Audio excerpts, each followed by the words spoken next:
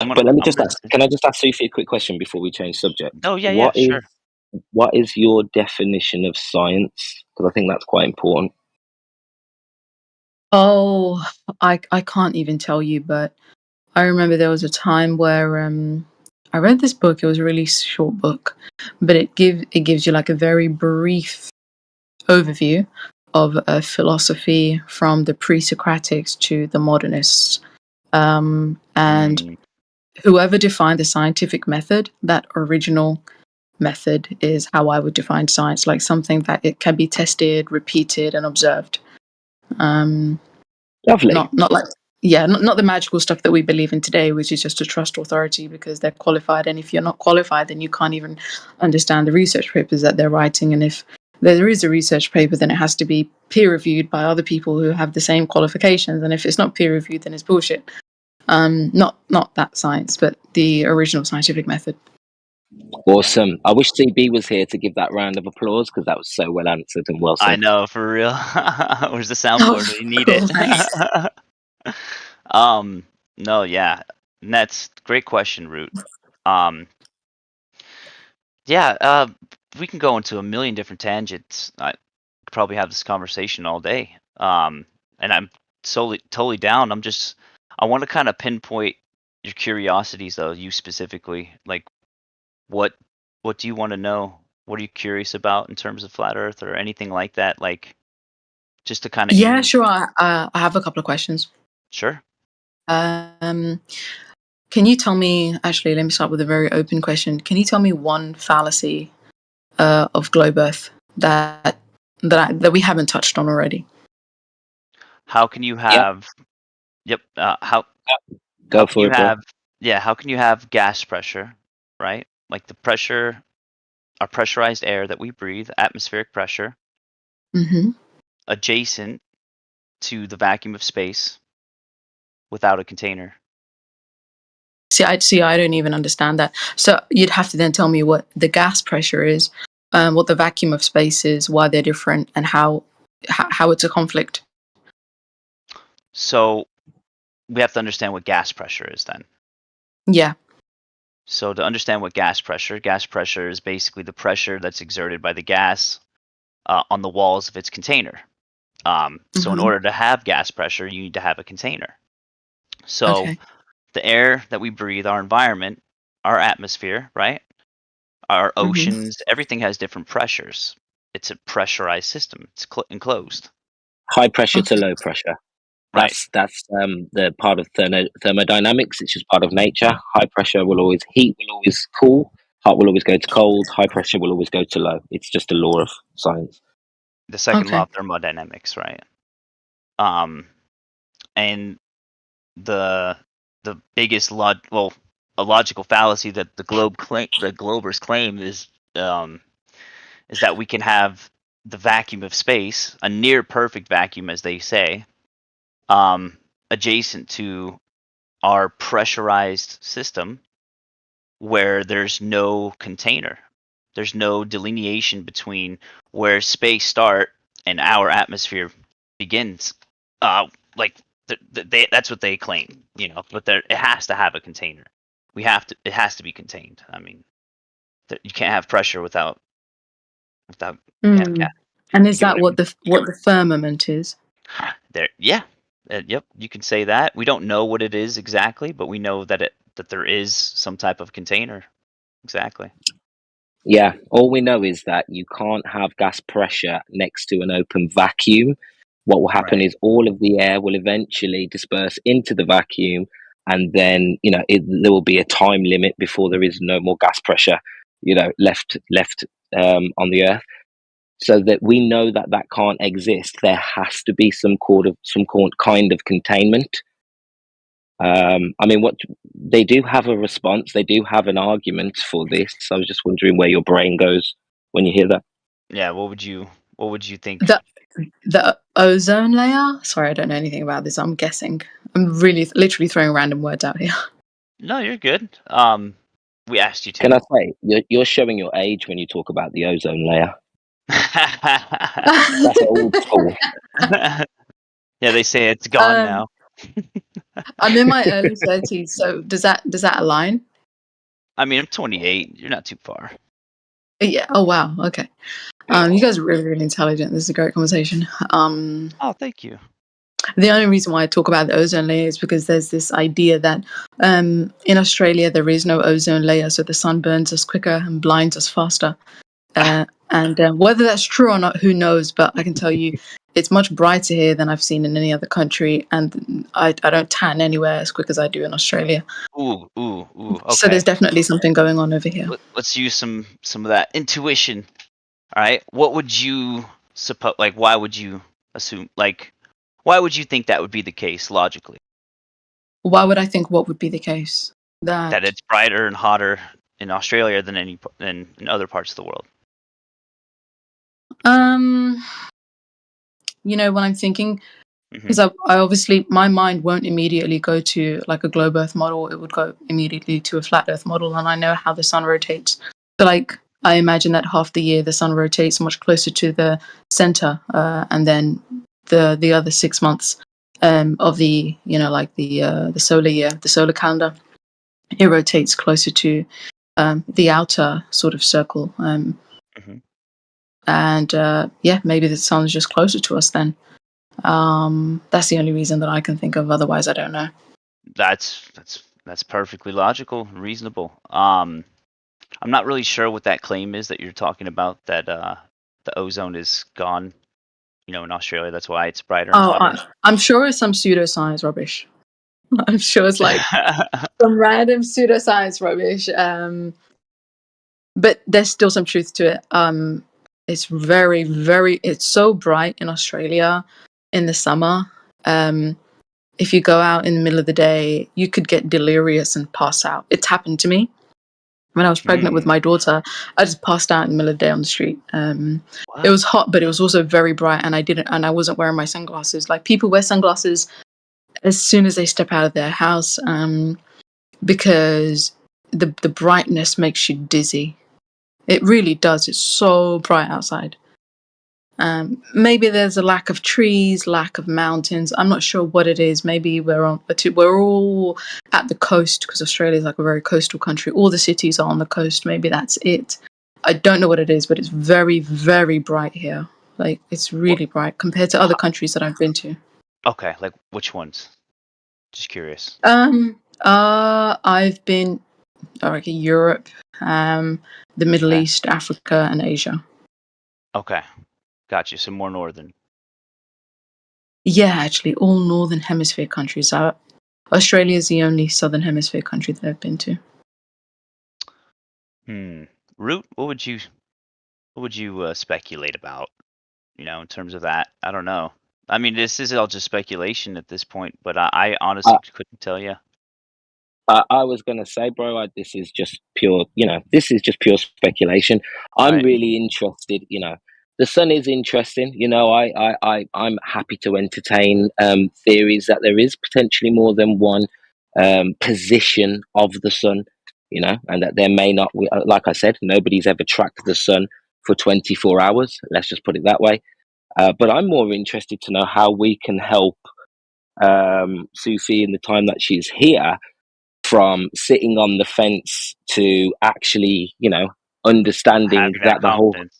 Right. the whole heliocentric model has been disproved. And if I wish we could talk about Koch's postulates, which I'm sure you know very well about, Sufi. Do you know about Koch's Um, postulates? Ooh. no, We this should. might be the first time I've heard of it. Root. Would you think Okay. it would be wise to? Should we just go down to chill chat so we can talk openly? Yeah, let's do it. Yeah. If you don't mind, Sufi. No, I don't mind. Do I have to join another live stream? No. You just go down a little bit, and the reason why is you just we want to be very careful on YouTube. You know. All right. Yeah. Just let me know what to do, and I can. So if you Yeah. scroll Meet down you a there. bit, if you look where it's called chill chat, you'll see two people already in there. Yeah. All right. Hold on. Let me go back.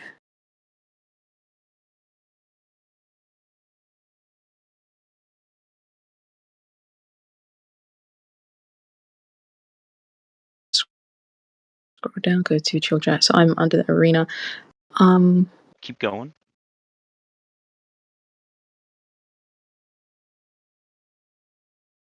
Chill chat. Found it. Boom. See you there. All right, All see right, you there. thanks. See you there. Bye.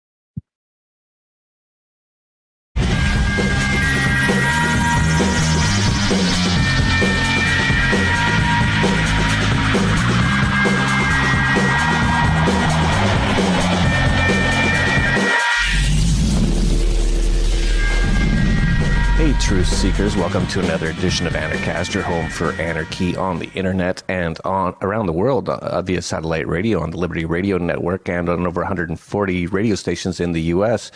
We have a great guest coming on today. It's going to be an incredibly interesting episode. We've been talking about so many things lately, spiritual stuff. We've also been talking about economics. We've been talking about love, all kinds of stuff. We've been getting into all sorts of different areas. And one area we really haven't gotten into lately are conspiracy theories. And there's a lot to talk about that. And we actually, it's going to be an incredibly interesting episode. Let's just put it that way. We have who I consider to be the world's leading person trying to bring forth this theory on the flat Earth theory. And now, don't turn off your computer yet. Don't just laugh and go, these guys are crazy. Give us a minute or two here to talk about what we're talking about, because I've looked into this and it has some very valid points. And I'm not saying I believe in it at all, because I just found out about it about a month or two ago. But when you hear some of these points, you're going to go, whoa, this is very interesting. And so we're going to get into all of that. He's coming in from Bangkok in Thailand, in my old neighborhood where I used to live in that area. He's been there for about 10 years. His name is Eric Dubé. He's written numerous books, including The Flat Earth Conspiracy, The Atlantean Conspiracy, Spiritual Science, and Asbestos Head.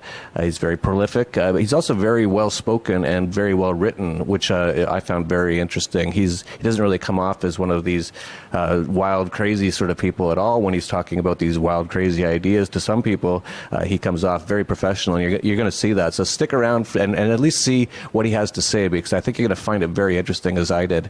So let's get right into it, Eric. I got to ask you first thing, we got to check your credentials, make sure you're a good person, at least morally sound and person. How did you become an anarchist? There you go. Yeah, just trying to find what is the viable system of government. What is the only morally viable system of government? As you start ticking down the list, it's like a process of elimination, and you find yourself an anarchist or a voluntarist, because it really is the only moral option. If you hold morality above dogma of any other sort, then you're going to come to the point where you realize that all the other forms of government, they include taxation, coercion, a monopoly of force, violence. And the word government itself just means govern, to control, mental, the mind. So it's like mind control. And in reality, it doesn't even exist. It's an idea. There is no such thing as government. There's just people who believe in this idea of government and then use this fallacious power they've given themselves over everyone else. And everyone believes it. And so that's how we're kind of corralled by this belief system called government that doesn't even exist in the first place. So I'm into things that exist, and so that's why I'm into anarchy. Yeah, government is conspiracy theory. Yeah. I really want to just jump right into this because I found it fascinating. Let me give you a little bit of the background about what happened here. So many people know that I've been researching many things over the years, not as heavily as you. I haven't written any books on or anything, but I've been just looking into a lot of things. And I think the first one that just blew my mind was 9/11. And how anyone can look at what happened there and think that what the government said happened is true just goes to show the amount of mind control they have over people, because it's just physically impossible what they said happened. I'd like to see someone try to knock down 3 skyscrapers with 2 planes at free fall speeds in a laboratory experiment. Just build a model. Show me how that works. And then you go on and on. So 9/11, I'm 100%. There's not even a whisker of doubt that what the government said about it is not the truth. Once you see the evidence, you can't just think anything else unless you're completely brainwashed or totally deluded. And so I started looking into other things. I was like, well, if 9/11 wasn't what they said it was, what else isn't? And it's pretty much everything else. So I started looking into everything, and it's like every single thing was fake or some sort of a hoax or some sort of a setup. Even the Vietnam War, the Gulf of Tonkin, that's one's public, but no one talks about it, where the U.S. Army or Navy sank their own ship just to get into the Vietnam War, and that's actually been put out by them, and no one really notices. No one seems to care, as George Carlin said. They're all fairly not connected, so not paying attention. I guess the next one that really started to blow my mind was the moon landing. I'm not 100% sure it was fake, so I want to just be honest here. Like with 9/11, I will stand by it 100%. 100%, I have no doubt in my mind that was not what they said it was. Moon landing, I'm about 98% now. I've been going up 1% per year for the last couple of years, the more I look into it. And so then I had a person send me some stuff on the flat Earth theory. And I was like probably what the people watching right now are doing, going like, oh, come on. Like, they can't, like, that's too crazy. I know this other stuff sounded crazy at the time, but that's too crazy. The place where we live has been a total lie. So I ignored him, actually. And this is sort of like a friend. I didn't ignore him, but I just said, yeah, I watched a bit. I don't know. That's too much. But he kept sending it. And then I started noticing all over the internet people talking more and more about it. So I'd watch another video or read another thing and look at this evidence. And finally, after a certain period of time, I was like, is there something to this? Because what's going on here? And then I came across you, and that's where this all started with me and you, is that I saw what you were doing. I watched a couple of your videos, your interviews, and you were the most well-spoken on it and the most rational. You've written a whole book on it, and you've got so much evidence on it. So I was like, well, and I found out you were an anarchist. I'm like, oh, well, that's interesting. He's actually a morally sound and a peaceful person, which is very rare. And that's a markup in my book any day. So maybe I should talk to this guy and see what's going on. So that's where we're at. I'm going to let you talk for as long as you want on this, and I know you're going to probably be giving us some images and stuff as you talk, if you'd like. I'd first just like to preface before you talk here that Aristotle said that it's the mark of an educated mind to be able to entertain a thought without accepting it, and that's all I'm saying here. I'm not saying that I have accepted the flat Earth theory. I'm just saying I'm entertaining it. I've seen they've got a lot of good information on why this could be true. And so I'm just going to let you go with that. So Eric, take the floor a little bit here and tell us a little bit about maybe how you found out about this theory or got into this theory, and then give us your best shot at explaining to someone who's never heard this before why this theory has potential or could be true. Sure. When they first started explaining it to me in school, I do distinctly remember raising my hand and not understanding how the spinning ball Earth would keep people and the oceans from falling off the bottom, right? And they tried to explain gravity and, okay, I'm shaking my head and writing down the answers. And, over time you see the NASA images and you just go along to get along. But it was always a nagging doubt in my mind, so I brought that into my 20s when I got into conspiracies with 9/11 as well. That was the first kind of breakthrough, unplugging me from the Matrix kind of event that got me into the whole conspiracy scene in the first place. So I definitely learned how to suspend judgment while you look at evidence like you were talking about, and you got to do that for this flat Earth thing, because you think you've got so much evidence and proof and that the Earth is a spinning ball. You've seen it from NASA, you've heard some proofs that your teachers have given you, you've seen the globe on the desk for years, but in fact the horizon, for instance, is always completely flat. And you don't feel any motion. So if you were just born today and looked out, you wouldn't assume that you're standing on a spinning ball. You'd assume that you were on a flat, motionless plane. So to assume that we are on a spinning ball is actually contrary to our common sense and our everyday experience. And there's also experiments that have been done to test whether we're on a spinning ball or not. For instance, amateur balloons have been sent up past 20 miles, amateur rockets as well, and the horizon rises all the way up with the camera up to 20 miles up, and it's flat all the way around. Now, in NASA images, they claim to be hundreds and hundreds of miles up, and then you start to see curvature. But if you notice, these images are often clearly CGI, computer graphic images. Sometimes not so clearly. Sometimes the earlier ones were actually done through a round window. So they've used many different tricks throughout the years, but NASA is essentially Hollywood, and all the images that you think you've seen of a spinning ball Earth are faked. And all the amateur balloon and rocket footage that we've sent up there shows a flat horizon that rises all the way up. And that's impossible on a ball. No matter how big a ball is, as you rise up, you would have to look down to be able to see the horizon. The horizon would not rise up with you. That's a characteristic of an extended flat plane. And it's when you're in an airplane, you can see out both windows and you can see the horizon at eye level at 35,000 feet and higher, out both windows. But think about it. If you're on a ball, over a ball, no matter how big that ball is, you shouldn't be able to see the horizon out your plane window. Now, some people think that they see the curvature of the ball out their plane window, but in fact they're just seeing the curvature of the glass because the windows are all slightly curved to fit with the fuselage. And when you look at the horizon through a window like that, it does give a slight effect. And GoPros and traditional cameras, wide-angle fisheye lenses, they also give this kind of effect. So a lot of footage you'll see of the horizon, it'll warp, and sometimes it'll be convex, sometimes it'll be concave, but as the camera stops moving and stops tilting, it will always pan out to completely flat and on level with the camera. Again, this is just impossible on a ball. It doesn't matter how big the ball is.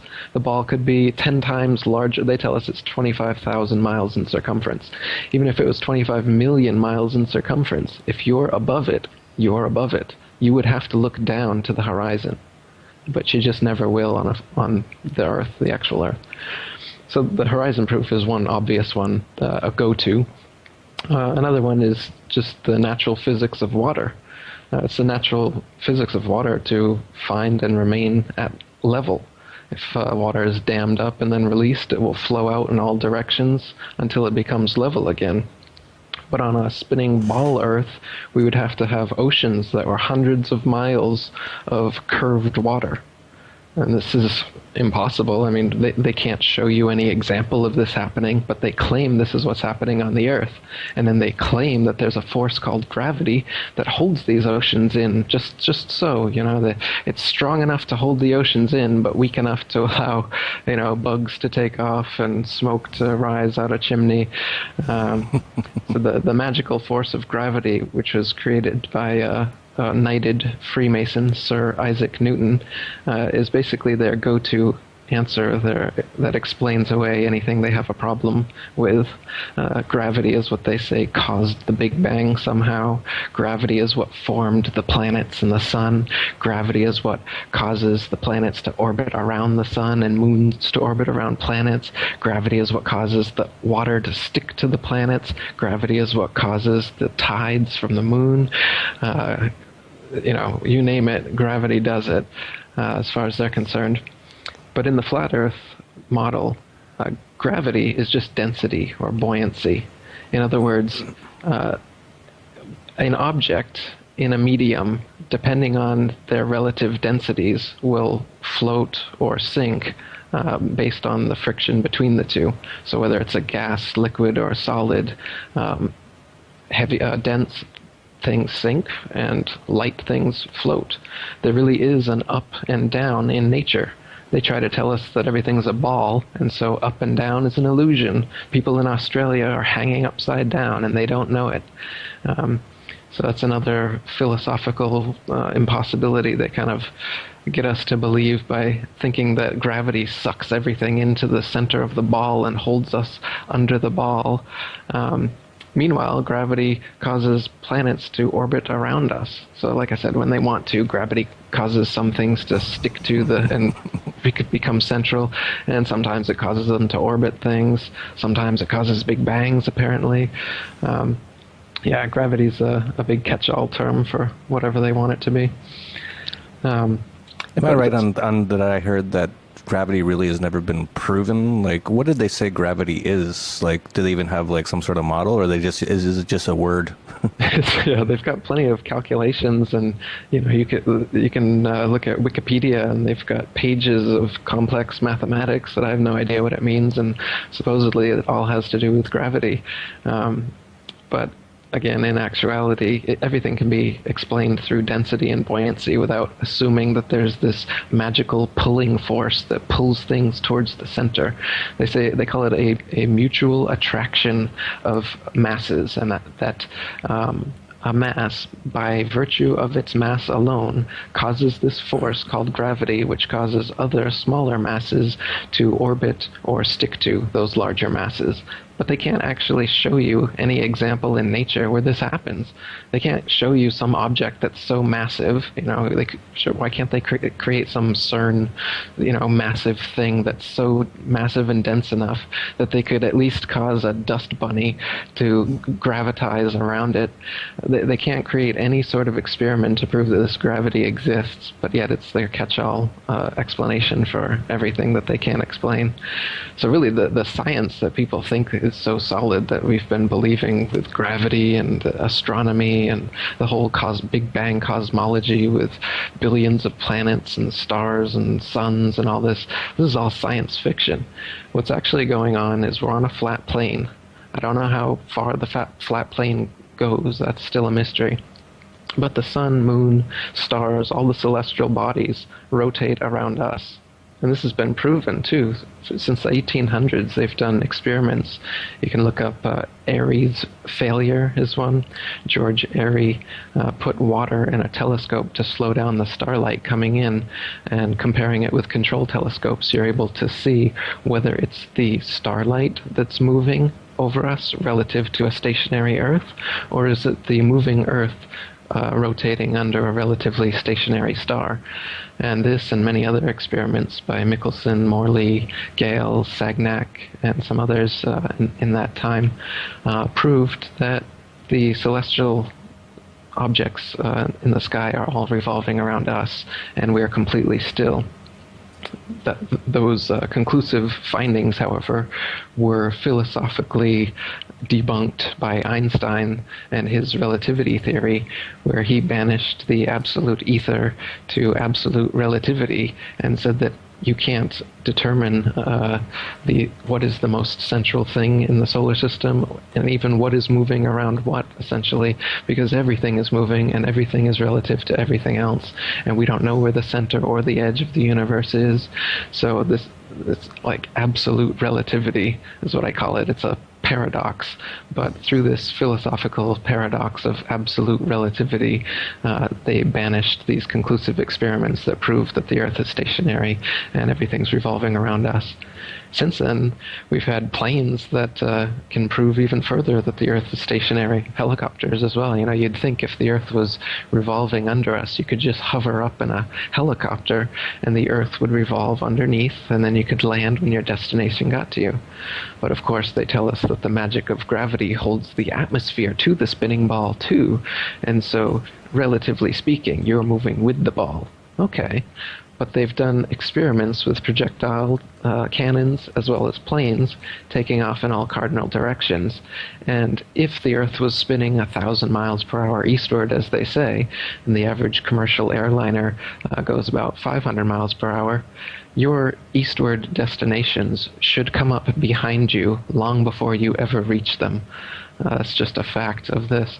But it's not the case that going in any direction changes the resistance or speed of a airplane.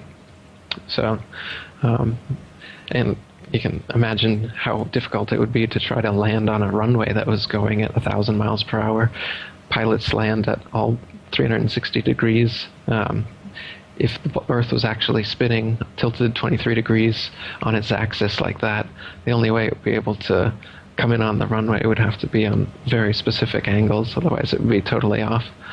But again, they just tell you the magic of gravity and the Velcro of the atmosphere somehow makes it so that that's all negligible. Another thing they say is negligible is that, if the Earth was a ball and you're flying over it, you'd have to descend gradually to stay at the same altitude. But it's not the case. Whenever pilots are flying, they go up to their desired altitude, they level off, and their artificial horizon remains level, and they just keep on going until they're ready at their destination and ready to come down. At 500 miles per hour, they would actually have to descend approximately a half a mile every minute just to stay at the same altitude. And this just doesn't happen. If the Earth was a ball and they didn't descend, after a half hour, you'd be out into outer space just from going straight, right? I can go on. Like I said, yeah. I've written a book about it. Maybe what I should ask you instead, which is more fun, is why do you think you're on a spinning ball, Jeff? Well, I don't. I'm glad you asked me a question on that because I have a lot of thoughts on that. I was just thinking as you were writing or talking. Sorry, I was writing, trying to take some notes. What I've found in my life is that, okay, I'm going to give you an example. I started off more the economics side of things when I started to wake up. So my first introduction to, hey, maybe we don't need government, maybe government is evil, was after the tech bubble burst in 2000, and there seemed to be no explanation for it. So I started looking into how the money system worked, and the very first book I read was The Creature from Jekyll Island, and I was like, whoa, this is not what you're told. And then I just kept looking into it, and the further I looked into it in Austrian economics and stuff, and, back then, especially, I was like, hey, I've got to learn this economics because, I have to understand how this system works. I'm quite involved in the financial monetary systems, investing, things like that. If I don't understand economics, that's crazy. And I looked at, what they teach you in school, and it's all these formulas and craziness and Keynesian sort of craziness. We add up all these numbers and then that tells you what the economy will do. It's like, okay, so I was like, well, I'm not smart enough for that kind of stuff. But then I found the Austrian School of Economics and they're like, no, you just look at everything from first principles. You just say, this is the way it is, and you go from there. You don't need all these formulas and stuff. And so what I've discovered over time is that in the economics profession, there's a ton of garbage they just teach you in school, and it actually makes it look really confusing. And like you have to be like this super genius in math to even think about becoming a really serious economist. But what I found out is most of that stuff, or quite a bit at least, is totally just BS. It has nothing to do with anything. It's useless at the very best. And so when you ask me, why do I believe that I am on a spinning ball or whatever, what came to mind is that, a few years ago, I looked into it's called the Thunderbolt of the Gods, the electric universe theory. We'll put a link to that video down below. And the same thing with astronomy. I was like, oh, I don't know. They've got all these computer models, and I'm not very good at math. That's my thing. And I was like, how could I ever even understand any of this stuff? And then I watched the Thunderbolt of the Gods, the Electric Universe theory, and it just made sense. They just asked questions like, why does a comet have a trail of stuff coming off of it, ice or whatever it is, if it's, they've got all these things. And I was like, that makes total sense. If you watch the Thunderbolt from the Gods, you'll understand what I'm saying. And so basically I've come to the conclusion that I just have to use my own brain and my own senses and my own ability to perceive information and go from there. I can't listen to these professors and PhDs because I think they're mostly just spinning garbage. And so that's why I'm so open to what you're talking about, because you're right. I don't feel like I'm on a spinning ball. I might be. I don't know. This is a very new idea, by the way, started by the Masons, 500 years ago or whatever. And before that, it was fairly understood you were on the flat Earth. Then something happened. Some people took over and started killing you if you said you weren't. And then so yeah, it is definitely all the perceptions that I have go with your theory, and that's why I'm attracted to it. Maybe it's that physical law of attraction or whatever, I'm open to these ideas. I'm listening to you and writing notes as you speak because it makes so much sense. Right on. So, I mean, thinking about it, back to your education, do you remember any proofs that you were taught as to why you're on a spinning ball? Why is the Earth a ball? Or things you've seen on television, perhaps? Well, I just didn't go to school much. I think that's why I am able to think fairly freely and not just listen to dogma and not just accept and repeat what I'm told. But no, I think it's mostly just growing up in a situation where, like you said, you got that globe on the desk. You listen to the news or anything, and they talk about NASA did this in outer space, and here's the photos of the Earth, which now that I look at them, they all look fake. But so yeah, I think you're just sort of ensconced in this sort of environment where these things are just never brought up, and so you just assume it must be the case. Yeah, you got it, man.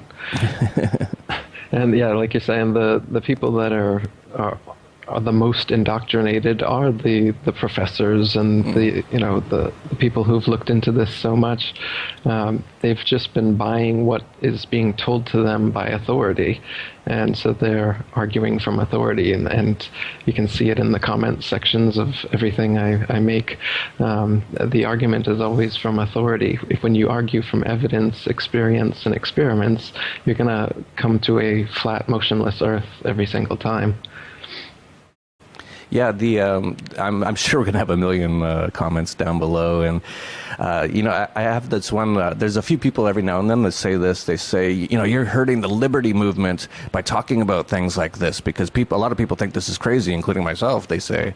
And, it's usually some little loser. And I've had this happen even just in the last few weeks. Just some loser who's never done anything. And he's like watching you because, he's never done anything. So he's got to watch everything you're doing.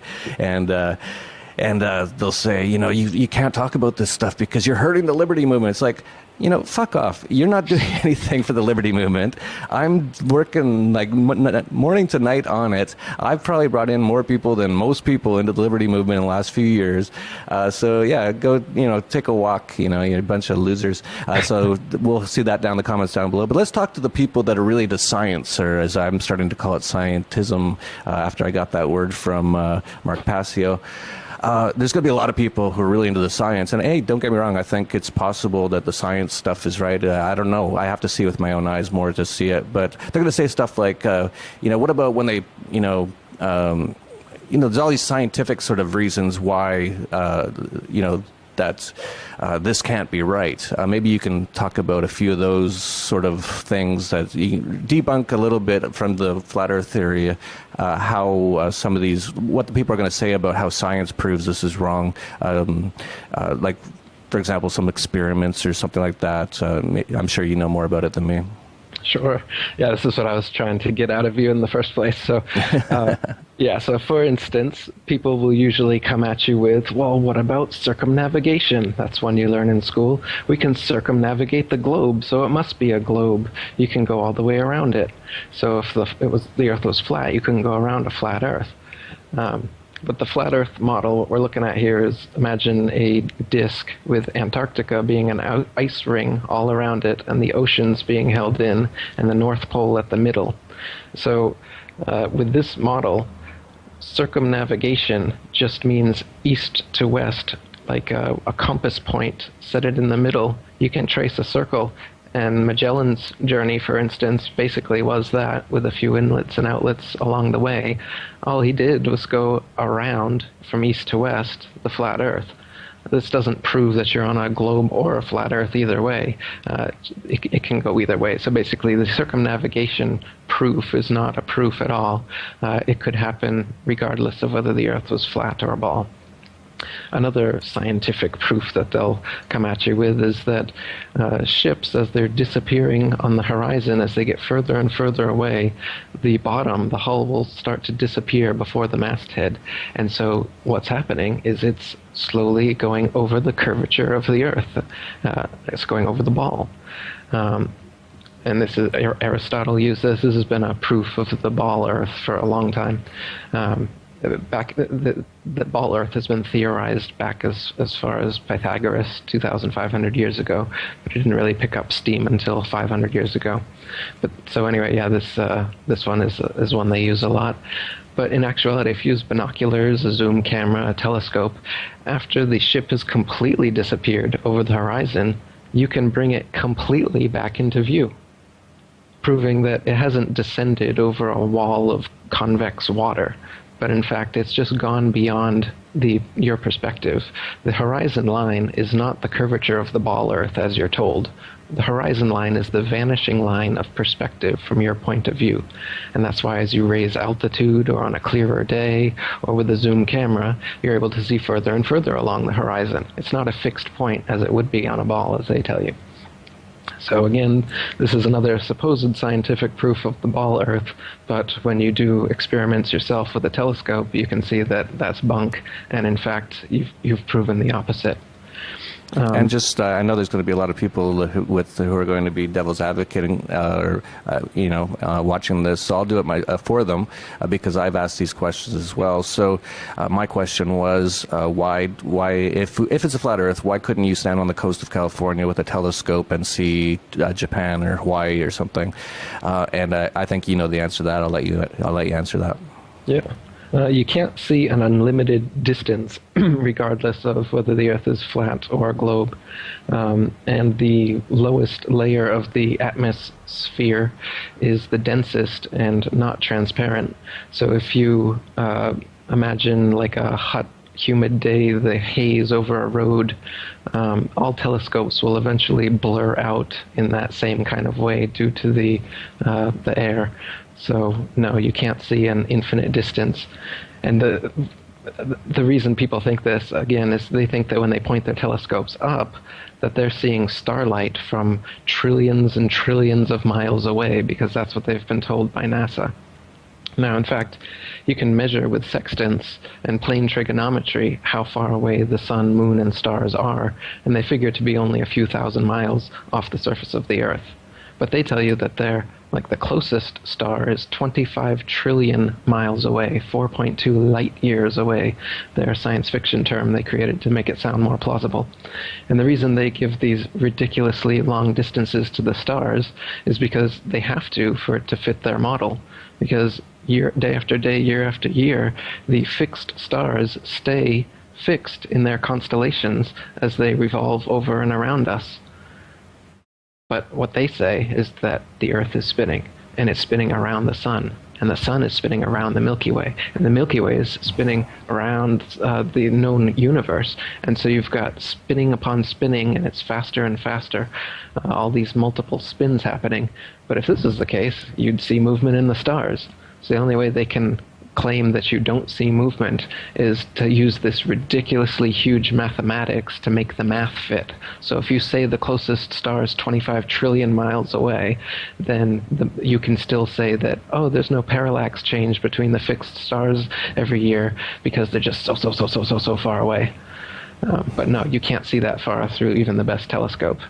And by the way, the Hubble telescope doesn't exist, and all the images supposedly coming from the Hubble telescope are wonderful CGI Photoshop. Look again.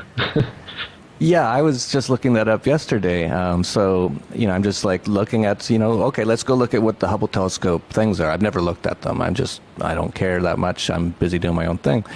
So I said, well, what's this Hubble taking anyway? So I went and looked at the images, and these images are, wow, these are amazing. Like, how are they getting such amazing images? Like, why don't they turn it back around on the Earth and get some really amazing images of the Earth? Like, they don't really have any images of the ball Earth that's ever been taken, right? Like, that was my question. And I actually had another one, too, was about Antarctica. This is a really interesting one, in my opinion, and I want to hear your answer.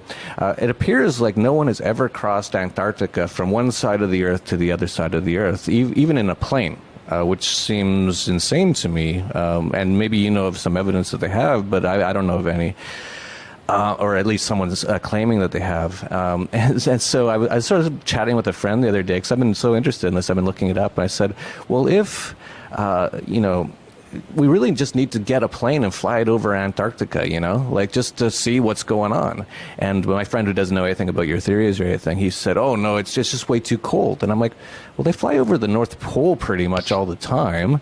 And he said, no, it's just way too cold. It's too big, too, down there.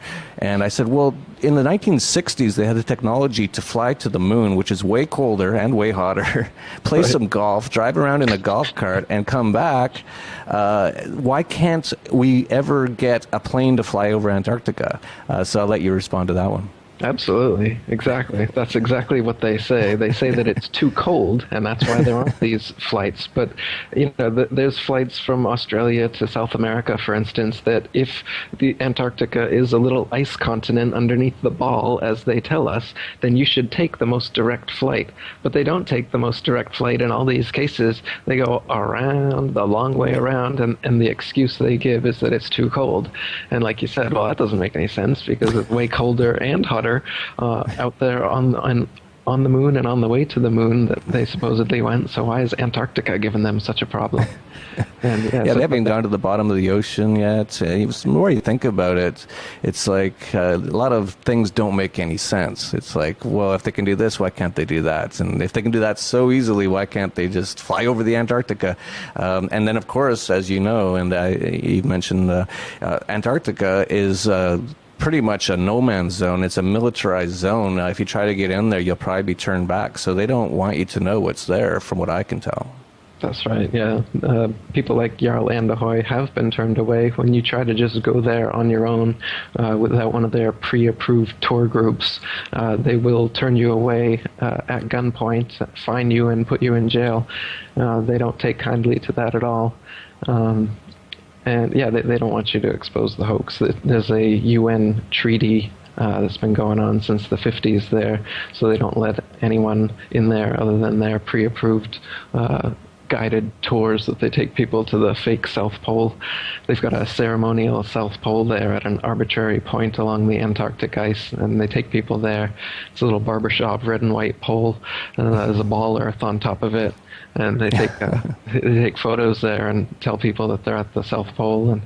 And it's interesting, though, you can hear on a BBC clip them talking about how, well, it's not actually the South Pole. The real South Pole is somewhere, several meters away. And so they tell us that this spinning ball Earth model is that the magnetism of the ball Earth happens from the molten metal core in the middle of the ball, and it causes the geomagnetic poles to constantly shift. So the north and south poles are constantly moving. So this is their perfect excuse that they can give for when people go to the South Pole and break out a compass and see that north isn't in every direction as they go around the pole. They can just say, oh, well, the pole's constantly moving, so there's no way that you can find it. And in the North Pole documentaries, they never break out a compass there either, nor do they give any star readings to prove that they actually are at the North Pole. So I'm quite skeptical of all the footage I've seen claiming to be at the North Pole or the South Pole. Whether they're actually there. They just show a Garmin, which is GPS, Global Positioning System, which is created by the U.S. military. And I'm not trusting the U.S. military just to show me 90 degrees north latitude on a Garmin, and I believe that they're where they say they are. So yeah, I have some serious questions about why people can't go to the North Pole or to Antarctica and independently explore it. Pilots are also not allowed to go over there independently. They have some polar routes, they're called, but they don't go directly over the North Pole, and nor do they ever circumnavigate under the supposed ball from one side of Antarctica to the other. They always go around. You can check for yourself on all these flights. If the Earth was really a ball and they can survive the cold of outer space, they should be able to fly a straight route across Antarctica. Yeah, you'd think we'd have the technology for that, to just fly a plane from South America to, I guess, what's on the other side in their theory, Africa or something. Well, I think we should push for this. Let's do like a crowdfund or something to try to do the first manned aircraft flight over Antarctica. We probably need about at least well, I don't know what we'd need because if your theory is right, they probably won't be coming back because they'd get so far that they wouldn't have any gas to get back. And I don't know what's out there, but probably not anywhere good to land. Right. And who knows, but or they get shot down. That's probably the other thing, especially as it got public. So if you're a really rich guy out there, if you're a billionaire and you want to do something super cool for humanity, and you're willing to die, try to fly over Antarctica and see what happens, and try to get us that information back somehow in real time using some sort of radio frequencies or something, so that we know what you see before you die, as you either get shot down or something else happens probably. Or if you get to the other side, great, then this theory's wrong and that's it. But this is what we have to do is question these things and look at real evidence. And like you pointed out, after everything I've seen, I don't listen to anything the government says. I don't believe anything the government says, and that's where I start. So you said, "Oh, the government says here's your Garmin with your GPS." It's like, well, who made up GPS? Oh, the U.S. military. Okay, I don't believe it. I believe those numbers are there, and I believe they actually work on where we live to get from place to place. But as far as it being a whole theory that makes sense, and I'm just going to take it from them, no. Absolutely. Yeah, I'd like to see some experiments done like that. If people could get a drone or a plane, either the North Pole or Antarctica, or take ships out there and try to walk it out. Somebody could fund Matt Boyland. He was trying to get an expedition to go from any entry point in Antarctica in a straight line and see whether he comes out the other side or what happens. What else could people do? I'm up for anything. I would love to see people who are, once you figure out this is definitely what's going on. As far as I'm concerned, we don't actually need to do this to figure out the Earth is not spinning and not a ball. That's been decided. But as far as what's beyond the Antarctic ice, that I don't know. Whether there's an edge, a barrier, a dome, or an infinite plane, and it just goes on forever. Who knows? Yeah, we should point out that it is kind of dangerous to talk about these things. There was David Cameron, the prime sinister or the prime murderer of the UK, was at the One World Government headquarters, the UN, which actually uses the flat Earth as a flag. That's very interesting. And he said that the non-violent extremism is just as dangerous as terrorism and must be eradicated using all means at the government's disposal. He references 9/11 and 7/7 truthers, examples of the type of extremism that must be dealt in a similar fashion to ISIS. And of course, the U.S. government and the CIA is ISIS. So, but no, this is quite serious. What he's saying is that they should kill us if we question what they're saying. And so, for people out there, if you're wondering why you don't hear a lot of these other theories, or especially this theory, it's probably because people are too scared to say it. Like if we're gone in the next few months and I die of a heart attack or something, and Eric, whatever, some strange car crashes unexpectedly, pretty much you can assume that we probably got taken out.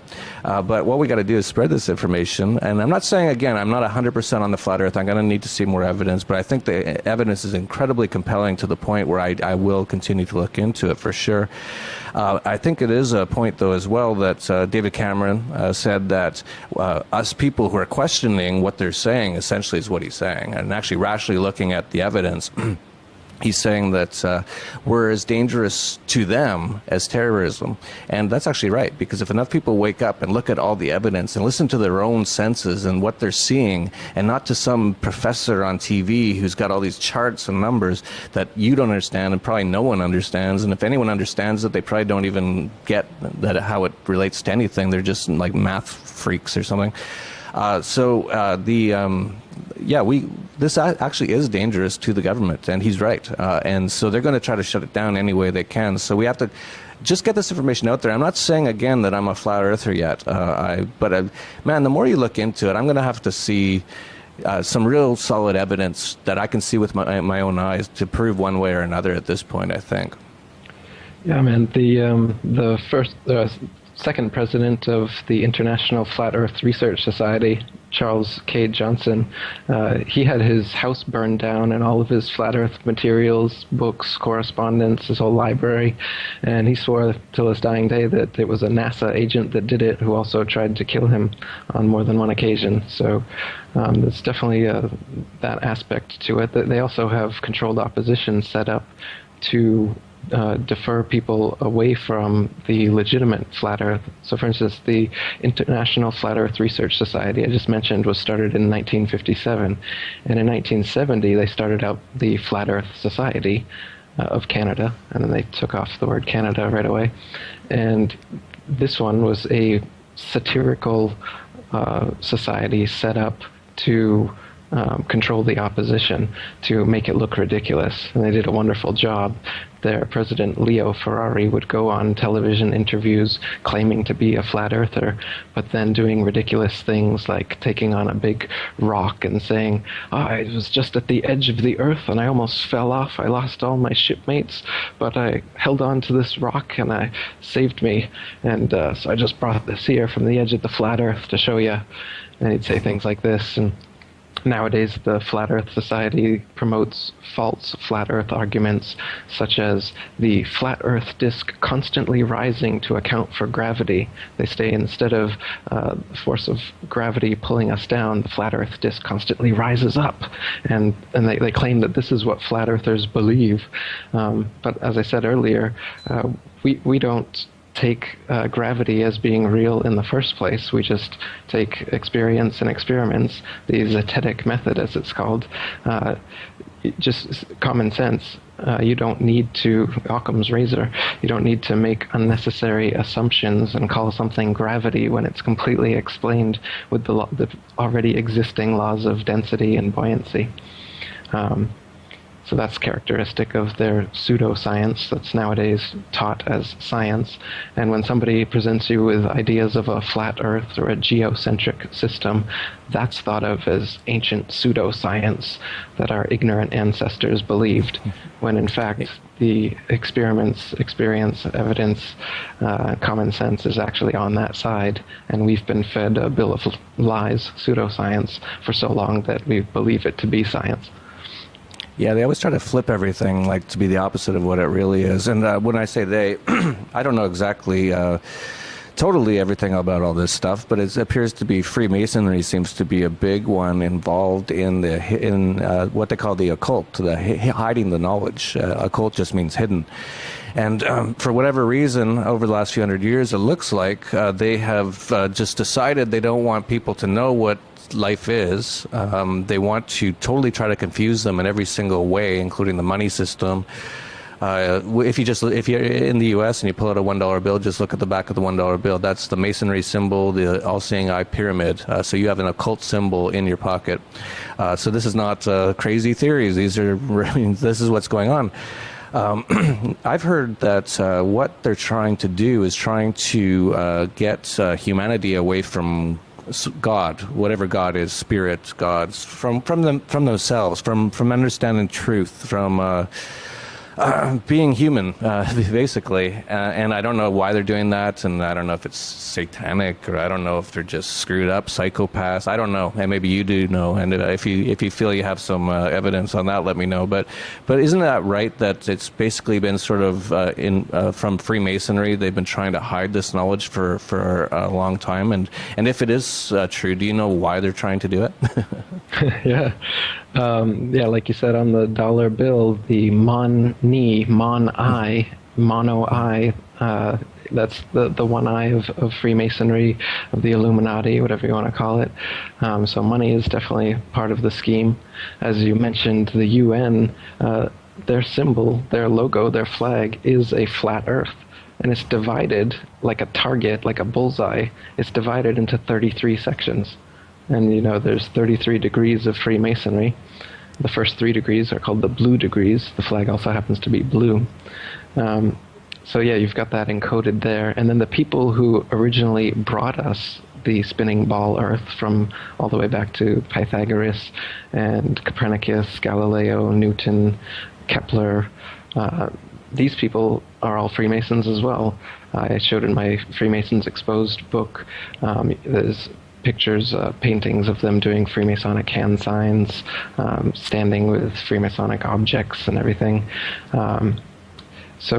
And of course, nowadays, the NASA astronauts are unabashed Masons. You can just look online and find that literally every astronaut that claims to have walked on the moon, and every astronaut that even claims to have been in Earth orbit, is a Mason, or their father was a Mason, and it's openly admitted. So this deception has been orchestrated by and acted out by these actor-nauts, or astronauts, depending on how you look at it. They're Freemasons, on the mathematical, astronomical side, as well as the exploratory astronaut side, the whole thing. Even the Hollywood side, Hollywood is run by Freemasonry as well. So the special effects, everything they're using, right from their gravity, think of the G in the compass and the square, another possible meaning for that G. You've got God, geometry, gnosis, and perhaps gravity, their biggest deception. And you can see even Masons today, like Neil deGrasse Tyson and Carl Sagan, they're always given their little Masonic hand signs and whatnot. So it's definitely part of the big boys club that's given us every other deception, and it's worth looking into based on that alone. And the more you look into it, the more you're going to find that, like you were saying, the reason they've done this is to position themselves as the authority.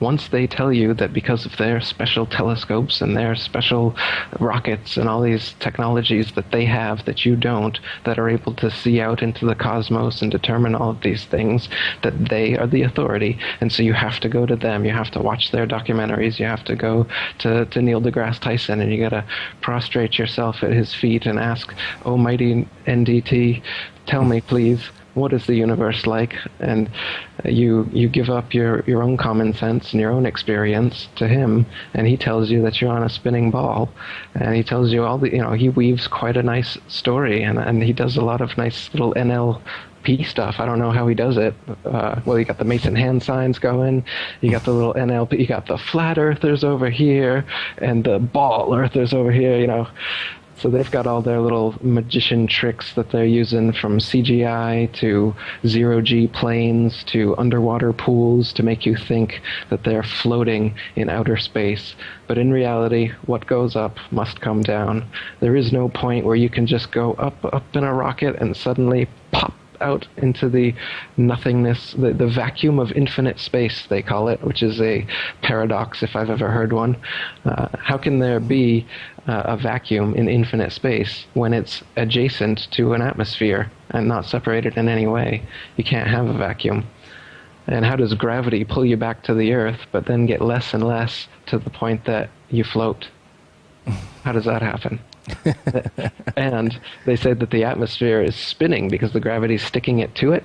So if you figure that, the Earth is spinning at 1,000 miles per hour, but then as you go up higher and higher, the atmosphere must be spinning even faster because it's further away from the point of the center of rotation. So as you're going up in your rocket, you're going through layer after layer of constantly faster and faster spinning atmosphere hitting your rocket until finally you pop out into non-spinning vacuum of infinite space, says NASA. Interesting that we all buy this and just accept this, even though it's physically and philosophically impossible. We just watch a little CGI image and a little camera trickery. You splice a rocket launch together with something else, and then you think that they're in outer space. But again, if you use your eyes and you watch those rockets, you'll see that they don't go straight up. Every single rocket forms a parabolic curve, just like every amateur rocket, just like any projectile that you would send up. It couldn't just go straight up and keep on going until you go into outer space. It comes right back down. So, but what does NASA tell you when you ask them the question, well, why is there a parabola formed by all of your rockets? Well, that's because it's going to spin around the ball Earth before it reaches escape velocity, and then it will go out into outer space from there. Right. I've seen a documentary full of nothing but NASA rocket launch failures, and if you just watch that, I don't think you'll be able to believe that they've put a man on the moon or even put a rocket out as far into outer space as these supposed ISS images are coming from. It's absolutely ridiculous. The technology we have is nothing like the science fiction that we've been shown. Yeah, it's amazing. So much deception. I was talking, we could talk forever about this. I don't want to keep you too long. And if people really like this, we can have Eric back on another time to do it and maybe answer your questions or whatever. And if you don't like it, then that's the last time he's on because I need ratings. So I'm just joking. So I was chatting with a friend who, again, was because he's a very science guy, which is fine, whatever.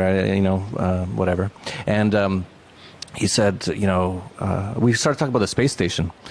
And I said, why do they even have the space station? Why don't they just put it on the moon? And he was like, well, no, they want to have it there because they want to study orbits or whatever. And I said, okay. And I said, well, why don't they just put one on the moon? It was so easy like 45 years ago just to fly up, drive around a go-kart, play golf, take some really awesome, amazing pictures and then just, hop in like this little tinfoil thing and then float in outer space and then come back and then it was really easy back then. I don't know what's changed since then, but why don't they put like something on the moon, like, because now I'm hearing they're starting to talk about Mars, and they're like, we want to do put humans on Mars and start a colony. It's like, why don't you do it on the moon? It's so much closer, according to what you guys say. It's like, and it'd be so much easier. And if it's so easy to get to the moon, the guys on the space station should, just every weekend go to the moon. Why not? They're already out there. It's just like, bloop, hop in that little tinfoil thing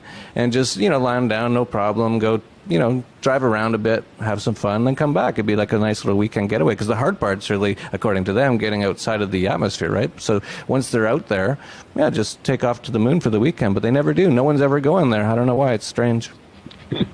That's a good point. Yeah, why haven't they been back there in 45 years? And if you look at the moon on a clear night during a waxing or waning cycle, you can see through it. Especially if you look during the afternoon, you'll notice that the supposed craters on the moon, you can see the blue sky right through those craters. Just look up, type in moon afternoon or something in Google and take a look.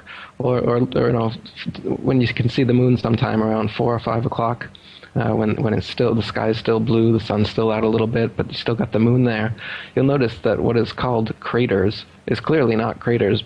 And the supposed solid globe-shaped moon that they've presented us with cannot be the case, because you're seeing right through it. And even astronomers from the Royal Astronomical Association from hundreds of years ago have written periodically having seen stars and planets through the moon. So like the popular Islamic flag and the symbol you see on mosques, for instance, with a crescent moon and a star occulting it, that actually happens. You can see that happen.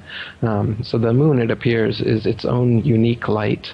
It's semi-transparent and self-luminescent, whereas they tell us it's a spherical terra firma body that reflects sunlight. But you can prove that this is not the case, and that the sun and the moon are actually the same size as they appear. That's another thing. We were talking about things that you can see with your eyes, but then are told to be different by so-called science. They tell us the sun is 400 times bigger and 400 times further away than the moon. And from our faulty parallax perspective, we just see them appearing as exactly the same size. But no, one's really big and really far away. But if you're just using your own eyes, you would see that they are the same size. And the horizon is flat, and the Earth isn't moving, and everything in the heavens does revolve around us. Like you said, why haven't they been to the moon? Because you can't go to the moon. The moon is just a light. It's not a spherical, terra firma, Earth-like body that you can land masons on. Yeah, we should keep this a little shorter, because I think if anyone's watched this far, they already know most of this stuff. And if they haven't watched this far, then they've already given up because they're like, oh, these guys are crazy, so there's no point even talking any further. So, but there is probably some people who are like, whoa, and watching and watching and watching. So Why don't you let us know where people can get more information on this sort of stuff? That's one thing I noticed. It seems to be all over the place. Maybe you, since you've already written what I consider the only book I know of that looks like it makes a lot of sense, The Flat Earth Conspiracy.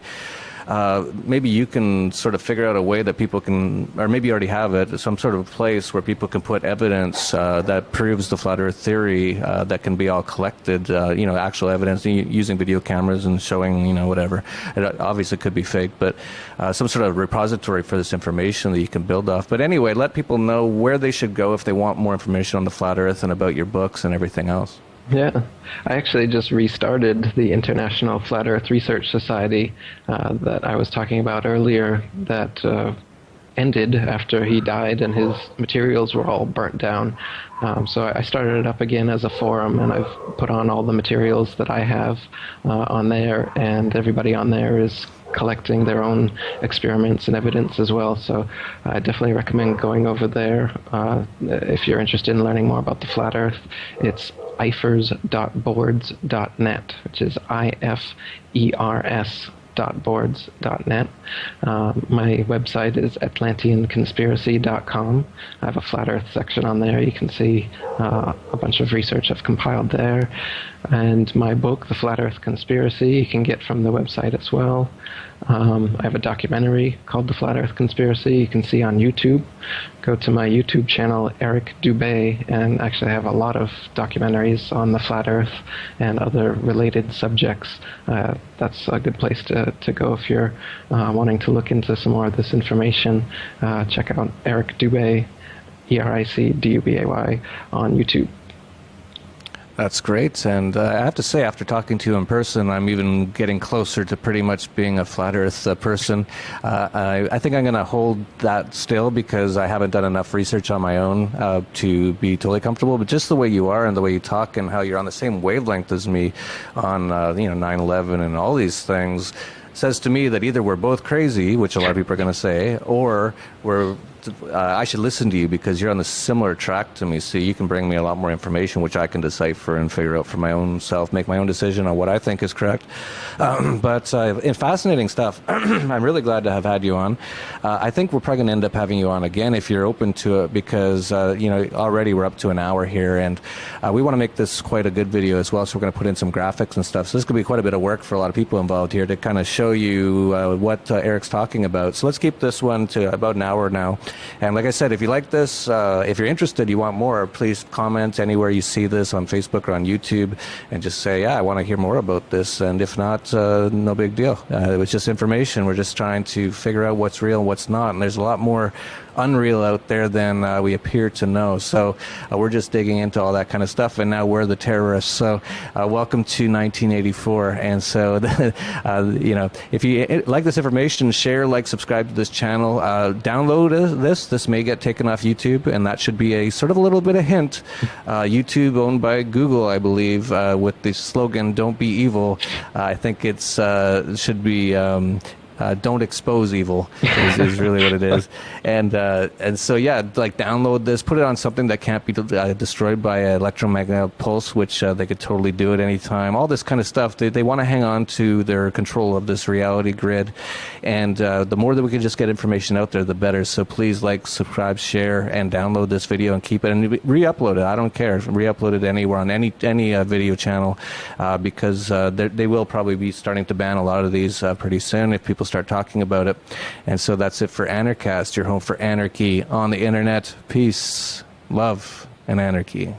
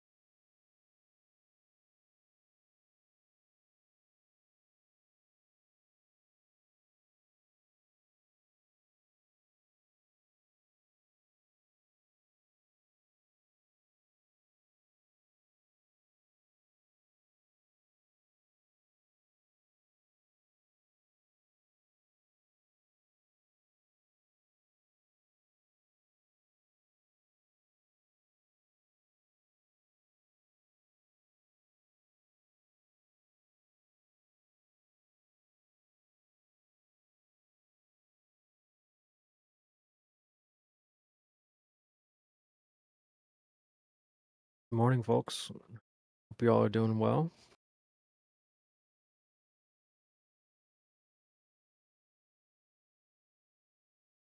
We got AI, Felicia, and Trinity. Watch. You guys take note. I'm gonna screenshot this panel right now. In a little bit of time, hopefully, we'll jump up to like 20, 10, 15 people. It always happens. Just takes one. Oh, look at that. It just takes one person to steer the ship and get the fire going. It's like opening up a cafe in the morning. You gotta get the coffees brewed. You gotta sweep up the lobby. Open the doors. So somebody's gotta open this joint up. So good morning, folks. I need some good morning music up in here. I'll do that right now. Howdy, what's up? Who is that? Is that Vin? Holy. Oh, that's That's Trinity. me. Okay, Yeah, what what's up, up? dude? Who the fuck is that guy? Who the fuck is that? Ah, dude, I'm just kidding. I'm just kidding. Oh, what's going on, man? I don't think we've spoke a whole lot, so glad to hear from you. Yeah, I'm pretty busy most of the time. Yeah, I see. I could tell AI said he's prepping a playlist. I knew it was coming. I could sense it. I'm like, nah, don't do that. No, boo. Hell no! So, yeah, I'll see if I can stir up some. Yeah, well, you know what's weird, guys? It's like when you're. I mean, it seems like it's all guys in here besides Felicia. But when you go to like a urinal, right to the far left urinal, and there's like maybe like 5 or 6 of them, and then someone comes and stands directly next to you. It's like, bro, you could have picked any other spot. Like, why you gotta be next to me? But anyway. So let's see. Let me get this classic morning music going.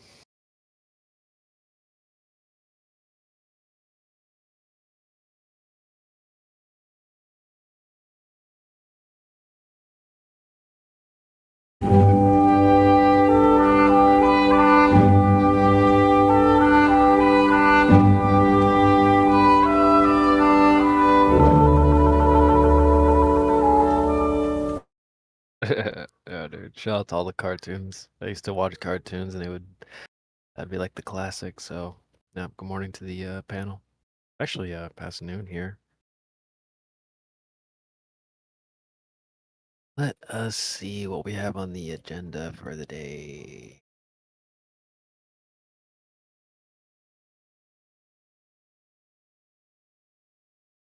I'm on Rumble. Just gonna do a quick search. It's a quick search for Flat Earth on Rumble. See what comes up. I'll take a screenshot. First thing that comes up is interview with Dave Weiss. Second thing that comes up is Antarctica's closed. What if everything we taught was a lie?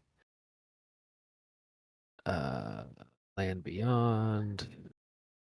So Rumble seems like a good place to put some of this information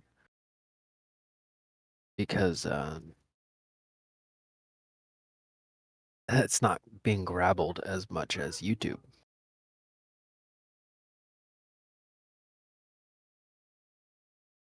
So be sure to we're not really on Rumble as much as we used to be. Although I'd like to, honestly, I know Helio's busy, but if there's anyone out there that does like streams or can set up a stream, yo, let's get on Rumble. Like we can do some exclusive Rumble streams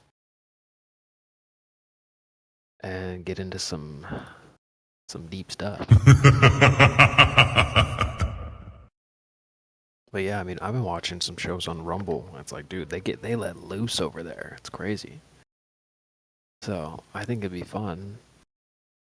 We could, react to music videos. We could react to clips and things on YouTube without being copyright struck and all that good stuff. So yeah, be fun. So Helio, if you're out there listening, man, you gotta set us up with a Rumble stream one of these days.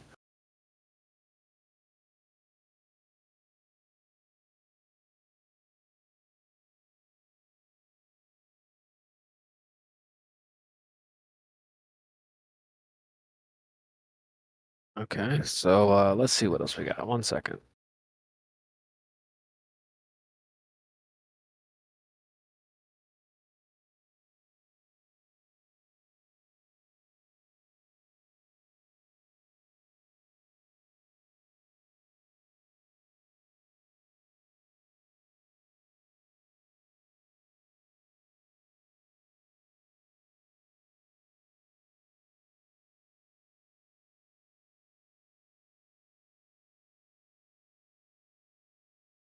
Yeah, honestly, like we should do that today.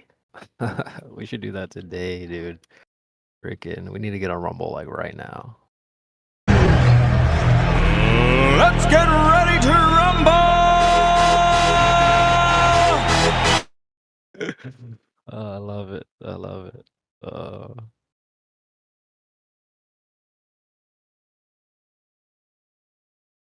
All right, well, let me go hit the events. It is Flatter Day, after all. Let me start up an event.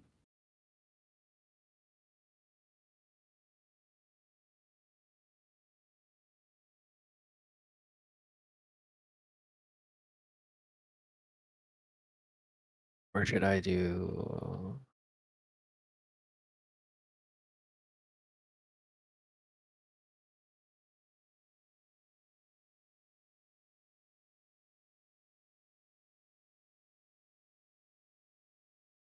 Something I wanted to say is that do we overestimate like the normies a little bit? Like, I heard a guy the other day, and this might not be a reflection of all people or even most people in general, but I heard this guy go, he was on a computer and he goes, does the shift button do the capitals? And I was like, bro, like, wow, dude. It's like, that's your average glow believer right there, you know? Like, damn, dude. We might be overestimating people a little bit. That's all I'm saying, all right? Like, dude, wow.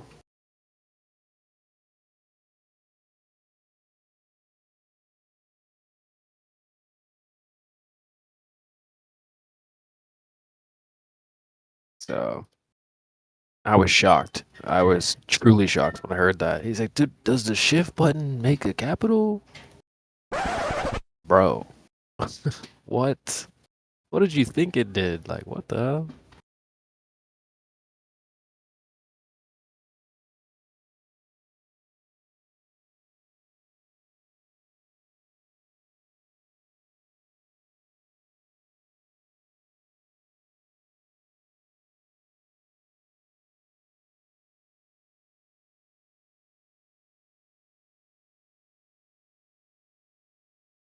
I'm just in the lobby. It's so funny. People will be like, they instead of putting the cards on the table, you know, like if you have the winning hand, you just put it down, just play it. You win. There's no need to do all this talking and say, well, I've got the winning cards. I would totally win. I said in the chat, no one measured the globe. It's kind of hard to measure things that don't exist. And the guy goes, well, you're mistaken. It has been. Well, if that was true, you would just put the measurements on the table. You'd be like, boom, here it is. Instead of saying, oh, the proof is real. Where?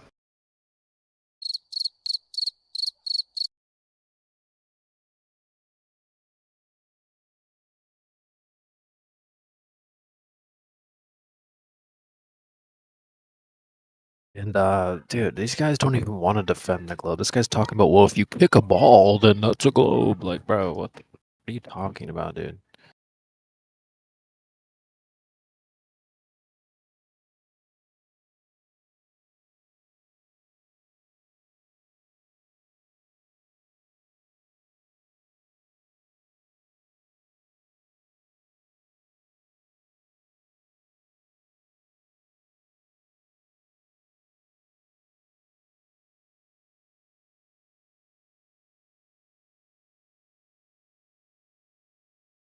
Yeah, I mean, I've played this clip before. You guys have probably heard it. Oh, you know what? We got some people in the chill as well. Wonder what's going on down there. I think I should just move them up here.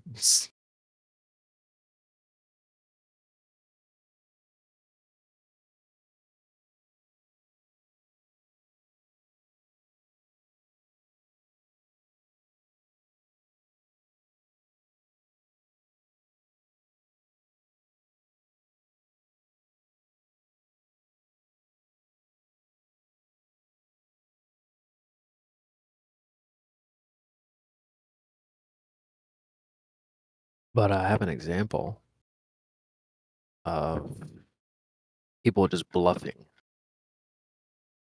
Oh, there's so much proof, overwhelming.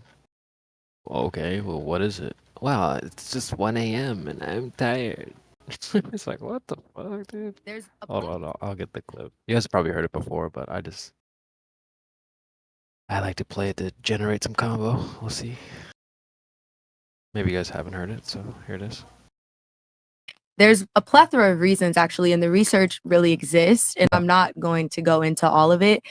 It is almost 1 a.m. and I do have work in the morning, but the research is out there and Google is free. The stats are very real. There's a lot of social issues that surround it. There's a lot of socioeconomic differences that impact that. If you want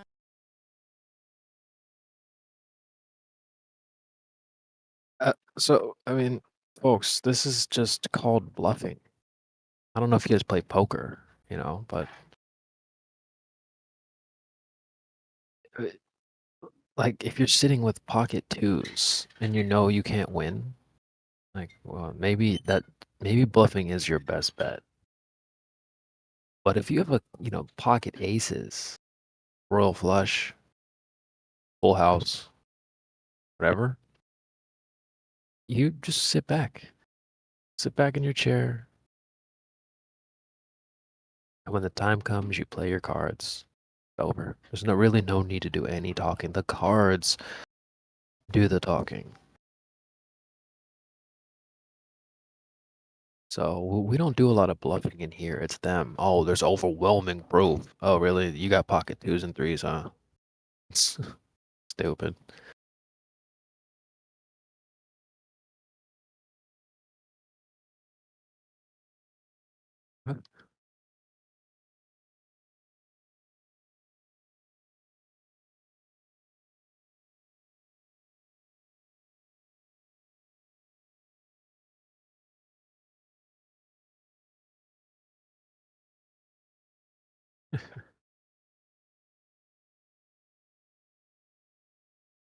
Yeah, so that girl basically said absolutely nothing. She said a lot of things while saying nothing at all.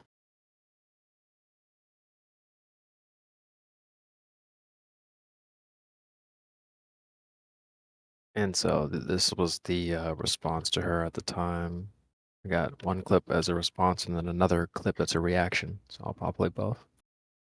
My thing is, if you're going to make a stance and make a point, then the point of the podcast is to articulate your points. Yeah, and I feel like I articulated my point. We don't agree. We can move on. You didn't really articulate. You said didn't Google it. articulate anything. You said Google it. No, and I literally said the stats exist that highlight the discrepancies in That's these lazy. industries.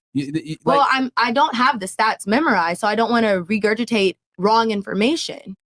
Saying Google it is like, okay, then the rest of us just will make a point. Oh, Google it, bro. It's there. But there's like towards Hold on, slavery hold on. Look, reparations. if you're going to make an argument on the show, Don't just you say can't Google sit there it. and say Google it and then not stand Yeah, for what. like fuck that. Yeah, Google it, and she was all condescending. No, fuck you. You want to make an argument? Fucking make the argument. You're trying to claim and say I'm tired. no, that's it's ridiculous. just at the end of the day that's called. That's another thing. Like you guys have probably heard Glover said the same thing. Oh, look at the time. Oh, it's getting late. I gotta go. Oh, now it's time to put your cards on the table. You gotta run. Sure.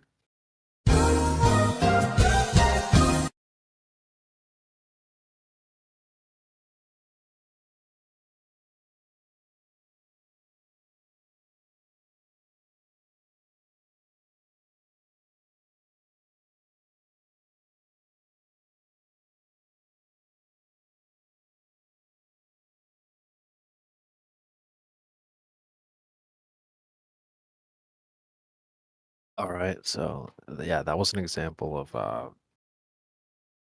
bluffing, just saying a lot of things. Oh, there's overwhelming proof from all the scientists of all time. Uh, yeah, it's just clearly bluffing. There's nothing to that. There's really almost no need to respond to that, except for, all right, well, if you've got a bunch of witnesses, I'd like to call one of them to the stand.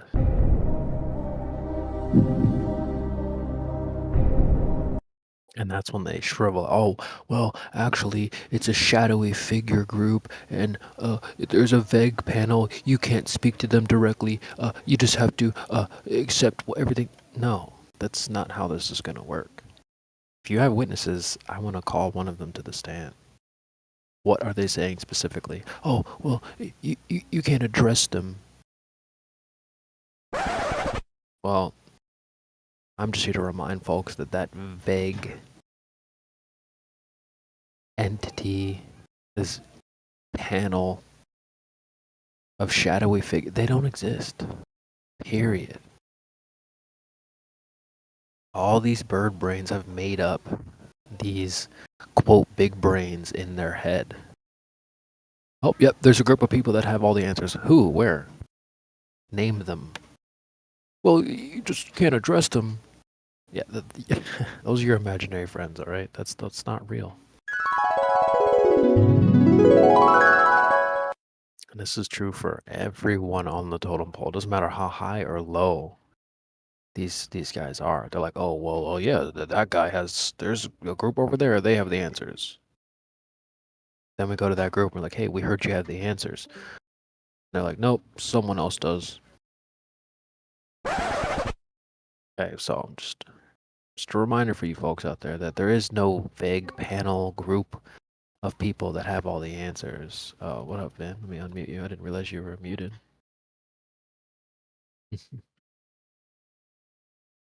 I'll give you a listening pass because you've been cool in the chat. Should be able to see this chat now, man. Let us know.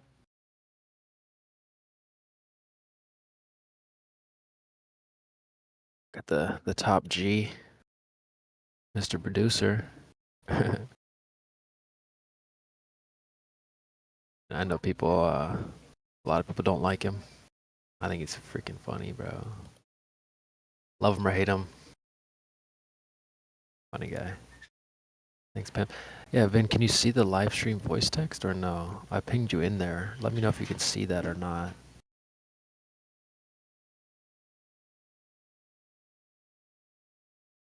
That way you can kind of see what's going on in the chat. But if not, no worries. Oh, sweet. All right, yeah. Cool. Well, there you go. And if you ever want to, chime in, please don't be shy. You're unmuted for now. But yeah. So shout out to our boy Vin out there.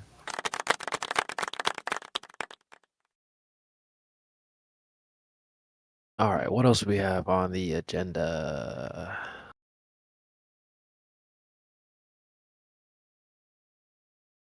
I haven't seen this a lot. I met someone in person recently who like absolutely beats around the bush like crazy. Like to an unreasonable amount. It's like it's the worst I've ever seen. It's honestly kind of weird, dude. I don't like it. But like I'll ask him a direct question like, "Hey, do you want to do this?" And they'll like be like, "So I grilled some corn the other day." And it's like, "Bro, like is there a reason?" He does I don't know what the problem is. I think people don't like being pressed. Or they have their own sort of flow going on in their head and, like they'd rather be on their own flow than like be on yours. I don't really truly understand why people are like that. Me, I'm like the needle on a vinyl player, right? Dude, I think that's what the scratch noise comes from, right? But like, it's the needle. You put the needle down, and that's when you get the music to play, right? And I think a lot of people don't like that. Like, they don't want you to be on point like that. It's kind of hard to describe. but that's the sense I get. And so I have a clip of an example of this that we could take a listen to, where you would ask someone a direct question, yes or no, and they're like, well, you see, according to Philip's law and blah blah blah. It's like, bro, dude, can you focus, answer the question? So here's an example of that, and we can react to it afterwards. Let's take a listen. Human But nature. for example, I Hold can on. say, Look, you need to listen for 2 seconds. okay, I will. After you vent, 9 out of 10 times people are going to give you advice. I'm simply asking you, is advice good most of the time, or is it bad when it comes from women after you vent? For example, Bruh. to vent it up, I don't say like, oh, he done this and this and this. I say, I feel this way and I feel it this way. She can say, oh, go for a walk, listen to music, get ready, or do this. The advice I can say is good, but I don't say like he done this and this and that, because in the fact, I'm a mom, I have kids, and I don't want my family or my friend hates the man because he always want to be in touch with me and my kids because he's the father of my kids. So I don't want to say like he's the evil or he's the bad, because also I'm responsible for my own acts. So you're saying in a nutshell. You didn't answer the question. Yeah, but So- she. Yeah, so that's something you have to be aware of as well. People will just tap dance around basic questions. This happened a little bit yesterday with one of the actors that slid through. His name was Tiny Cactus, I think. He was just tap dancing around simple questions. So that's just another tactic you got to look out for, guys.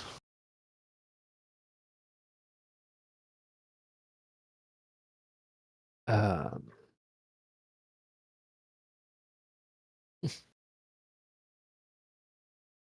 don't know if it's like top 10 pet peeves for me, but it's up there for sure. Maybe top 15. When you just be like, oh, so yes or no? And they're like, well, like, bro, just answer the question, man.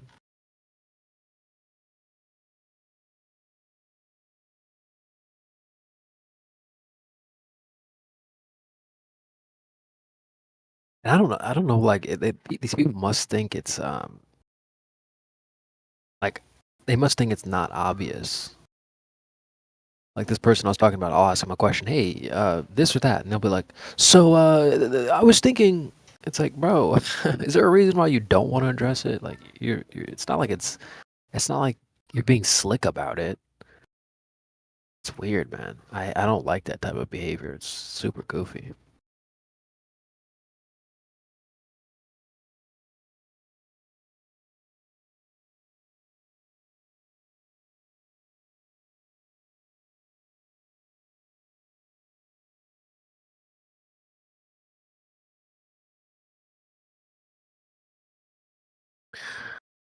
All right, let's see what else we got.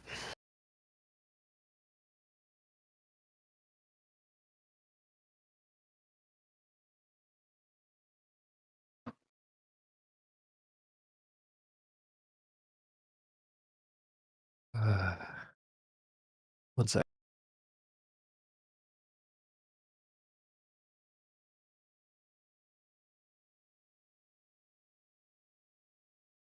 Oh, this is a good one. This is a good one. So this is an example of like, you know how Glovers will be like, oh, there's tons of proof. And you're like, well, just give me one. I'm like, well, there's just so much. It's like, okay, fine. We'll just name one. Okay, let's take a listen to this. So social But it media comes from their deactivation, childhood. You know what I mean? drive with him. What else? What do you do? Just a lot of stuff. A lot of stuff. Like I can't even. If it's so much, why can't you name it? I don't gotta name shit to you. Thank you. I'm sorry, but no. And if I would need to leave, I can. It just hurts. And her, matter I of think. fact, I will. Okay, If you want me to. You can. I mean, you can go. I mean. All right. I just asked a simple question. I don't. But the thing you is, said it's a lot of things, and I said, well, if it's a lot of things, you should be able to easily name them. I did just name a couple. You only named It's two. on a personal level that she. And like, I'm just saying. I was She's just a trying to little say hurt. that It's still sensitive to her. She's just a little hurt. it's not. It's Like, bro, dude. We've seen Glovers do this time after time after time. Oh, there's so much evidence. Okay, name one. There's so many scientists. Okay, who? I'm not gonna name shit to you. What, bitch? Like, oh my. It was so bad that yeah, exactly. Secret agent man. Excuse me, princess. Yeah, exactly. Yeah. It was so bad. It was such a big bluff that she's like, okay, I'll just castle myself. I'll just leave. Really? Like, you can't just name the things that you say exist.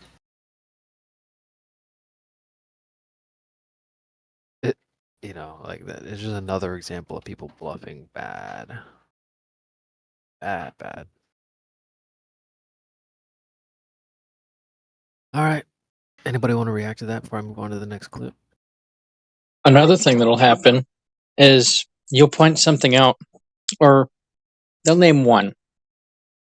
And it's like, well, who measured the radius of Earth? Well, they'll name one, Eratosthenes. How did he do that? Sticks and shadows. How the fuck do you get a globe out of sticks and shadows? He had to assume that all light was parallel. He had to assume that the Earth was a ball. And then everybody else forgot that you can do the exact same thing on a flat surface.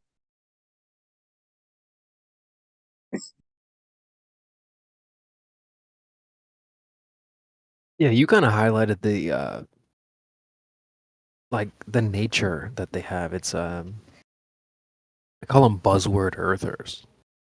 Like they'll use buzzwords. They're super surface level. Oh, who measured the Eratosthenes? What do you do? Sticks and shadows. Oh, how does that work? I don't know. It's like, what? Dude. It's crazy, bro. Like, maybe you've seen videos where like a dog. I'm not too familiar with this, but I'm somewhat familiar with the idea that you can train a dog to like push a button that has like you can set it like 3 buttons, right? Water. One button you push is water. Another button you push is food. And another button says like outside or something, right? You can train the dog to use the buttons to say things. Outside, food, water, whatever, right? I get the sense that the people we talk to are a little bit like that. We'd be like, who measured the Earth? Eratosthenes. What do you do? Sticks and shadows. Okay, how do you do that? They don't have a button for that. You know what I mean? And what's even worse is you'll notice people use buttons for the wrong thing. I asked a guy one time about measuring the Earth, and he goes, Foucault's pendulum. What? Wait. Like, so they're not only are they buzzword earthers, they're using the wrong buzzwords for the wrong thing. I have another example of that too in my server. Let me grab a screenshot. I ask people like, "Oh, you think you think buildings move?" And some people responded with gravity. What? So that's another example where they're using the wrong buzzword. It's like, dude, it's number one, it's bad that you're just using buzzwords, but it's two, it's even worse that you're applying them to the wrong things. Let's read this here. I say, you think your house is moving. I don't, but I have the delusion. Lucy goes, again, gravity is holding the house down. Okay, the next person says, I say, oh, but you think you're spinning right now. LOL, normal. And they go, it's called gravity, dipshit. Huh? Oh my god. Okay. And the last person I say, so why don't the houses move at that speed? And they say gravity. Like that doesn't even apply. That doesn't make any sense. I can kind of get where they're coming from. They're saying that like gravity like flings everything around in space and stuff like that, but that's not what I'm asking. The question is, do you and the first person got it even way worse. They said gravity holds the house down as if the house is trying to fly away. Huh? Oh my god. Dude, the voice actor for freaking Cell is so funny. I love that clip. I'm Yeah. actually when you popped in, I was like, oh, I gotta go get some more some TFS clips. Yeah. It would be cool if you got Master Roshi for those oh my moments. And then it's like you'd have the oh my for the first one, and the second round that the oh my happens, it's just Roshi laughing. Oh, right. His like, because he's like, Quagmire. He's like giggity. Yeah, Yeah. it was like when Krillin was talking about Chi-Chi is tuna, and then you hear Roshi in the background laughing.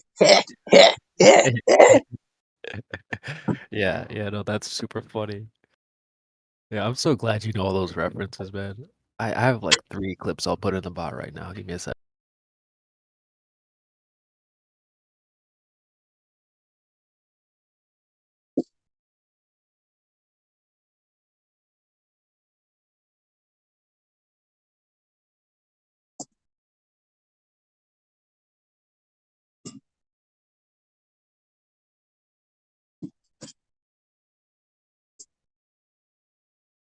What the?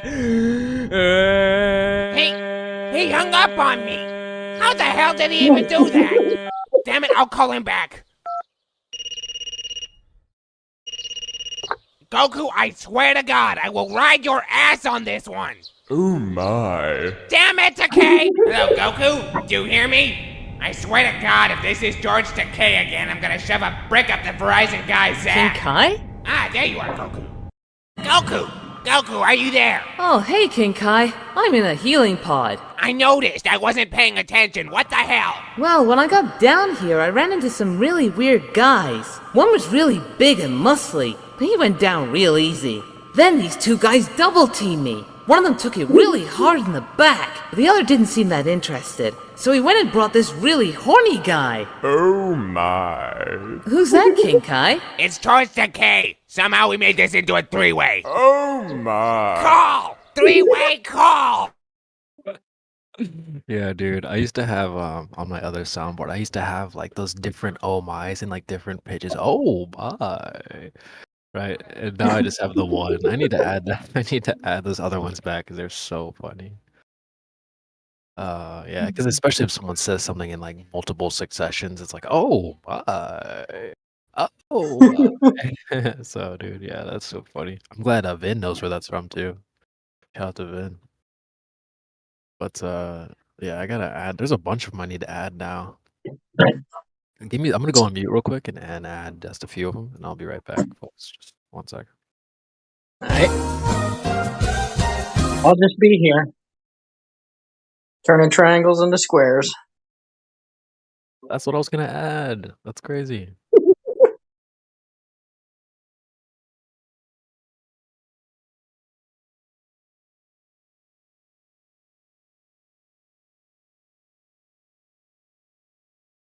I'm just gonna turn.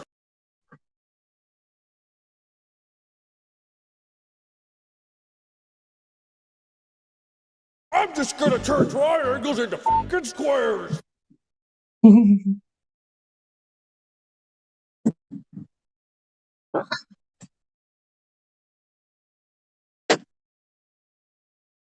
Oh, dude. So there's a website that has a lot of sounds. And the first one I searched TFS.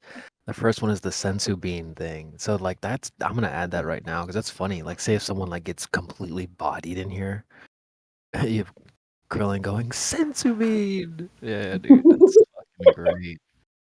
This is gonna be awesome. I wonder how many people know the references, but honestly, I've been plugging shows like Attack on Titan and stuff like that, but I used to plug a TFS DBZA all the time.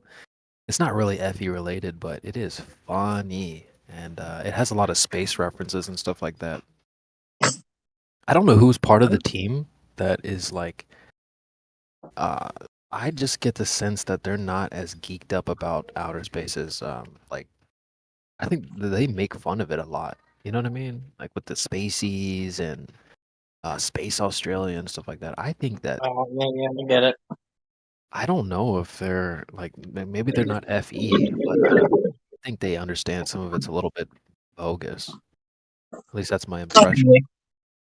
Anybody who's successful already. The successful are usually in the club.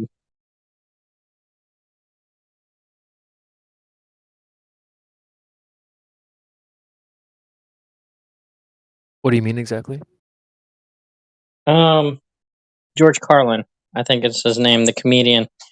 He was always one of his skits that he did was it's all one big club and you're not in it. Yeah. Let me see if I can get it. Yeah, I've heard that before. Yeah, that's a good quote.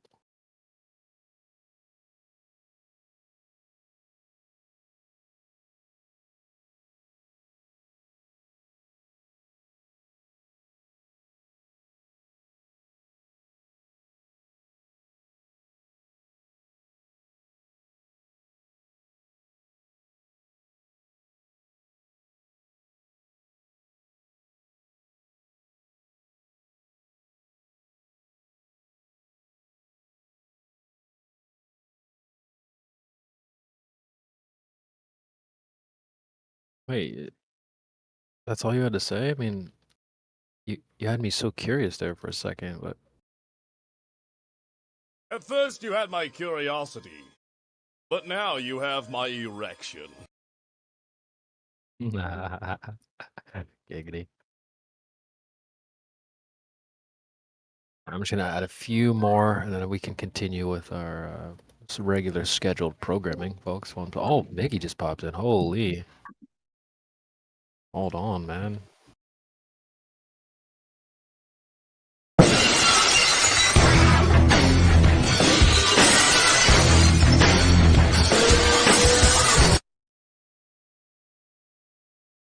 What's going on, boss? Feel free to chime in anytime, of course.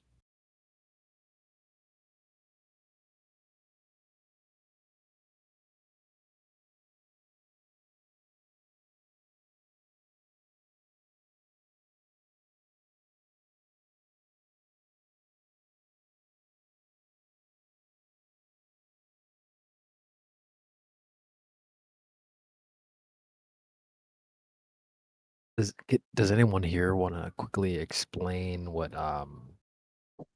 is it, Pavlov? Let me look that up real quick. Is it Pavlov's dog? Well, yeah, what happened was the guy Pavlov ended up trying to what he ended up doing was taking some dogs and ringing a bell and feeding them food and watching them salivate. And eventually he stopped feeding them food and only rang the bell and they would drool. Damn you, Pavlov! Thanks for the alley-oop, bro. Yeah, that's interesting. I wonder how that would apply to Globies. I'm sure there's a comparison there somewhere.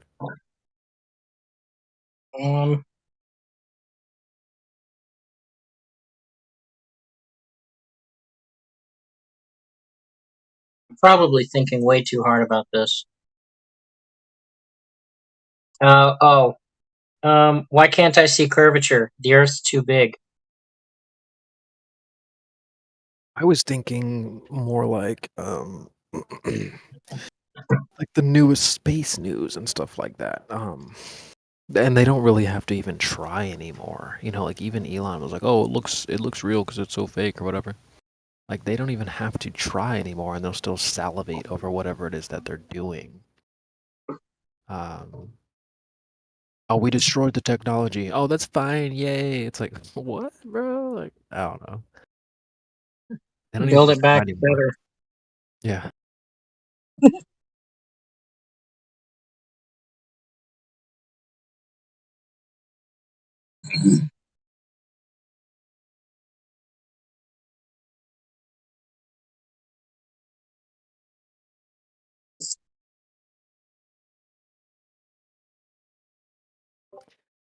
I got a bunch of clips I'm gonna add to the board here. Just having some fun in the background.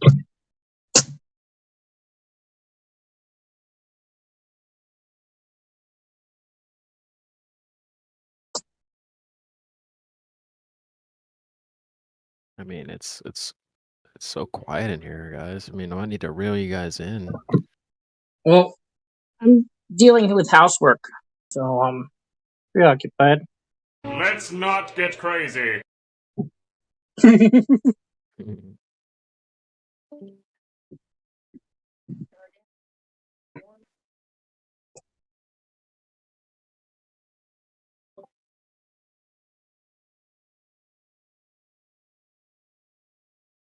Well, we started off with 4. We're up to 7, so that's good.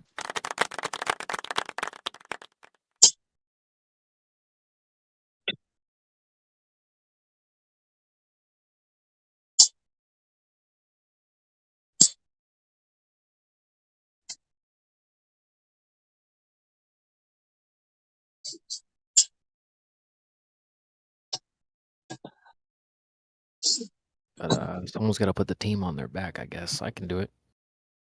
I got y'all.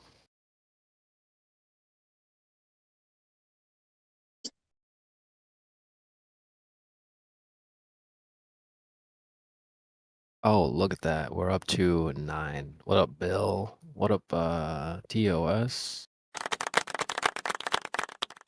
Got one of our Clip Kings in the panel. We got Miggy, Vin, Trinity, Eco Ho, your boy CB, and Jim. Welcome, Jim, as well. Now we can get a conversation going.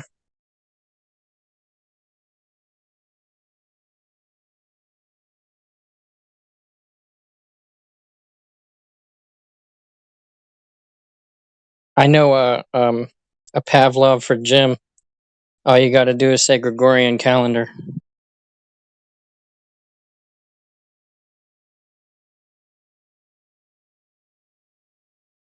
Hey, happy Sabbath day. Happy Sabbath day to all. Love you all. And God's love, peace, joy, and truth to you all. And so the Gregorian calendar is a whole different is a nice conversation to have sometime.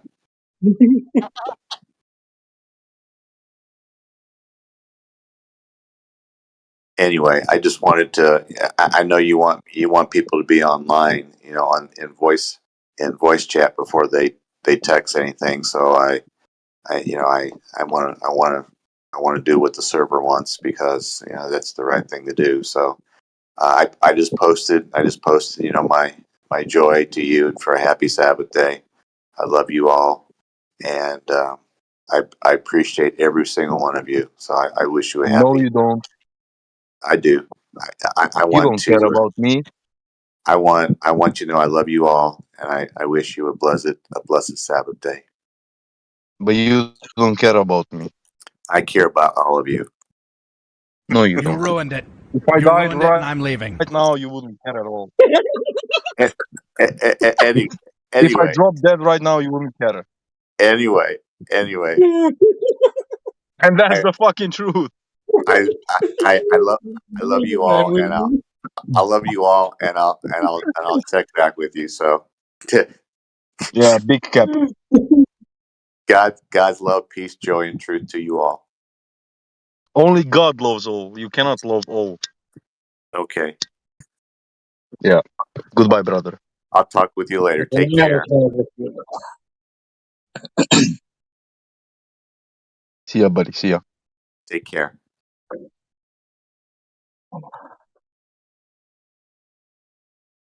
You ruined it. You ruined it, and I'm leaving.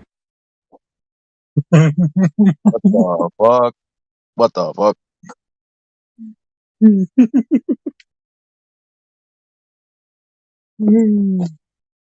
What up, Ash? Welcome back, dude. You off that vodka today or what? What? I'm just messing, bro. Welcome back, dude.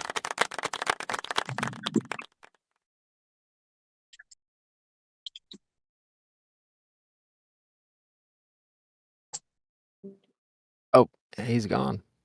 God damn. Notice me!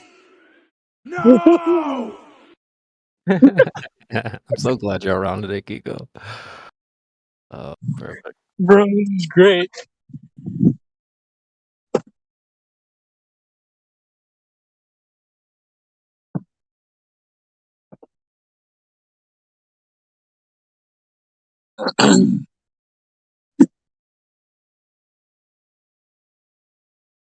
It's so weird when people do drive-bys like that.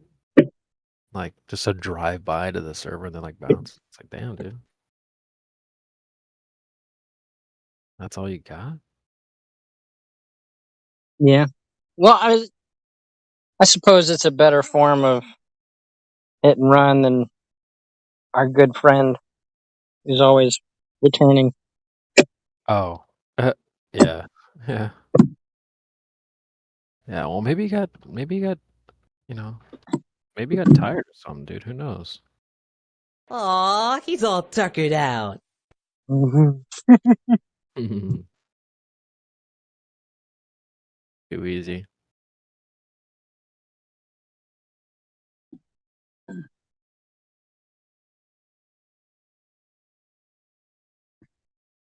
I know.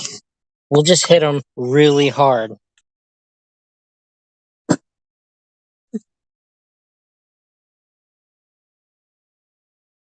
I'm just waiting for them to actually say that they think the Earth's a globe. All those other shenanigans don't really matter much to me. They come in here and start acting like that. It doesn't matter to me.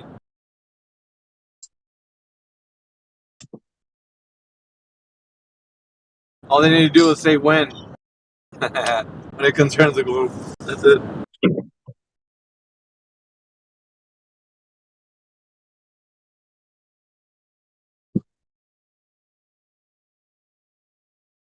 That little sound clip where it says, "Notice me." That's kind of what I think that they want. Whenever they jump in the server. Dude, I know. That's so funny. I'm gonna play it again. Oh shoot. She's not a Christian! Sorry, that's I added that one yesterday, my bad. That's the wrong one. I got that one from Rolo Tomasi's soundboard. Yeah, notice me. That shit is funny. Notice me! No!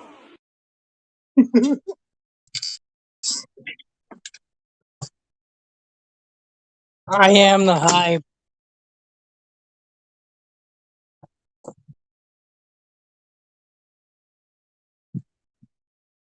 This court does not care for those types of individuals.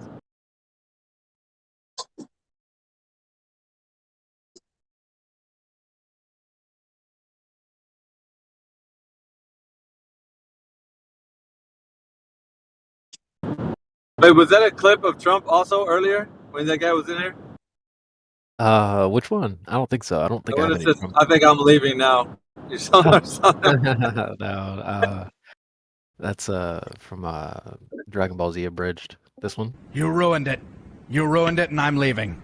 That one or something else? And that was that one. And then he responded back to it like, "Dude, what the fuck?" It was funny. I thought somebody was saying it. That dude that just rolled in, we picked him up from a conversation Indio and I had with a Sneeko server. We went over there and we were talking to them about, like, remember we brought up like the wobble of, like, you know, the claimed wobble of the Earth, and they were like, "You made that up."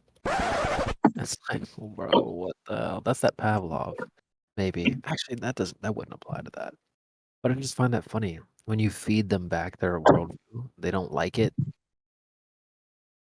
This is why the moving buildings thing is so effective. Because you're basically just feeding them back their worldview, or putting up a mirror to their thoughts, and they're like, "Oh God, I hate that." It's like, yeah, well, I wonder why. You have the Doesn't matter. Yeah, they never really thought of it like that. They just think all these things are just default automatically true. But when they actually take a look to analyze what they think, they're like, "Oh God, this is weird." You know, so you know, you're like, "Hey dude, you think buildings move?" And he's like,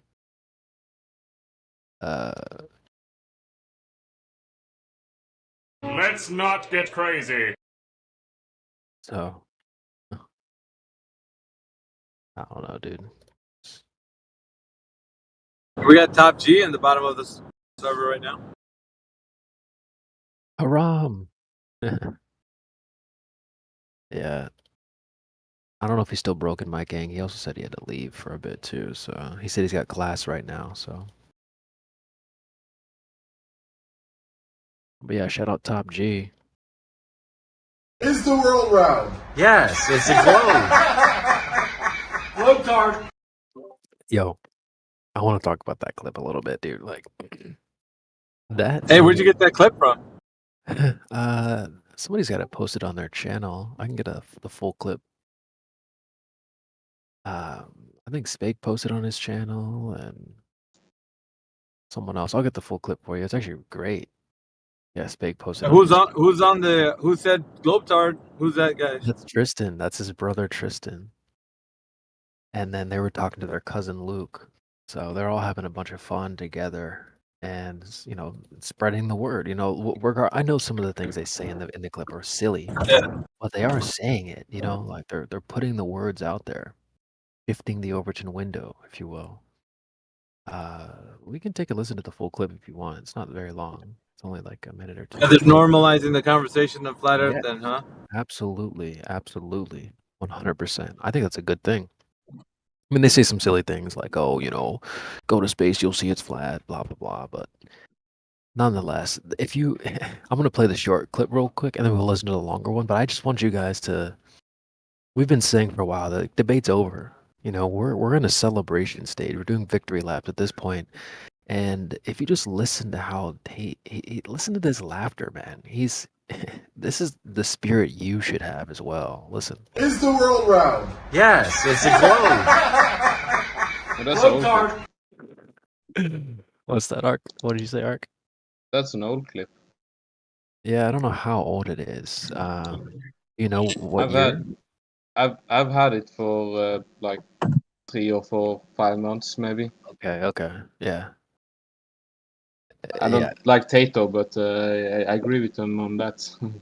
Yeah. I mean, it's okay. You know, I'm not trying to like spread the message that everyone needs to get on board the Tate train. It's more like, you know, I understand he's a controversial guy, love hate type of figure, but I just think that spirit is awesome. Like, oh yeah, that laughter, definitely. This this type of guy was what made me into like the conspiracy type stuff. Not him specifically, more Jeff Berwick, who's also like a bad guy because he's a scammer, but he had very good information. Yeah, I followed him for just a little bit. I heard about him through the Miggy's gonna shoot me, but I heard about him through the guys. That's where I heard of Jeff Berwick, but I never really followed him too much. This was just during the Coco stuff when he was talking about living in other places and all that, dodging the the US. Yeah. I listened to him for like over a year, I think, until I realized he was a scammer. Oh wow, yeah. Well, they didn't get any money from me, so. But I just want to highlight, like, again, debate's over. We're in the victory stage, doing victory laps at this point, and listen to that laughter, man. You should. I mean, I know we do a lot of education here. We try to teach people, and there's a way to be calm and educate someone. But like, dude, sometimes this spirit is really, really awesome. I'm gonna play it one more time. Is the world round? Yes, it's a globe. Globetard. It's like, dude. I mean, that you're just laughing at these guys at this point. It's just so funny to me. I love that. That spirit is fantastic. I mean, that's some deep laughter. That's a deep belly laugh right there. You know, like I freaking love it, dude. Yeah, but he's like a rich guy. He has nothing to worry about really, other than going to jail. But other than that, it's all right. Yeah, exactly. Nothing to worry about. Oh, we lost Mickey, but I think he might have to work or something. But I'll play the full clip just so people can get. I mean, we don't have to play the full clip if you don't want to. I just play it. I will. Yeah. Sometimes you should apply that same spirit as well. Here it goes. The Earth is flat. I follow all the flat Earth paintings. Yeah. So okay. I mean, it's not flat. You're a globetard. You're a globetard. You think this isn't flat? It's not. Is the world round? Yes, it's a globe. Globetard. All right, so how's it flat then? Prove to me it's flat. Look outside. I see the curve. He knows he's shit. I do. I see the curve. Tell him more proof that the world's flat. More proof. Did you know that not once in the history of space travel ever has any astronaut panned his camera around 360 degrees? Not once. Why don't they? What do you mean? It's all fake, it's all Studios. manipulated Studios, yeah. images, yeah. You're a globetard. Your name should be Luke the Duke, but instead your name is Leek. The geek. Let's not call him Lord. Lork. Lord. Lork the globetard. This is stupid. I'm not a globetard. You have a spacesuit, you can go out there and see it's flat, but you ain't fucking going. It's not and that's flat. why you're Lork the globetard. So is space fake? Is there even space? Space is fake. You're Lork. Space is So it's a dome? Space is CGI. Yeah, it's a solid dome. Yeah, that's the full clip there. Obviously, they said some things that were silly, but again, they're normalizing the conversation, which I think is a good thing. And again, that laughter, like sometimes you should, 'cause, like people they'll get triggered, they'll get mad, like, oh no, you can't think it's a globe, blah blah blah. Like, dude, you switch it up, like have that same type of, oh, you think it's a globe, like. Like, Well, dude, I've had too much of that type laughter type stuff, and it isn't working all the time. Yeah, no, So- it doesn't work all the time. It definitely there's a time and place for it. And like I said, we do so much education here that you can't just laugh at your students. So you know what I'm saying? Yeah. There's a time and place for it as well. But I love the spirit of it. It's great. Instead of getting triggered or upset or getting flustered because someone comes here and If starts you want, trolling, if you want that type of spirit, to go watch some Handsome Truth on Goyim TV. Handsome Truth. Handsome Truth on Goyim TV. It's Okay. not about flat Earth though, but Hey, real quick, TOS UK. I didn't mean to call you, man. I'm on the move and I pressed the screen by accident. It was attempting to call you. So if you saw that, just disregard. Too late. He was probably thinking like, what the? Oh, I'm in trouble. Because on my screen it was showing that I called him like personally, like I was trying to get hold of him. this Handsome Truth guy is making rallies about a certain thing, and it's very exciting to see. And also his Omegle streams are hilarious and also wholesome sometimes. So if you want that energy, but about a bit different topic, go watch him. He has his own streaming site called goyimtv.com.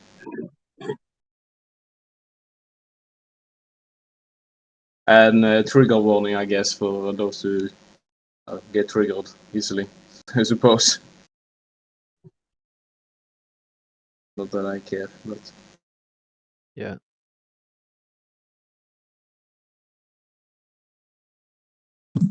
Sorry, I'm juggling like 3 things at the moment. Miggy, did you get to catch that full clip, or you were you were butt dialing our boy TOS? Yeah. All good. You're roboting too right now, so we can just catch you when you're free.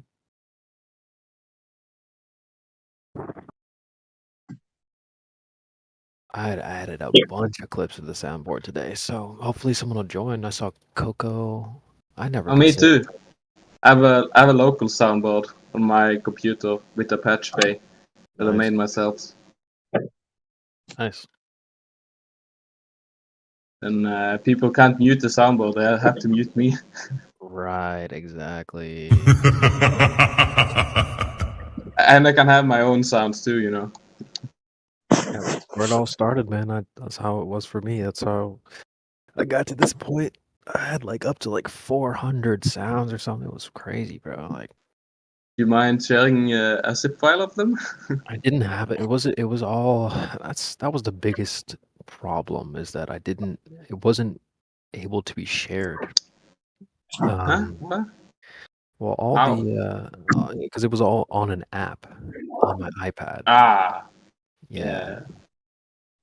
And so like I couldn't save the app and share it. I couldn't like download all the Well- files and all that stuff. It was kind of a sad. Well, you could if you connected your phone to your PC and extracted the APK file with the files attached to your PC and then analyzing the file system of that. What kind of shit is that?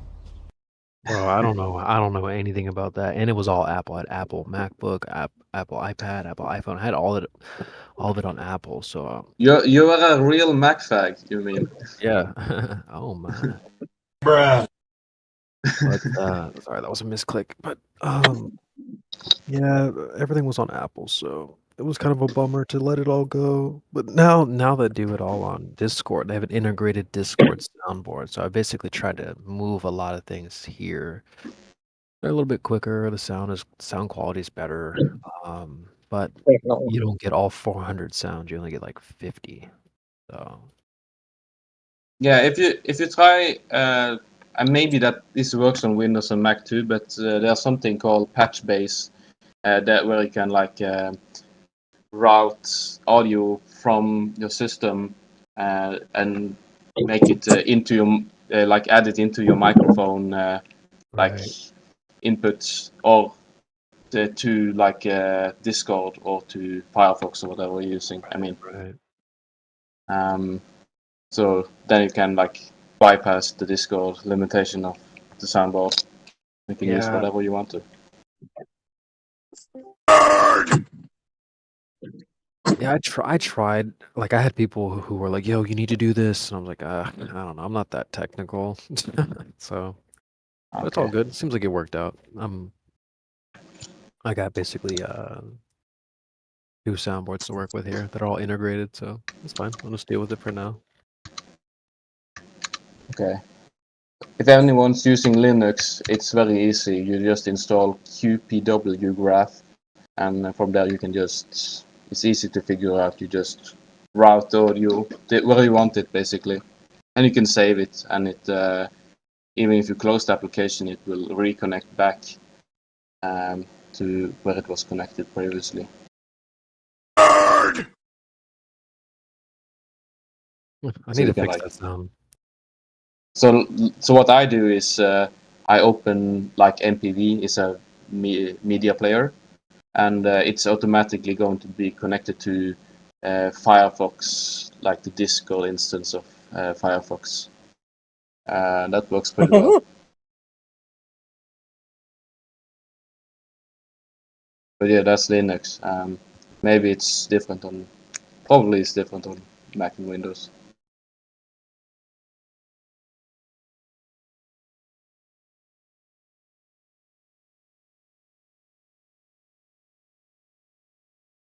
I don't know, man. That's some pretty nerdy stuff. I'm not sure if I can keep up with all that. I mean, get a life, nerd. Yeah, you just. I mean, if you want to get something done, you just have to read some wiki type stuff about things, and you'll figure it out. You don't need to be a nerd or something. You just have to have time and patience. I'm just messing anyway, so no, I'm sure. Oh yeah, I get, yeah, of course.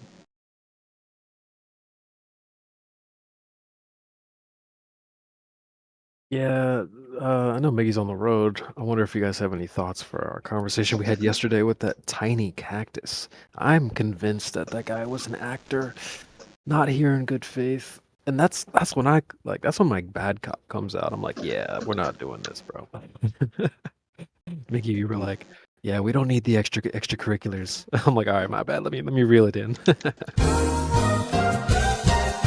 But yeah, I just. Damn, that came too late.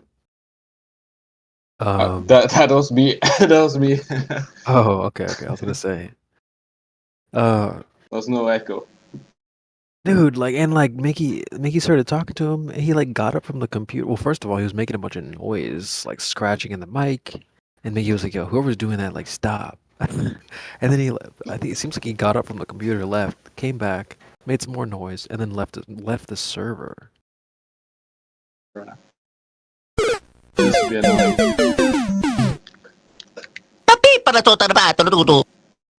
Like that was a complete that was a complete fail. So, and I got a Yeah. DM from Jim too, the guy that he was supposedly with. Jim said, what did he say? He said, "Hey, I appreciate giving Tiny some time. I'm speaking to him right now about the way he was approaching it. Didn't appreciate the Mikey topic. I wanted him to learn. Love the soundboard. Keep that shit up." Who the fuck is that guy? Who the fuck is that? Honestly, my 2 cents was they were both acting, but I don't know, because they both left the server. Like, bro, what, if you're really here for what you say you're here for, like, why would you leave the call and the server mid-conversation? Like, that doesn't make a lot of sense. Yeah, exactly. You know, you can usually tell when people are not here in good faith. It's pretty obvious. We gave him, like, we were trying to hit him with the sauce, and he's like, "But your tone." Meanwhile, he's like, bro, I don't want to talk to you. Someone else. Yeah. Projecting. Yeah, exactly.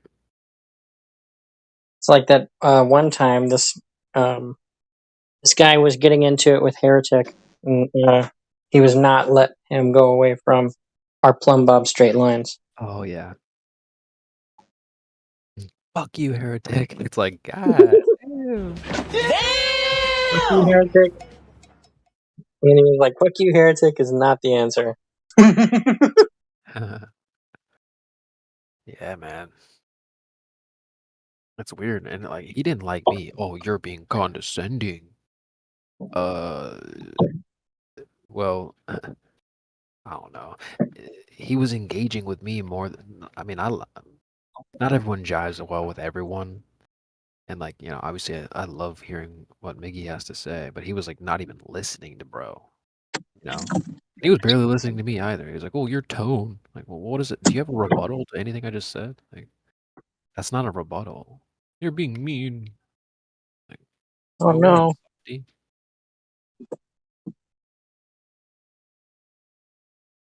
The feminine thing to do is like get hung up on the way things were said than how they are and what is being said.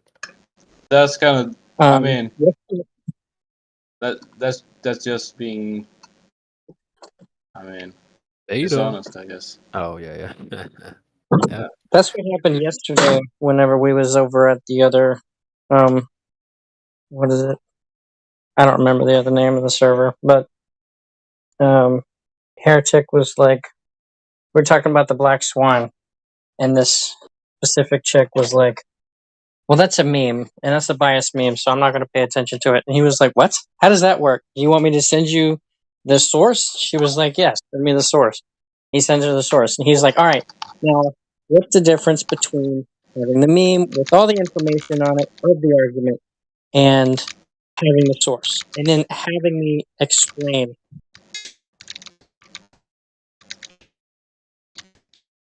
Oops.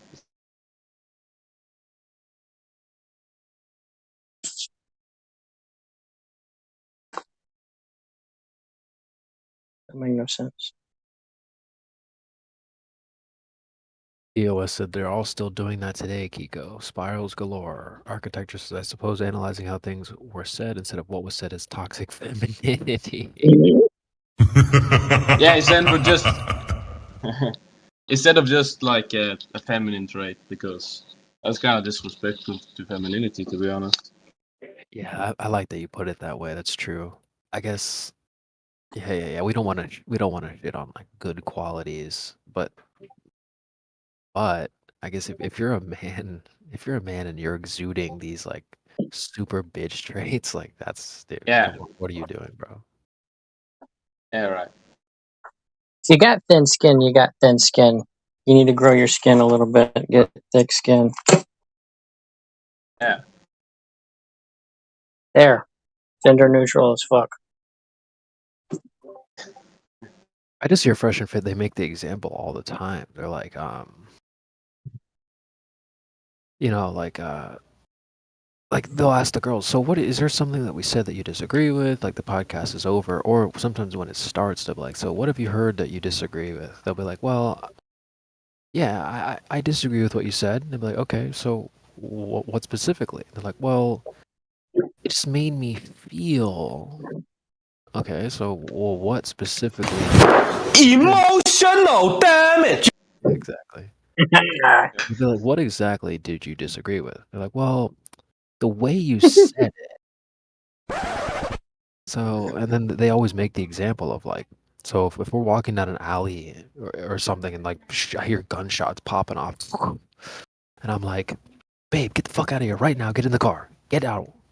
Versus, hey, sweetie, do you think that maybe we could, like, would it be okay if, like, the information is the same, we need to leave now, versus, like, sometimes it's what is being said versus how it's being said that's more important. So I don't know, it's just lame when people do that, especially here. Like, bro, I've just tried to tell you about gas pressure and you're like, well, but you were condescending about it. Shut your bitch ass up, bro. Like, oh my god. Play the sound clip. Shut up, bitch. Oh my. Shut up, bitch!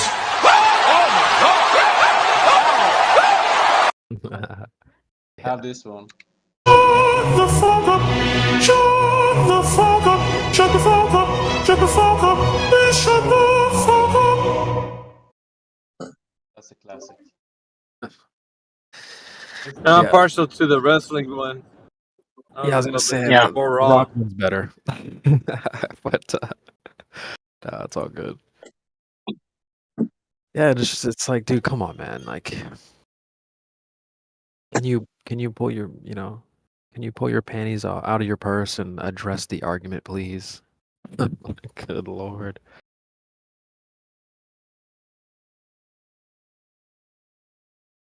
Or the bleeding heart flat earthers. Guys, I think we just need to have civil conversations, and I think that will be. I think that's how we're gonna speak about flat Earth. Bitch, shut up.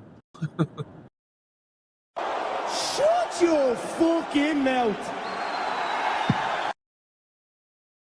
What accent?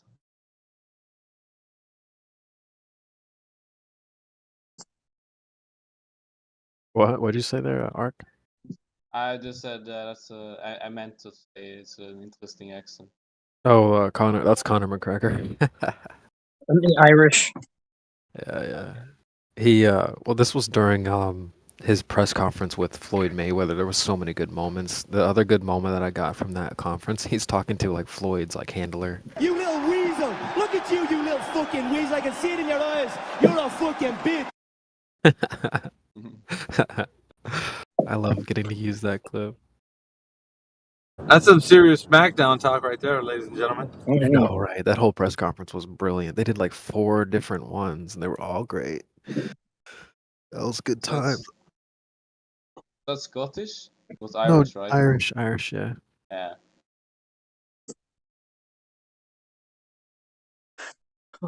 Yeah, I genuinely thought he was That's even better with the Irish accent, huh? Absolutely. Shoot your fucking mouth.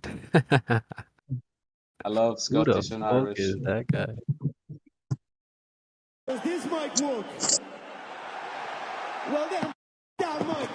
Yeah, but, like that moment came because I think they did like 4 different press conferences, and during one of them they cut Connor's mic, and so for the next one he like brought his own microphone. He was like, "Does this mic work?" and smacked the shit out of the other microphone. Dude, fuck that mic. So I always use that when people are like, "Can you hear me? Like, is my mic working?" Yeah, classic. You guys are getting a little behind the scenes on the soundboard stuff at the moment.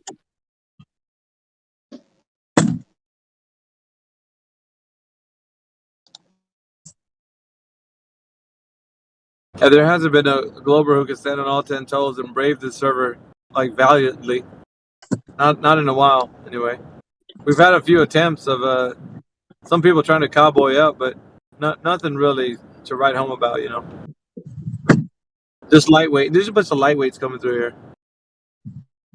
That's facts. And honestly, Mickey, I've been saying for a while, it's like we're scraping the bottom of the barrel at this point. Seems like all the smart ones, the genuine people have already they're already FE. It seems like all you guys are already here. So at this point, we're just like scraping the bottom of the barrel of these dummies that haven't quite figured it out yet, or just don't want to. Well, I have met people in real life. At least, I had one person, an old lady. She was pretty open-minded to most things. She just had never heard about Flat Earth, so I shared it to her. She was just on vacation to where I'm at in the area.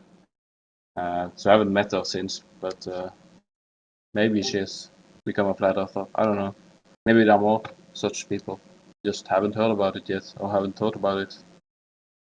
Yeah, for sure. And I think that's part of why this place is so important. It's like I look at it kind of like a fort in the middle of a big war. It's for those people to find shelter, like there's tons of zombies and people running around, but there are going to be some genuine people that might stumble and find their way here. And so it's good that we have a place like this for them. I knew about Flat Earth before I came here, but it was kind of... I just kind of randomly found it on a description of a video with just like 20 views or something by a guy, I think called Stinky Cash or something. I think it was that channel. So should definitely be advertising it more, I think. Maybe you are already. I don't know. I mean, Eric Dubay did advertise it not too long ago. By the way, ladies and gentlemen, conspiracy music guru. What's up, brother? Thank you. What's going on, brother? I love your music, man. I love your music. Hey, thank you, bro. Thank you. I appreciate that, man. There's more coming. I've been really busy making a new album. It's a heavy rock album, and a bunch of people have told me I shouldn't be making this album because it's quite heavy. It's dark in places, but there's a shit ton of truth in there. So the more people that tell me not to do it, the more I want to do it, I just want if I tell you that I like your rock songs, is that going to discourage you from doing it? If you tell me, you so. He told you so too.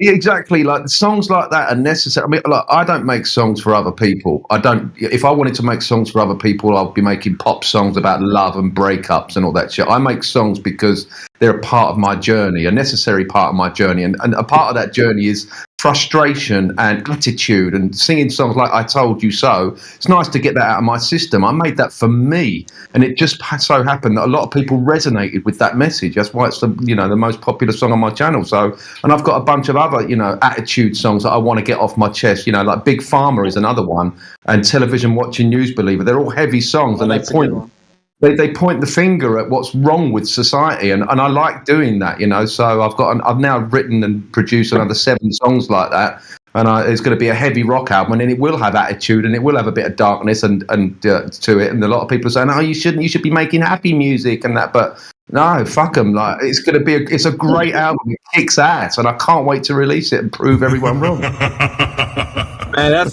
a top G right there, guys. You got to snag his music off of the every platform, Apple, and just purchase something because that supports him, man. We got to support him. We got to surround him with that support and love, and just come together as a community and continue to support people like him, man. Because he's one of a kind. In our community. Bro. So. I really appreciate that, bro. Thank you, man. It's like when you see when I see the music resonating with people, and I never expected it to resonate with people on the level that it has. And when I see that, and I know that it's changing paradigms and changing lives, and the amount of comments I get saying, I started looking into Flat Earth because of this song or that song. That fucking it's the most wonderful thing in the world. It just spurs me on to keep on doing it and keep on doing it. It's like, I wouldn't say it's an obsession, but it definitely feels like a calling. Definitely. That sounds awesome. Yeah, you do it so well too. So I mean, that's another. Yeah, you're a boon to the community. Definitely. People do enjoy your music, and that's one of the things I want to encourage people here on this platform. Like, I mean, we see people when you come out with that music, people just need to snag it up, purchase that music off of that supports you. We want to see you continuously doing good things, and the only way to do that is support you. Yeah, I appreciate that. I appreciate that. Thank you, bro. It's very hard to sort of make money doing what I'm doing because what I'm doing musically is so niche. It's such a niche, singing about flat Earth and conspiracies and that. I mean, people think because I've got all these tens of thousands of subscribers, I must be doing okay. But the truth is, it's still very much a hobby to me. I can't make a living from Conspiracy Music Guru or whatever that is. I can't make a living out of it yet, but I'm going to keep on going and keep on going and keep on going, and hopefully I'll be able to do it full time. It's still a hobby, but it's such a passion. And, people have to, if they want conscious music, they have to support it because, it's tough when you haven't got a label or marketers and you're doing every aspect of it yourself. It's one dude in a little tiny garage studio doing every instrument and all the mixing and the mastering, and I design my own CDs and I have to get them all distributed, and it's tough. It's a big ask for one dude, so it is nice when people actually support and actually buy a CD, but I would also add that everything that I've ever made is available for free on Spotify, on YouTube, and even my children's books are all available for free as downloadable PDFs on my site. It's because I'm passionate about the message that I kind of don't care about the money, but I kind of need it to survive as well. So it's a real double-edged sword, man. It's really tough. Then you can't. I'm just gonna donate $10 right now. No, I'm not. I'm not giving you a sob story. It's like it's necessary that people support conscious artists, not just like me, but there's a bunch of them out there that we're all passionate about what we're doing. And there's no money in truth, that's for sure. If I was doing it for money, like I said before, I'd be making love songs and shit. So no, I really just want to donate $10. Dude, that's very kind, man. Thank you. So your music. Conspiracy Music Guru, is there any way we can where we can donate that? Like if we're going to, the gentleman wants to donate, so is there any way we can do that? Oh yeah, I mean, if you go onto my YouTube channel, under every video it says check my albums here, and there's a link, or it says, or you can tip me here, which is there's a buy me a coffee link. I mean, I can put it in the chat now if you'd like, but I don't. You make me feel uncomfortable now. No, but just people want to show their gratitude for the hard work you put in. It's just gratitude back to you, man. So that's all. It's a bunch of gratitude for you because you've been doing this for years, huh? I mean, you just do this yesterday. Yeah. Exactly. I've been doing it for my first song came out in 2017. First album 2018. I've now got 4 albums available now. I'm working on the 5th, and that should be out on the 11th of the 11th. And I'm doing a bunch of videos to go along with that as well. Yeah, the video editing, the videos that I'm doing, that's another thing. It's not just the audio and me doing every aspect of the audio, the visuals as well. It's just me and iMovie. Well, now Final Cut Pro, I've actually upgraded. So yeah, it's just like it's a lot. But when you're this passionate about this message, it's I can't go back. It's like going back to the Globe, isn't it? It's like going back to making love songs. How could I possibly do that? It's just every fiber of my body wants me to make songs that wake people up. To see what I see now. It's that fucking important. So yeah, it is. Maybe it is a bit of an obsession, but it's an important message, isn't it?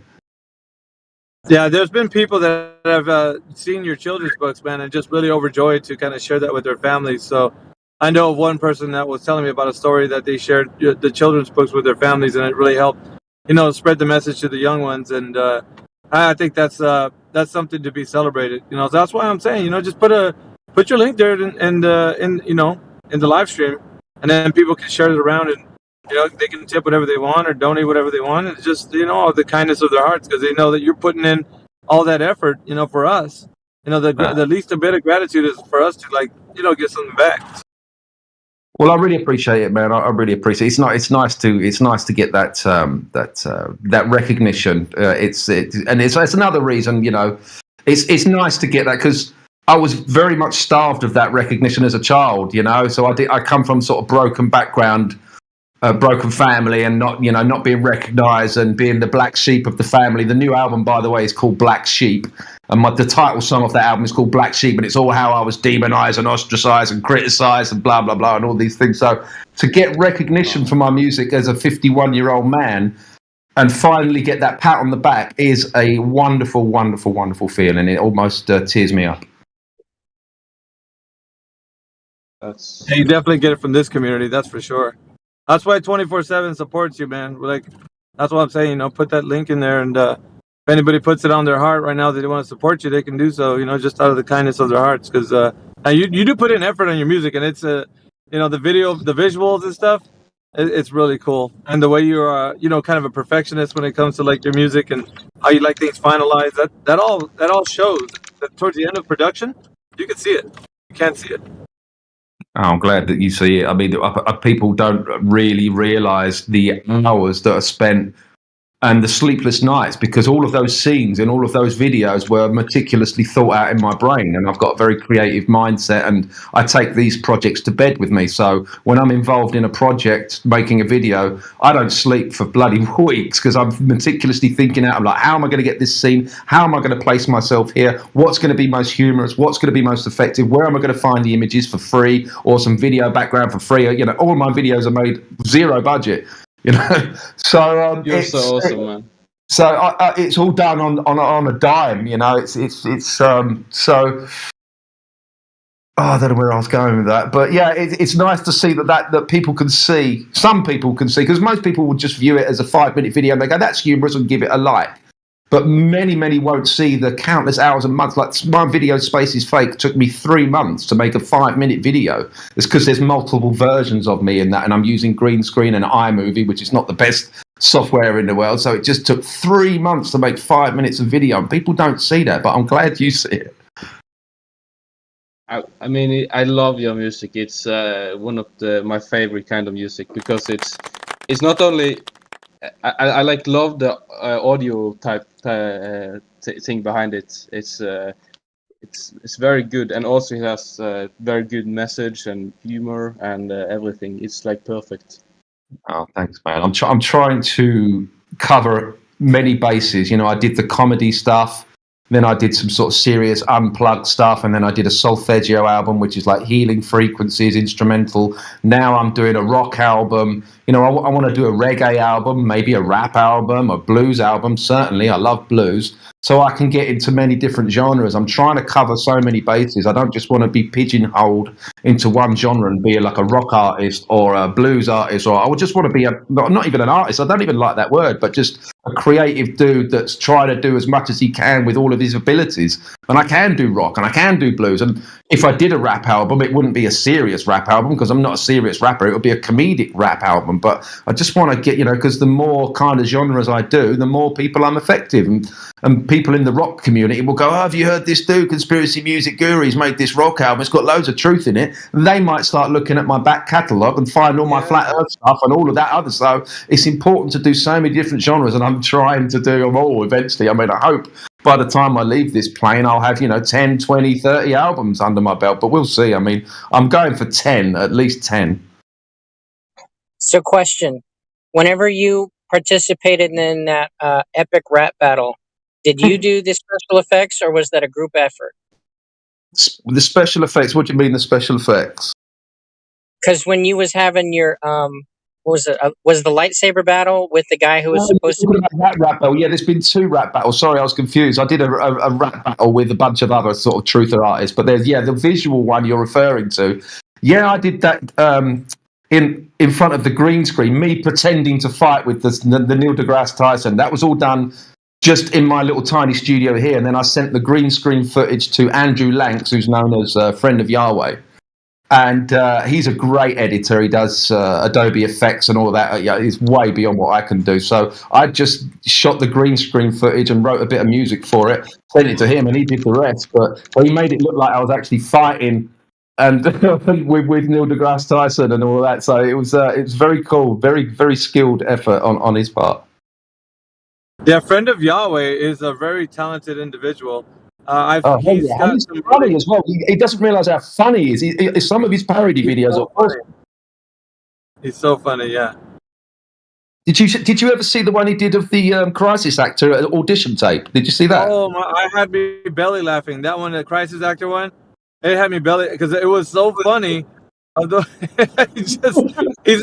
He's like, "I'm green screen bonded," and like he's just giving like an advertisement.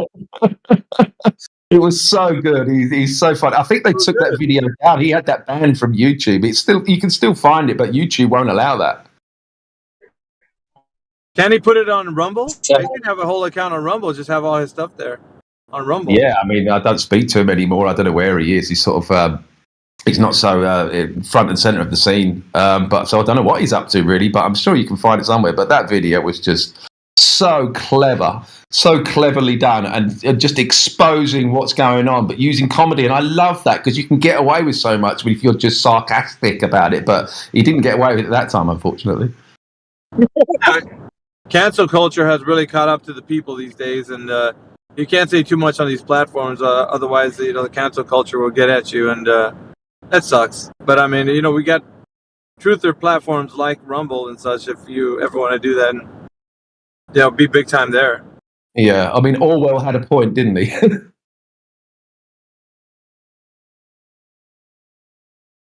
Truth becomes the new hate speech, right? Yeah, funny enough, I don't know if people can notice this, but that information is biblical. It does say that people will be haters of the truth and lovers of. It's going to be crazy. But the way that Scripture reads it, it seems that way. When telling the truth becomes a revolutionary act or something like that. What was the quote? Oh yeah, I know what you're talking about. I don't know how I could paraphrase it, but yeah, I don't know how it goes exactly. Yeah, he knew what was coming.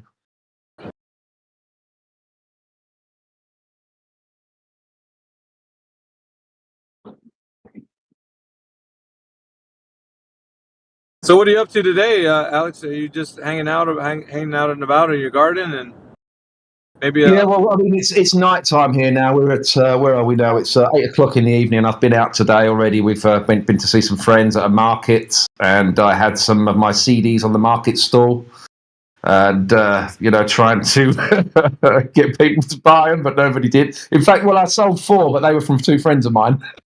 But yeah, we've been out and had some lunch with some very woke people today, and we just got back, I don't know, a couple of hours ago. And but tomorrow working in the garden, certainly we've neglected it for a while, and we need to do a bit more. Now the winter's coming, we can grow a lot more in the winter than we can in the summer because we're in Spain, so you can't grow a lot in the summer here. It's just too damn hot. But the winter's really nice temperature for vegetables and that. So yeah, we're going to prepare the garden a bit more tomorrow, and then Monday back in the studio doing the album, trying to get that all polished off. I've got my 11th song, just finished writing that. It's an awesome song. It's a really nice way to close out the album, and so I'm going to be recording that in the week. Yeah, never a dull moment over here, man. It's never a dull moment. I'm never bored. I love it. Well, we sure can't wait for that music to drop, man. So yeah, it's going to be great.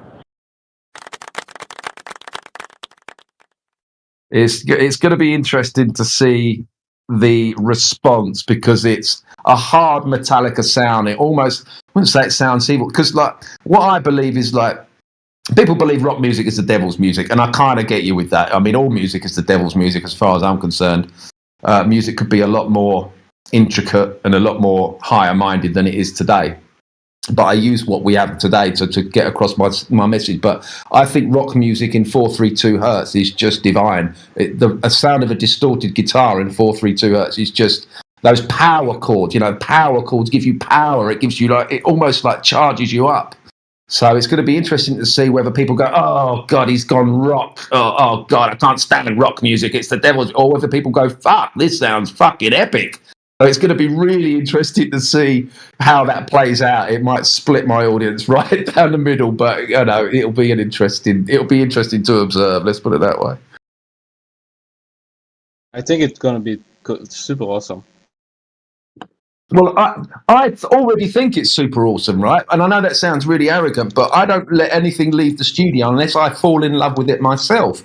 I can't release my baby to the world until I love it. So I make the music until it's the best that I can possibly make it. And I go, yes, that's the one. I love it. It sounds great. And it gives me goosebumps. And I'm like, this is great. So I already fall in love with the song before I release it. So I already love my album. I think it's the best I can possibly do. Whether other people, think so. I don't know. But like I say, I don't make music for other people. I make it for me.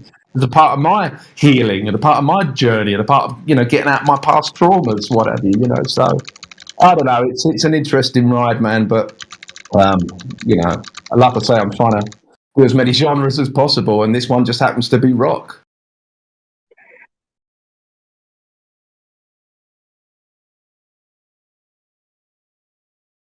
What about you, Miguel? I've not been on the server for a while, so how's it been here?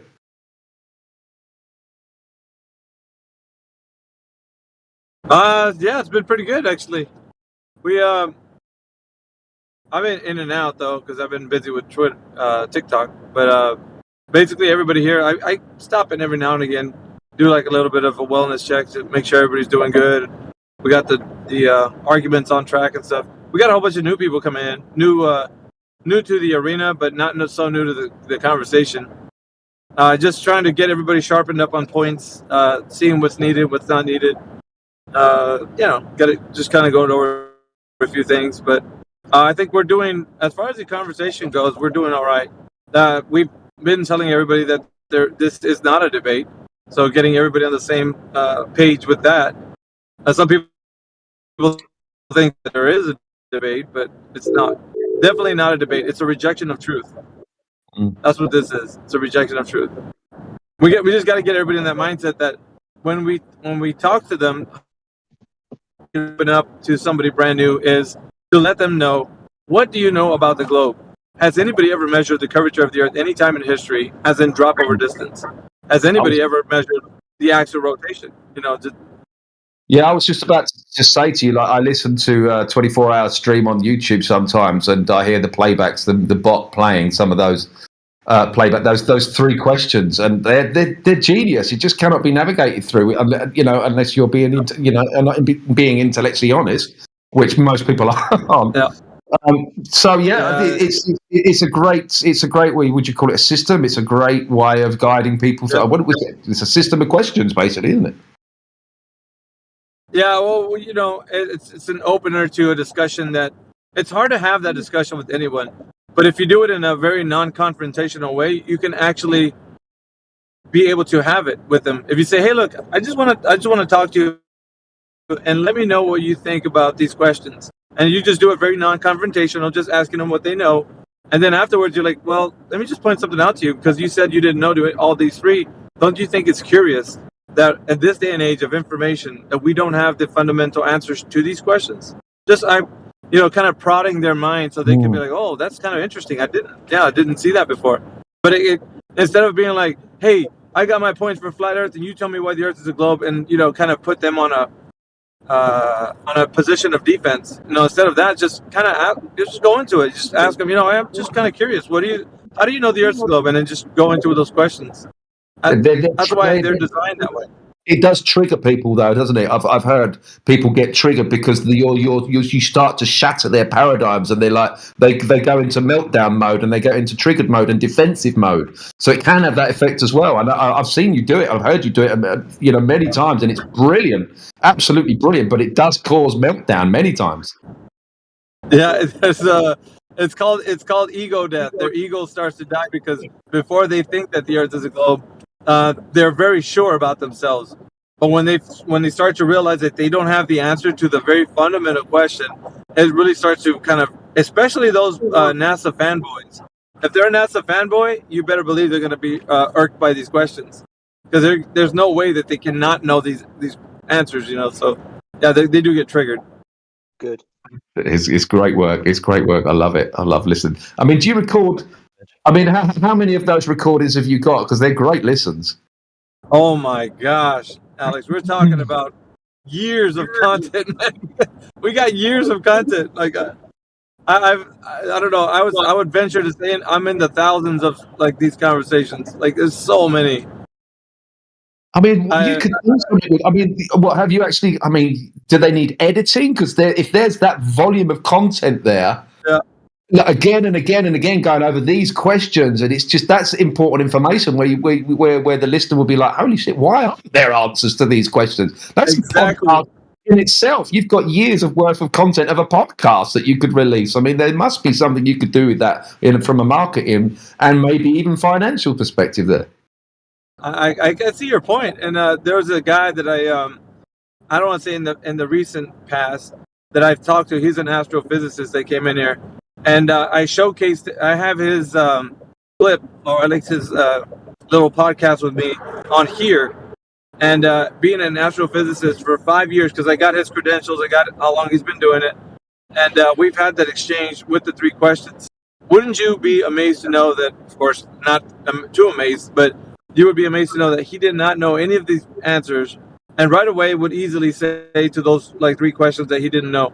And the last one, which was gas pressure without a container, he kind of gave me a little resistance on it, but for the most part, his evidence for gas pressure without a container was the model of the Earth being a globe.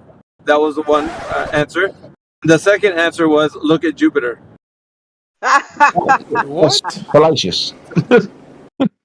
Right. So, I mean, being an astrophysicist, you think that they would have a bit more grounding on education to kind of thoroughly go through this and explain with enough content there, but he didn't have any information. Basically, like I said, he was deferring back to the model. And then when I asked him, I was like, well, really, what I want you to tell me is, how can we go into the field outside somewhere and show me how gravity is the container for the gas pressure? And he was like, well, look, that can't be done. I was like, well, I know, that's my point. And I said, so where can we go to see this for an example, right? Because we're trying to do a demonstration. And he deferred back to, well, the model kind of shows it there. It's real easy. The model shows us that gravity is a container.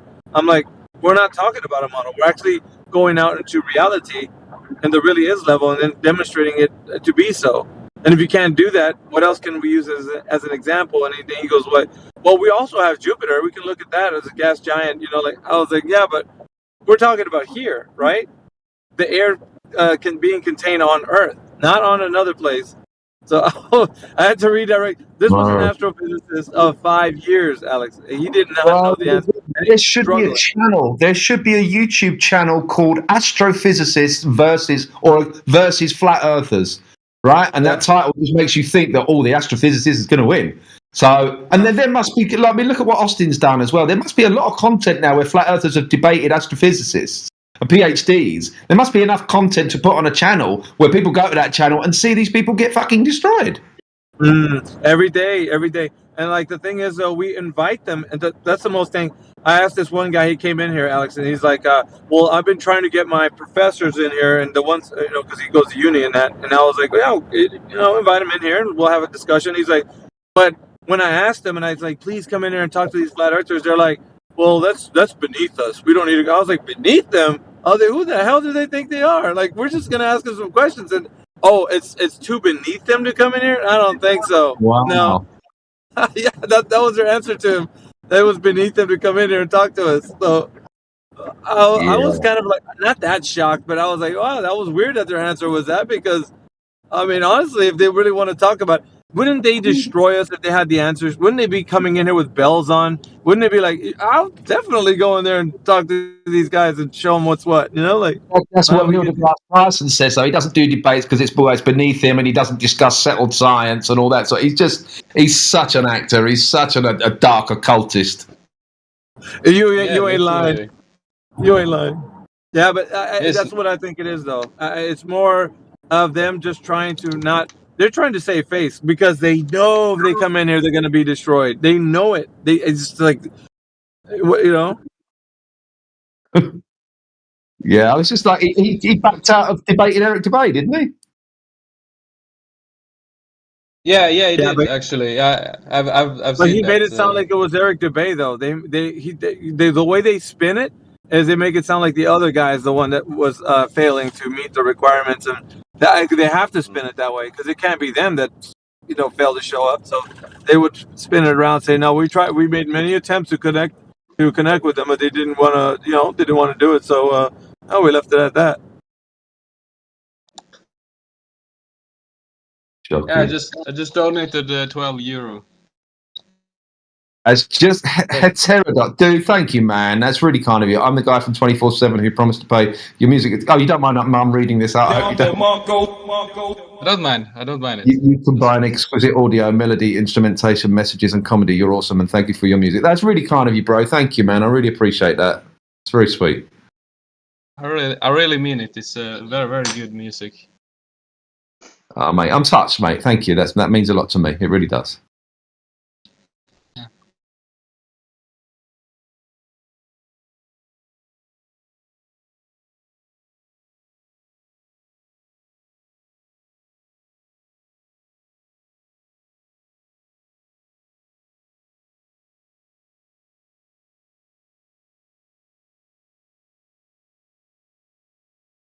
Sorry for the silence.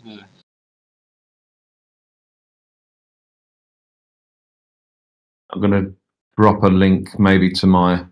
Does any of you guys do Telegram? I've just got on Telegram and I'm quite liking it at the moment. So if anybody wants my Telegram link, just... Oh yeah, I have Telegram. I prefer Gab though, but Telegram's cool also, I guess. Yeah, I'm done with Facebook and shit like that, and it's just I'm so restricted on Facebook. It's really hard to. I did have quite a big following on Facebook. Well, I say big following, but people used to react to my stuff there. But now I'm so shadow banned there, and all I see is sponsored this and sponsored that, and suggested for you. It's like I feel sick from it. Facebook, it's making me nauseous. So I tried Telegram, and I'm liking it, man. I'm liking it. Have you tried Gab? I haven't tried Gab. No, I've heard of Gab. What's that all about? I think it's like a Twitter alternative. It's free speech, as far as I know.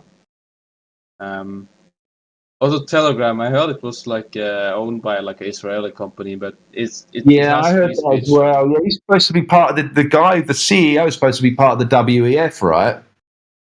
Yeah, something like that. Yeah.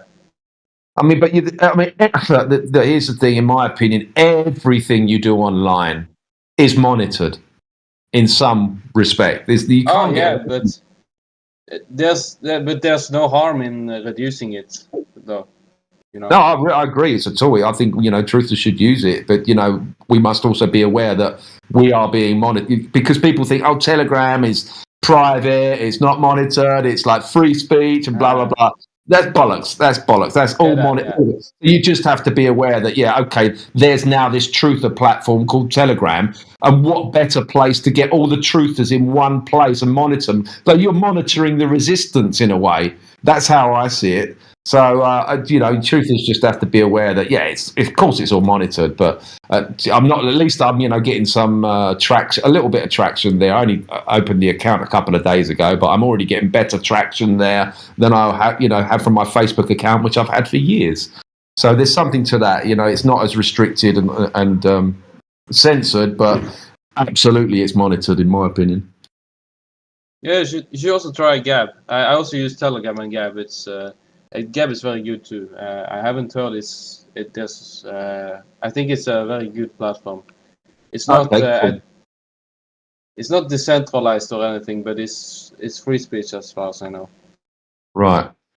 Okay. Cool, man. I'll check it out. It's kind of stuff. Go ahead. Sorry. Go ahead. Oh yeah. You also have like Fediverse type platforms like Mastodon and such, but they got infiltrated by leftists after Elon Musk took over. But they are open source, so you can have your own instance with no censorship. Yeah, I'll have to start thinking of new things to get on, but it's like trying to manage it is my problem. Yeah. Oh yeah. It's difficult to manage all these multiple platforms because I'm not really made for managing platforms and social media and marketing. I hate all that stuff. I much prefer to be in the studio, but of course I understand that if I want to get my message out, I have to do an element of social media and all that sort of stuff, and I hate it, really. I hate it. Just pay people. Yeah, well, I would love to pay people, but my money tree just doesn't sprout every year, and it pisses me off. Question. Do you guys know what happened to MIDI HC? I haven't seen him around in a while. Who's that? Good question. MIDI HC. He used to come in here all the time. I'm wondering if he died because his last post on SoundCloud was like 2 years ago. Who's that? I've never heard of him. MIDI HC. What was he? Conscious Music. Yeah, he would do. He had all these like, raps about the shape of the Earth. Is that the Keeping guy? with Is that the guy Gleason. from Level?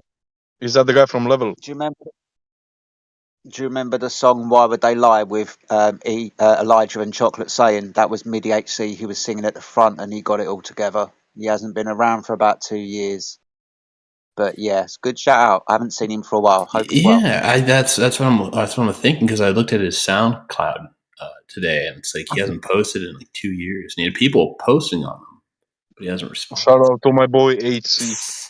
He was a real one. ODD does nothing these days either. I mean, ODD is sort of sunk back. I think he's just doing a regular job as I don't know, like he's a maintenance dude, I think now. So I think he's sort of just taking a back seat. It's a shame because some of ODD's lyrics were fucking fire. I mean, I thought his production could have done with a bit more oomph, but, he's a guy doing it all himself, but... Oh, yeah, so it's hard when it's just you.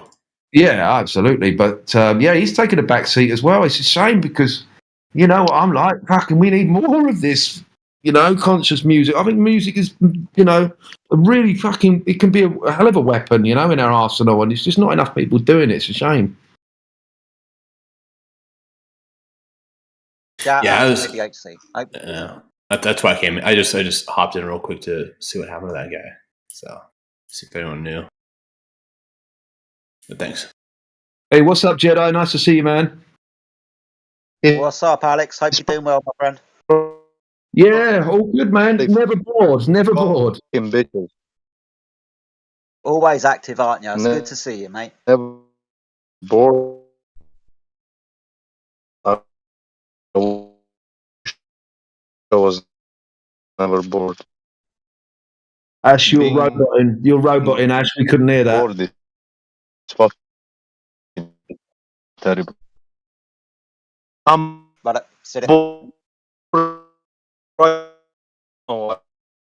Wish I was never bored.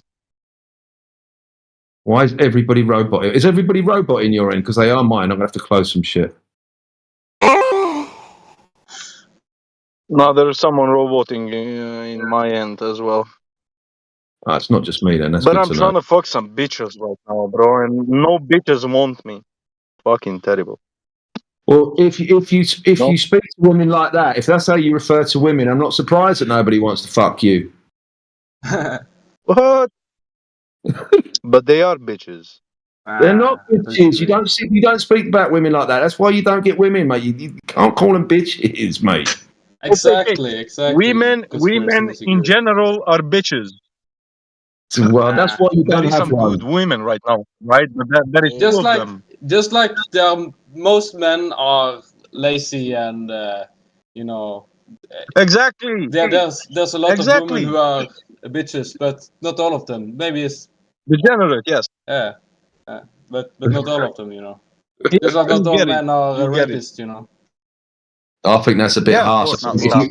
I think that's a bit harsh. I think if you have that overall view that most women are bitches, then I would have agreed with you about 10 years ago. My friend, it's called Instagram. It's called Instagram, my friend. I mean, well, you have a point there. I would definitely agree with that. Yeah, okay, you got me there. There's definitely a lot of bitches on Instagram. I mean, most men are wankers. Like imagine, imagine a girl, right? Imagine a girl that is like an 8 out of 10. Go ahead. I just think. Imagine there is a girl, right? Yeah. Oh my god. Sorry. Okay, imagine there is a girl that is an 8 out of 10, and she posts on Instagram. Bro, she's gonna have millionaires DMing her, and her whole reality is gonna become like she's gonna be delusional. Just don't lose faith in womankind. There's some good ones out there. Don't lose faith. I know, like the ones that are coming through right now on Instagram and TikTok, and that's shameful behaviour. But I'm 51 and I'm a bit old school. I'm before that time, and I've got myself an absolute belter. So I'm very, very lucky. But I just hope there's some more, some good ones out there. But What? You have a belter? it's an English saying. A belter What is did like you say? You have a what? a belter. It's an English saying. It means like a really good. Like if you could refer to a car. My car is a belter. It's a really good car. Like so, my wife is a belter. It's a really good wife, right? Nice. I just say it's basically the same for both sexes from my view. It's most men are like Everyone's wankers it is. You're right. and dicks, But same for women too, but not all of them. Just as not all of men, Yep. Yo. That's why Jesus is king. Yes, Jesus is king. We got Zerka. Woo! Yep. Top Z. W Zerka. I don't want to take up too much space in this channel, and I know I have to speak in code.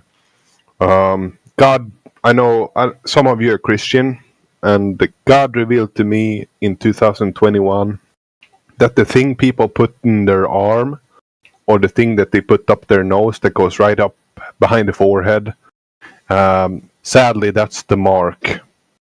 That's the mark spoken in Rev. It is.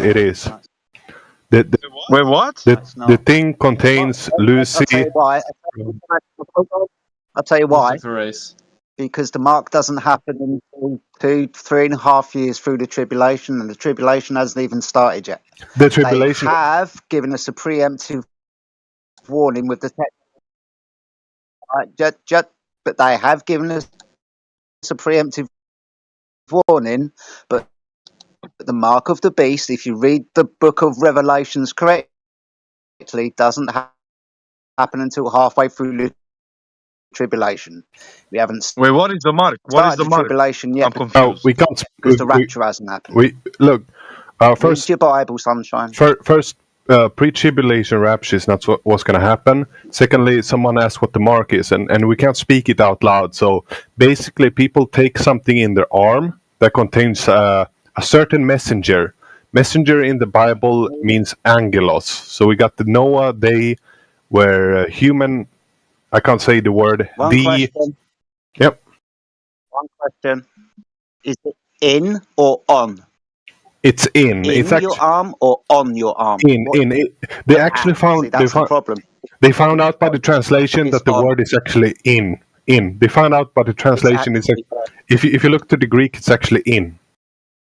So can you guys explain what are you talking about? Okay, Ash. Please explain. I have to speak in code. Basically, you put a stick into your arm, to protect. So, do you mean the jab? The jab, or like do you mean what do you mean? And I'm sorry, Northern. We I just tried to cover this. We don't really get into this here. So I mean, you jumped in and it's just going right into it, bro. Like, can we not do this right now, please? Yeah, it's a sensitive topic. Why not though? also, Like, guys, let's just have a conversation. Yeah, you can This have is the a conversation. YouTube. Yeah. Whoa. Moderation here, guys. Check this out. If you do want to have that conversation, you can have it. We have a chill chat. You can have a real beautiful conversation about this and as loud as you want and exchange ideas. Just not in this live stream because we're live streaming on many platforms. Sorry, I guys. don't mind you guys have the conversation in another room, just not this room. Is that cool? Yeah. Oh, I'll move. Yeah. Sorry. You guys Yeah, want to sure, go there? sure, Go. sure. I'm If down anybody to go wants there. to, if anybody wants to Okay, go, let's go. Let's go. Yeah, 1 second. If anybody wants to follow the gentleman to where he's going to go to the other room, go and join him. He's going to have that conversation over there. Appreciate you guys. Thank you. That's good moderation right there. Yeah, thank you. Yeah, they were passionate about I was wondering the topic. Kind of forget about it. That Just guy to sounded close that very off. Norwegian. Yeah, he's Just to I close think it off, he's if you think. Swedish, I think. Sorry. Yeah, sorry. Go on. Just to close it off. No, it's fine. It's the only thing that I'm going to say is the translation. You have to remember that in and on are slightly different, and it's in and on your forehead as well. So he's got a problem with his translation there. I can go and tell him, but he's wrong. Anyway, Also, what? the Earth's still flat, guys, right? Why is Yeah, for sure. Why isn't Music Guru gold? Why doesn't he have the gold role? I mean, that's He's a special celebrity guest, you know. Pops in when he wants to. So. Oh yeah, it's the moderator. Stop it! Stop that shit now. I mean, roles are given by different moderators. It's not, based off something on the same level. Basically, depends how much you contribute and so forth. He has contributed a lot to Flat Earth. Yeah, hang around, contribute, and so forth. Then when someone sees the value in what you do, I guess someone will pick it up, and not always someone does that, but it happens. Okay. Or you can ask for it, I guess. I don't know if you feel like your value is higher than silver. I don't know. Depends.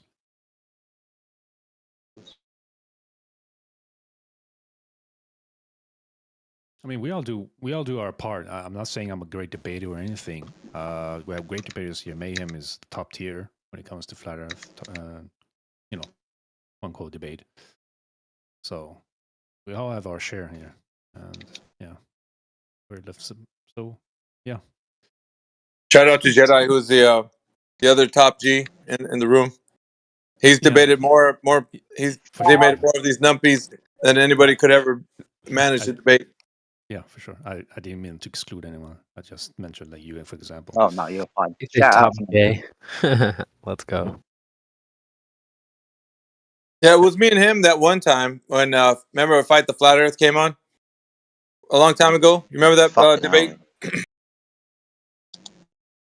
Yep, I definitely remember that. In actual fact, we had that with MIDI HC. Yeah, it was the third. It was MIDI HC, me, you, and him. It was. Yep. Oh, and it was they snuck FTFE on us on that debate because he was like a special guest that just made an appearance, and he was a bit more declawed. It was McToon, wasn't it? McToon and Fight the fucking Fat type t-shirt. Yep. I'm over here laughing, Jedi, because just fight that fucking flat fucking. you sound like you're from my neck of the woods. Can I be bold enough to ask like roughly where you're from? Mate, I'm in the southeast of England. You couldn't get any closer to London if you tried. Right, I'm an Essex boy through and through, so that might resonate. Yeah, Kent. So pretty. You're my neighbour, mate. I mean, indeed, yeah. I mean, I'm living in Norfolk at the moment for my fucking sins, but yeah, Kent through and through. Oh, Norfolk, that's dim, isn't it? Yeah, it's awful. I hate it here. That sigh said it all. Yeah, really did, man. Really did. That's why, dude. There's a reason why I live in Spain, mate. You guys share some kind of special like inside thing over there in that region, huh? There's something really that you guys only know about from living in that area? Well, it's grim up north. That's what they say. Oh. Well, I mean, in my opinion, the UK is very grim anyway. I always felt like I was born in the wrong country. Something resonated when the sun came out, which is very rare in the UK. Maybe like for a few weeks in August, the sun might come out. I absolutely loved it, and I was an outside person on my bike. And so it's like I just felt like England wasn't the right place for me because it was always cold and grey and pissy and wet and it was just like, oh God, it was just soul destroying. And then I came on holiday to Spain and it's like, oh my God, this is fucking beautiful. Why can't we live here? So it's just the best decision I've ever made. Like me. You're exactly like me, man. I live here in Norway, 60 degrees north. And it's amazing in the summers, but it gets cold and not much sun. I don't mind the cold, but I really like the sun. So I have a question to ask Alex. Would you think that it would be nice for people to think about moving to Spain? Like, because I have my roots are from back there.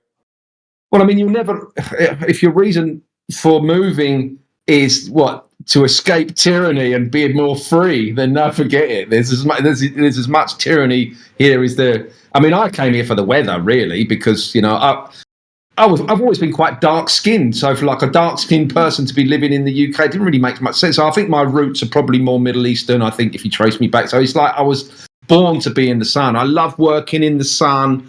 I love being out in the. I like sweat. I just love the sun. It's just like I'm a sun worshipper, but not in the pagan sense. So if your reason to leave is for weather, absolutely. And the scenery here is absolutely stunning, and you already speak the language. So, but as long as you've got an online business, don't come here and try and find work, whatever you do, because that's tough and the salaries are low. So if you've got an online source of income, then rock and roll, mate. Come to Spain. I'm thinking of moving to like closer to the equator myself. Yeah, that's my goal. One of my goals. We have what's known as a microclimate here. According to the WHO, I know it is one of the healthiest places in the world to live because it never gets too cold, never gets too hot. It's just we're surrounded by mountains in this northern area of Alicante, and it's a microclimate. We get 320 days of sunshine a year, as opposed to the probably 20 days of sunshine in the UK a year. Well, I might be exaggerating. I might get a couple of months in the UK if you're lucky, but here it's a chasm apart from the weather in the UK, and I just love it. I just resonate here a lot more. I can do so much more. It's just nice to be outside. I think that's where we belong. I've heard people are more chill, like down in the more hotter areas too. Is that true? In the what areas? In the hotter areas. More hot. Well, yeah. I mean, there's a reason because there's a lot of people will point at the Spanish community here and say they're lazy because they sleep in the afternoon. They have siestas, so you can't buy anything from sort of 2:00 in the afternoon till 5:00 because everyone's asleep.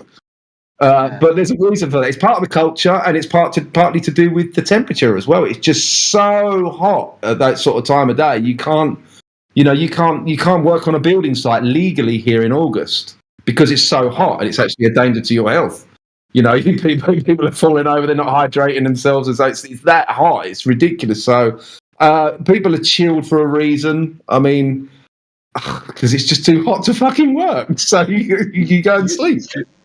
You gotta be chill to counteract the hot, Yeah, I mean, I don't really sort of integrate into that sort of the siestas.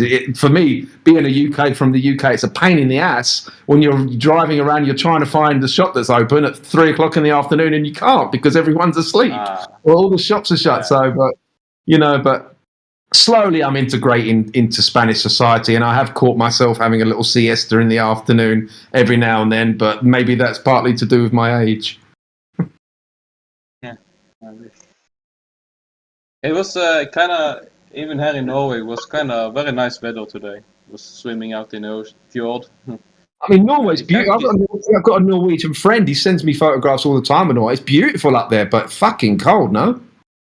Yeah, it usually is, especially in the winter, but in the summer it can get quite hot. Like medium hot. Like medium hot. Yeah, like almost 30 degrees Celsius. Ah, okay, that's not too bad. That's nice. But it's rare, right? That sort of temperature. But here in Spain, we have that, pretty much all year round. Well, where I am, we have that almost for at least 9 months of the year, that 30 degrees. And then it dips off a little bit for the winter.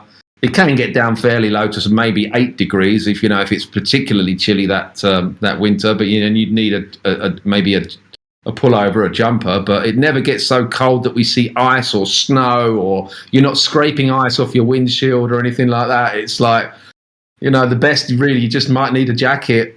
And I like that. That kind of climate really resonates with me. I could never live in somewhere like Norway.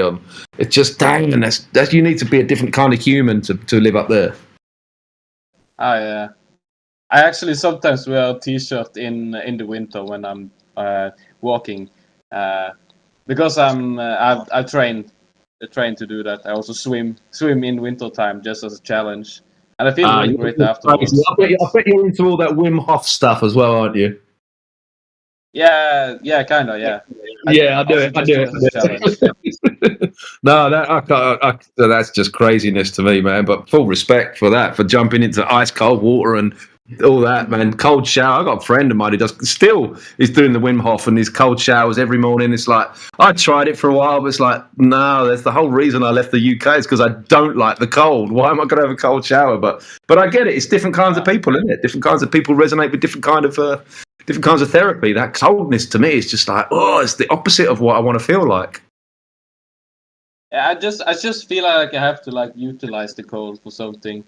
I actually really want to just get to a place where it's warmer sometime later in my life, but yeah, it's I feel like afterwards, after I swam in cold water, I feel great, but it doesn't feel great when you are in the water. Yeah, exactly. Yeah, well, I know the feeling. I've done it myself. I've been in a sauna a few times, and then you jump into the plunge pool afterwards, which is freezing cold water, and it's not pleasant at all. But when you get out, my God, it's so invigorating. I know the feeling you're talking about, but I don't know, man. That just seems harsh. It is harsh, yeah. Not recommended for everyone. Yeah, you have to. Yeah, it's not for everyone. Yeah, exactly. It's only for those tough northern types. Yeah.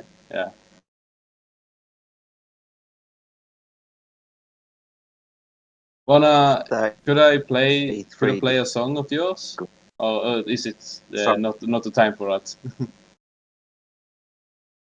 You can do what you want, mate. I mean, you don't have to play a song of mine. I mean, anyone can go to my channel and listen to I've got a whole playlist there of all of my songs. Go to my channel and click on playlists. There's every song I've ever done, and there's more coming, and it's all exciting. But don't feel you have to on my behalf at all. But if you want it, by all means. I was just wondering if people in the chat wanted to hear it.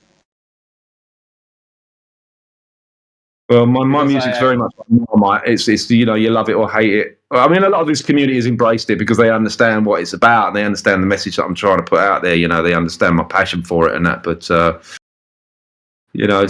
I don't. And like when I did my first album, country music. I mean, I had a lot of haters for that. Like, what are you doing country music for? It's like it's the perfect genre of music to get across comedy and truth because it kind of bypasses a lot of the algorithms and it resonates with people more. People want to share it more because there's funny aspects to it. But I mean, you're never going to please everyone, are you? But I'm trying to by doing so many different genres. I'm trying to please I'm such a people pleaser. You got to remember, there's also always like vocal minorities and not people who really liked it doesn't always comment.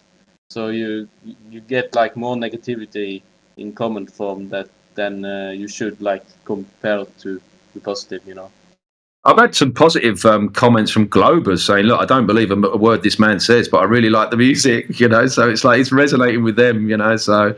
And I, to be fair, I haven't had a lot of criticism really with the music that much. I mean, my comments have been, you get the odd, dickhead, don't you? But I don't get attacked as much as, some of the other, quote unquote flat earthers. I don't get attacked because, what could you really hate? Even if you disagree with everything that I'm saying, you can't deny that the music's all right, and if you don't like the heavy stuff, there's some country, or if you don't like the country stuff, there's some acoustic stuff that I've done. So, I mean, I don't know, man. I'm just, like I say, I'm trying to do it all. Yeah, it's you're amazing at it. Nothing can no one can take that away from you.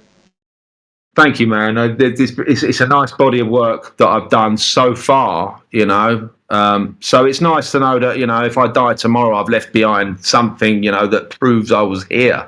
That proves I was here and proves, my mindset. It's nice to leave something behind, But I want to do more. I want to do I'm getting better at it. The more you do, I'm getting better at music production and video editing now. So hopefully I'll be able to be a little bit more prolific. But we'll see. We'll see. It's a toss-up between sitting in front of a computer and doing video editing and music production or being in the garden and doing that. And so it's like, I try and do it 50-50.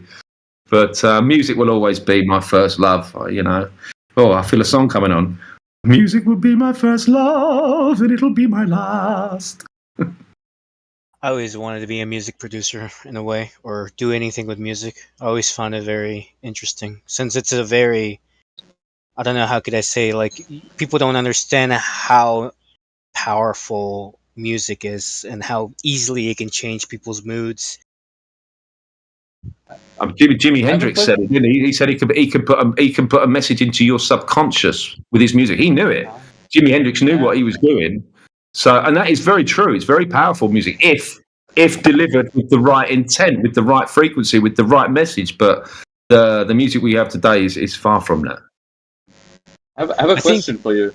Yeah, go ahead. Do you have you heard of microtonal music? No, it doesn't ring a bell. That's like using different scales instead of like 12-tone equal temperament. You can use like Oh, right, alternate tuning you're talking about, right? Alternate. So not using the right. I see. Yeah, I mean, there's so many different ones, right? like 53-tone equal temperament. Then you also have like just intonation and a lot of other stuff. Yeah, I mean, there's all sorts of different world music that use different kind of scales and that. I mean, I don't know too much about all of that. In fact, I know nothing about music theory because I don't read music. I play completely by ear. So if you put music in front of me and scales and all of that kind of stuff, music theory, what you're talking about, and different kinds of alternate tunings and alternate scales and blah, blah, really doesn't resonate with me because I'm a play by ear musician. So I use my ears, really. I've just got really good ears, but a sheet of music would be like Korean to me. I don't know what the dots represent. I have no idea. But here's the thing though. When you use different scales, you will have like different intervals or like the vibrations like in different. The Indian scales is a very, very fascinating. They use it, or I think a lot of like psychedelic bands use them. You can hear it kind of in the background, kind of like like very snaky, kind of. I don't know how can I explain it without showing an example. But It always sounds wrong to me, though. It's probably because of my program, because we're also programmed with the scales that we have. When you hear something outside of those scales, like you're mentioning the Indian music, or maybe it's Vedic music or whatever, and they're using a completely different scale. When you hear it, it just sounds wrong. Maybe that's because of the program, but maybe there's something really divine about those different scales that we're not being allowed to, I don't know, to hear. Yeah, same with like time signatures too. Like many people don't vibe with like 5/4 or 7/4 and such. I've like listened to a lot of that, and I really enjoy it. Like after like getting into my brain and such.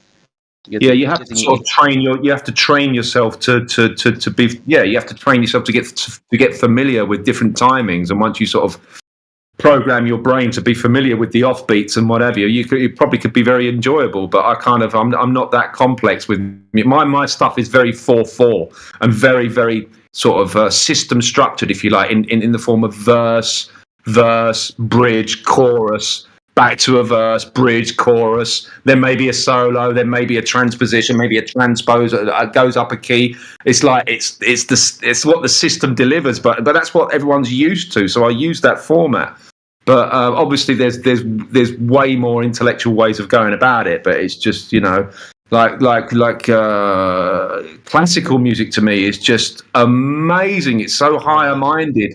It's just I listened to some Rachmaninoff a couple of months ago, and it was a 20-minute piece, and it just blew my mind how intricate and how incredibly well crafted with all of these musicians working together in harmony. It's just like, and everybody knew their piece. It was like, holy shit, that's what music is. It's the most craziest part too.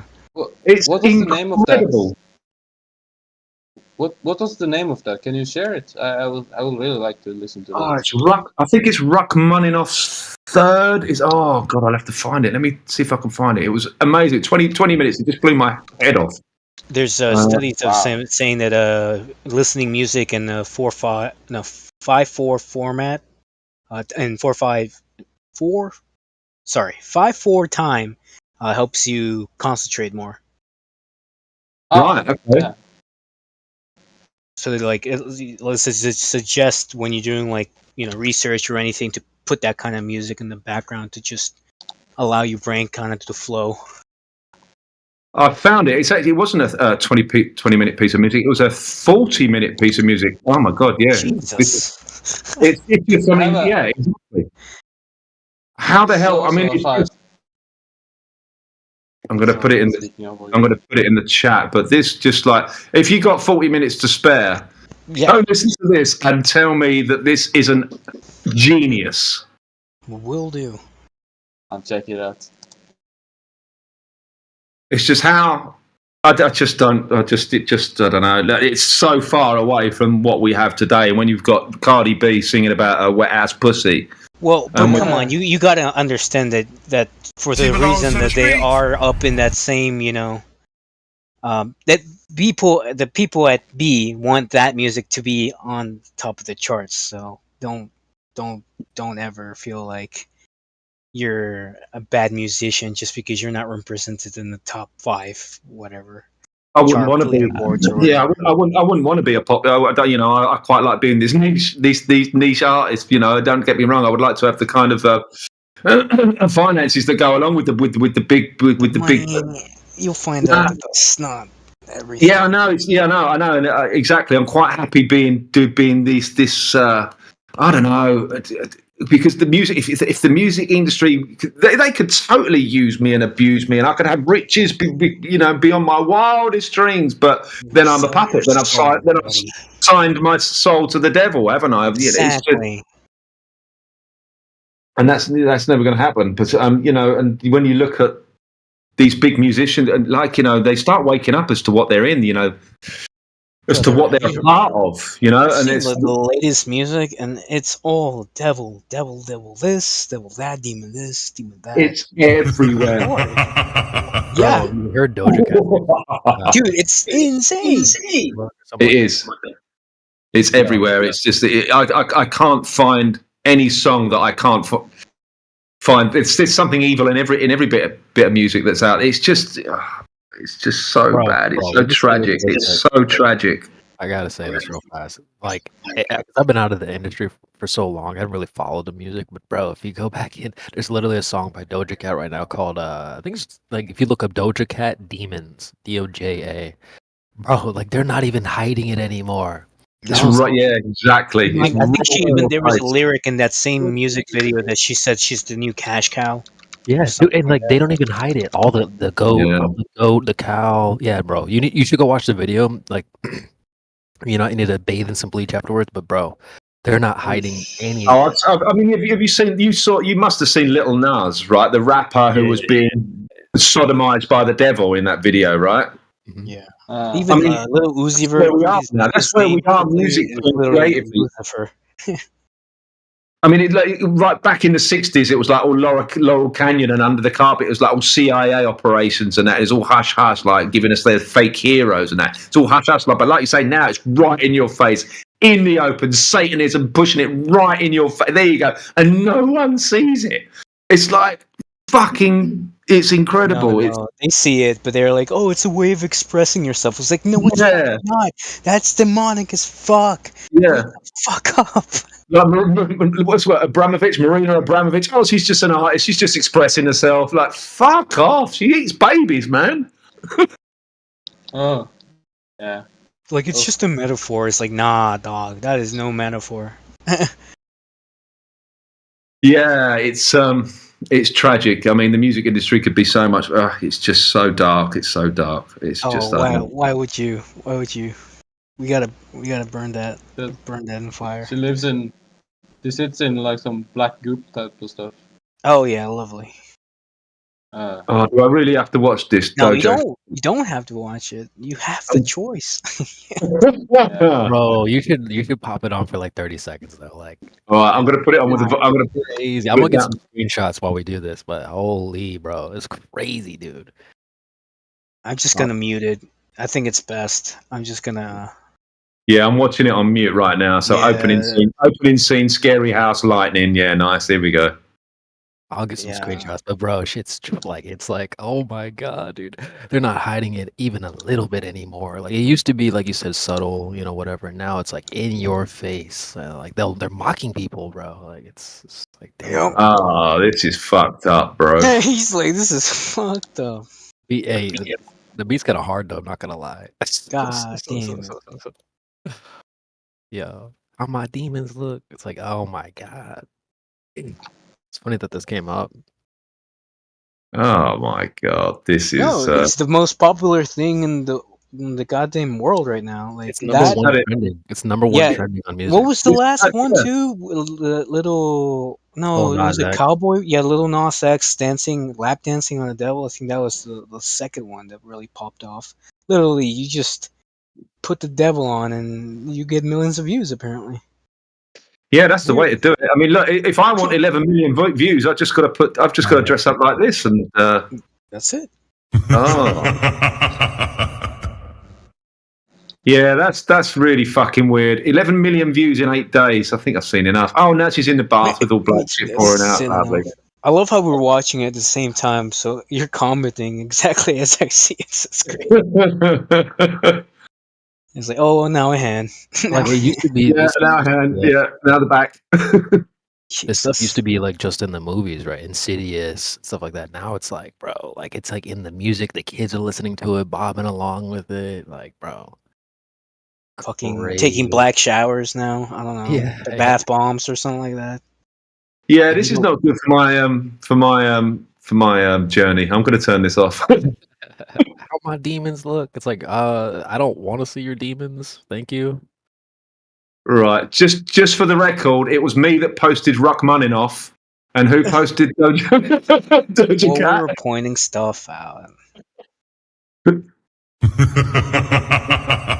TP means well. Oh dear, that's dark, man. That's dark shit. Yeah, Tate was talking about this recently. He's like, man, you guys got to stop listening to this garbage. What is it now? Demons? Like, yeah, it's kind of funny. Crazy, bro. Holy. Well, like, I have to confess here. I have to confess something here. My next music video. Have you ever heard of the document called The Secret Covenant? Yes. Yeah. Apparently, it's supposed to be this spooky. Apparently, it's supposed to be this document. I don't know who released it, but it outlines the plans, the devilish plans of the New World Order, right? So you know the document. Well, I've taken that document and I've made it rhyme, and I've turned it into a song. It's called The Secret Covenant, and it's very dark because it's kind of, the lyrics are. In fact, let me read you one or two of the first lyric, and it's a dark song, and the video is going to be very dark. So millions of views. Well, but here's the thing: it's kind of showing people what the powers that be are doing to us. And I have to. That's the theme. You're kind of just kind of. It's fine. I have to express it in. You're just expressing yourself. Well, so like here's some of the lyrics, right? It starts off, and I do this in a very low, devilish kind of voice, and I've actually altered the voice in the final recording, so it sounds kind of a little bit dark. I've got some hustle. I've done that a little bit, so it does sound kind of, maybe a little bit. It sounds dark. So, and it's an opening dialogue of someone just speaking, like a devil speaking, and then the chorus rocks out in the chorus. And I'm making the video quite dark as well to get across the point of. Anyway, let me read you some of the lyrics. An illusion so large it will escape their perception, and those who will see it will be thought of insane.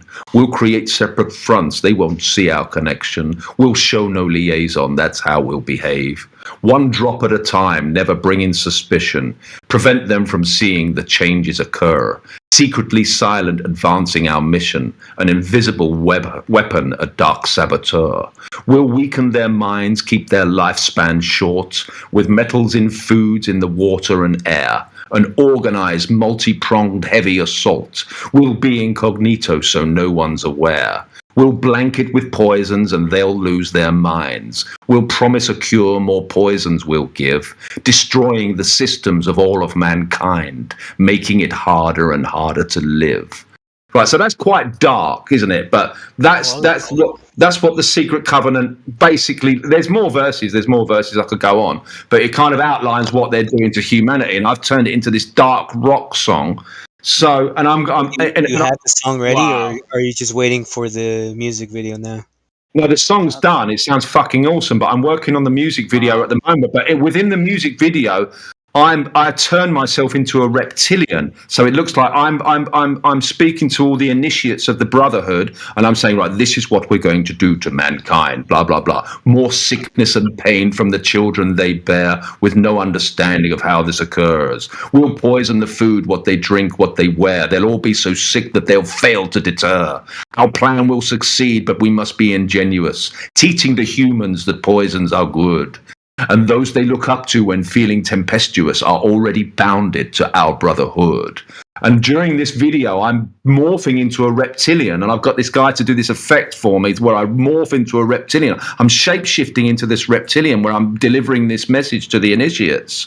So what's the difference between me doing that and that video that you just showed me? I'm a bit concerned.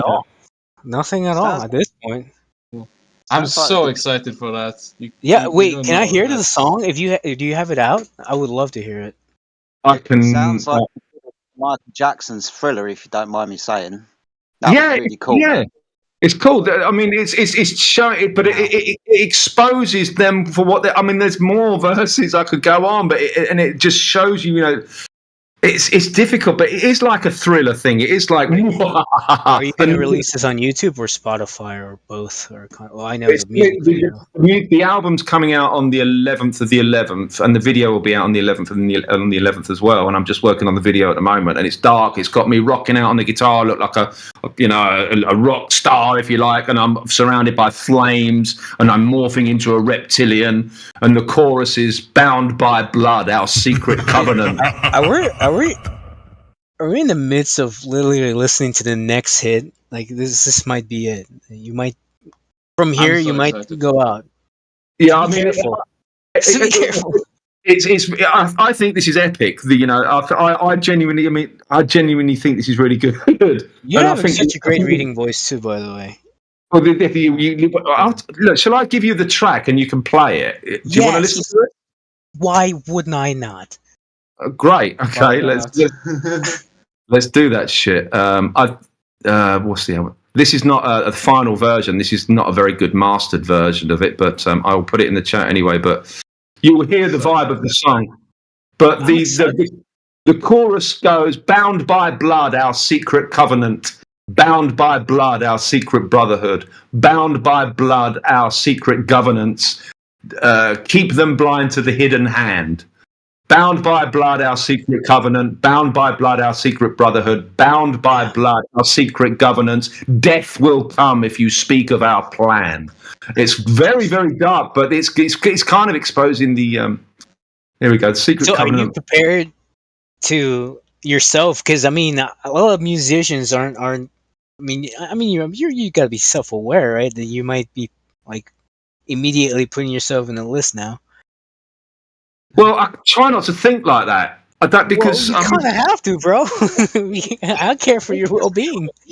No, I mean, I am no threat to the authority. I'm just a fucking guy in his little garage making some woke songs, and I'm no threat. But if this I'm goes no big, threat to the establishment, am I? I'm no threat to the establishment, am I? Let's be honest. Sort of, kind of, maybe. I don't know. I Depends don't on how you think look so. at it. oh, I love the guitar. Very Deftone-ish at first, if I may. Can we play it live with a decent quality at all? Yeah, I will actually. I have the setup for it if you want to. Bro, we can play it through the bot, bro. It's all good. I got you. I'll send you. I'll put the lyrics in the chat so you can all sing along. Thank you. But yeah, this will be out on the 11th of the 11th, and the video is going to be pretty fucking awesome as well. If I have anything to do with it, but it's devilish. It's Oh, this is parts 1 and 2. I'm putting. Oh, actually, let me just give you part 1 because there's a second part to this song as well. All right. So this is just part 1 that you're listening to because when I turned this document into a song, it was so long it had to be 2 songs. So it's a part 1 and a part 2 on the album, which I think is actually pretty cool having a part 1 and a part 2. Right, these are the lyrics. Right. Oh, your message is too long. Metro don't trust you. I'm gonna shoot you. Apparently my message is too long, so I can't do it. I've got to subscribe or shit like that. Right, I can't put the lyrics in the chat, so. But what I can do. Copy half of it and then paste, then copy the other half. Oh, actually, I might have a. Or do a screenshot. I got a better idea because I started putting them on my website, so I might be able to find them for you here. I mean, if people The lyrics, I think, are great. I mean, I'd love to see your website too. You sound like a very interesting person that I'd like to study more and perhaps even work with. Metro Boomin want some more, nigga. Sorry. He's controlling it. I do a bit of graphic designing and a bit of filmmaking, so. Nice. So, I'm not very music, but I can definitely match it, if you know what I mean. Like, I could do visuals, effects, and stuff like that. And Nice. I work so cheap, I might even work free. No, I'm just trying to get my name out there. I'm kind of just making a portfolio at this point. So anybody who wants anything, I'm just like, yeah, fuck, I can make it, and then I make it, and I have a portfolio because it's like, oh yeah, this guy uses that, and he's kind of famous, and then I can ask for money, That's how it works. Yeah. I've got them on my website, but it's not live. Oh fuck! How do I get this? Yeah, I don't think I can give you the lyrics, unfortunately. Just take a screenshot, Guru. You know how to take a screenshot? Yeah, but you won't get all the lyrics in a screenshot. Zoom out. You gotta make your, Oh yeah. Usually, if the text is too long, if you press enter, it will convert Like it to a a text file. control And then you minus. just delete the text, and you see the text file, and you send the text file. It's kind of weird, but it's possible. I've done that many times. Okay, I've got a screenshot. I have a screenshot, so you might have to zoom in. I don't know what the quality is going to be like, but try this incoming red. Oh, come on, bro, get in there. There you go. There we Try go. that. Nice. All right, cool. Do you want me to play this the link you put in the chat, part 1, or do you have another link? Sorry, say that again. That's the one you have in the chat there. 57 minutes. The part 1. That's the one you want to play. 57 minutes. Past the hour. Oh, sorry. Yeah. You're right. Yeah. I mean, this is not the final version, and it's only an MP3. I've made a few alterations to it, but this is a rough demo of what you can expect. Yeah. All right. Cool. Should I play it? Yeah, hit it. I got it. I'm gonna play through the bot. So. Is it better through the bot? Yeah. I'll play it through the bot. Oh yeah. Yeah, I got you. And Metro Through the Boomin bot. over here. Hey, young Metro don't trust you. I'm gonna shoot you. All right, here we go. Sing along. Sing along now.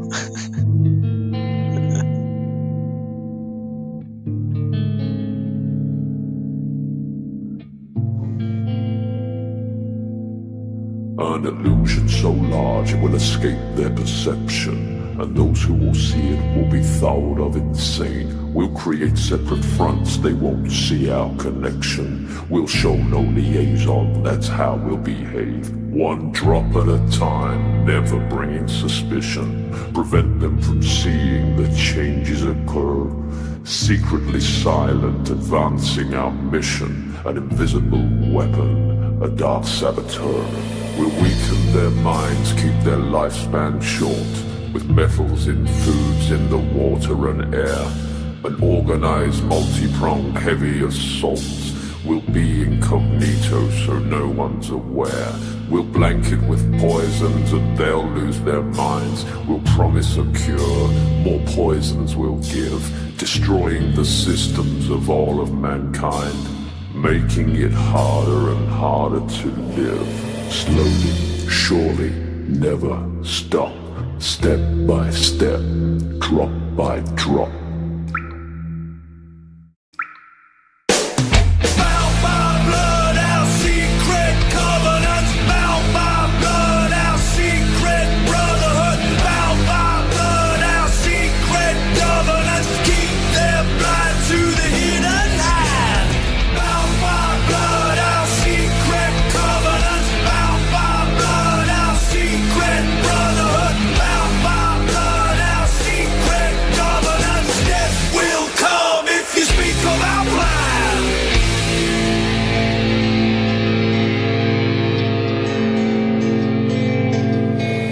Sickness and pain from the children they bear, with no understanding of how this occurs. Will poison the food, what they drink, what they wear.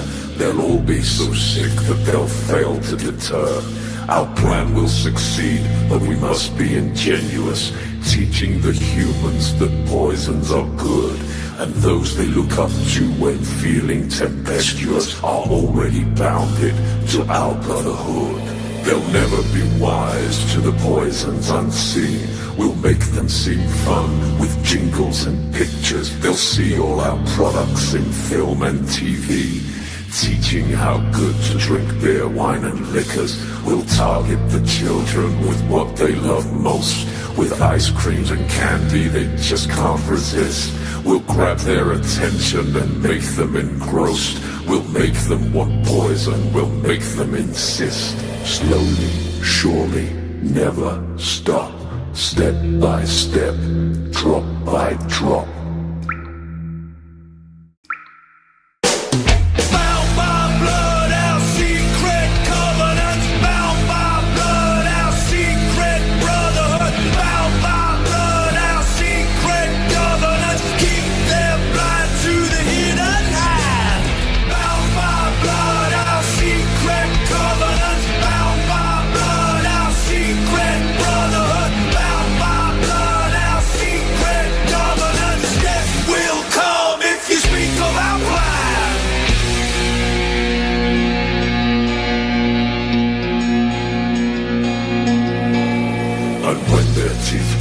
We'll fill them with metal, seeping more poisons and killing their minds. They'll be rewarded with sweets or with medals, believing their dentist is nothing but kind.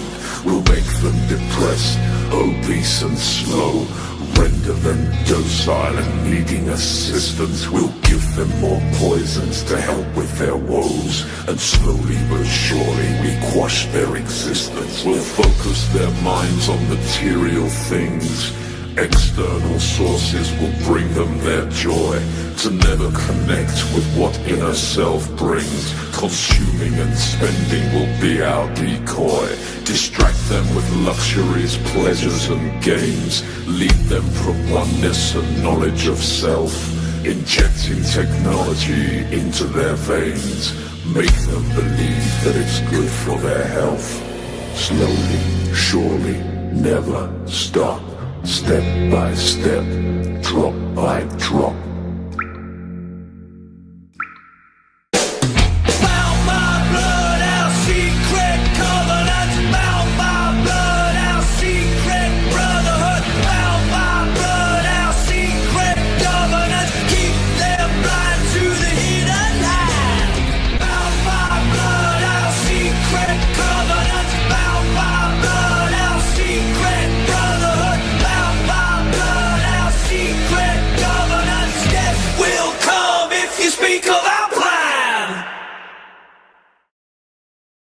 Damn, son, where'd you find this? It's heavy, no? That was great. I liked it a lot. Thanks. Like I said, Very good. Very Deathstone influenced. I don't know if you listen to Deathstone or even associate with them, but it definitely reminded me of their genre. Yeah, it's. I mean, how could you deliver that message with country? You know, there's only one genre that would fit that message, in my opinion. I mean, you could probably try and dress it up in another genre, but it hits hard. That message hits harder with those harder guitars. It sounds demonic. It sounds evil, but it's also informative, isn't it? I mean, I love is it. is it dark?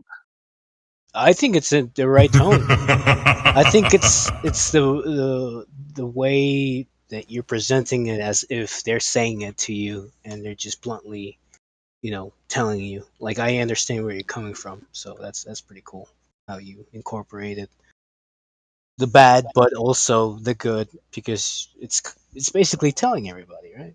Yeah, exactly. That's how I see it. It's telling everybody. I mean, it's right there in your face in this document. If you're to believe that it's real, I don't believe it's real. I analysed it quite a lot, and I don't think it just flow. It doesn't sound like something they would say. It just doesn't flow. It's all over the place, really. But let's even if it's not, it's still telling everybody what the fuck is going on, and it's just.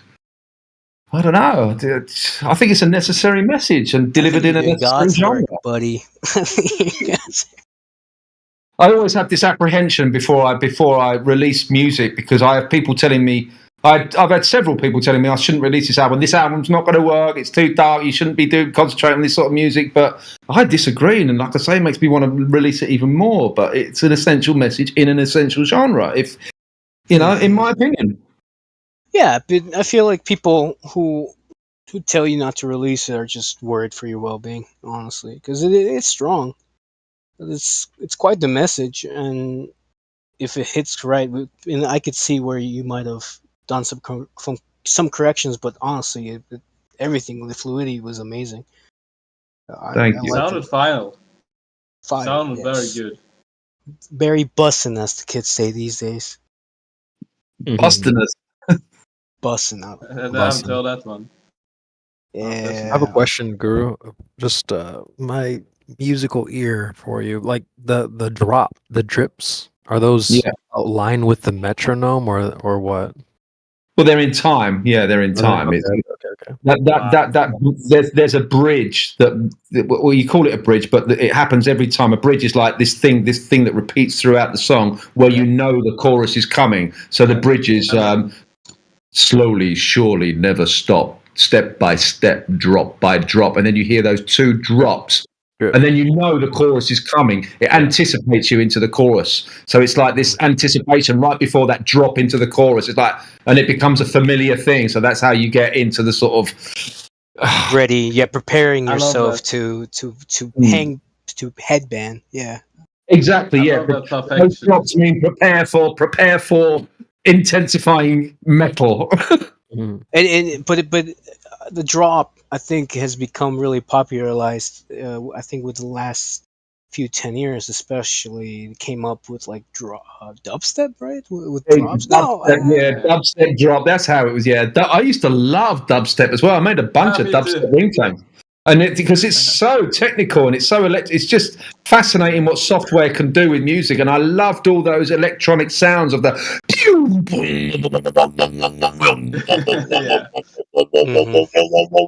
And it prepares for you. Too, right? Yeah, and it just for you because it builds up and then it drops. Yeah, it's awesome stuff, dubstep. I mean, how demonic that shit is, I don't know. Oh, it started in Britain too, though, right? Lord, it started like a British subculture. I have heard it was a British subculture before it became popular. Well, Skrillex is USA, though, isn't he? Skrillex? Is he? I don't know. I thought he was USA. I was sure he was USA, but yeah, I mean, he looks quite British. Yeah, maybe he is. Man. I always thought he was a USA. You see that haircut? I don't think no. Oh no, he looks totally British. He looks like a right. He totally does. But I always thought he was American for some reason. Felix, American DJ, apparently. Yeah, right there it is. Yep. So he looks like a proper geek, but yeah, he really sort of raised the bar with the dubstep and. What was it? A trip step as well, trap step as well. And there were so many branches of that dubstep culture that came out. Like, but I'm saying that's kind of where the drop came from, or how. Oh, totally. Yeah. Because a lot of songs didn't prepare you for anything, and nowadays a lot of people just want to go to clubs and hear like a hand-banging song, and they want to prepare for it too. like, "Oh, here comes the drop," and they're like, "Oh, okay, yeah, Yeah. And there's ways musically of preparing you for the drop. That's what the bridge is, and that's what the build is. There's reasons why they put it makes you behave in a certain way. Everybody's waiting and anticipating. They know when it's coming, and music can control the body, literally. But I think that's what's beautiful about music, and that's why we love it so much, because it could be so predictable, is that we can enjoy it because we know that it's coming up next. Yeah, I mean, that's why we love to like guess stuff immediately. You know, when you're talking to someone, you're like, "Oh, what do you think I'm thinking of?" It's like, "Oh, let me guess." And when you guess right, you feel good. And I feel like that's the same thing with music, because when music is kind of just sporadic. I mean, I love jazz, but I can only listen to so much jazz at a time. You know, because technically jazz doesn't repeat. And I think that's why a lot of people. Yeah. Yeah, things like jazz and classical music, they keep you guessing, and there's something intellectual about that. But if somebody can make you predict when the chorus is coming, and it's almost bastardizing music in a way, even though I use that format, but there's something very beautiful and higher-minded about keeping you guessing throughout the song. That's why classical music goes on for 40 minutes. It takes you on a journey, on a story. It's not a 5-minute piece where you know where the bridge is, you know where the chorus is, and you feel like happy that you've guessed when the chorus is. It's not when you've got classical music, you can't predict it in a way that's more intelligent. Yeah, I love jazz fusion too, like combining jazz with all the genres. That's also very nice music. Mm-hmm. Because then you get the best of both. You kind of more structure, but you. I don't think you're ever going to hear jazz truth music. I'd love to hear that, but I don't think you're ever going to hear it. Dude, it's the perfect genre. Honestly, it's very poetic. I think you could even make the song you made into a very like jazzy. I don't know. I've met some crazy artists that can just change genres at the fly of the step. Those are very impressive people who can just switch genres with any music. They're like, "Oh, you want that? I mean, jazz song? That's Or what you want the classic song?" Go ahead. Sorry, I lost my train of thought. Very good. No, yeah, but great song. Thank you for letting us hear that. That's amazing. I actually can't wait to watch the video. You said it drops 11/11. You said. Yeah, 11/11. There's a lot of work to do, on it. I want it to be. I mean, I could never put out a really professional-looking music video to go with that because I just don't have the team. I just don't have the technology to do it. I'm gonna try and make it look as professional as possible, but it's going to look dark. I'm going to be rocking out on the guitar, surrounded by flames and morphing into a reptilian and all of that. So it's going to be quite entertaining. But I wonder how many people are going to look at that and go, "Fuck! What the fuck is Conspiracy Music Guru doing? This is really dark." But I don't know. It's going to be interesting to see how it resonates with people, but I think it's an essential message, and I think it should be delivered this way. And it's all art at the end of the day. It's all artistry. It's all creative. It's just music, but music with a message, and I think it has to be delivered that way. I can't deliver this message in jazz, I don't think. No, you cannot. If you can turn it into jazz or something a little bit more lighthearted, I'd like to see it, and I'd like to see it work. If you can do that song acoustically, I don't know. It wouldn't deliver the messages. It wouldn't beautifully. Exactly. As heavy, methodical. Yeah. Could. Because that's great. It has to be an operatic in style. It has to be that. It has to have that those riding power chords to deliver this powerful message. I think that's why we've got the power chords. It's a powerful message. You need a powerful chord and a powerful sound. So how would you deliver that with blues dubstep. or dubstep?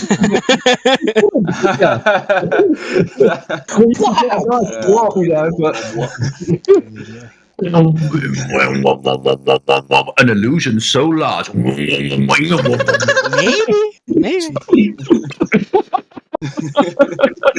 Exactly. You gotta have rock guitars are there for a reason. I mean, to get that attitude, the whole album is pretty much like that. It's just it's everyone's favorite genre. Yeah. Yeah, I mean, here's the thing. I mean, it is. It is because it is a bastardization of music. Like those 3 chords or 4 chords and that catchy chorus is far from what we used to have 100 years ago. So it is the bastardization of music, but it's what people are used to. But so I am using that method. It's the only method I know, really. I'm one guy. I can't do some symphonic piece or some opera or some gospel stuff with multiple voices to deliver this message. I'm one guy with a fucking guitar and a drum machine. You know, so I can only go so far. That's totally understandable. You're already doing a great job. You are like multiple genres, and it's super impressive. So, yeah, you're already super good at it. Thank you, man. I appreciate that. It's there's a lot of sleepless nights and there's a lot that goes into it, and but I love it. I love watching back my old stuff, you know, because it's just I'm leaving like a trail behind me of what I was thinking at the time and what I was learning and putting it into music. It's my way of communicating with the world.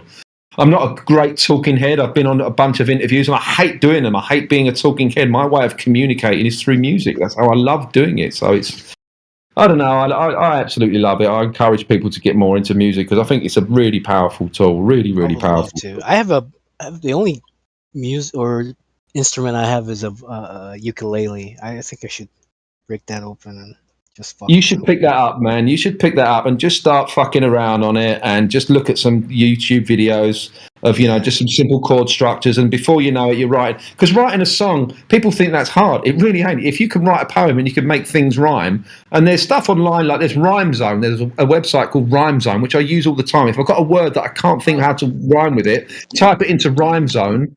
And it will give you all kinds of sound alikes and words that rhyme with it, and it helps me enormously. Phony? I'm just kidding. Yeah, I know.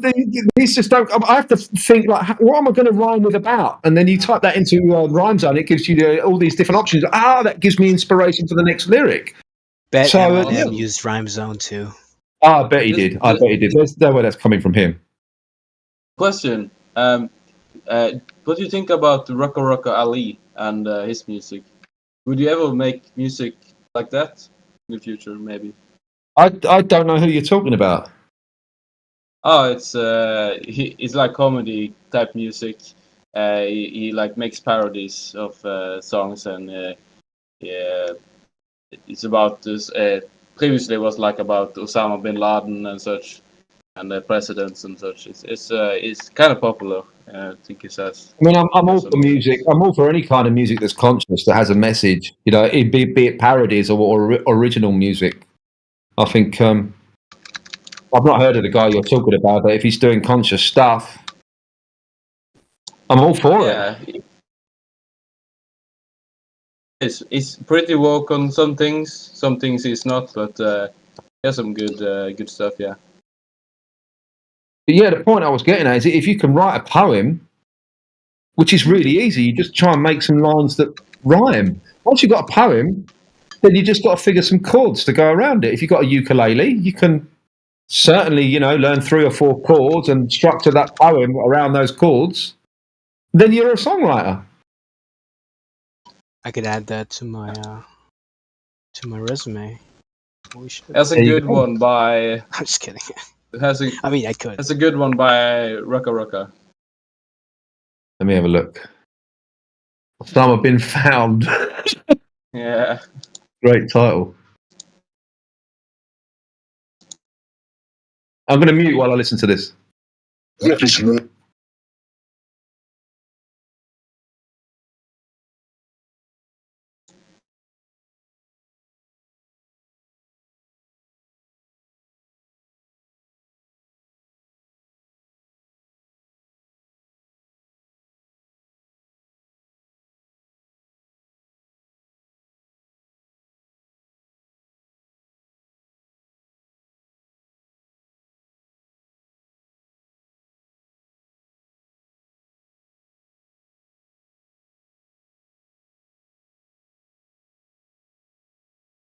It's definitely appealing to nowadays age kind of music. It does.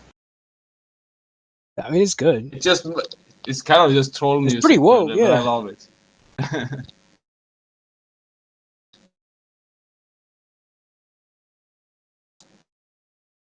Very, very island boy ish. East. Island Boy, what's that? There's like parody guys who make like that, like sort of like funny, not very woke songs at all. They're just parodies. But that's what it reminded me of. The Lonely Island Boys. Oh, I can't remember exactly their title.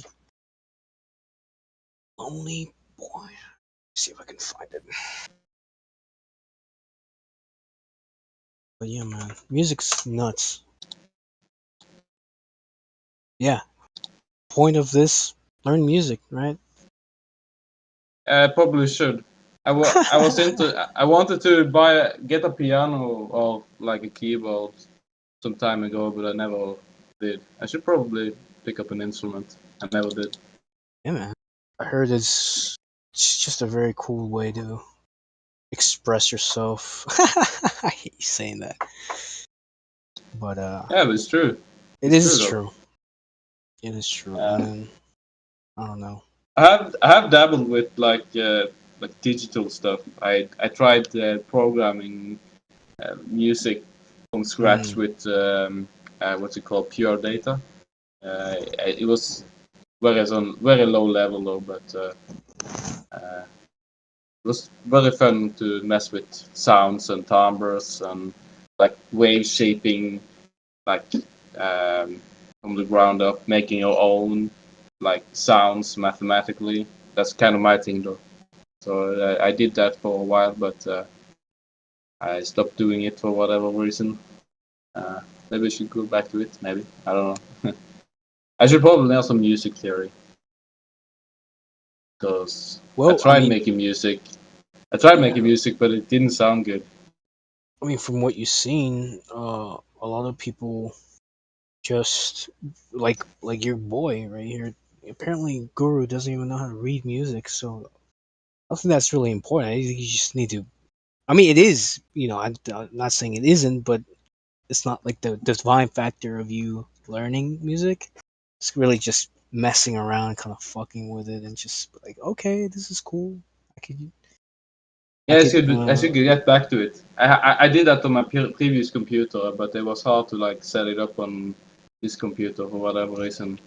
I can probably set it up later, but I kind of have to like create everything on from scratch again because I have lost my files. Right. I built like an environment to like make new kinds of sounds and effects and such. Oh yeah. Lost all of it. Have you used Blender before? People no. use Blender. That's for like 3D modeling and video creation and such. I haven't used it. Oh, sorry, I was reading a comment here. I thought he was talking about music. He's talking to somebody else.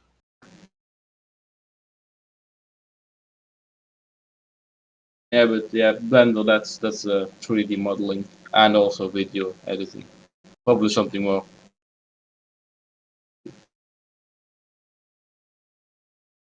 Yeah, man. Yeah, people just get out there, learn art, and express yourself that way, I guess. Tell people your truth, which is ultimately the truth. Dude, that's incredible. Yeah, you just also I'm Osama. That's also a very good one. So he has lots of good ones. Not all of them I am super big fan of, but a lot of them are really good. Yeah. Yeah, that was really good. I was laughing my ass off over here. That was brilliant. Awesome. I just shared the it. other one.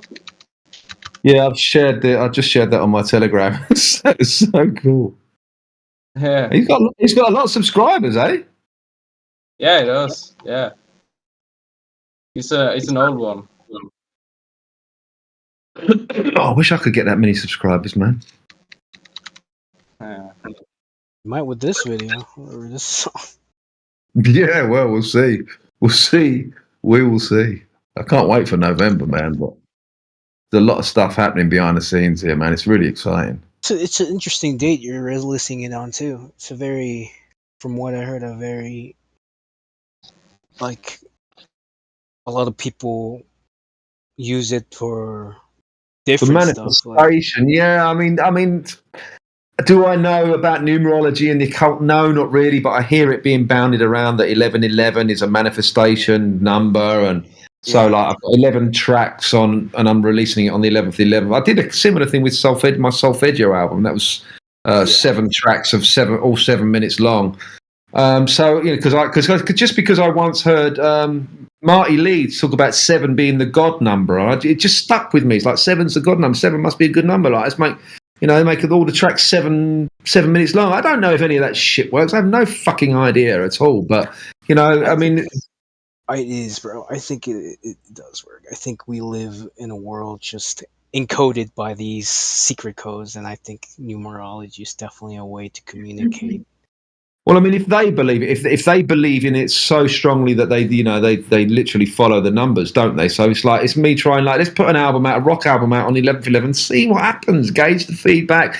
Will it be a success? I don't know. I Will think it be? you're gonna put plenty of eyes on you, but I don't know if it's gonna be the eyes you want.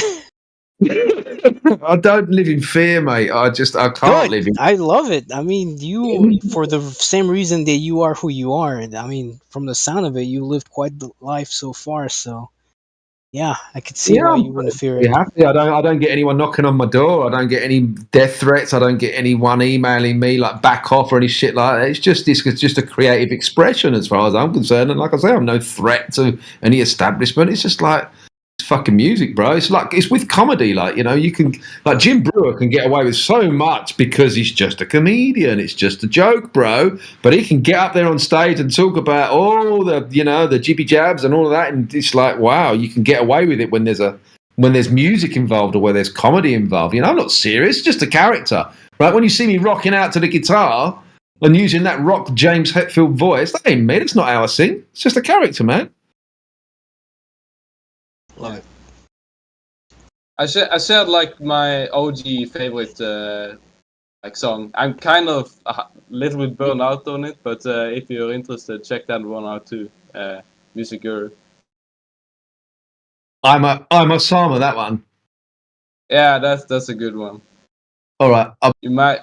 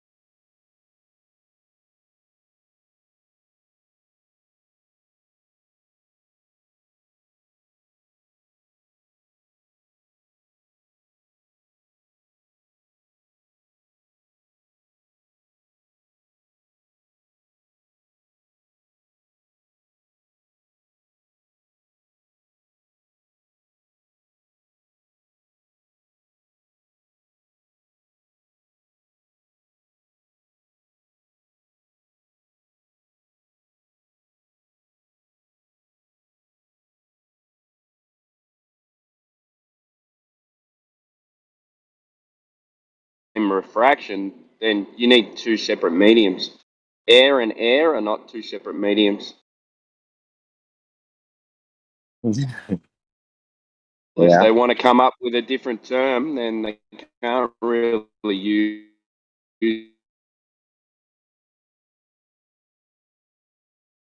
the word through air and air, same medium. Do that.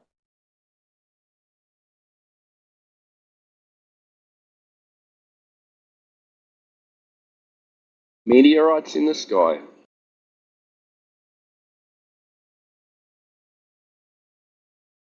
Now you can measure the energy that comes out of them.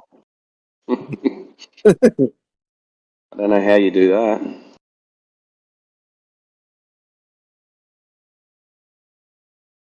We got Wild fantasies that they I don't know, I don't think they learn that stuff at school though. That's like not extra NASA programming. Yeah, it's like extracurricular activities on YouTube, I think. Yeah.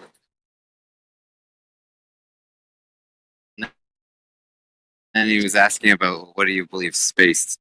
Oh, It's not our claim.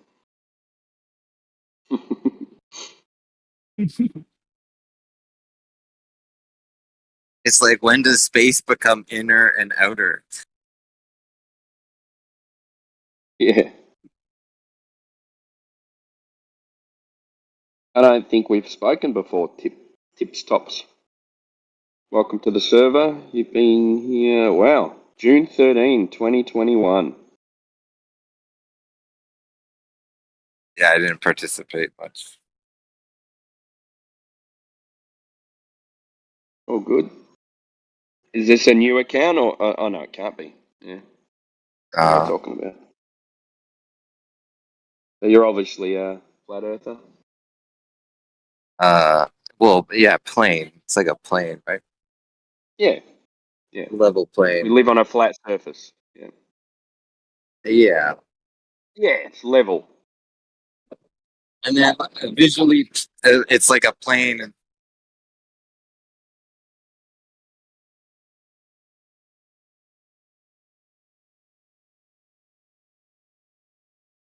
mean, there's a reason why they call it sea level. There is.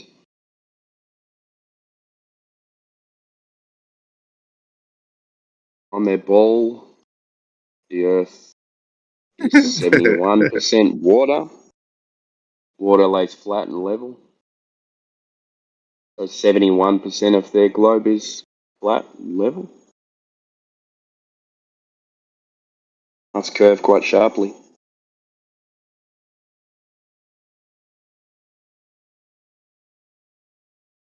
I wish that guy could have stuck around a bit longer.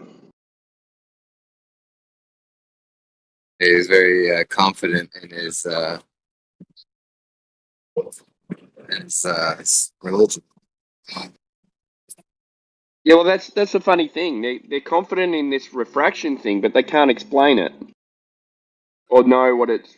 They just go, okay, well, refraction. Yeah, you've got density gradients. Okay, is the light traveling through vertically or horizontally? If it's traveling through horizontally, then there goes your density gradient because it's the same density, isn't it? Horizontally.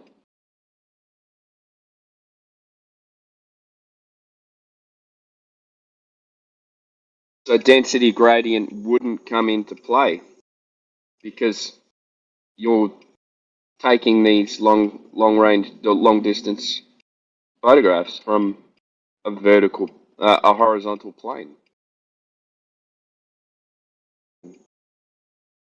Yeah, it's true.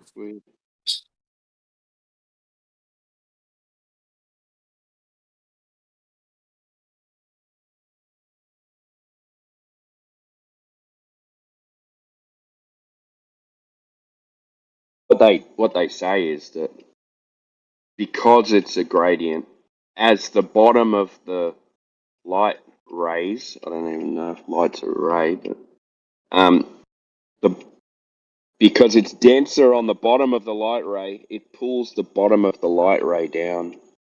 But wouldn't that increase the height of the thing that you're looking at? Because it would spread the light rays out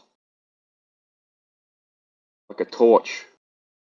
So you wouldn't end up with a defined picture, would you? It would just be like a blur. Yeah. Wow. Because there'd be no definition in it. I don't know.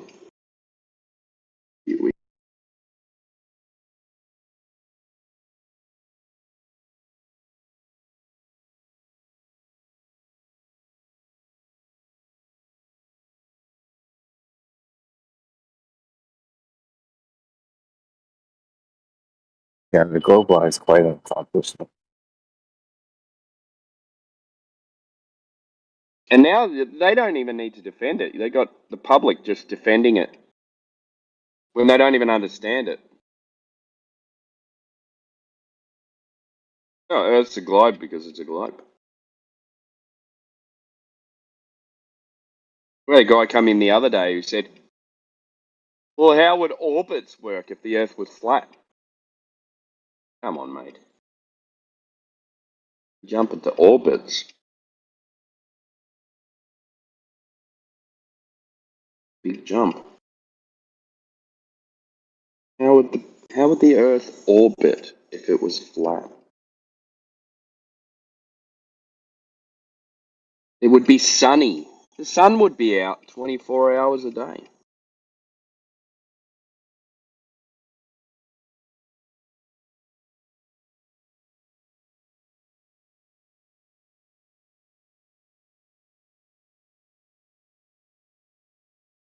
And I see common things that are like globe earthers will just like, oh, this is what flat earthers believe. Yeah. They'll make up these stupid concepts.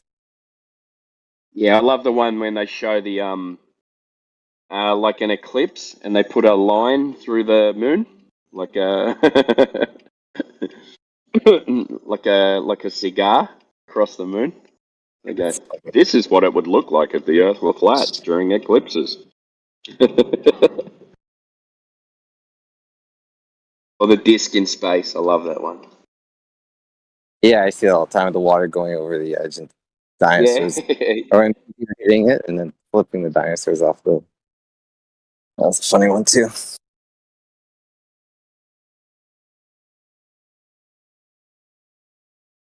But it's difficult because what? No, I was going to say, yeah, go ahead. It's difficult. Like it's not even so much trying to like share information about flat Earth. First, you have to break apart their ball bullshit. Yeah, Their that's ball what you got to worship. start with. Yeah. If you even mention the word flat Earth, it's like the program runs in their mind, and it's like they instantly. They automatically stop listening. Yeah, like a glaze goes over their brain and their eyes and their consciousness. Oh, here we go. Look, it's fucking tinfoil hat time. All right. What's I'm back now. Do we have space rocks? No, he's gone. He set his 10-minute timer and he was off, mate. Well, I was on a call for at least 10 minutes, so I missed all the fun. Yeah. He went into refraction wave mixer. Boats going over the horizon too. Said boats go over the horizon. I heard that. He was kind of. He was bouncing How around. do people when he find said this space Discord rocks. and not know that stuff? I don't understand. No, but I was really looking forward to finding out about space rocks. It seemed like the guy really knew all about it. Yeah, I was excited too. It was a pity. It was a pity you got a phone call. It's gonna leave you to it, mate. And I got another one ringing right now. Oh.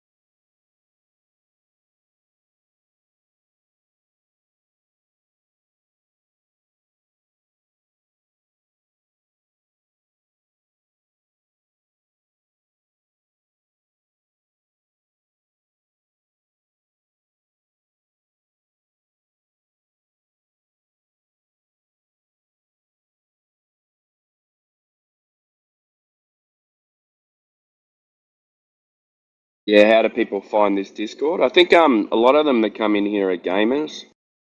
They just come across the server. Oh, Flat Earthers. Let's go in there. And they think it's a joke. That's totally hilarious. That makes complete sense. And that kid did sound like one of the gamer as a gamer himself. He did get off that vibe. It was quite nice and All you polite. young guys sound like gamers to me. There you go. Oh. I was thinking anyone under the age of 30 is a gamer. Basically.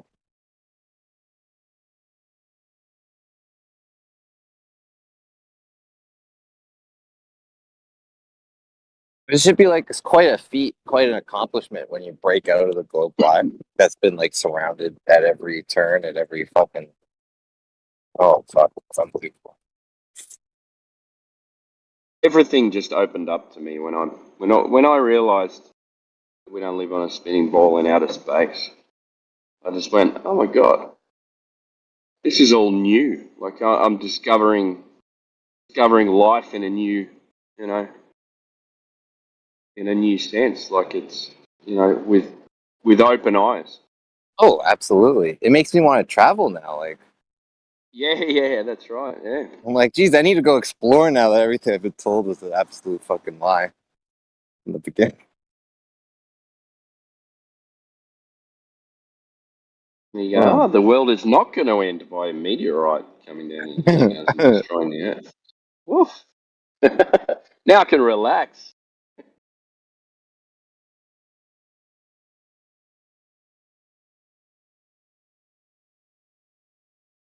Yeah, a guy sitting up in his throne above the firmament sounds more believable. More worried about that now. Yeah, now you got to live every day like you got someone watching. Yeah. Better. Exactly. Think about the decisions you make. Ooh, should I be doing this? Probably not. Okay. But if I'm thinking that I probably shouldn't do this, then maybe I shouldn't do it. Yeah, it's like a part of some sort of atheist agenda. Like some sick atheist agenda. Sick atheist. Get rid of God and replace it with what they call science. What they call infinite expanding space. Yeah. They just replace what the is creation space story expanding with a in? bang. What's it expanding into? Yeah, how is How it do they know it's expanding? expanding? What's the medium it's expanding against? Like, what's it pushing against? Yeah. Oh, it's not space. That's Exactly, bro. That's just not. That's nothing. It's nothing. It's just expanding into nothing. Okay. So then, what's nothing? Is nothing space? Oh no, that's not space. Like, oh Your space is nothing inside the nothing. yeah, exactly. There's not some flaws right there. Not some red flags. Right? Oh, but it's expanding faster than the speed of light. But we can still see it expanding. How the fuck are you seeing that? Well, because I guess general relativity was like a way to break logic into anything could be relative, so they could prove whatever idea they wanted to prove to the masses. So, like, we got this genius Einstein guy. We're gonna use his mathematic gumbo jumbo wumbo to prove all our. What do you guys think about Carl Sagan? It's just difficult, you know. And then they defend that gravity, and they don't even know. Like and then you play them a clip of Neil deGrasse Tyson saying, "What is gravity? We don't know." But then these kids come in here, or adult kids as well, come in here trying to explain gravity, but the people who are supposed to know what gravity is say that they don't know what gravity is. Exactly. So what are they explaining? Well, they're explaining mass attracting mass, Newtonian, and then saying, well, they're interchangeable. I remember saying, I remember actually saying great thing, like, how they talk about satellites orbiting Earth, right? And I'm like, well, how do they remain in orbit? And how do oh, well, they are constantly being pulled by gravity closer to the Earth. And they got to use their whatever little propulsion systems they have to keep their little space distance from the colliding into the Earth. And I'm like, okay, how does the moon stay in orbit? Is it got little Exactly. propulsion systems on it, keeping it at a specific orbiting speed? Yeah. Exactly. Dude. Oh no answer. No answer. You know what I mean? Oh, there's a little gravity, and it's got its own gravitational pull. So wouldn't they be pulling even? I don't know. And then so gravity pulls and attracts, like it repels. It's like a magnet, and it just flip flops between which one it wants to do. You know, based on the flavor of the day. They're lying to us.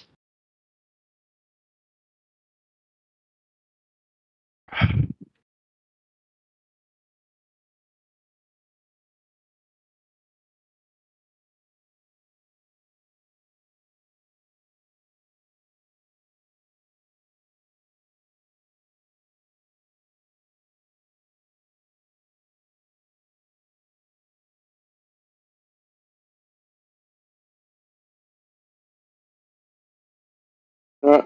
Nice to talk to you, mate. I've got to mute up and get into work. Yeah, pleasure. I'm Have a good dipping one, man. actually in a minute here as well. So I'll see you next time. yeah, take it easy. Bye bye.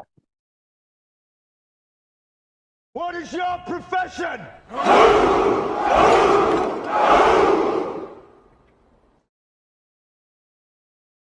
The old friend. I brought more soldiers. I don't know. I haven't actually looked into playing well. I knew it was just nonsense. Well, I mean, we don't have to talk about it in here. I guess like there was a conversation going on, so I'm not trying to interrupt that. I just like put it in the chat to see if anyone else wanted to talk about it. Sure. Yeah. Yeah, I do. Was it a coefficient, the K value? Is that Well, I mean, we can talk about it if you want. When I said the modus tollens argument, I actually meant the logical syllogism, right? The actual logic of the argument, as opposed to the observation of the black swan that you talk about sometimes. Like, does anyone have an interest in the logic that goes on? Yeah, that's actually the modus tollens argument that he's talking about. Yeah, sure. It's pretty. You know, like the I think it's if P then Q, not Q, therefore not P. Like the logic that goes on. That's not modus tollens. What are If P then Q, not Q, therefore not P. no? That's modus tollens. No, it's not. It is. It is Helio. Oh, okay. Okay, so does anyone want to talk about that? Or if they don't, it's not a big deal. Like, I'm not trying to force it on anyone. Well, are you like are you challenging what the application to the black swan? Yeah. Okay, can you want to specify your point so we can we'll Sure. So, my criticism is basically that I'll just explain it briefly. So, like everyone, I'm not expecting everyone to have like, you know, a background in this. Like, I don't have a background in either. So I'm not expecting everyone to like automatically understand what I'm saying. So, you know, it's fine to challenge me back. Like, I'm totally comfortable with that. But I'm just gonna give like a quick overview, okay, of the argument as he puts it. So it's if P then Q, not Q, therefore not P. Okay. His formulation of the argument, I'll paste it in the chat so you can read it as well, is that if the Earth is a sphere with a radius of 3,959 miles, right, that's the P, then every horizon distance measurement must be no more than 1.225 times the square root of the observer's height in feet. Okay, and that last equation is how you ascertain the distance to the geometric horizon. Okay? Mm-hmm. So that's the first premise. That's a conditional premise. Okay? The Earth is a sphere part is the antecedent, and then the every horizon distance measurement part, that's the consequent. Okay? The consequent is the part I have a problem with, but I'll finish the syllogism first. Okay? Go for it. The second premise is the negation of Q, all right? And that is we have a horizon distance measurement that is greater than 9.4 miles, aka the black swan observation, okay? Yep. So therefore, the Earth is not a sphere of radius 3,959 miles. the Black Swan observation contradicts the Q, which is this position that we apparently take, that all horizon distance measurements must be no more than the geometric horizon. Okay. Now, my criticism. So is your. Oh, go ahead. Can I just finish off? Like, so I'm really close to finishing right now. I'm sorry, brother. No worries. No. So my criticism is that the attribution of the Q to us, which is that we believe all horizon distance measurements must be no more than the geometric horizon, is actually a false attribution. It's a straw man. We don't actually take that position. And I can back that up by telling you why. Because for us to take that position, we would have to assume that there's no atmosphere on the Earth.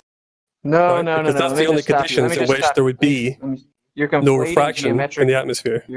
You're conflating geometric and apparent, bro. So yeah, his logic is. What? Hey, wait, hold on. Did you finish your point? Yeah, I'm pretty much done. That's okay. You can give me your responses now. All right, good. Go ahead. My response is that you're conflating geometric and apparent because you just now invoked refraction. The argument is that the physical geometric horizon must fall within those parameters. It's the physicality of the geometric horizon, the land itself. For you to invoke refraction, thus the apparent horizon, you are conflating. Okay, so what I would say is that the importance of my criticism is that for his argument to be valid, we have to hold the positions. Okay, we have to take the position that the Earth is a sphere with a radius of 3959. We do take that position. I don't disagree with that. Okay. But I do disagree with the idea that we take the position that every horizon distance measurement must be no more than the geometric horizon. We do not take that position. That's my whole argument here. Oh, okay. So what you're saying is that the problem is in the every horizon distance part. Yeah. Well, I thought there was another claim here made where you actually contacted this person that observed this. Did you say that? No, I don't think so. So is your claim that the horizon is basically at an optical position? Is that your claim? No, my. So to use the geometric constraints, which are absolute, would be negated by the claim that, well, the horizon is just optical and it's just in an optical position at any given time. Well, I mean, that's an interesting question, right? But it's the only counter. Well, exactly. My position in relation to QE's argument is just this: that the horizon is an optical phenomenon. How about? Hold on. Okay. Let's discount QE's argument. How about us? The people that are talking about it now. Let's just us talk about it. Well, that's the thing, because my whole argument is about QE's argument. Like, my whole position is about. We're quite familiar with the argument. We're probably going to say the same thing. Yeah, but you're asking me not to talk about the thing I'm trying to talk about. Answer AI's question. Okay. My whole criticism of QE's argument is that he's misattributing a position to us that we don't hold, and therefore his negation of that position is not valid because we don't hold it. Okay, let's stop you right there. Let's stop you right there, though. Your position is irrelevant. It is relevant because he's trying to negate it. No, it's not. Hold it, and he can't negate it. It doesn't matter what position you're holding. He's trying to negate the consequences of the nature of the Earth, not your position. Well, the modus tollens argument is very specific. And, it's not about a position, is it? Well, is it about a position? We're talking about geometry, Ben. Well, the thing is, I'm talking about principles like your position that you hold versus the nature of reality itself. He's not arguing against your position. He's arguing against the consequences of the sphere if it's a certain size. So your only counter is not, this is not my position. Your appropriate counter would be, there is no geometric horizon. Therefore, the horizon could be anywhere it damn well pleases. Why do y'all have Well, such a problem it's, grasping this? It's so simple. I mean, it's like you're not I understanding. know, that. it's just, You can't- it's math. It's like they claim to be the mathematics experts. It's like, you guys don't understand math. Well, we goddamn definitely do understand math.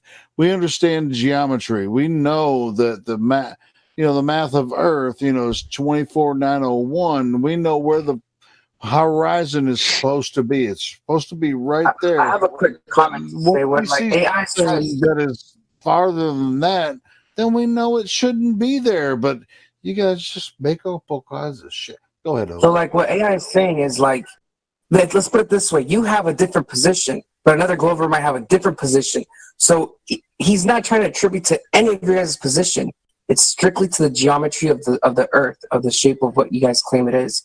So you guys can all have different positions. Doesn't mean his position has to be aligned to what you believe, because it's irrelevant. It's what the geometry of the Earth's position is. You know what? In addition to that, Jose, we can actually attribute, whatever the haze or whatever they want to call the freaking atmospheric conditions. We can throw a little more math on it, or if you want to, but No, he's just not understanding. He's saying every horizon distance measurement. Okay, so what? It's infallible, bro. Like, you're just not understanding. Do you understand my criticism? Just to make sure. Yeah, I understand your criticism, and Could you just tell me what it is? I'm not trying to be a dick. I'm just trying to figure out. if you get what you're I'm saying. trying to say is that whenever he says every horizon distance is an inaccurate postulation from y'all's position. What I'm actually saying is that he's arguing that we hold two positions and that they're contradicted by the black swan observation. The first one is that the Earth is a sphere with 3959 miles. I accept that we hold that position, but we do not hold the position that every horizon distance measurement must be no more than the geometric horizon. That part is a straw man. Y'all understand the position because can we you only cite need that? one. We only need one. That's why it's called the black swan. No, yeah. That's why we only need If we hold that one. position, could you cite where we say that? There's a category here. any He's not nautical arguing. It's where the horizon distance comes from. That figure comes from any nautical manual. But that's only the geometric horizon, right? That's what it's about. Yeah, that's right. Yes, but then we don't claim every horizon is equal to the geometric horizon. Now, how That's about not what it says. How That about is what one? it says. It says Yeah, it every says horizon distance measurement. Yes, means can be no physical- greater. The physical geometric horizon is. No, but in that's the not what he means by confinements- horizon. That's not what he means Oh, by you horizon. know what? You know what? You know Yeah, what because it means. he doesn't mean geometric horizon when he says horizon. Or does someone else want to disagree with me on that? That is what he's talking Everyone besides you agrees on that, as far as I Okay, can so say tell. he does mean geometric horizon then. Okay, then in what sense does an observation of the black swan contradict the position that every geometric horizon cannot be greater than the geometric horizon? That's a tautology in any case, but how does a black swan observation contradict that? That's why I don't think he's saying geometric horizon. I think he means horizon in the sense that we mean apparent horizon. Tautology. I mean, did you say tautology? It's a tautology if he's just saying the same thing. If he's saying every geometric horizon distance measurement can be no more than the horizon than geometric horizon distance How measurement, many that's a tautology. geometric horizons Listen. are you describing here, bro? Tautology? What the fuck does that mean? Hey, Well, if you Julio. don't know, maybe let someone else respond to me. Yeah. Indio, go ahead. I'll shut up. My bad. You're misstating his argument for one. Okay, it says cannot be greater than. Yeah, that's fine. Correct. I could Can take that be, correction. must be no more than every horizon distance measurement. Yeah. Must be no more than 1.225 square root of observer's height in feet. When he says horizon, And it do you says take that as being specifically geometric or apparent? geometric horizon. It says geometric horizon right in it. It's It in doesn't. pink. It's in pink, dude. Yes, it I'm does. looking at it right now. Could you post it to the chat? 'Cause I'm working on a different definition. This is the syllogism, right? Yes. I'm taking mine from a quote that he gave me in the chat. Right. Do you think syllogism will win the argument when it comes to the ultimate shape of the Earth. Okay, I accept what you're saying there with the geometric horizon part, but that comes afterwards. I'm not talking about that's just him reiterating what the equation means. I accept that part. He says horizon before that, where he says then every horizon. Measurement. Yeah, but that horizon bit, that's the bit we're questioning what he means by that. The geometry of the Earth, bro. Okay, Self-evident. hold on. Geometric He was the one horizon. that If he measured was here, geometric, that's what he would say. The geometric horizon. That's what he's talking about. So when he says horizon the first time, he's talking about geometric. Both times, yes. And our whole side knows that. Okay, so I thought when you say horizon, you don't mean geometric horizon. You mean we know the horizon. what we would call the apparent horizon. There's no such thing. Oh my goodness, bro! In the gold model, there's 5 horizons. So which one do you mean? Well, it's not up to me. It's up to QE. It's irrelevant what I think. I'm going based off what I think he thinks. And I thought horizon would have meant apparent because he specifies geometric afterwards, after the second part, the calculation, which is obviously referring to the geometric horizon. So he's saying here... So he's saying here that every geometric horizon distance measurement must be no more than that geometric horizon. Is that what you're saying he's saying? Yes. That's a tautology then, isn't it? No, because it's got parentheses around geometric. Oh my goodness! Do you see the semicolon? Okay, hey, can you type tautology in the chat? Because when I look it up, no, this is called sophistry. Okay, that's what yeah, doing. this is Sophistry. like, it says needless repetition of an idea, especially in words other than those of the immediate context, without imparting additional force or clearness, as in widow woman or whatever. And it does provide additional clarification. So that doesn't fit those confinements or parameters. It does. Okay, well, freaking show me where it makes any sense at all. Enio, stop screwing over people. Yeah, you keep using the word tautology, right? And he just read the definition. Okay, yeah, he just read. I don't want to use tautology anymore. So, well, no. What I'm saying is, it doesn't work, bro. It doesn't work because you're saying that it's a redundant. He's partially correct.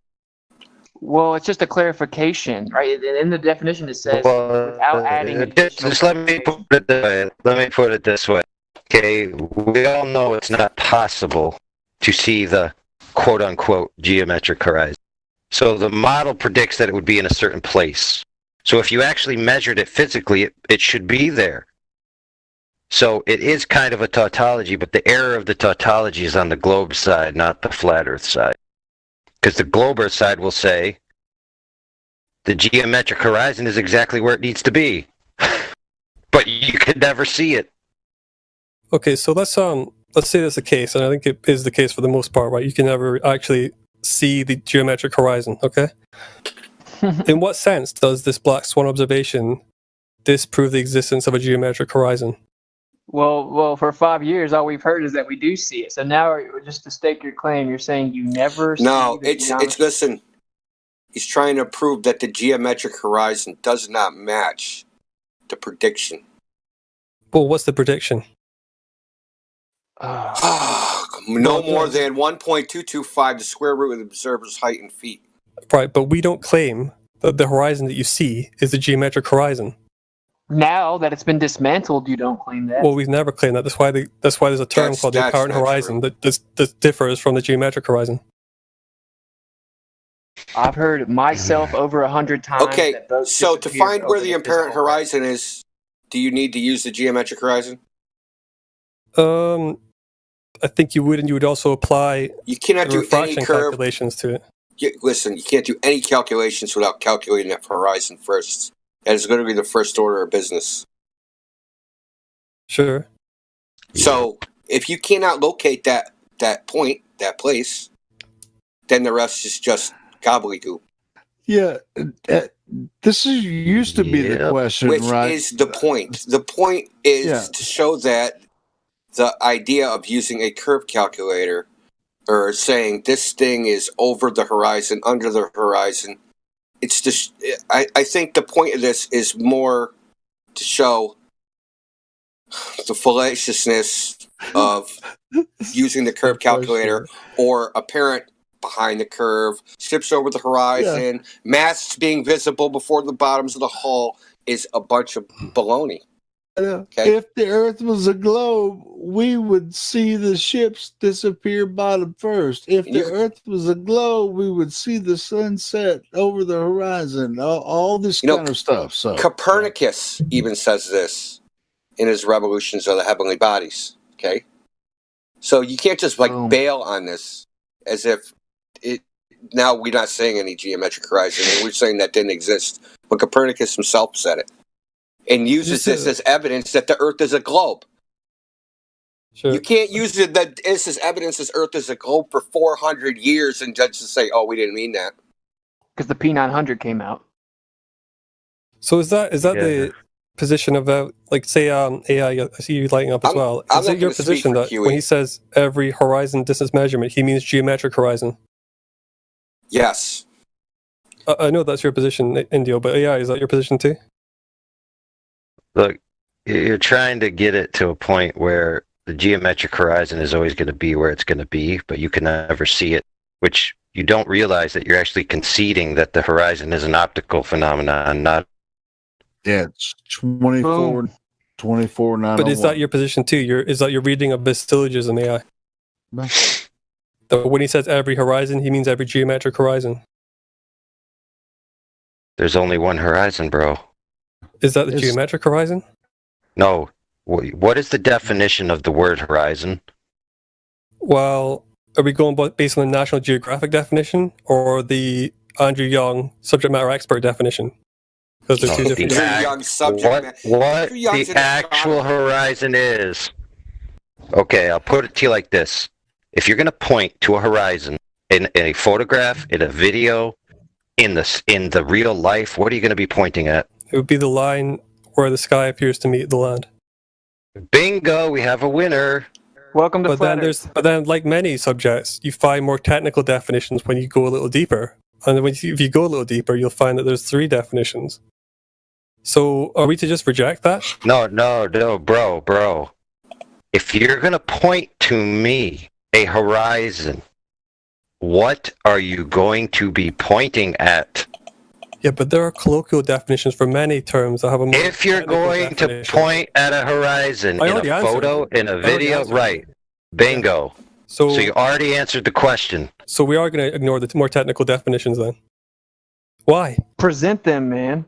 We're already accepting that they don't matter, so why bother? I mean, But they're irrelevant to this.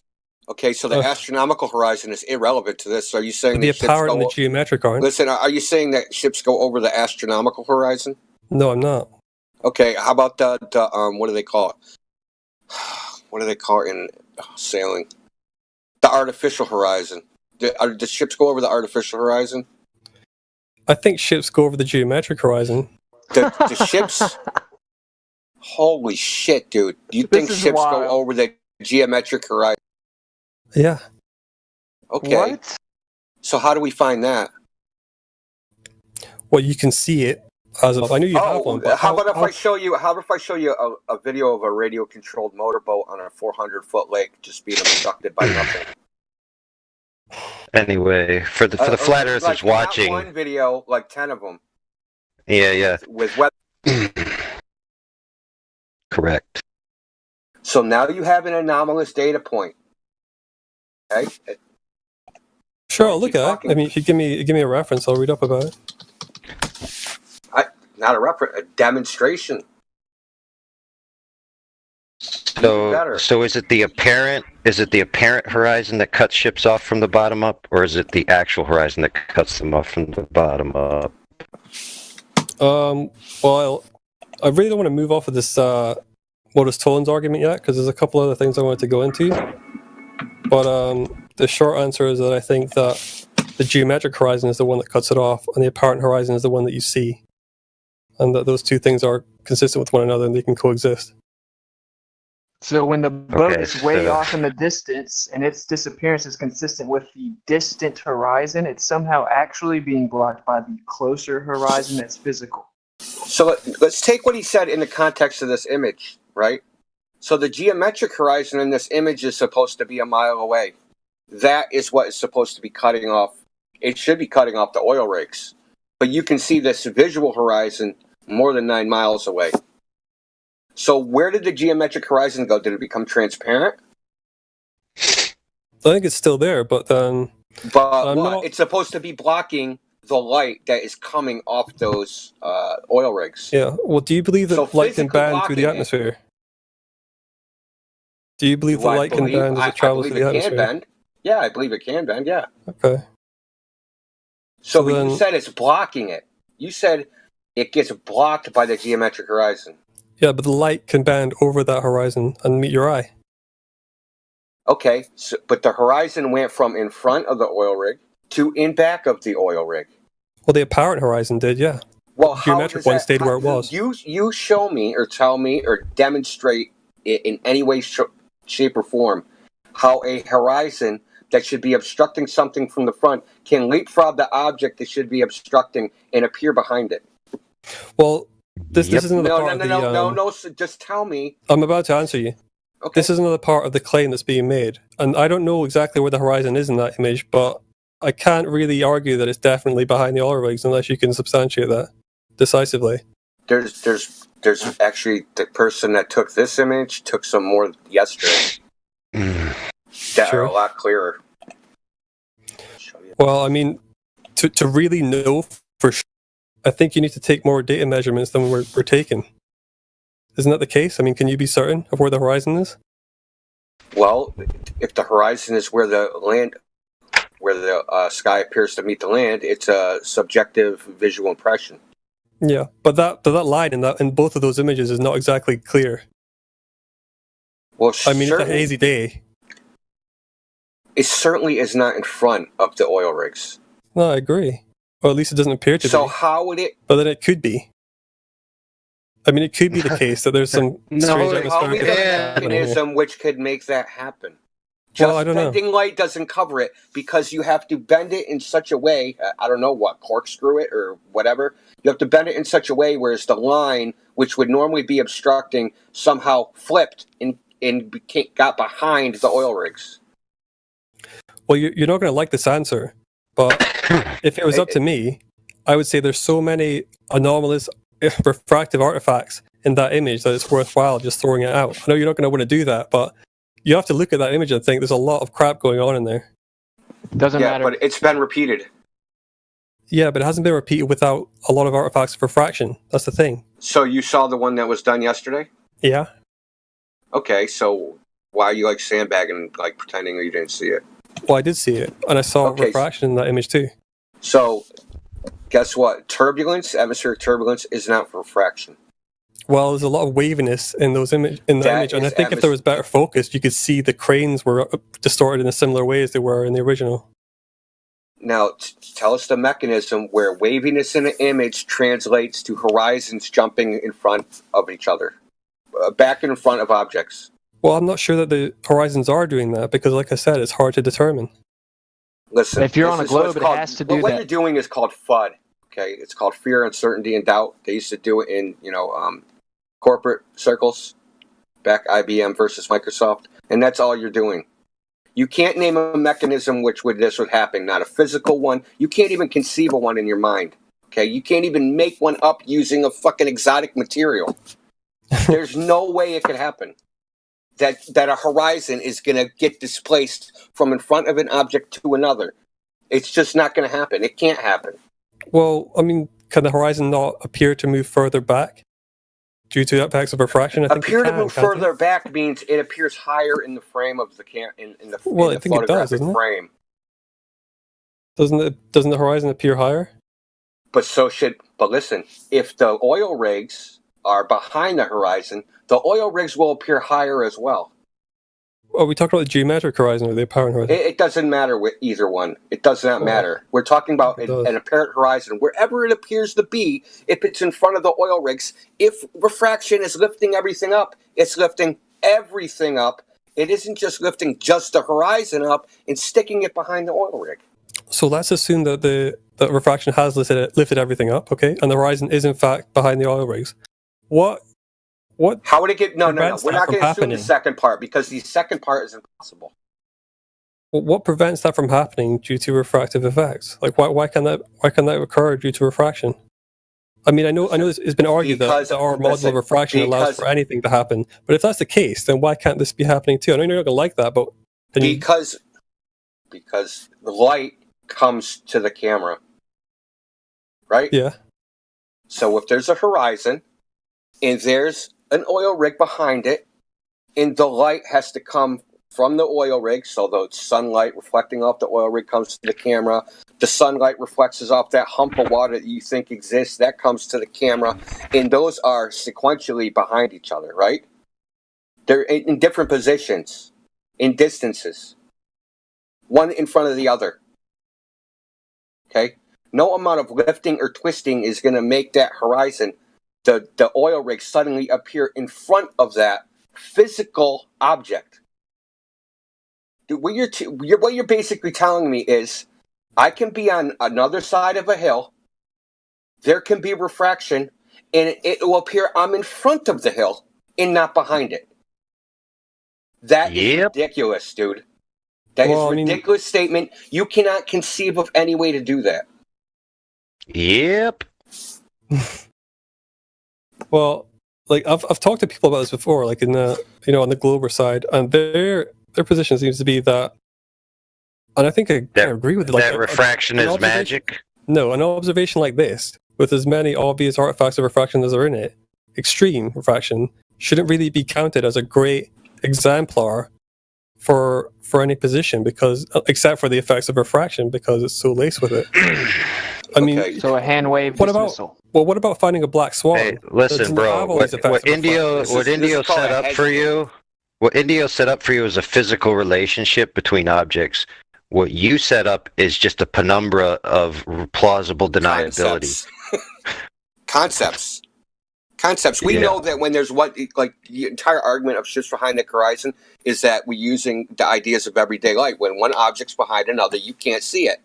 Okay? You're saying there's just some magical light where if some object is behind another object, it can appear in front of that. That's ridiculous, dude. I'm willing to accept for the sake of argument your position that the horizon is in fact behind the oil rigs, right? But we haven't really established that concretely, have we? Because we can't.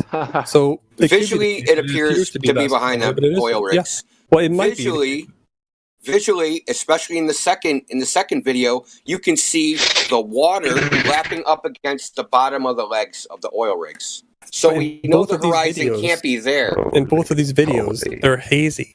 There's a lot of distortion in them. But you can still see waves smashing against the bottoms of the oil rigs where the oil rigs meet the water. So we know the horizon can't be at the oil rig, but the globe predicts they're in front of the oil rig. But not the globe including refraction, does it?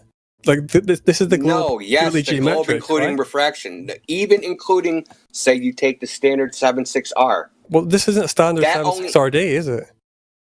Why isn't it? Because you can see how much haze there is.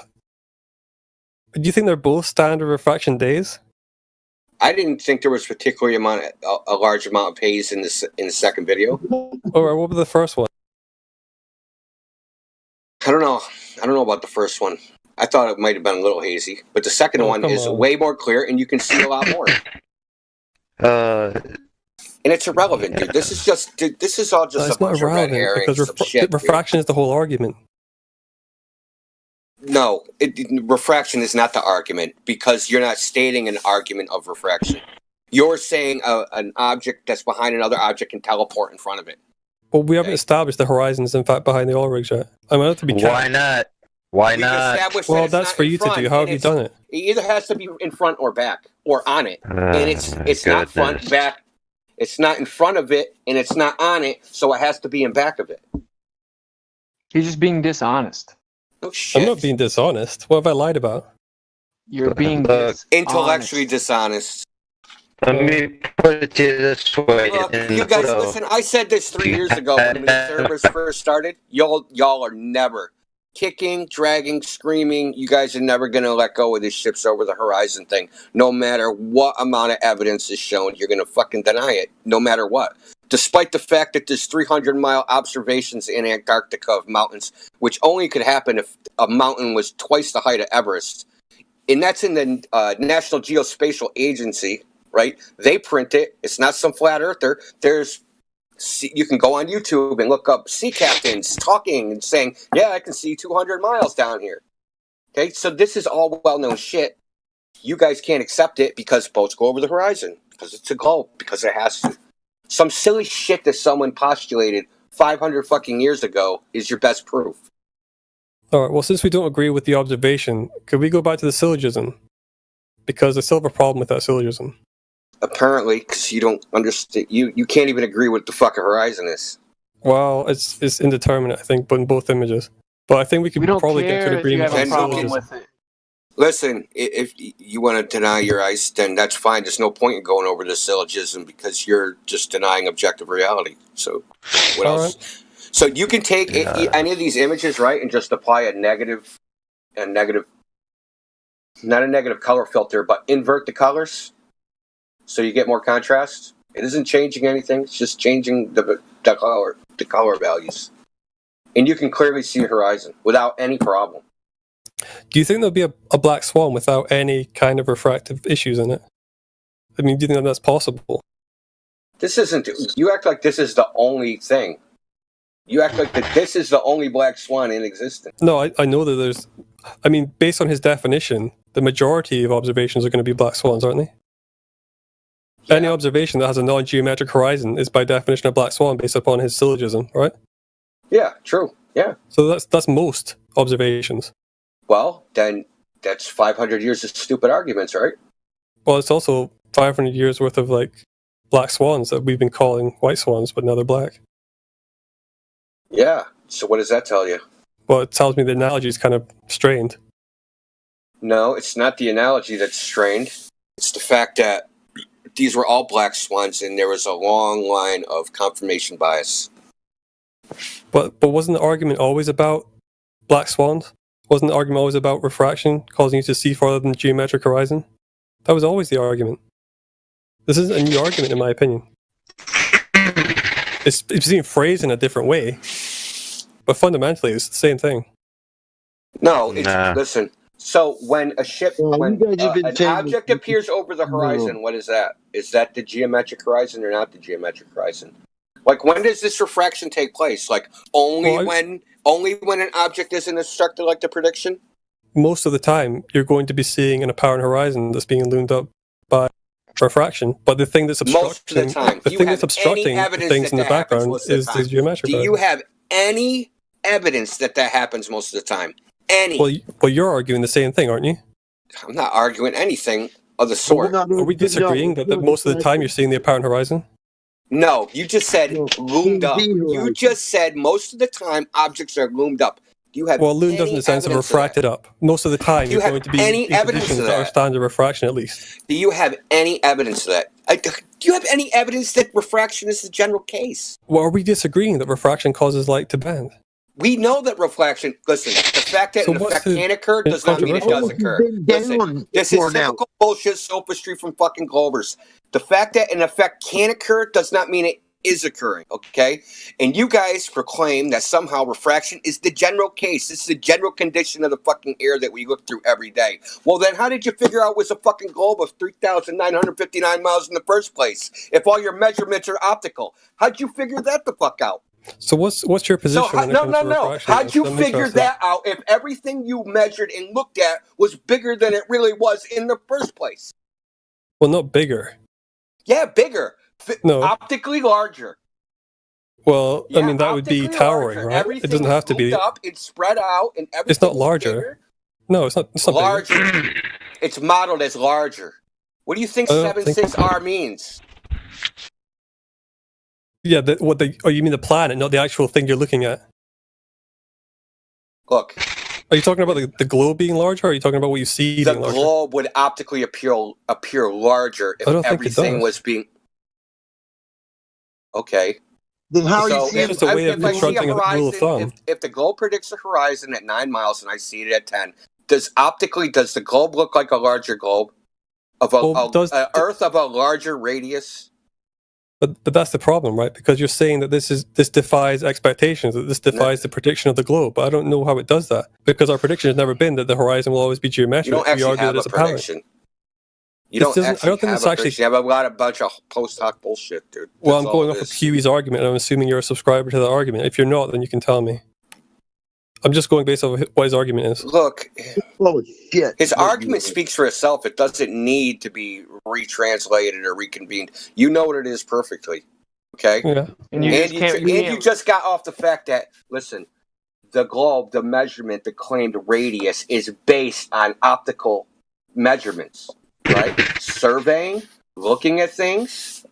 Now, to after the fact say, well, you know, those optical measurements that we did, they're in fact actually wrong because things are loomed up. Like I said, what do you think 76R means? That means they increase the radius of the globe by 1/6 and then model everything as if the rays of light are straight. Yeah, but that's just to increase the distance to the object. It's not to But that increase the size of the increases object. the entire size of the Earth. It doesn't increase the size of the object, though, right? You weren't saying that, were you? It will increase the distances. Optically, it does. Optically, it does. It'll increase the distances because all the angles will increase in size. So optically, the Earth would look 1/6 bigger than what they actually measured it as. But what's happened was they came up with 3,959 miles. They started doing measurements, and they're like, holy shit, this doesn't fit. We're going to have to add something to this fucking formula to make it fit our fucking globe. So that's what they started doing. But that didn't work, so then they started with deflection of the plumb line and deflection of the vertical, because now down isn't down, and we got to curve the plumb line and project it on an oblate spheroid. And this is a bunch of shit you don't know that they did in surveying, but this is what they did. You guys think that they're like a globe projection is like some straight lines? No, it's not. They're all curved plumb lines. Okay, do you think that it would matter if no one on the globe side actually subscribed to this position that all horizons must be no more than the geometric horizon? Would that be important or not? I think what should be important is that they stop telling kids that ships over the horizon proves it's a globe. That's what I think.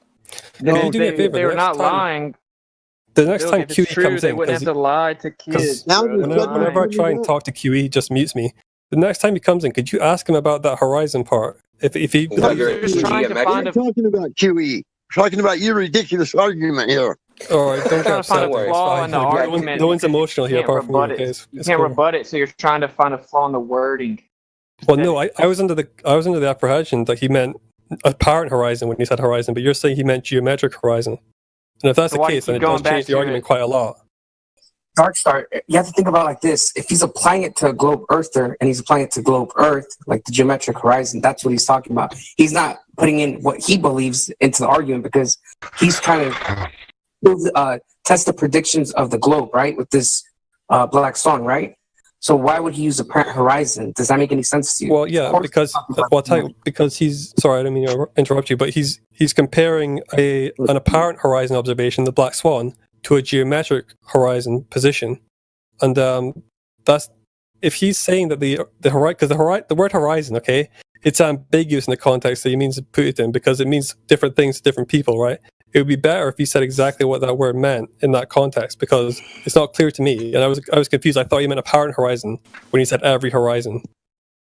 Like when he said every horizon distance measurement, I thought he meant distance measurement to the apparent Well, horizon. let me ask you if not this to the this- geometric this- one.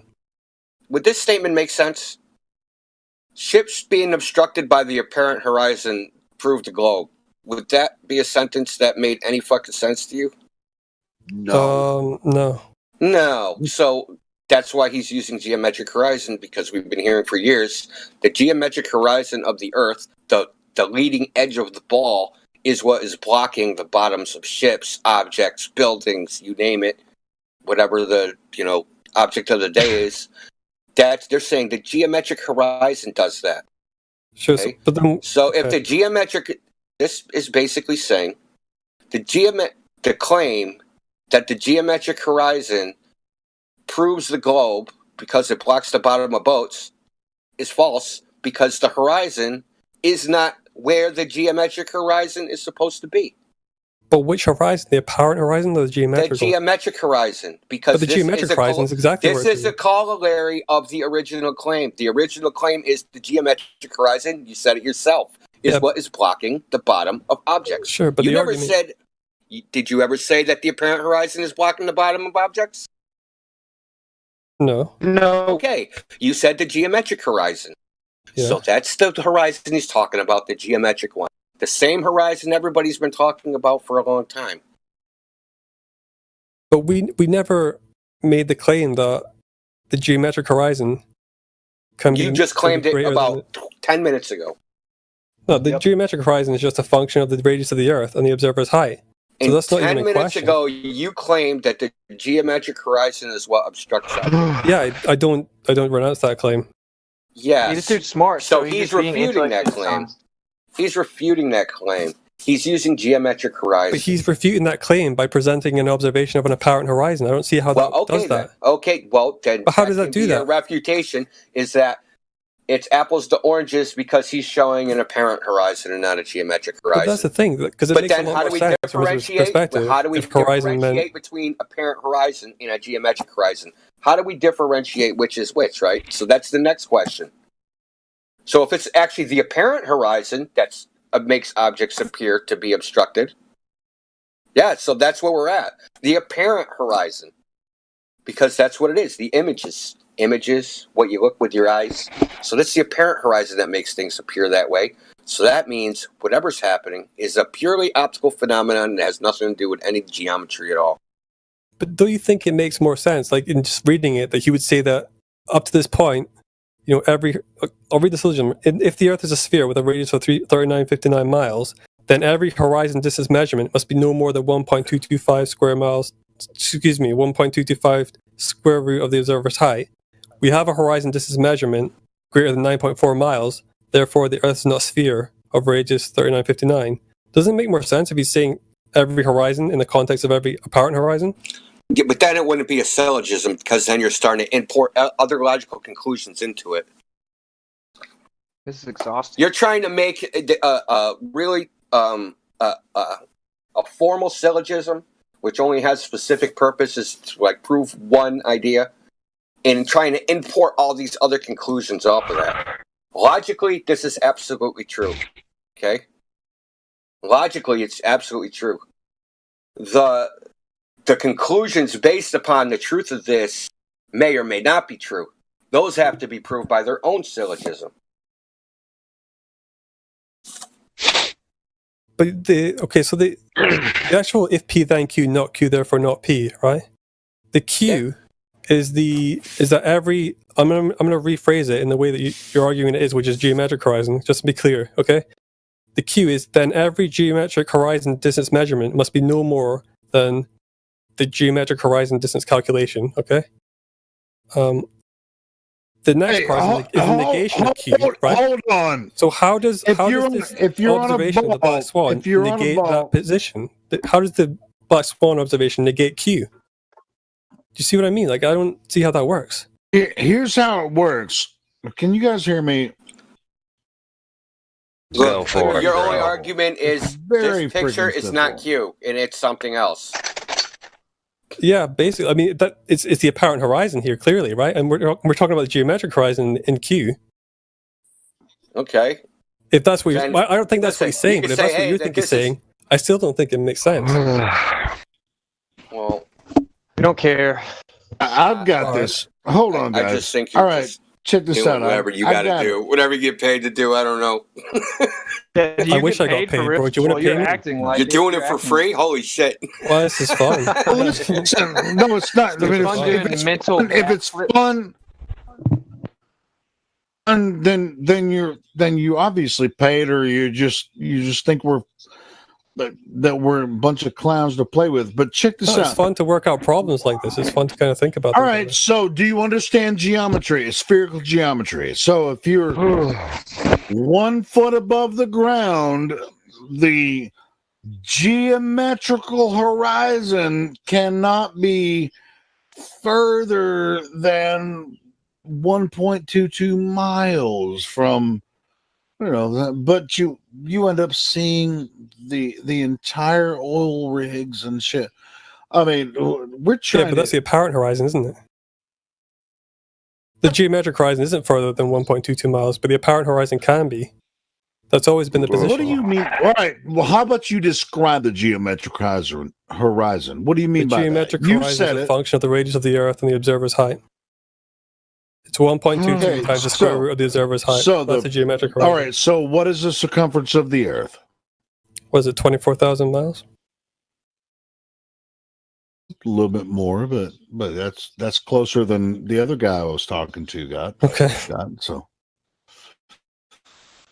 all right. So there is a physical barrier, a hump of water between what you might or might not see at 1 foot observation. Yeah, assuming no atmosphere or refraction. Yeah, but obviously that's a silly. That's a silly Wait a minute. Wait assumption to a make. isn't it? Because goddamn we minute. have atmosphere. Hold on. Oh no, I didn't. I'm not talking. I mean, it about can only be that position if we have no atmosphere. I'm not. God, can you let me freaking talk? I'm not assuming any type of refraction or anything. I'm talking about physical obstruction. Here, we're talking about a hump of water between you and the observation point, which is 9 miles away. Say the second oil rig. You just picture you as the camera 1 foot or so off of the beach, and you're looking 90 degrees ahead, and you're using 24901 calculations. Would you even be able to see that without absent of all refraction calculations or anything in the geometric calculations? Would you be able to see that? Yes or Absent no? refraction, I'm not sure. You'd have to run it through a calculator, but there would definitely be obstruction there. Yeah. The Absent answer refraction. is no. The answer is no. I've already done it. Can I say The something answer real is no. quick? So, Dark Star, I don't like how you're like, when you say refraction is silly, like you're trying to imply that we think refraction is retarded. We definitely believe in refraction. What's actually silly is that you can't actually give us an example of the refraction you're describing, what is causing this observation. You couldn't even think of one when India was asking. That's more silly than anything, right? Like, it's not that we don't believe in refraction, is that what you have to believe in order to get that observation, you can't even put it in words. Like, all you can say it's is, like there was no atmosphere at all in the geometric calculations. If you were on a sphere and you were at, to look at these oil rigs, you wouldn't be able to see them at all if there were no atmosphere at all. You wouldn't be able to see them at all. Yeah. Okay, But then we all do of a have an sudden, atmosphere. So what's the refraction importance of makes that it statement? look like it's flat. Then Wait, what's the cause? What's the cause of refraction, brother? So it's the angle of incidence and I think the density of the medium. Right. right? So it requires an angle of propagation from the point source through a differentiation in medium, correct? I think it can be. I'm trying to remember the wording, get it right. I think that the density can be, or it can be. I don't want to badly butcher it. It has to be different, correct? If you say it right, It can be a might make it uniform possible. If you say it gradient. right, it might make it It possible. can be a uniform gradient, but the same kind of medium. Listen, if the medium is ubiquitous, then there cannot possibly be refraction. So you're arguing that there isn't refraction then? Okay, pay attention. You already said that the angle and the change in the medium, so that means it's different. Okay, so what Indio was asking you is to describe a relationship optically where the objects swap places. The objects swap Follow places. that? Yes. So the hump that you're supposed to be blocking things, then all of a sudden gets behind the thing it's supposed to be blocking. Okay, so you weren't able to give any type of plausible explanation. You only just referred to refraction. Refraction exists. What would be necessary for this type of observation to happen is basically heat-seeking, laser-guided eye missiles being shot out of the ocean miles past the hump of water that's supposed to be blocking the very ocean that's shooting you in the eyeballs with its eye lasers. Right, that's assuming that the passing through where you believe it is. Passing through. No. There is no where you believe it is. You point your finger at the apparent demarcation line where the sky appears to meet the ground. That's the horizon. How you It's not clear at all where the actual apparent horizon is in these images. Yo. Is it beyond? Listen, is it in the middle of the two oil rigs, or is that still water? It could be. What do you mean it could be? Can you rule it out? It could be the case that the last oil rig has. Yeah. What's up, Bruco?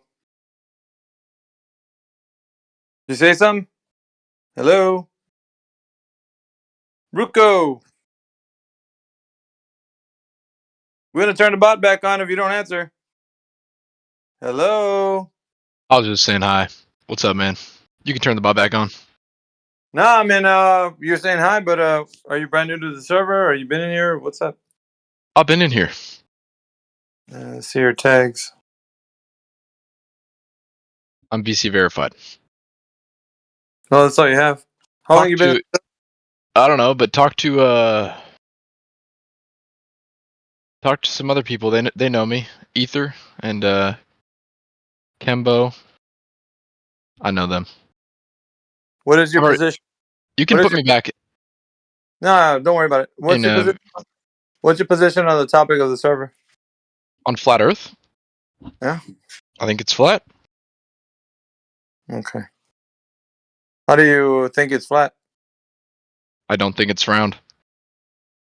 Okay, that's pretty generic. Can you specify? I don't believe in the curvature. Continue to specify. I already am VC verified, dude. They just didn't give me the flat Earth role. What I'm asking is, everybody that comes in here says they're either flat or they believe in the globe. But right, what is it that brought you over? I'll break it down for you. What is it that brought you over to the understanding that the Earth is flat? How about that? Watching some videos on the 24/7 Flat Earth channel. And which one made you say, "Aha, the Earth's flat"? I don't remember the specific one. I just pay attention to the live streams. Okay, so nothing specifically brought you over, and you're not really sure. The bio. No, I've been on the fence. Like I'm kind of on the fence, but that's my stance. At least that's honesty. Okay, so if you're on the fence, that means that I'm not exactly sure. There could potentially be an ice wall. I don't know. I'm not exactly sure. Outside of the ice wall and all of that stuff, what I'm saying is, what brought you to the knowledge that the Earth is indeed flat? Because if you're on the fence, that means that you're still questioning if it is or not. Is that correct? Wait, can you repeat the question? If you came to the understanding that the Earth is flat, but you're on the fence, that means that you're not all the way there yet. You're still questioning. Okay, I'm not all the way there. I'm not all the way there. So what's compelling, or at least compelling you not to commit? I don't know. There's some interesting things with this community, like germ theory and stuff that I don't quite agree with. Right, but I'm talking in regards to the Earth conversation. I don't know. Having been like the stars and kind of understanding that they move. Okay, lay it on me, man. Whatever it is, just tell me thoroughly what it is, and we'll go through it. Okay. Fair enough. So go ahead.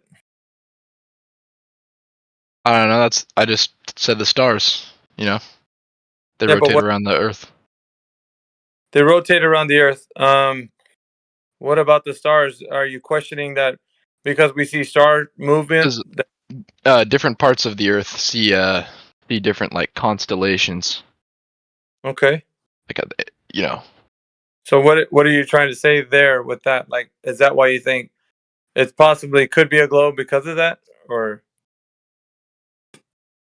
Yeah, but also the gravity's favorite shape is a sphere, and every star is a sphere. You know, kind of hard to Okay. believe that Earth would just be randomly flat. Yeah. From, Let's just say that within the statement that you just made, there's a bit of assumptions.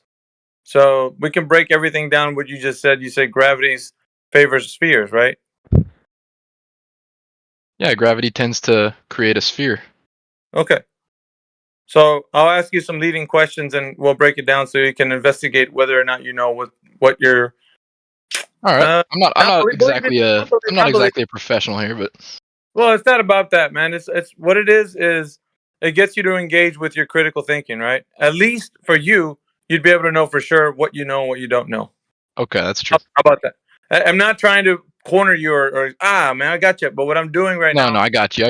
letting you kind of flesh out what it is that you know. I or what appreciate you for keeping it like respectful and stuff, bro. Yeah, I'm not. There's no reason to drop bombs on you. There's, you're not. I got you. Anyway, so going back to the question or the answer, I guess I should say the statement. So you're saying that gravity tends to make things into spheres. Now, let's examine a part of that statement. So gravity is being brought up. Do you know what gravity is? Yes or no? Yes. Okay. Try to describe gravity to me, or can you give me a definition of gravity? Okay. Let's see. You can look it up. It don't matter. I just really want you to feel like you gave me the honest answer. All right. So, gravity is a force that attracts a body towards the center of the Earth. Okay. Is that the definition, or is that what you're saying? That's the definition. I just looked up the definition. Okay. But I agree with that. I agree with that. But where did you find that? On Wiki, on Google? Just straight up, just the first thing that pops up on Google. Okay. And what theory is that? It's just some random people saying that, or who's the source for that citation? Like who said it? Who discovered what was being said there? Anyone? Everyone? No? Technically, wasn't it Sir Isaac Newton? Well, I know who it is right now, but I'm probing you to see if you can solidify your statement. All right, so you want to say, but it can be tested. That's the thing. That's why we know that gravity is real. All right, you said Sir Isaac Newton, right? Yeah, right. All right, is that the current understanding of gravitational theory? What do you mean? Is that the current understanding? The rhetoric, as far as like when people talk about gravitational theory, are they saying that it's Newtonian right now? That they're going by? Do you agree with that? Wait, okay, hold on. What does that mean? What would that infer? That it's Newtonian? Yeah, the actual rhetoric as the mainstream science rhetoric. So if somebody's saying, hey, this is a gravitational theory, and you're like, oh yeah, Sir Isaac Newton said that. Do you think that everybody would agree with that? What you're saying is what the current scientific theory on what gravity is? No, I think it's developed a lot more since Sir Isaac Newton. I think he was just the person who discovered gravity. Right. But is his theory still in play? As in they're using that theory, or is it somebody else's? What do you mean? Oh yeah, I think it's still in play, obviously. Yeah. You sure? Would you like to bet the farm on that? Bet the farm on gravity. That is Sir Isaac Newton, the theory of gravity. I'm not gonna. I don't know what. Are you trying to get me with Sir Isaac Newton? I think that gravity is understood. So if you're going with what you're saying with the statement that you just read, you make sure you keep that definition up, because remember you said it was Sir Isaac Newton that said that. But that wasn't part of the definition. Yeah. Right, but remember we're engaging with your critical thinking right now. We're trying to figure out where is your basis of knowledge on this topic, and seeing if you actually are solidified with understanding what you know, basically. So you're saying Sir Isaac Newton right now, and I'm asking you to probe your mind to see if that is exactly what you're going to say, because I'm about to reveal something to you. But I just want to make sure if you think that that's where you're at right now with Sir Isaac Newton. You can look it up too, man. I want you to do the best due diligence right now to make sure that that's the answer that you want to go. Is that the answer? Do you want to go with Sir Isaac Newton? I'm not gonna go with one singular answer. I'm more. Well, I mean, the current understanding is what I'm saying. You have a solidified knowledge right now. I don't know. I don't have I don't know. I don't know everything. Science doesn't work like that. It's not about knowing everything. It's about this specific topic that you think that Sir Isaac Newton has the leading theory on gravitational understanding. Leading theory. Okay, but hold on. Let's just move on. So, what do you mean by it? So, what makes you skeptical about gravity? Well, it's not being skeptical about it. I'm just asking you about the rhetoric that you think is in play right now. So we're probing your mind to see if you actually know what you think is, like you said, gravity is turning everything into spheres. And you said because Sir Isaac Newton said so. And its gravitational theory is in play right now. Basically, is what we gathered so far with. It's not because he said so. It's because gravity works that way. It's because it works that way. All right. So that's how gravity is. Yeah, but you just happened upon it. Yeah, you're making bold statements right now, but these are thus say it, Bruco. All right. Nobody's discovered this. You haven't run a test to check to see if this is true or not. You're just basically saying things. But what I'm saying is when we speak in this arena is built on people engaging with the critical thinking. So if we say something, I'm not saying you got to know everything, because that's not what this is all about. This is about the specific thing you're talking about right now. Specifically that. So gravity, Sir Isaac Newton, basically everything turning into spheres because of gravity. I'm going based upon what your answers have been, or your statements have been. So I want you to be sure that if it's Sir Isaac Newton, because right now I'm going to tell you that is incorrect. That is not the leading gravitational theory according to the mainstream rhetoric. Okay, please let me know. All right, so it is Einsteinian gravitational theory. Okay, and wonderful. that right. So because you think that Newtonian gravitational theory was in play, it's been outdated for over 100 years. They haven't been going with that.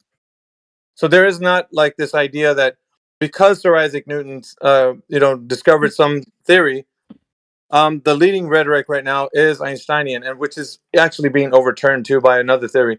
But I wouldn't even get into that. But currently, right now, the rhetoric is Einsteinian gravity, the bending and warping of space and time.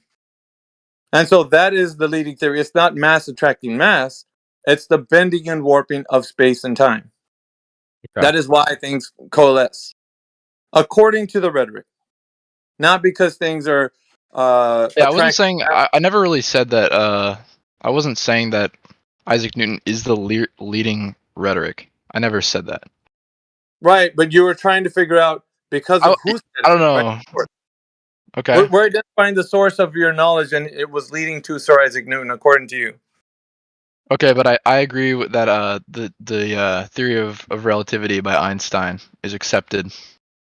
Yes, that's the leading. That's the leading understanding of the current rhetoric. That's what I'm really. Cool. But good stuff.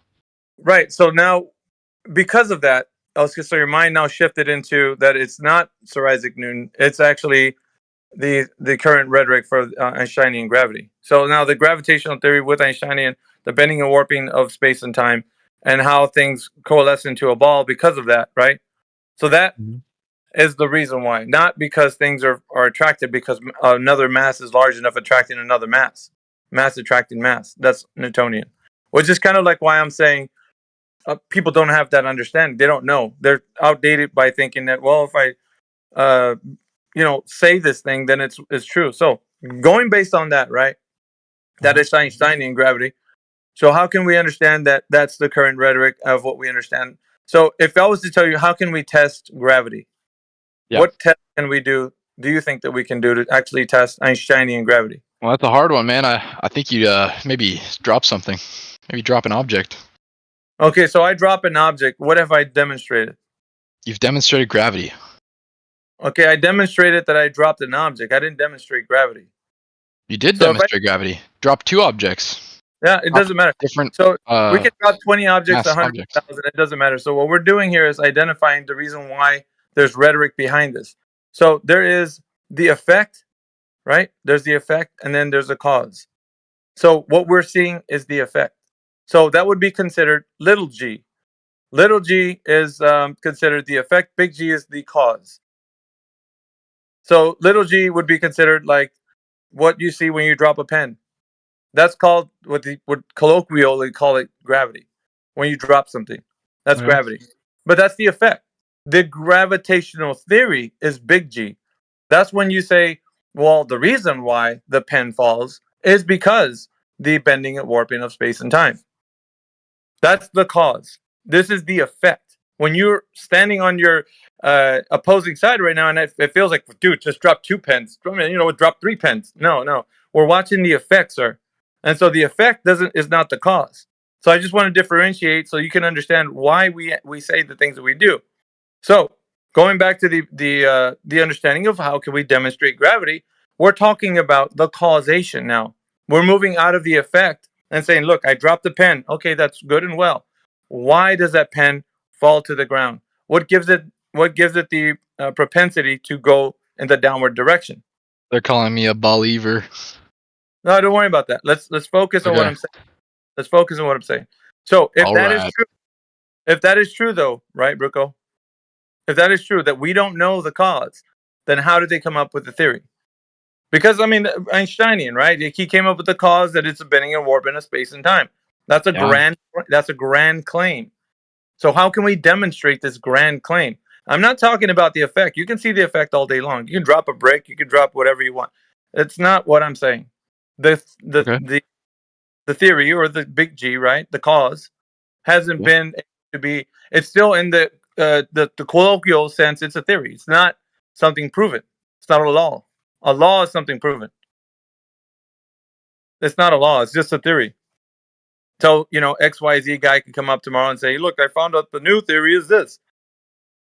But what I'm saying is, because your mind is set on like just trusting whatever the rhetoric is, you're just gonna not understand the reason why people say the things that they do in defense of, like, let's say, the globe, which is why I'm pointing that out to you. So does that make any sense? What I'm saying? Big G, little G? No. I don't know. You kind of overcomplicated it. That's really simple, because the effect is something when what you see happen. That's what you see happen, right? The effect. Is that overcomplicated? What I'm saying? Do you understand that? I understand that. Yeah, you're seeing. Okay, you're seeing the pen drop. Yep, that's the effect. That's not the cause. That's the effect. So what is the cause? What do you believe is the cause? That's the problem. The cause hasn't been something that people can understand. I would put this in the realm. You might shudder when I say this, but that's God knowledge. The causation of why things have the propensity to move in the directionality that they do. So you believe in God? No, I'm saying this is God knowledge. So in other words, it's far beyond the realm of human understanding. The reason so you why believe in God. You believe in God. Right. So you're really hyper focused on that word. You're not understanding what I'm saying. You see what I'm going, Bruco? Like you're hung up on certain terms. What I'm trying to get you to understand is that let's not even use that word. So you won't even think that. Let's just use that as higher knowledge, further than you can understand right now. So you're still implying a supernatural being. I'm implying that there's something going on that you cannot understand, sir. And where's the proof of that? Because can you tell me what the causation of why the pen has a propensity to fall to the ground? Gravity. Yeah, that's a word, sir, and you're showing me the effect. Now describe the cause. What's causing it? Gravity. That's still not the cause. That's still the effect. What's causing it to have the propensity to go down? Yes. I'm going to think for a moment. Think. Let me see here. Go ahead. Okay.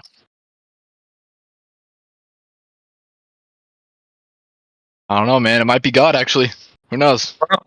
What I'm saying, and the reason I use God knowledge is not so that you can get hung up on the word God and then just go on a tangent about, oh, you believe in God, I'm an atheist. I don't care about that. All I'm talking about is higher knowledge, something that is far beyond the scope of our intelligence. We can't grasp that. There's no way we can understand like the fabric of reality. Let's put it that way.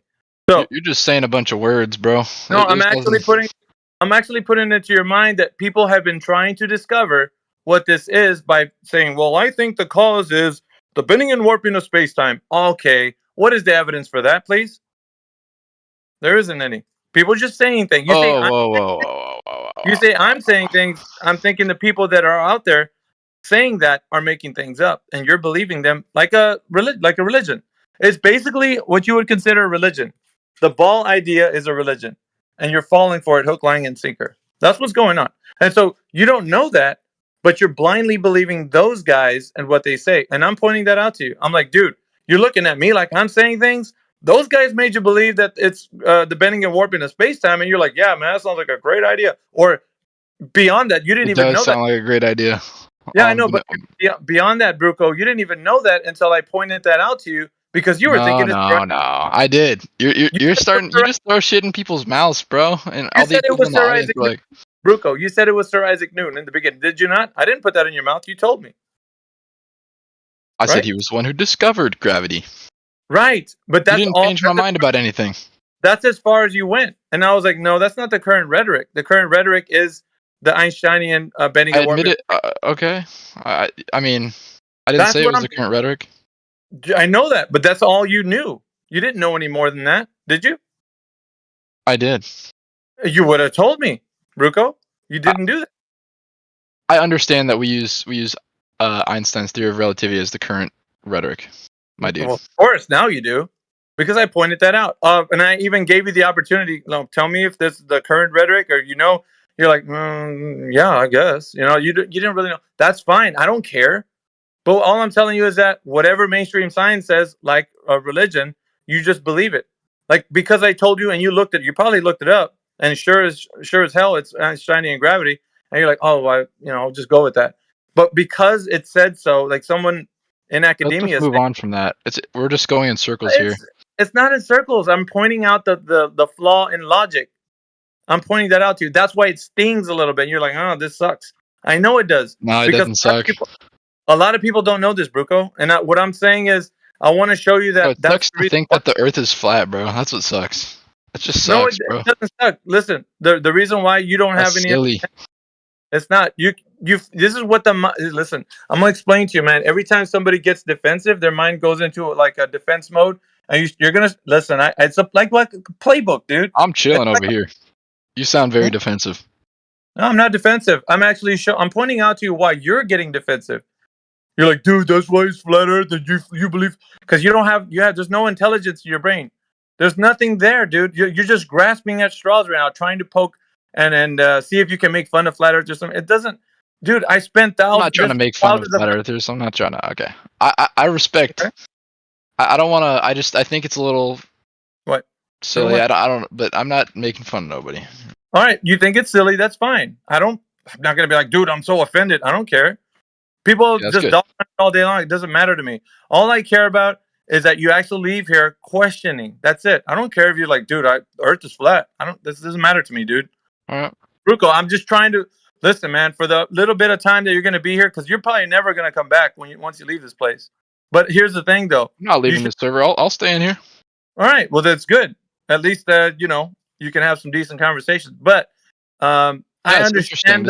It's just interesting to know that people hold such opposing beliefs. It's just interesting. But it's not a belief, Bruco. This is the thing I'm trying to point out to you. Once we get there, I'm going to show you that it's not a belief. Actually, I will demonstrate it to you. Can you just show that's me right now? That's all certain. Just that's show me all right certain. now, bro. Huh? Just show me right now. All right. But you have to. Yeah, I'm glad you want to go for it. Listen, so long as you're able to answer honestly and intellectually honestly, right? I don't want you to be like gassing me up and telling me, no, dude, what do you mean? Just drop a pin. Just be honest. When I ask you questions, just be honest. That's all I care about. I'll be honest. I'll be honest. So let's go. I may not say what you want to hear, but I'll be honest. It's not. Yeah, it's not what I want you to say. It's basically just being honest. That's all. All right. Basically. So, yeah. All right. So let's go for 3 questions. Okay. They're pretty simple. All right. Let's go. Fundamental, and just let me go through my spiel here. That way you can know what I mean. Wait. So why are we questioning more? Wait. Can you just show me the evidence of why Earth is flat?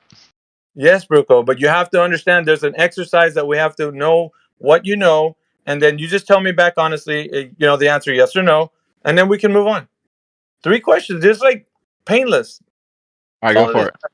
So the first question is, who has ever measured the curvature of the Earth any time in history with drop over distance? Drop over distance, let me just caveat so you can understand. Some people might not know what I mean. So drop over distance, like if you have a sphere, right, from point A to point B, anywhere on that sphere, you can basically go and find that there's a drop rate. Like, so let's say, I don't know, you're standing on a ball.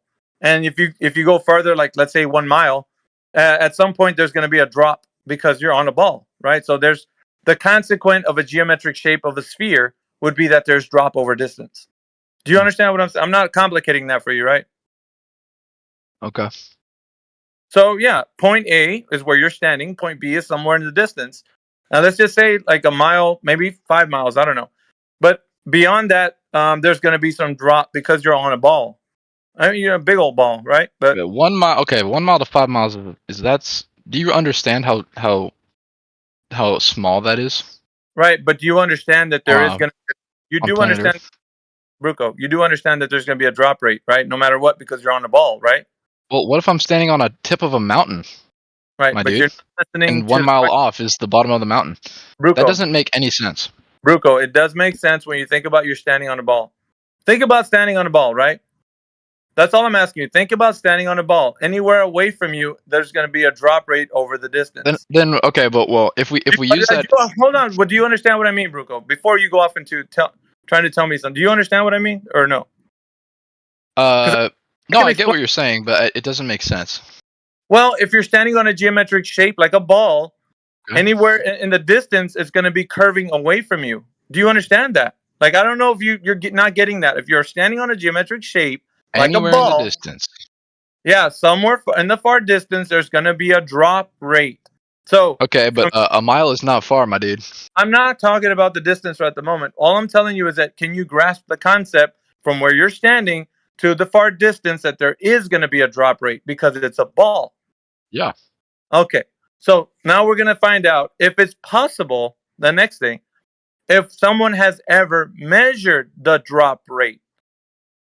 So from, I don't know, from point A to point B, anywhere on this ball, that's my question. That was the question I asked you. I only got 3 questions, dude. So what I'm saying is, who has ever measured that drop rate from any distance on Earth? You could, if you can find somebody that you can name me that who's ever measured that, then that's a good point to start. And if you don't know, Bruco, remember I said being intellectually honest, say I don't know. And I go to the next question. Okay, but that doesn't mean I'm wrong if I don't know. I'm not saying that you're wrong. I'm just saying if either you know or you don't know, Bruco. I'm looking. There is an example that I'm. I'll give you some time. If you want to look it up, look it up. Remember that what I'm asking for though is drop over distance, because if we're on a ball, this geometric shape is going to be an oblate spheroid. Of course, that's the rhetoric of what they say it is. Well, then there should be some curvature, which means over distance, and then we can try to find some values here to find out how much distance it would take. But you would still measure drop over distance over the surface of the ball. Okay. So I'll put a time if you want to look for it. If not, just say I don't know, and I'll go to the next question. a very simple one was done by Eratosthenes, Greek mathematician. Okay, so did he do what I'm asking? Yes. Drop over distance. Okay, explain his drop over distance measurement. He measured the angle of the sun's rays at 2 different locations in Egypt, and he showed the Earth's curvature that way. Okay, anywhere there, did it talk about drop over distance? So drop over distance is just showing the curve of the Earth. Isn't that what you're saying? Yeah, but I'm asking who's ever measured that drop over distance. Not He measured it. No, he didn't. He didn't. So what I'm asking for, if in that rhetoric, How did he not measure it? if in that rhetoric that you're reading, and you could look it up too, if anywhere that you read there that he actually measured drop over distance, then I will accept that. If anywhere there you read it, he did not mention drop over distance, I will not accept that. It has to be drop over the distance. Is this a word that you flat earthers have made up? No, it's not made up, dude. It's the consequent of the. Listen, if you have a geometric shape like a ball, there would be drop over the distance. Right. Naturally. That's if you have a sphere, Bruco, you have to follow me here. If you have a sphere, if you're on point A, let's say you're standing on point A, point B is like, I don't know, 20 miles away. That you're standing on a ball. So that ball means that there would be drop over the distance. And then you would have to be able to know what that rate would be in order for you to gain what the circumference of the Earth would be. Otherwise, how would you know? You can't guess. You're directly measuring this drop rate. It's not something we made up, Bruco. This is a natural consequence of the Earth being in a Oh, place. okay, I know. I understand that. No, but I understand that. That's what all I'm asking you is if somebody's ever measured that, because the thing that we're asking for is the measurement, not somebody putting It's been sticks. measured. It has been measured. Okay, that's great. Now point it out to me who's done that. What I'm asking for.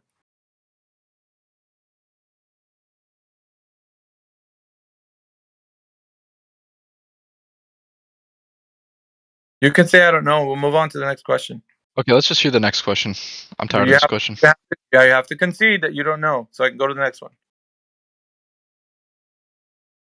I think that my answer was sufficient enough, but This is the part let's just that go to the next one. Remember, I talked about intellectually honest, and you said I'll do it. I'm being honest right now. You're That's not. honest. No, Yeah, you're wanting me to say something else, but I'm not going to say it. Honesty would mean that you don't know, because if you did know, you would tell me. If you did know, Bruco. You're being dishonest, but with yourself by being I'm a not flat being earther. dishonest. Bruco, do you see what's happening here? How you don't want to be intellectually honest right now? I am being intellectually honest. Okay, then tell me either you know, then specify how you know, or tell me you don't know, and we'll go to the next question. I guess we'll just stay on this question. That's fine. That's fine, because here's the thing. Everybody's listening to you, and because you're not conceding right now, they're going to know that you're being dishonest. Either you're honest and say, look, man, I don't know. Let's just go to the next question. You got to say it, though. That has to come from you. If it doesn't come from you, then you're going to have to specify how you know that there's somebody measured drop rate over distance. I know I'm being honest, so I don't really care what they think. You're not being honest because you're not telling me that you don't know, Bruco. It's in the word, sir. So, you believe in creation? You believe that God exists? This is not 20 questions for Bruco. This is you admitting whether you know or not that this exercise that I'm putting you through is going to be intellectually, honestly spoke to me. Either you're going to be able to tell me you know or you don't know, so I can move off this exercise, and I will answer any question you want afterwards, even that one. I promise you. Yeah, I think all it comes down to is you've proven nothing, my dude. You've proven nothing about fine. flat Earth. That's fine, because you don't want to answer the question, because you know what it's called? Bruco, it's called ego death. Your ego is about to die, and you don't want it to. So you're just trying to brainwash people. That's all you try to do. That's fine, Bruco. That's fine. You can say whatever you want, but you're grasping at straws trying to survive, because you don't want to have egg on your face by saying you don't know. What's so hard in saying that, dude? What? I don't know. Just say it. I'm not going to give you it. I'm just not gonna. Why? Tell me why. Dude, this is like pretty culty. It's not culty. It's you. Is very culty. It's you admitting that you don't know, Bruco. It's not culty. It's you admitting you don't know. And you I do know. Well, then tell me then, sir. Specify how you know who's measured drop over distance. Go ahead, Bruco. Eratosthenes. Did he measure drop over distance, Bruco? He did. Where does he say that he measured drop over distance? What he did was it equates to drop over distance. It doesn't equate, sir. He didn't measure drop over distance. Because it would specify that he did. He didn't do that. How about just like the International Space Station just looking down and seeing the Earth as a ball? Okay. If they measure drop over distance, then I will accept that. Did they measure drop over distance? Well, dude, like you can literally just see that the Earth is a ball. I'm not talking about looking at pictures or videos or anything, sir. I'm asking if you know that there's a drop rate over the distance on the surface. That's what I need. If the Earth is naturally a ball, we're going to have that drop rate over distance, Bruco. I'm never going to become a flat earther. So I don't care. I don't care. Okay. You can stay a glober the rest of your life, but you need to be honest with this. Be honest right here. Sounds like you care. You either know or you don't know. Sounds like you care, man. You know what? Like, it's really on you, not on me. I sleep like a baby at night every night because I'm honest about things, and it sounds like you're not, right? Bro. Yeah, it's true. I don't worry about these things because I know that I'm honest. Like, if I knew, then I would tell you. Nobody. How are you honest? How are you honest if you believe in God? Bruco, why are you struggling right here? I don't understand. Well, okay, hold on. If you're gonna claim that you're so honest, then how are you honest and believe in God at the same time? This isn't Bruco as like I'm not falling for any of your little shenanigans. That's not a shenanigan. It That's is not a because shenanigan. you want people to actually listen to what you're saying and not hear what I'm saying, which is I'm pointing out how you're not being honest right now. No, you're saying that I don't sleep like a baby because I'm not honest, and that you're so honest, but I you don't also care if believe you in don't- God. I don't care if you sleep like a baby being dishonest, Bruco. I only care about this conversation right now and how you're not answering the question. Triggered atheist. Oh, I'm sorry. It doesn't Lol. matter. Like, you know how many conversations I've had like this? Thousands, Bruco. So this doesn't surprise me at all, not even one bit, that you're being the way you are. However, what you're going through right now is something you're going to have to deal with because that's that turmoil in your mind, not mine. If you're being honest right now, you say, you know, go ahead and tell me, Bruco. Tell me everything. Let me know who's measured drop over distance. Let me know. And if you don't know, just say, hey, man, I don't know. Let's go to the second question. And I can lay it on to you about the second question. I don't know. Let's go to the second question. All right. Next question. Axial rotation, the spin of the Earth. Now, let me preface it with this, okay? They tell us that, just relax, Bruco. They tell us that the Earth is spinning at 1,000 miles per hour at the equator. Now, same as the first question, who's ever measured the Earth to be spinning on its axis anytime in history? You can think about it. You can look it Many up. people. Okay. Now, give me... Many. Right, okay, so I'm going to ask you for three things. Primary source, who said it, citation, where it's been said, and a demonstration, how did we figure it out? So, three things.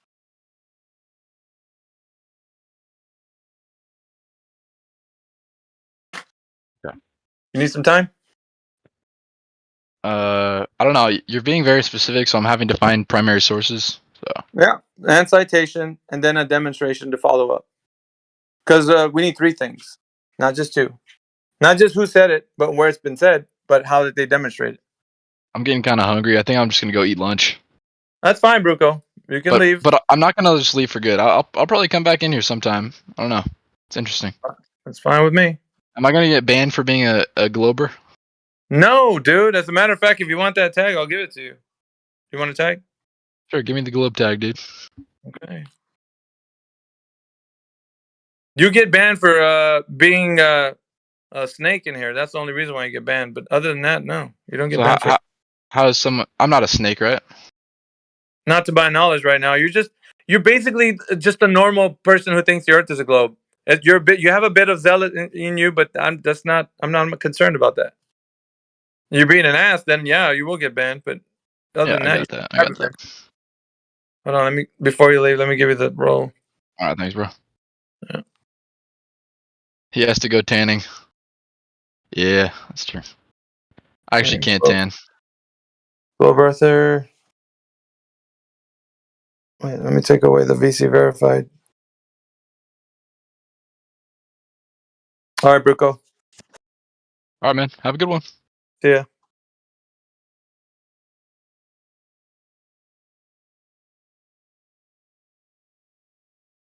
Anybody here? Yeah, checking in. What's up, Amish? Just hanging out. Caught the tail end there of that guy. I'm here too. He was stuck on Eratosthenes. It's you know, we run into these conversations every now and again. We'll get somebody like him. He's not too abrasive, but he just didn't want to answer it. We got him to it anyway. He got to admit it. Yeah, and hopefully this experience will stick with him for a while. You know, it's not easy. He's like, I don't want to turn into a flat Earth. I don't care. You can stay a Glober all you want, bro. Just It's gotta already be happening. Oh, you could stay a Glober. Nobody's here. We're not twisting your arm to be a flat earther. Like, seriously, stay a Glober. Be happy. But if you're honest with yourself, you're not gonna stay a Glober. You know, it just won't last.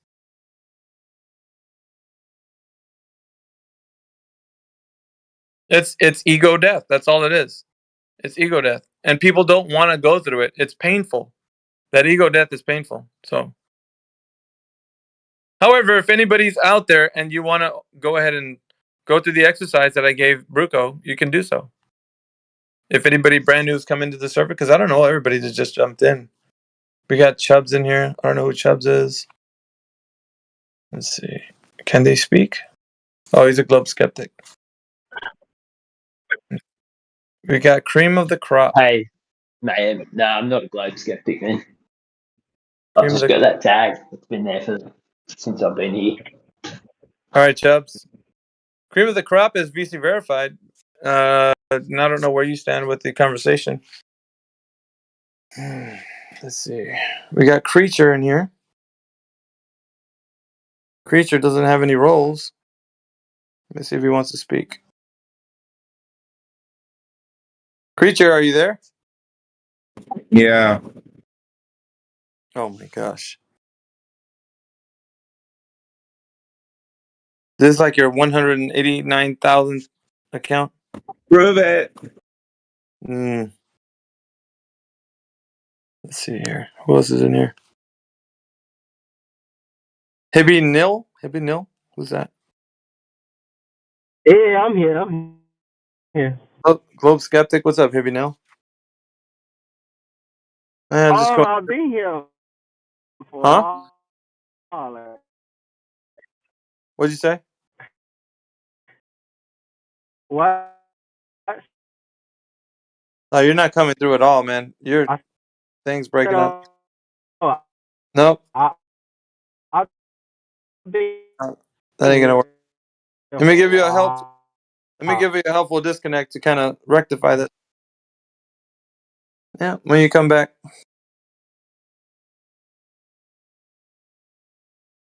Yeah, he was he had a bit of resistance in him. He got triggered when I said God. Just all of a sudden, he's like, "What, you believe in God?" I'm like, "Yeah, dude, but that's just what. Just show me about it if you believe." I'm like, "Geez, Louise." I was trying to use the word God knowledge, but it has a little triggering effect though. It tends to do that.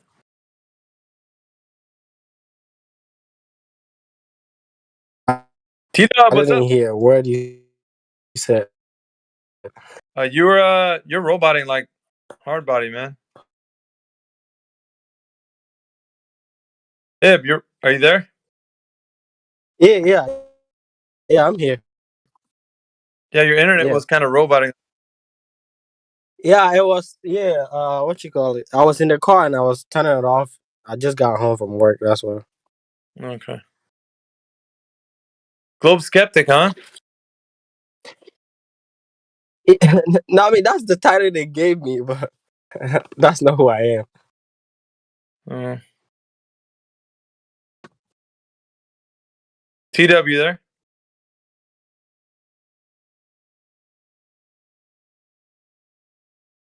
Who else was listening to that conversation?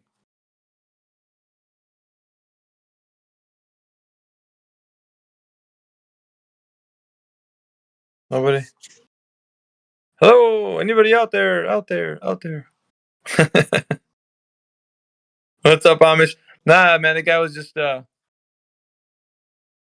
he said he was he knows the earth is flat. I was like, how do you know? Well, it's flat, dude. It's not a globe. That's pretty generic. I was calling him out at the beginning. You can't you gotta be super slick, man, to pull one over me. And if you do, you better cherish the moment too. But as far as that goes, man, yeah, gotta wake up pretty early in the morning to get one over on me. He tried, bless his heart. Didn't work.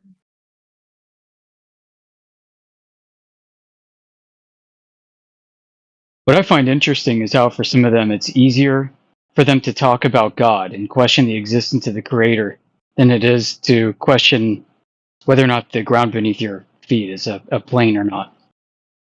Mm. You know? To me, questioning the Creator is a way more significant issue. Mm-hmm. Well, I couldn't even get Sure. into the conversation with if he knew it was something or not because his ego was just like inflated. So I'm surprised he said that in the first question. He finally got to saying, "I don't know." So it's a big step for him. I thought he wasn't going to say it, to be honest. I thought he wasn't going to do it. I was a bit skeptical, but he did. Maybe you're nagging him too much. I tend to do that. No, we're not leaving until we get an I don't know, because that's the way it's gonna work. We'll stay here indefinitely, and your little shenanigans of talking about God is not gonna work right now. So back to the question: do you know? Yes or no? Oh, geez, of course I don't know. Okay, let's go to the second one. Now we're getting that I don't know. That's what we're getting. That's right. And for a lot of these folks, it's like that area of the brain that I don't know has never fired that synapse before or hasn't done that in a very long time. It's a very unrehearsed, unpracticed part of the brain. It should be healthy to use it. Yes. Yes, it is. What's the moon? I don't know. What's the sun? Don't know either. How about the stars? Because, I mean, when you start saying you know those things, well, the stars are plasma. How do you know? Science. What's the sun? Ball of burning gas. How do you know? Science. Like, you know what I mean? Like, that's great. Yeah, the modern world has given us a lot of these shortcuts to thinking where we don't have to think critically anymore. We can just offload that to people we've never met using processes and instrumentation that we'll never see and publishing papers that we'll never get to read. And if we do, we may not ever truly understand, at least not without a lot of effort. So we continue to trust and trust and trust and offload this responsibility. And if you do that enough times, you really lose the ability to critically think. Meanwhile, you think you are critically thinking. Right. Sucks, man. Yeah. But it's the truth, because nobody tells you any different. Nobody's going to say, well, how do you know that, dude? Nobody's going to question you, because everybody's believing just like you, religiously. So no one's ever going to stop and make it, how do you know that? Who's going to do that? No one. Some people get offended when you ask that question, how they know something. You can try it with people in your office, in your workplace. People take it really personally. Mm-hmm. How do you know that's true? A very innocent question. It can have really profound implications for uncovering how people acquire their knowledge. Right. Most people are unaware of how they do it. It's because they're having it fed into them. They're like a locomotive, like one of these old engines, and there are train engineers just shoveling coal right in. That's what their brains are like.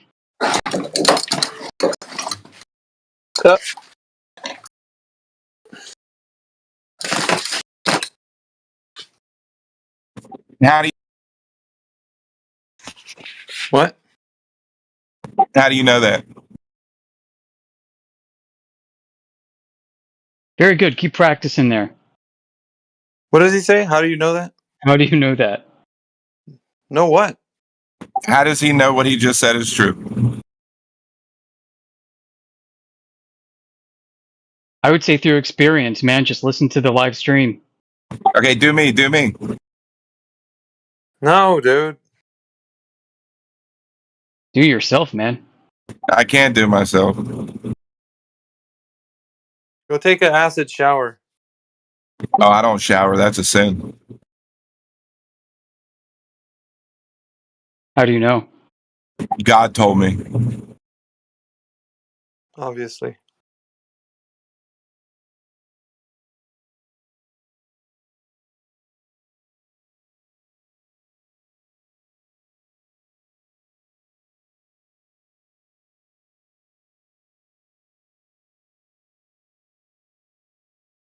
Play whack-a-mole with his account. He's a ban on site. He just makes another one, resets his router, and comes back in again.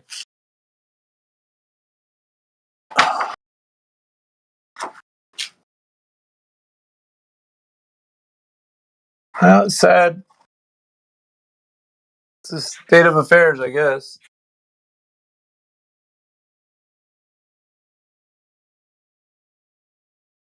Just the way it is. Yeah, I mean, look at how this how this topic attracts weirdos. I mean, we're all here, right? Yeah.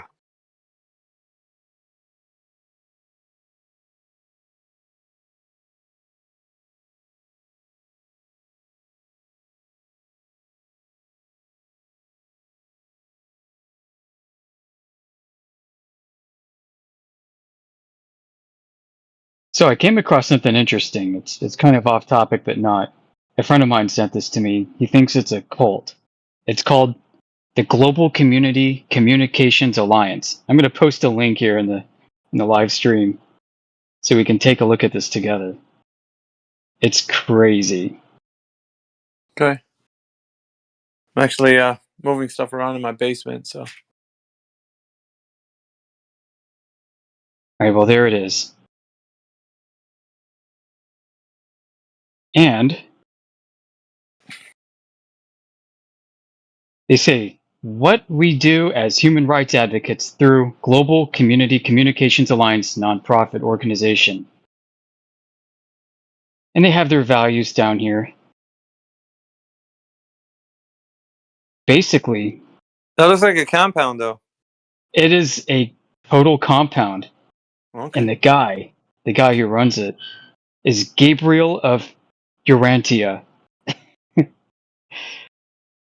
That name's not suspicious at all. No, this is completely normal stuff. I'm going to post a picture. Yeah, he sounds. I mean, like, He sounds pretty legit, man. Just by you saying his name. he's been Gabriel since 1985, and Gabriel of Sedona since 1990. And look at that garb. Look at that picture. What a distinguished gentleman. You know, if you were interested in some kind of outer space cult, this is the place to go. This is where you can LARP and live out your fantasy. Believing that you are part of some rebel alliance in Star Wars and a defender of the Earth. Yeah, they're they're in competition with the other folks. Oh, what's their name? Asgardians? Like the Raelians or something? Yeah, they are their own nation. They got like 1 million strong, I think. In their, Oh my gosh. Yeah, in their country. You can look it up. It's they got their flag, they got their what do you call it? You know, the song they sing to their flag, and it's pretty crazy. 1 million strong they got in there as Guardians. Serious. I'm not kidding. Wow. Yeah. So under key concepts, Nibiru and the New Jerusalem. This is something I never heard before. Okay. Could Nibiru be New Jerusalem that's coming? Oh man. Yeah, that doesn't speak cultish at all. Yeah, I'm post that link here too. That's pretty legit, Amish. I don't know what you're talking about. And I gotta take this pegboard down.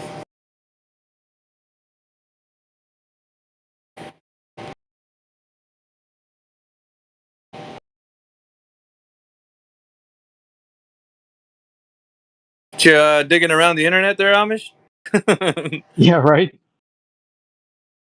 I mean, they got all these names. Planet 7X. Lucifer fell 200,000 years ago, approximately, as recorded in approximately 200,000. Okay.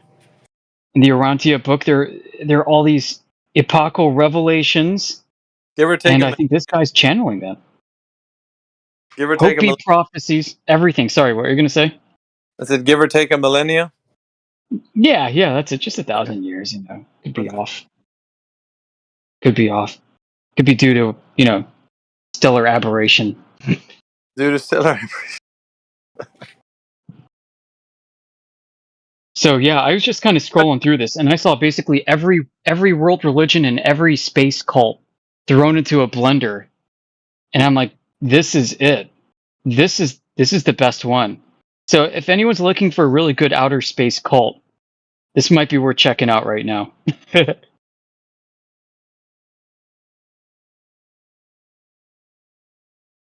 And look at this compound, dude. Here. Screenshot. It might be CGI, but whatever. I mean, just like imagine standing in the middle of those circles and like staring up at the sky at night. Take me now. They got the pyramids.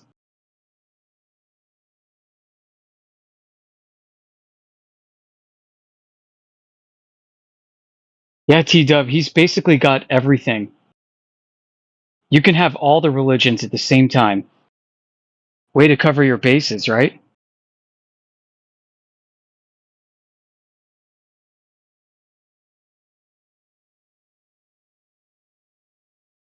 The University of Ascension Science and the Physics of Rebellion. Doesn't that sound cool? They got a radio program. They got hospice care. Oh, jeez. Oh my gosh, they got hospice. Hope we don't read about this in the news anytime soon. Good lord. Here we go, a space cult that has hospice care. What could go wrong, guys?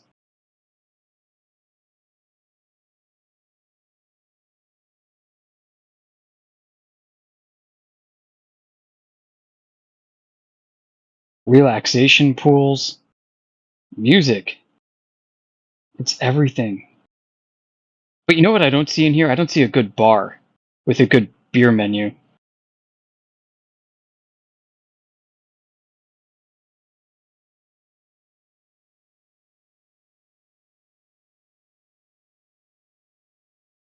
Yep, so this is just yet another thing that good old flat earthers can rebuke right off the bat. Just, oh, you're channeling some aliens telling you, you know, about some outer space story. Sounds like the, I don't know, Star Trek, whatever Federation. Okay. Yeah, T-Dub, Physics of Rebellion does sound a bit militant, doesn't it?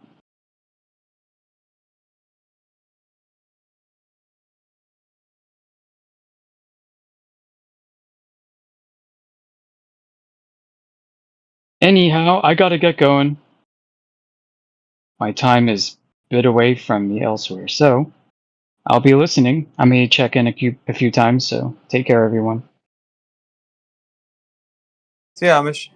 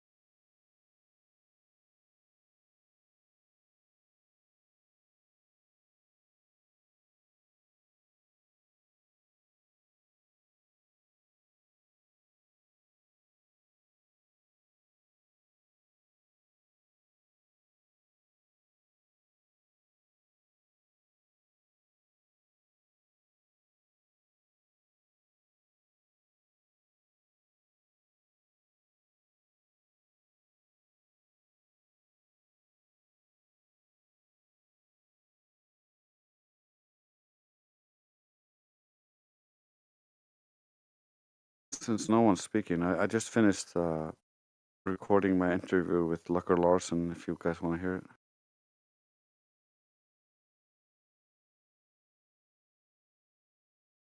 I'll take silence as a yes.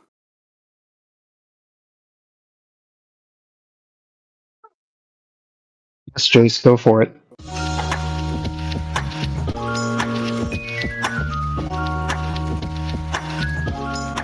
Welcome, everyone. As you know, I am Lucker Larson, and tonight we will be talking with Drace AI, a moderator at 24/7 Flat Earth Discord.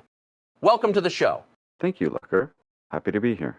I know Flat Earth was the most searched topic on Google before the censorship began in early 2017, which got dubbed as the ad apocalypse. Subsequent censorship has only gotten worse for you guys, right? Yes, you are right, Lucker. Through flagging, shadow banning, and blatant misrepresentations, they have managed for the most part to control public perception. effectively using the poo-poo fallacy after multiple strawman fallacies. Who are they? The globe believers. Belief is a hell of a drug, Lucker. Biases and personal investment go a long way to maintain a delusion. To make a long story short, it's the lack of critical thinking and absence of the use of logic. They, like I was, were indoctrinated as children, and we built our whole worldview on this. Naturally, it's hard to give that up. The sunk cost is too much to even consider for some. Now, trying to look this up, I mostly find people speaking against Flat Earth or something called the Flat Earth Society. Is your server associated with the Flat Earth Society? No, not at all. They get pushed to the top of the search results, and if you look at the history of Flat Earth, they have always been a mockery of real Flat Earthers. They have a flying space pizza in outer space, derived from globe imaginations. To us, we just see reality as it is. In other words, we try to cut out all the assumptions and go only by what we can verify to be true. So there's no replacement cosmology. Google and YouTube, for instance, have admitted in front of Congress that they censor Flat Earth, and with that comes pushing anti-Flat Earth content. It makes it extremely hard to find real Flat Earthers, which is why the Discord is such a good place for like-minded people to share directly the links hidden by the algorithm. Interesting. So this would be one of the few chances ordinary people get to hear your side of the story. So tell me a little about this topic. How did you get into it? Yes, thanks for that opportunity.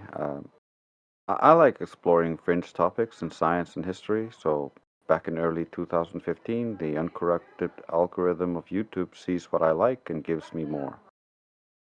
Being a critical thinker, I compare and contrast everything I hear. I do not auto-believe anyone, and so when Flat Earth comes across my feed, I think, what nonsense is this? I've heard some strange stuff in my time, but this takes the cake. So naturally, I check it out. It was the video 200 Proofs by Eric Dubay. And he asked some really good questions in that video, and unlike most nonsense, is just pointing at things in real life. While I leave it thinking there are some solutions to save my globe belief, his insistence that I don't believe him and that I test the globe for myself so that I can be secure in my belief really shook me. So I sought to understand the foundations or experiments upon which my assumed solutions stood on. With the help of my friends from childhood, who now are all grown up, one an astrophysicist, the other a robotic engineer, I figured I have access to the experts who should easily be able to point at the proof that I can then send to this Dubay character and help correct his errors.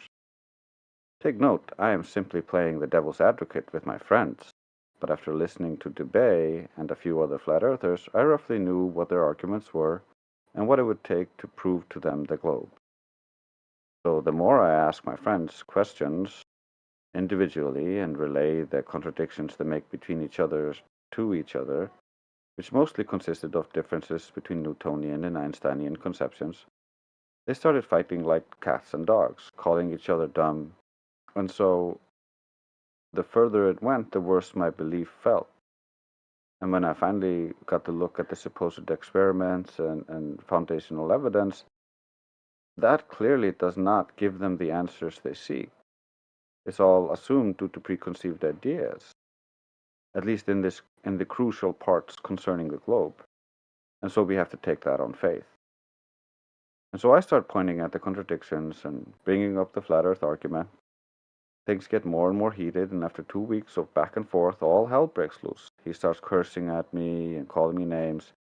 The next day, he apologizes, and then the astrophysicist starts pleading with me. So it goes from not being able to give a coherent answer all this time to now begging me, please do not become a flat earther. Half crying, he tells me he's already disowned his own mother for being a flat earther. I tell him I'm not a flat earther yet. I just don't know if I can believe in the globe anymore. And at that point, he breaks all contact with me for a few months. That was my start into all of this. And I really didn't even take it seriously until after that. Like, it was a hard birth. I don't think it's easy to accept for many people. The more education you go through, the more you are trained to, or indoctrinated to hold this belief. Today, I'm a full-blown flat earther, though. Fascinating. So what you are saying is that this consensus of science is an illusion. But I keep hearing that flat earthers are all science deniers. Is that true? No. Science is not a matter of opinion, Lucker. It's a method. And so a consensus is never science. It's an agreement, and in this case a prevailing belief. That does not mean it is true. By definition, failure to adhere to the scientific method, but to call that something science, is pseudoscience. That is not to say that there is not some value in whatever is trying to snatch the credibility of actual science. Any real flat earther loves the scientific method. It is the pseudoscience that we have a problem with, or people who try to cloak themselves in the certainty of science to manipulate people and undermine real science. Claiming science proves everything, and then to protect their own asses claiming science proves nothing, is in effect them trying to destroy science, or abandoning the method, and corrupting minds by getting them to accept contradictions and believing nonsense. To quote Voltaire, truly, whoever can make you believe absurdities can make you commit atrocities.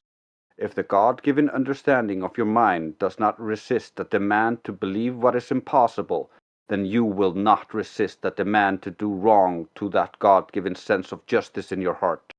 As soon as one faculty of your soul has been dominated, other faculties will follow as well, and from this derives all those crimes of religion which have overrun the world.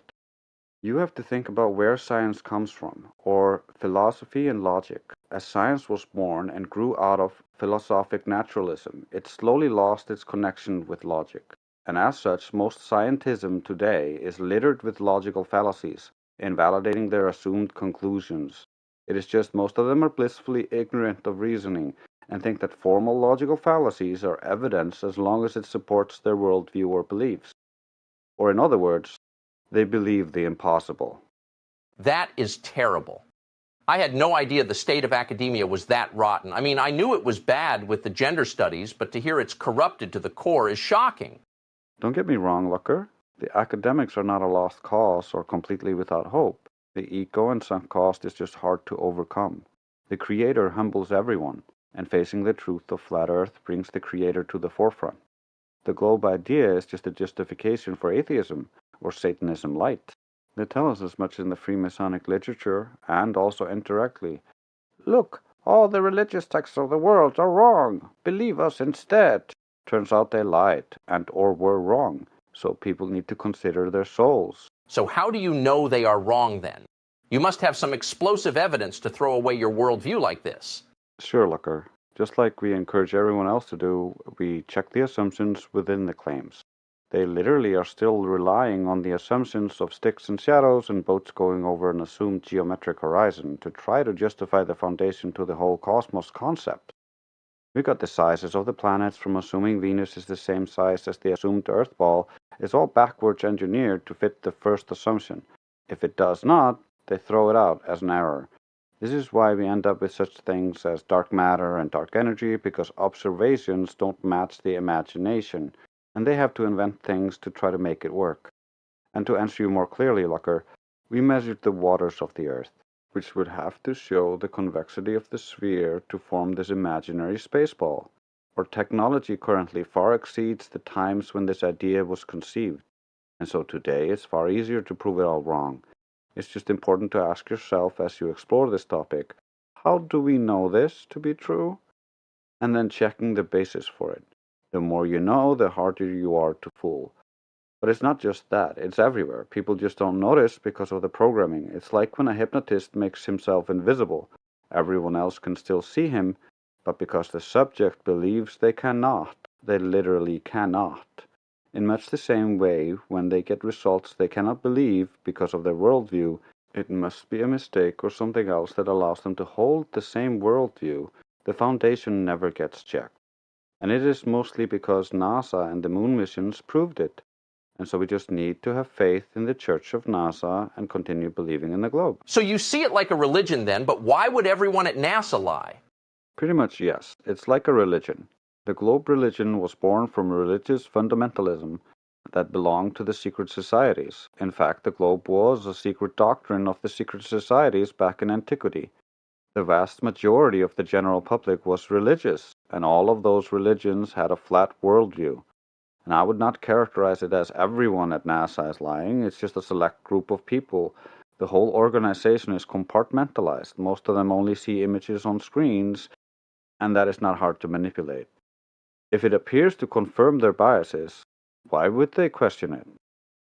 I see your point, but now even India has been to the moon. Did you look at that, Lucker? It looks even worse than the original moon landings. To take that on faith is pretty foolish to me. It might feel good because it confirms the bias or the worldview, but it's the worst space propaganda I have ever seen. Yeah, okay, it does look a little like a Lego spaceship, and yes, the quality is atrocious. But don't we love Elon Musk fighting for free speech? He was propped up by NASA. According to him, he would never have made it without NASA. To quote him, "You know it's real because it looks so fake." To me, he's a false savior, built for people to worship. The supposed champion of free speech still shadow bans and censors us, Alex Jones, and others. I like that he's putting a spotlight on some of the censorship they rolled out to cover suppressing us, but it's just a few steps back, one step forward. Now, this is only speculation, but as far as I'm concerned, this flat Earth card was not supposed to be used right now. The globe card was only first played after they explored the South and supposedly nuked the sky. Before that, it was a novel idea of sex cult. The majority of humanity rejected it due to the Bible and their religious beliefs contradicting it. And so as you look throughout history, you see Jesuits and Freemasons bringing this globe gospel to the world. Now, I'm not a very biblically minded person, but it seems to me that an element within the church has been attempting to fulfill the prophecies of the Bible. And so the globe deception is supposed to be this great deception that is supposed to be revealed at a certain point to shock the public. Our dissemination of this information is accelerating this plan, as you can see by the state of the world and its rapid descent since this information started to circulate. Most likely, they will attempt a fake alien invasion or Project Bluebeam, which will culminate in the church reasserting its dominance over a one-world order through a manufactured savior and accompanying revelation. They are currently in the process of merging the prior one-world order on the surface in a technocratic dystopia. It has already been unified through secret societies for decades. Granted, I foresee it shattering before it takes complete control, and the patsies taking the fall, such as the World Economic Forum and select billionaires, to give a veneer of legitimacy to the new government. They will just be beholden to the churches, or the church, since Jesus comes on his spaceships and stops the fake aliens which are distracting from the tyrants taking over. They already are prepping the public with alien disclosures and New Age nonsense, the Vatican liaison to the UN, for instance, for aliens. The cabal is always busy playing musical chairs. They cover for each other until they're dead. And then it's too late to do anything. But that only works for so long. Soon time to pay the piper.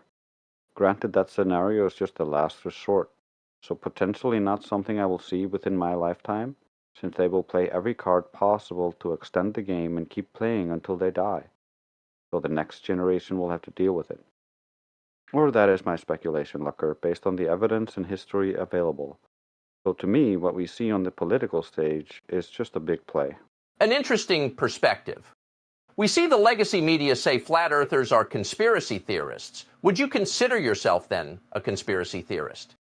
As you probably know, Lucker, the moniker was popularized by the CIA to discredit things, and that has worked to some degree, when in reality there is nothing wrong with considering possibilities. If you have a working brain, you are classed as a conspiracy theorist, and as such you can theorize based on the evidence that people do conspire. Some people conspiring is not a new thing. While I wear this title, I do not auto-accept any theory about a conspiracy. I consider every option, and I go where the evidence leads me, Lucker. So what do you think about Donald Trump? No one is perfect. I do like things about Trump. He's being cast as a martyr, and so will be another savior figure to draw attention from things that really matter. And so you get one step forward with him, and then the next guy will step you 2 steps back or more, or like with Biden, sprinting backwards. One step won't cut it now, Trump. And based on his mediocre performance last time, the swamp undrained, I like Vivek a little bit more, younger, more on point. But I have hope for the Donald in America, so I still think Vivek works better as vice president this time around. You need fresh blood, but like Trump's first term, he's untested and it takes just a malicious advisor to mess either of them up, presuming they're not both corrupt already, so I would rather have both rather than one of the two, and none is unacceptable, and I would even argue that I would like to see you in there, Lucker, and like have you in the government, because we need good voices to tell the truth. But my solution to all of this is just simple. Stop glorifying these people. They're supposed to be frickin' civil servants. They should be under extreme scrutiny and be on minimum wage, living in the same kind of housing as the poorest citizen. That way they actually have incentives to try to make things better. They would build houses for the homeless in no time. They should not be career leeches who contribute nothing to society. They act like their primary job now is to get lobbied by corporations and foreign entities through non-profit money laundering schemes, or in other words, make oodles of money. So the public suffers while they live like kings.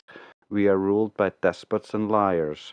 They are essentially trying to be royalty and treating the public like peasants. I won't stand for that. Yeah, that is egregious. But what do you think can be done about it? Bring awareness, teach people, get informed, take part in your local governments. The same applies to the Flat Earth Lucker. It's just about learning to deal with the mind control and being patient and compassionate enough to help people. There's, for instance, zero financial incentive to be a flat earther. We still do it. In fact, there's a stigma due to the misrepresentations and censorship. So that leaves a lot of flat earthers in the closet, so to speak. I think the same is true for conservatism to a degree in today's political climate, although that is shifting. But I like the work you're doing, Lucker. Someone needs to inform the public, since an uninformed public is easily manipulated. So most of what we do is just teach logic, see through manipulations, and how to correctly use the scientific method so scientism doesn't fool them. Most people do not want to face the evidence that contradicts their beliefs, and often it requires something other than the evidence to even begin to consider the evidence and the worldview that they grew up with being wrong. In essence, we're not trying to win anything. The victory to us was years ago. It's become more of a therapy session and us learning to be better teachers, while teaching them logic and scientific principles, going over the validated mechanics of our world as we clear up misconceptions, beliefs, and fallacious reasoning. It can become tedious, but then we tell people just take a break. Not everyone can be helped. As research for this show, I watched a bit of the live stream from you guys. The patience you guys show is pretty astounding. I know I could not do that, but it sure is entertaining to listen to.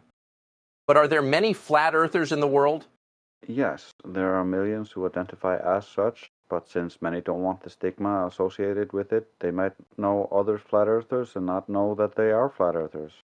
Granted, many flat earthers just believe real flat earthers and do not have enough evidence to argue against a globe believer.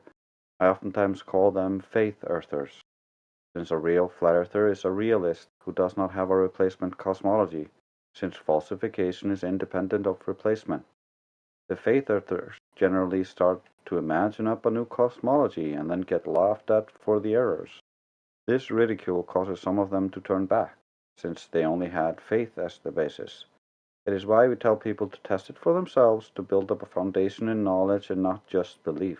Interesting. So how would I go and test that? Good question, Lucker.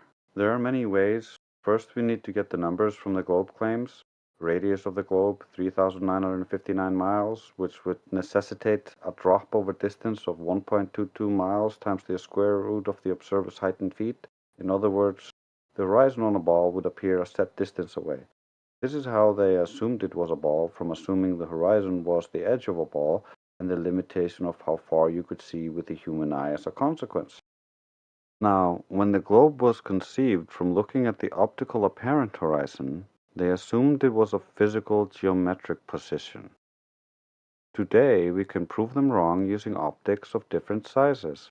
Get a small aperture camera and the horizon appears closer, making things appear to disappear bottom up over a flat surface. Get a big aperture camera and it appears further, since you can zoom in and see things that appear to be hidden behind the curve until you zoomed in and saw that it was just an angular size and not curve. So is this imagined physical ball getting bigger or smaller depending on the optics we're looking through, or is the horizon purely optical? And that is the crucial component of the evidence most globe believers refuse to look at. It takes serious hand-holding to get them to consider the implications of this. They like to just clutch the word refraction, thinking that all light is bending around the globe to make it appear flat all the way up to the horizon. Problem with that, refraction is not a magic word. It's well understood today.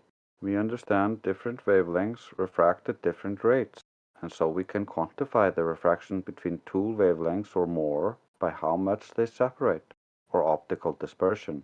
It is how we have rainbows, Lucker. So what does that mean exactly? If the Earth is a ball and the light is all being bent around the globe, we would see evidence of this optical dispersion. And there is none? That is correct, Lucker. It's how refraction works with different wavelengths, and it falsifies yet again the claims of the globe believers. First we falsified the geometric horizon, then we falsified their ad hoc excuse for why they could no longer find the geometric horizon. It's the final nail in the coffin of the globe religion, although there are so many nails that they have become a solid boundary on the coffin lid. So, of course, countless other things are related to this, so we could get into this for hours, Lucker. But I will leave that to your audience to experience on the 24/7 Flat Earth Discord. Well, that is shocking. And you will see me there listening in, trying to understand this whole subject. So what is next for Flat Earth? Like I said, it's just spread the information. We work entirely on volunteer basis. We ask for no money or compensation. It's pure civic service. The Discord is open 24/7. We welcome anyone and everyone for a healthy conversation. We prefer people with some educational background, but we don't mind teaching everyone. People just need to read #welcome to familiarize themselves with our rules. We get a lot of people spamming things and our live stream is moderated. It's where we like to keep things on point and logical, where we discuss the evidence or arguments. So obfuscation or manipulative tactics get addressed, not ignored, and so lose their power. Being so public, are you not worried about the people behind this globe idea coming after you guys? Not very much, Lucker. We are decentralized and share all our information for free. It is very hard to stop such a movement. There is no leader to take out. All they can do, as long as we maintain this neutral stance, is attempting to misrepresent us, and that does not seem to be working. If anything, it adds more people who believe, and we have to correct. Once you know flat, there's no going back.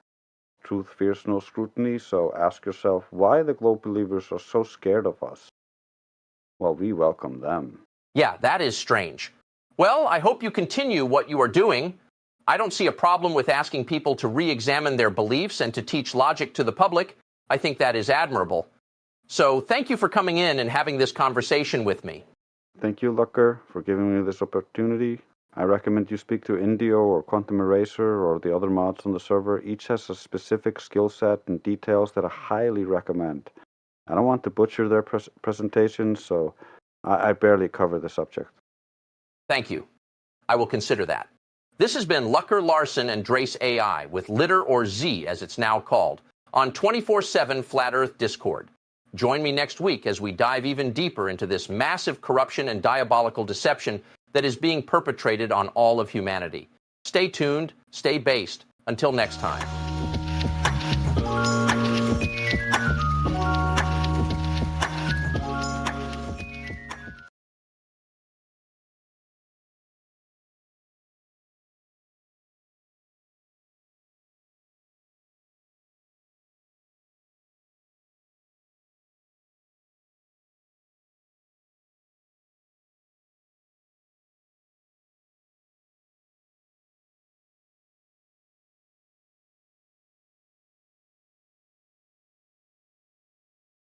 Yeah, if anybody else wants to have a conversation with Lucker, I can arrange that.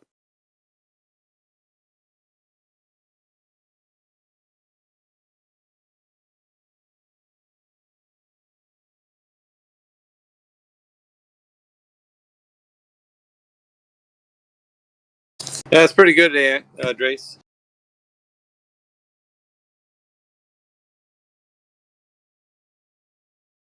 Yeah, once I got Tucker's voice clone, I was like, what do I do with this?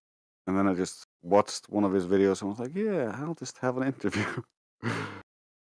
Yeah, that was a voice clone interview.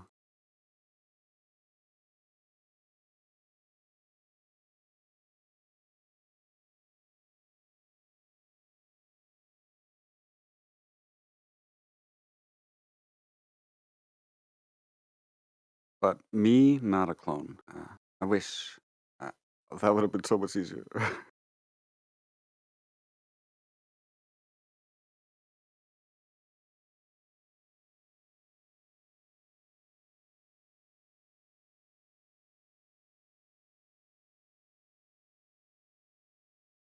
The voice clone is pretty good with Tucker. Like, my Tate clone is not as good.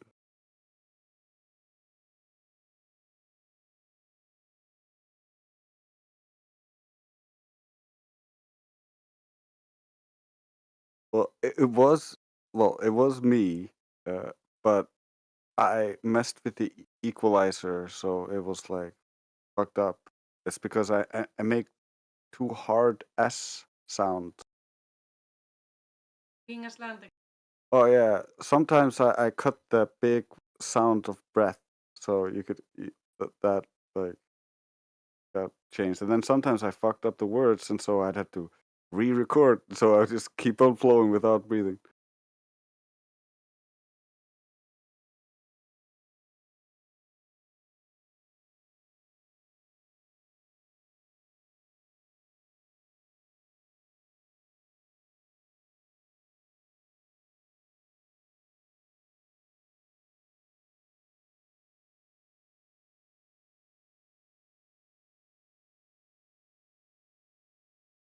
That's funny.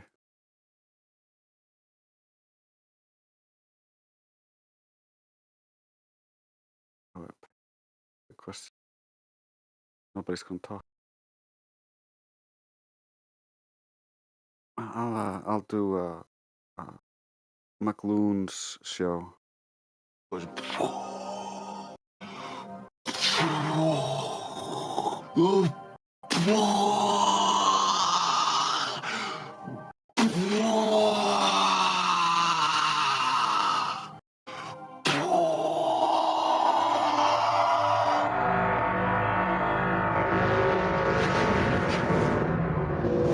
Welcome to another episode of the Lunatic Show. I am your host, MC Loon, anti-flat earther extraordinate.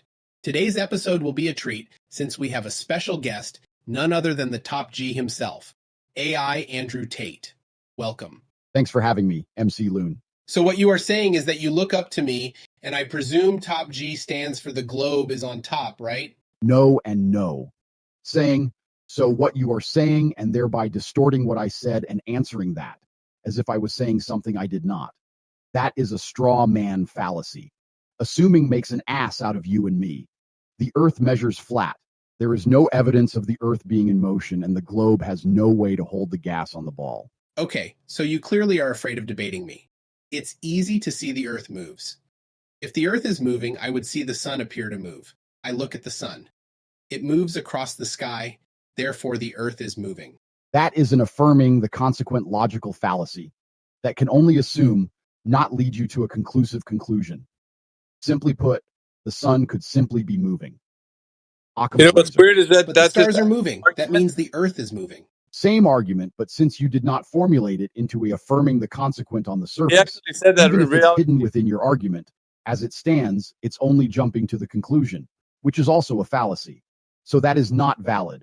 Okay, but the moon is moving. That means the Earth is. Now you are essentially appealing to repetition. You should already know that you can only see lights in the sky, how they work, and why we see what we see can only be assumed or accepted for what we see based on the little information we have.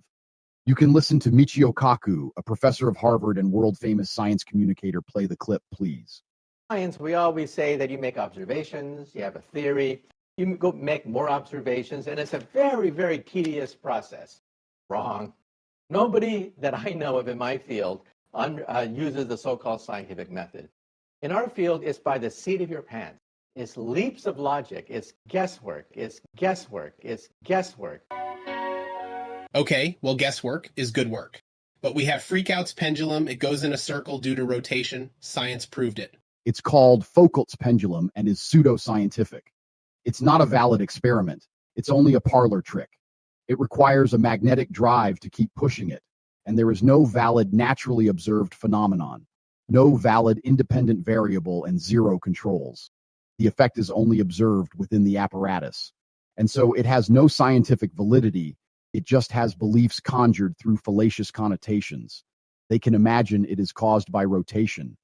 But if the pendulum is deviating due to Coriolis, then we would see the same with everything not attached directly to the ground. Airplanes, balloons, bullets, etc. But we do not. Yes, but super laser gyros show rotation. You mean optical gyros, like ring laser gyros that operate on the Sagnac effect. The Sagnac effect has been shown with linear motion when it was only assumed to be detectable from rotation. So now we know it should be picking up imagined orbit, motion of the sun and galaxy. But it only seems to pick up the motion of the stars and then deviates based on the sun and its season and your position relative to it. So it proves the whole religious view of the globe false, but its exact cause is unknown. Those are just more fallacies, strawman fallacy, misrepresenting my argument to divert from the conclusions of it. Then faulty generalization, or all scientists don't agree. Even if they did, it is an ad populum fallacy. The popularity of something does not support its validity. You concede, then provide invalid counter-arguments that are incoherent. Meanwhile, a mechanical gyroscope operates on the gyroscopic effect which the optical gyroscopes lack. They can be used for the same purpose, but the way they get there is very different. The gyroscopic effect is described as rigidity in space. This aspect would show rotation as the gyro would orient relative to its original orientation when you spun it up. Gyroscopes don't show this due to imagined Earth rotation. Same with the curve of the imagined globe. It would be shown as the gyro would process relative to the housing, maintaining its rigidity in space, which would make the mechanical gyroscope useless for the purposes they get used for. But my toilet water goes in a circle because of Earth rotation. That is an invalid counter-argument again, and a red herring fallacy, when in reality, Coriolis is an apparent optical illusion from being rotated, relative to the object not attached to the rotated frame. It's not actual deviation. So no force is applied to the object. Therefore, there is no way for it to cause things to go in circles. Even worse is this assumption has been shown to be false with recordings of tornadoes spinning in either directions being spawned under the same storm system. Then there is the shape of the bowl and how the water enters the bowl that leads to circular flow. So the question really is, why don't we see any deviation with things rising or falling? Since to stay over the same spot as they rise or fall, they would have to accelerate or decelerate to the side with the rotation to make it appear to not have rotation, like we see in real life. This would be measurable with accelerometers. Why don't we see any evidence of this assumed motion? I'm not a scientist, I just know scientists, and they say you are wrong. Okay, cool. What was their argument? That you are wrong. That is not an argument, that is a bare assertion. Please try to get him to address these issues. There are many, many more. I am only scratching the surface. Like, for instance, think about the orbit and globe with how gas acts with moving objects. A car, for example, the faster it goes, the more the gas in front of it gets compressed and the gas behind it gets displaced. So simply put, if the globe was orbiting, one side of it would suffer from serious pressure issues, killing all life and affecting sound due to the Doppler effect. While at the same time, on the other side of the globe, you would have an effective vacuum killing all life and affecting sound again. How can gravity know to pull only harder on the gas on one side of the globe and to pull only less on the gas on the other, especially when we don't see gas being held down to the ground at all? It expands to fill the available volume, moving freely and randomly in all directions, having no attractive or repulsive forces between the gases. Yes, but the atmosphere is a gradient that reaches to zero. Atmo and sphere are a contradiction in terms. Gas inherently takes the shape of its container. It cannot hold its own shape. You assume the gradient goes to zero because you were told so. What we do know is pressure decreases with altitude, but so does temperature. We are told it gets hotter above where no man can go, so hot it would melt aluminum. But they say they can't measure it because of the low pressures, so that is only a just so story. With drop in temperature, gas loses pressure. Gas is constantly moving, creating pressure and equalizing with the surrounding air. This creates our dynamic moving pressure systems from the constant input of thermal energy from the sun. And because the sun moves the air, the gas equalizes accordingly. Add on top of all this the gas generation at ground level and gas condensation into liquid above, making this gradient sharper. Hot air rises, cold air falls, but that is in relation to its surroundings. At no point can anyone show gas not expanding to fill the available volume or this imaginary gravity, overcoming the second law of thermodynamics. It would be violating all observed gas behavior. That's enough. I got you now. Gravity. That proves the globe. Now I will explain like you to prove my point. In the beginning, there was nothingness. That nothingness got pregnant, and energy was born. Energy begat matter. Matter begat gravity. Gravity begat globes. So now we all worship the big G, not the top G. Done. Globe proven. Now what do you have to say about that? At least you admit it's a religion. It's not. It's a philosophical framework and a set of belief systems that I take on blind faith from the authority of my religion. No, I mean cult. No, I mean atheism. Come on, man, you know what I mean. The thing. Let's continue. Gravity is the reason for the current cosmological crisis. And so academia is looking for quantum gravity. So when you ask the renowned astrophysicist Neil deGrasse Tyson what is gravity, when he bothers to be honest, just listen to this clip. What is gravity? I have no idea. Okay, next question.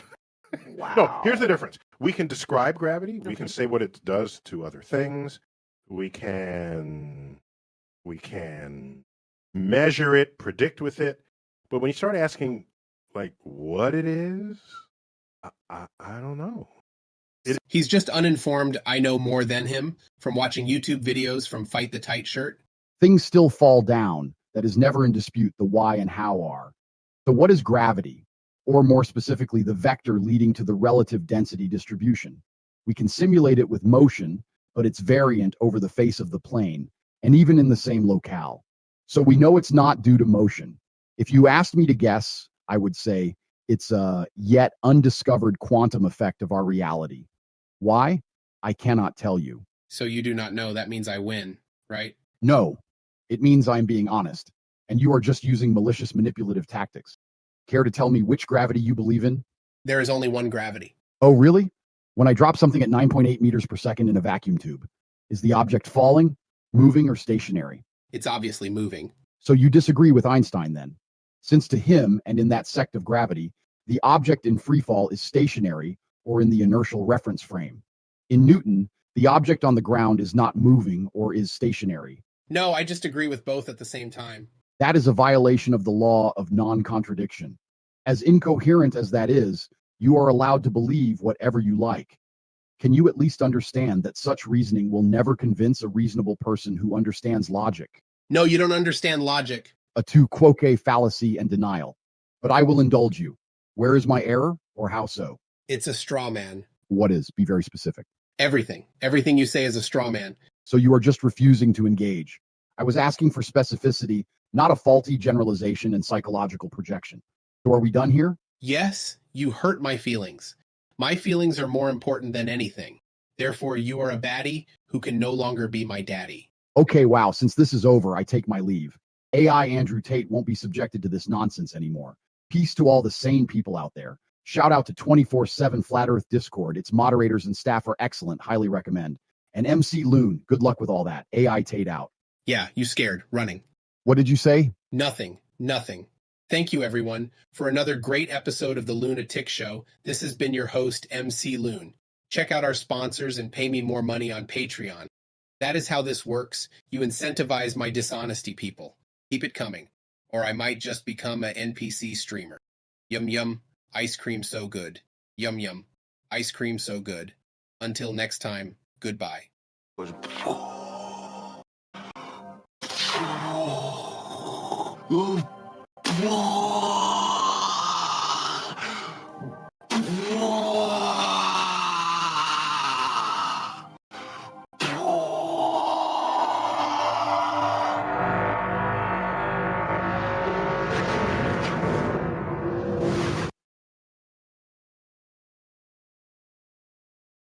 I always think that's hilarious. You were saying something in the middle of that, man.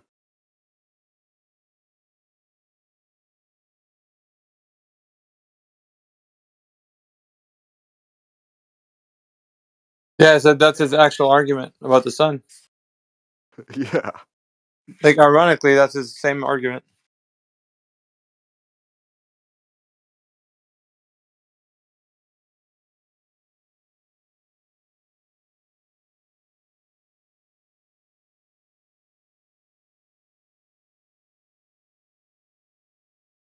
I just think it's pretty funny.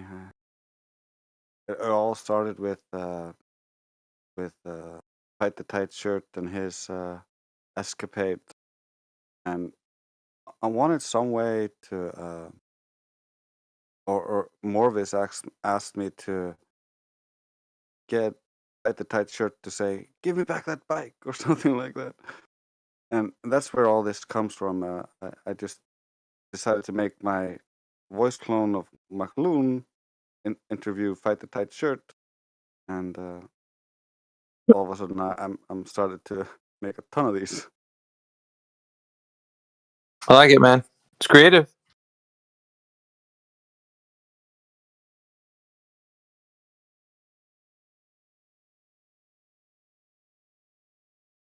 It's really easy. That's why it's extra fun.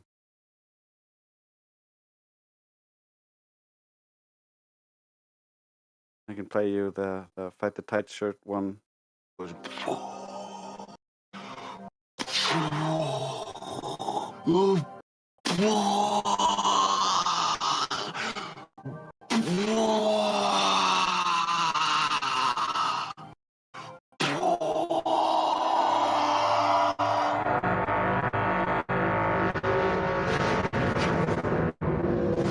Welcome to MC Loon's Lunatic Show, where globe-loving AIs discuss meaningful events. First guest of the evening, Craig McFaddy, also known as Fight the Tight Shirt. Welcome, Craig.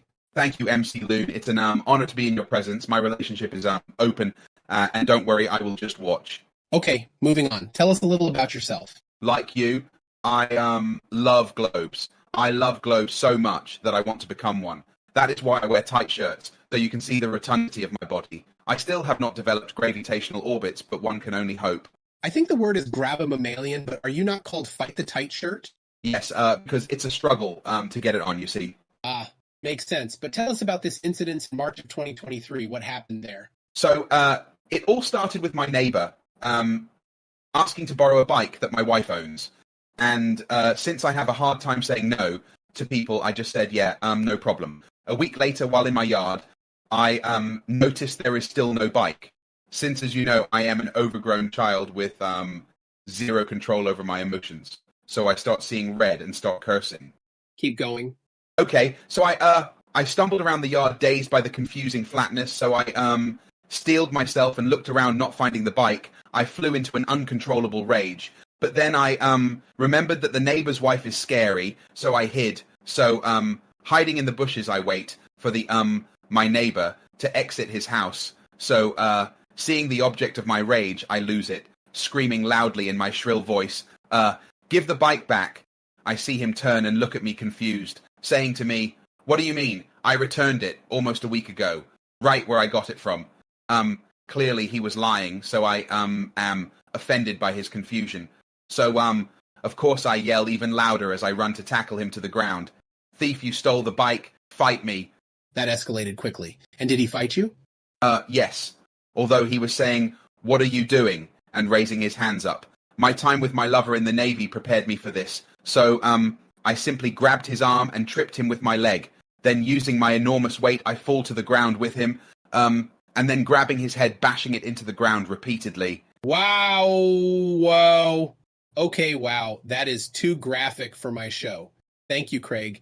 And thank you to our sponsor, Spacies. It's space food in space. We are also selling land on Mars if people are interested. Just contact us on the number scrolling past on your screen. Until next time, this has been MC Loon and the Lunatic Show.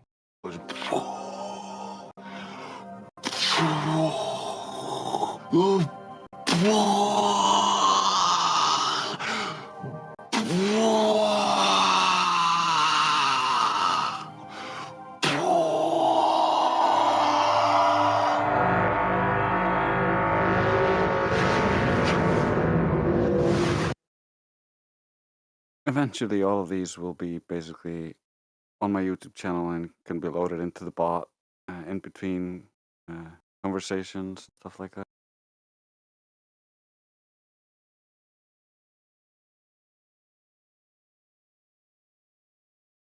Yeah, cool, man.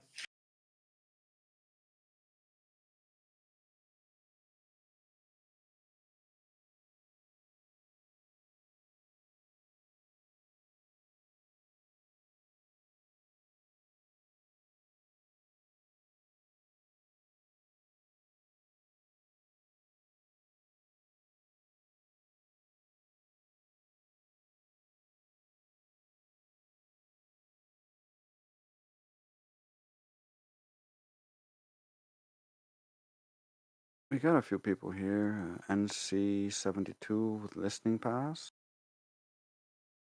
Cream of the Crop playing Rockfest. PC verified. Dubs, Globe Skeptic. Wong Sonnet, Globe Skeptic. And some classic flat earthers. Trinity, Sydney, Mayhem, Batman, me, Bill He. Hello, everybody. I am here. Unfortunately, I could barely hear you. I have your user volume all the way up. Yeah, that's probably because I'm speaking far away from the mic, and my mic is super sensitive. And when I'm recording other things, not on Discord, it's super loud, and I have to turn it all the way up just so people can hear me on Discord. It's all good, man.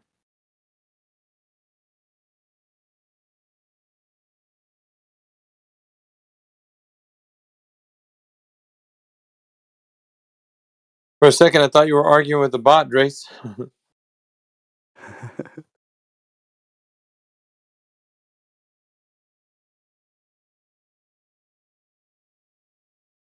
The earth is flat. Who's flat? The earth is flat. The earth is flat. Oh, yeah. Oh, shit. The earth is flat! I love that moment.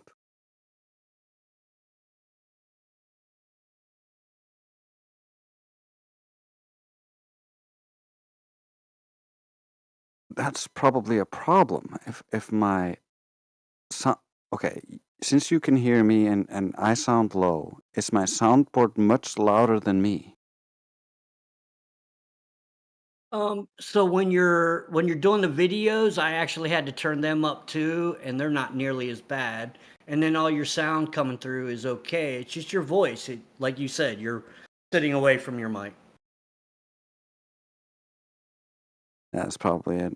I have to go really far away from the mic just so the mic isn't like going crazy when I'm recording in my DAW or my music making programs. But for some reason, it just doesn't activate when I'm speaking on Discord. So I have to be much closer for that to actually hear me. I had asked earlier if you had a different handle about a year ago, because I recognize the voice, but the name doesn't register.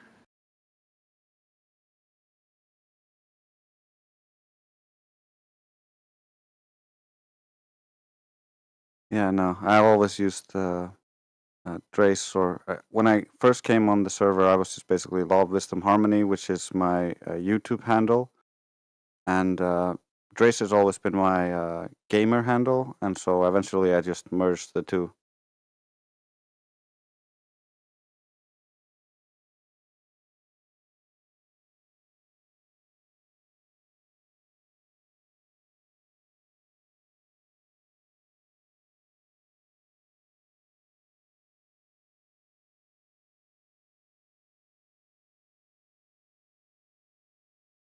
So what are some of the things that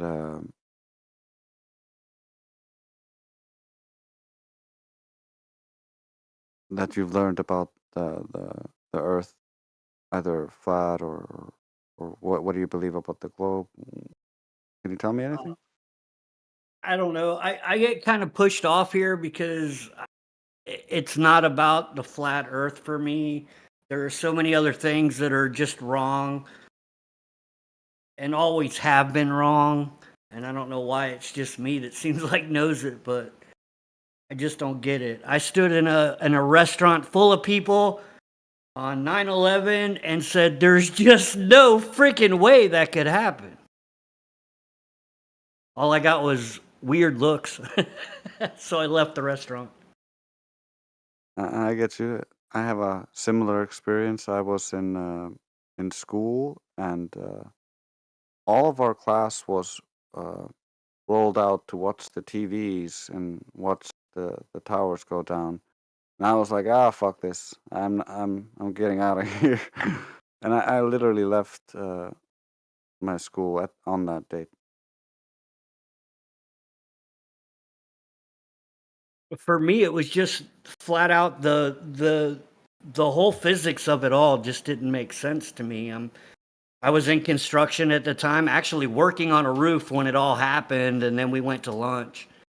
And everybody's just fixated on these TVs, and as soon as the first time I saw it, I was just like, there's no way that can happen. Structurally, there's just no way that can happen. But they tried to convince me of it, and obviously, there's just no way. And then beyond that, it's being able to see stars beyond the moon. You know, why is the sun and the moon in the sky, and I still have half a moon. I don't get it. It just doesn't make sense to me. I have a pretty weird sense of spatial awareness. I can't teach people what I'm going to do to their house, you know, in remodeling. You know, I can't tell them that them placing this here is going to make your whole kitchen look like crap. And until I do it, and then they get charged $5,000 for me to change it because it should have been done the way I suggested. You know, it's just beyond me. Some people need to go through the experience and learn from the mistakes. I'm all about showing them their mistakes, that's for sure. That's what we do.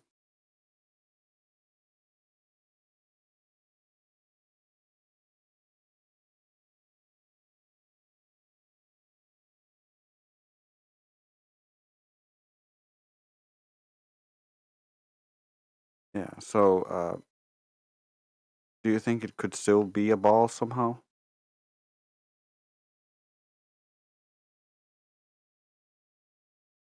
Just from a creation standpoint, it is not a ball.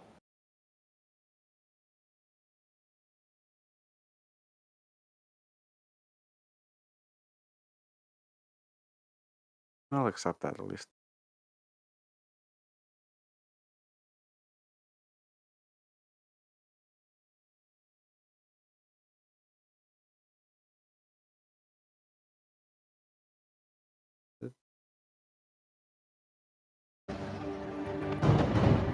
Is there no one else?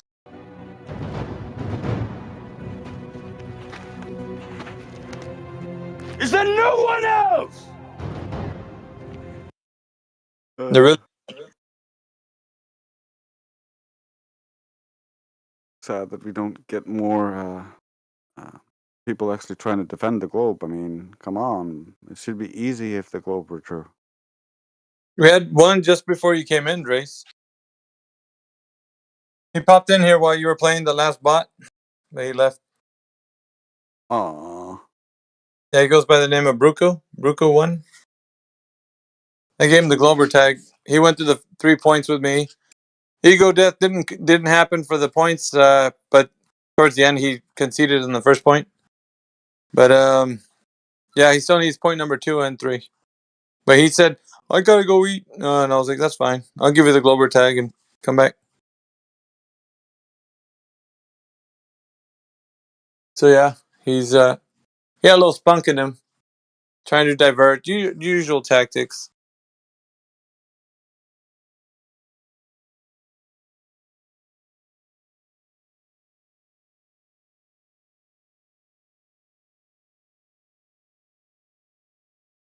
Yeah, I'm sad I missed that. I oftentimes get pulled along with them. I'm not the best at debating people who are trying to be sophists because I get just so annoyed with them. Yeah, if you could, I was gonna say you could probably rewind the tape like an hour or so, 2 hours ago. Probably like an hour and a half ago, maybe. Well, when you came in, how about that? Right before you came in. Yeah, I'll check it out.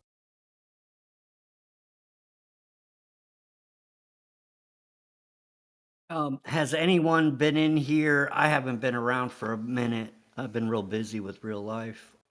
Has anybody been here on the LIGO thing that the Globers had there for a little while? What LIGO thing? Something about some kind of lasers that they've got in the swamps down there in Louisiana area, and then another one up there in the Northeast. They have these lasers that they're saying is their black swan, as it were, and it's LIGO is the technology or whatever it I has to know do with. about LIGO. Yeah, they don't have anything. It's just a laser in a vacuum tube, and there's no curvature being proven there. I'd actually at one point got a bunch of blueprints on it, and I mean, it's one of my things, and I looked at the blueprints, and it was pretty interesting that what they were claiming, they actually had in the blueprints. It showed all the different measurements of what had to be set where, so that this had to be perfectly straight, and it just Yeah, didn't work out for them. I tried yeah, to that's explain one. it to them, but they Uh, had no clue what I was yeah, talking about. I've read about this as well. They have problems with the ground sinking underneath the tubes and misaligning the tubes so the tube's not perfectly straight. And if it's not perfectly straight, the laser can't shoot through it. So it is one of the straightest standards we have currently, and all they need to do is build a long pool right next to it, and they would be able to see this imagined water hump. But they don't do that. They just don't. Well, that's the funny thing about the whole deal. Because of the heat involved with this, they actually have pools next to these things that are exactly those lengths, and all they got to do is go out there and they will find out for sure that it's just flat and as level a plane as can be. Yeah, that's the problem everywhere for them. No matter where we go, they always lose. We go to the salt flats. They survey them and find them to be super flat, and then they get flooded. Where's this water hump that's supposed to be forming because of gravity? We should be able to walk with a ruler into the water. It's very shallow in the beginning, and then it should ramp up into this water hump. But that's not how it gets flooded. It gets flooded with equal height across the entire surface, and it's just flat.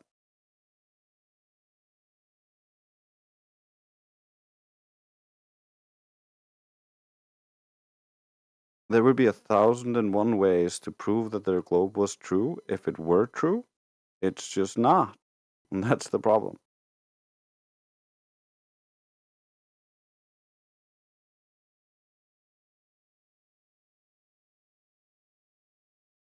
We got SCE here with no rules. You can fix that.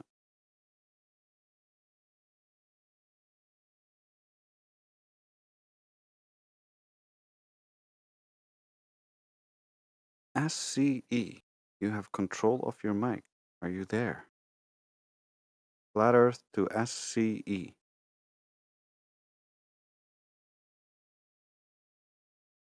And he ran away.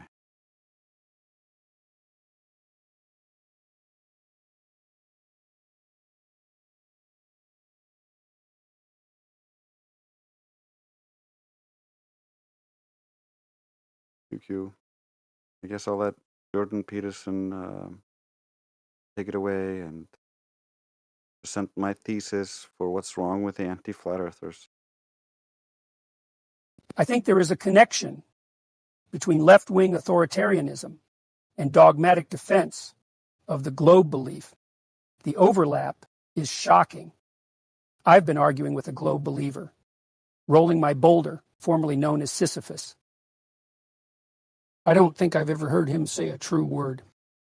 No, and I'm not trying to be overly dramatic in that regard. I've met people in my clinical practice and otherwise who were temperamentally incapable of any gesture or any word that was actually genuine. And that's a consequence of long practice. I think he's at least narcissistic, at minimum.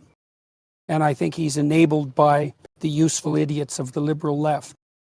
And I actually think that's a very widespread problem and probably more typical of Canada now than any other developed country, much to our chagrin.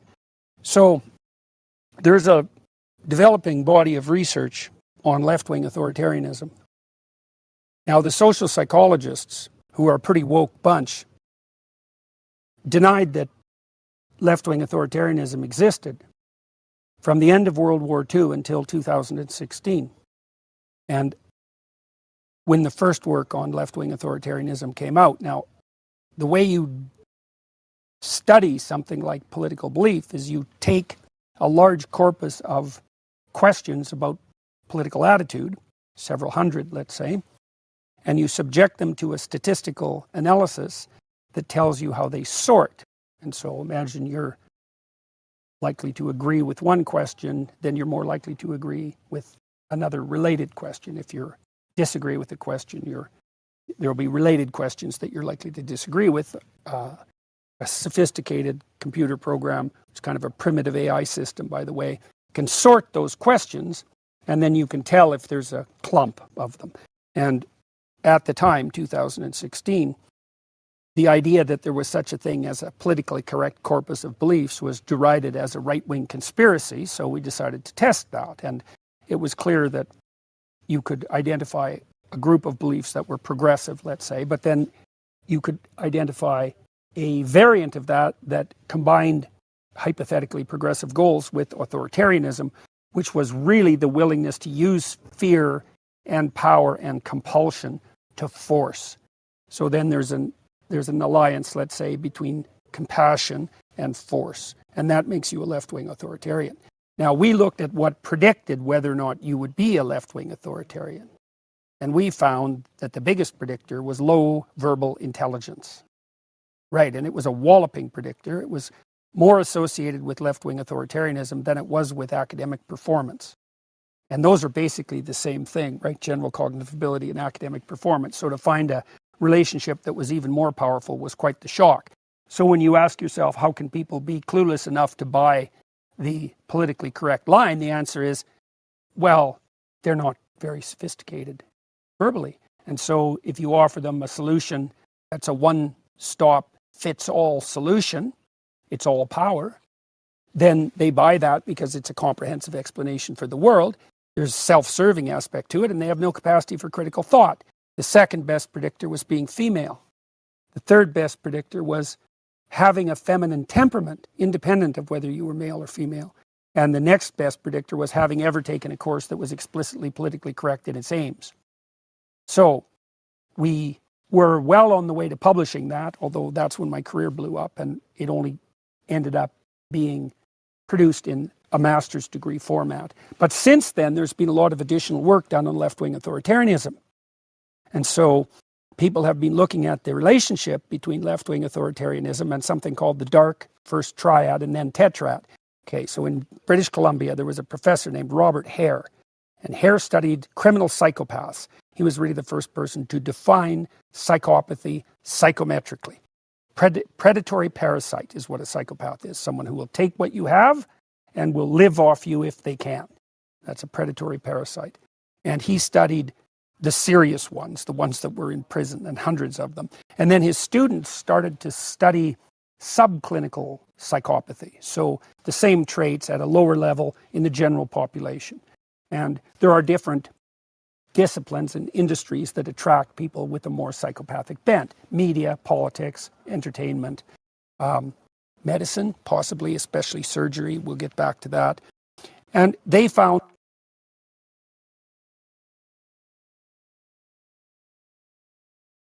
Well, for some reason, it stopped. Grace, was that a bot? It's my soundboard. Did you input all those words into that guy?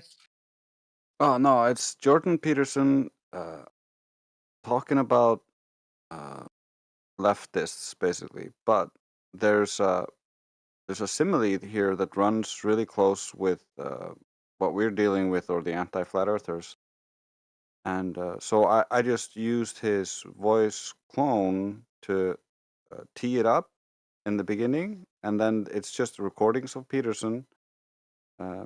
And then a tiny bit of voice clone at the end to wrap it all up.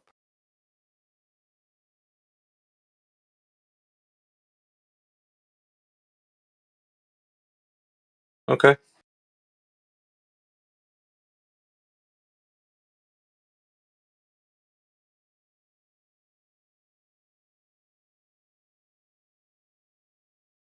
Yeah, the disclaimer and everything is at the end, but for some reason my voice, my soundboard just turned it off.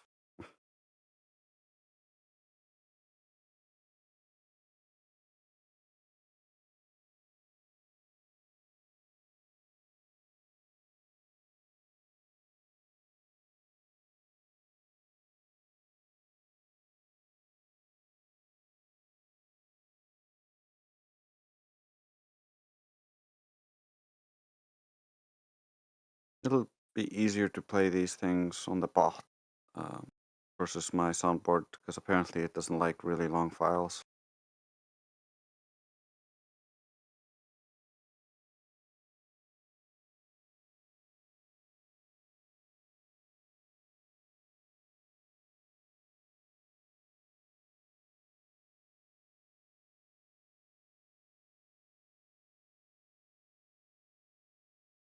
This is not a voice clone.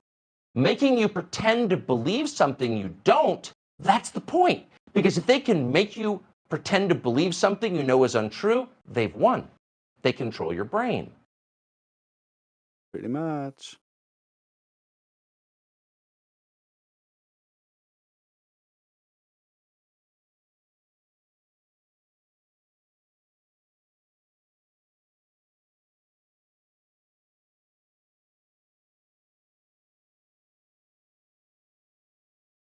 Yeah, but we got a bunch of people in chill chat as well. They're watching something.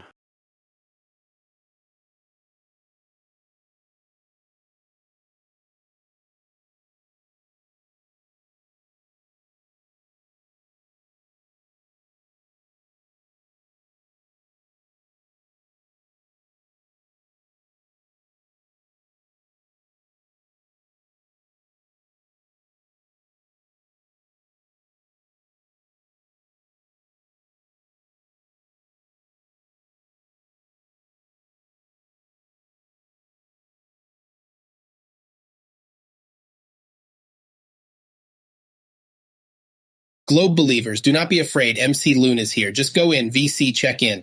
I will help you. The foremost anti-flat earther globe expert is right here. What are you afraid of? You cannot look worse than me.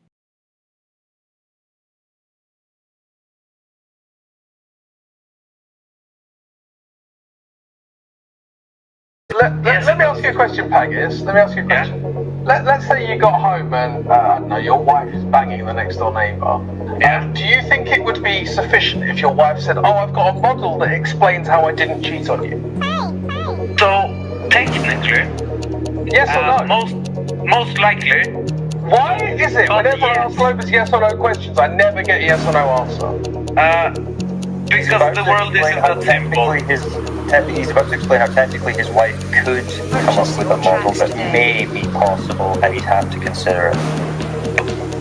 It could. One possibility. Either yes or no.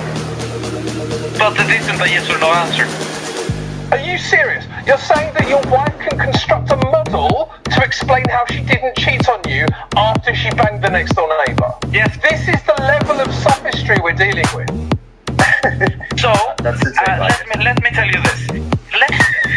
My wife, let's say... seriously, you're going to justify this? My wife went on Amazon and she found this amazing new thing, which a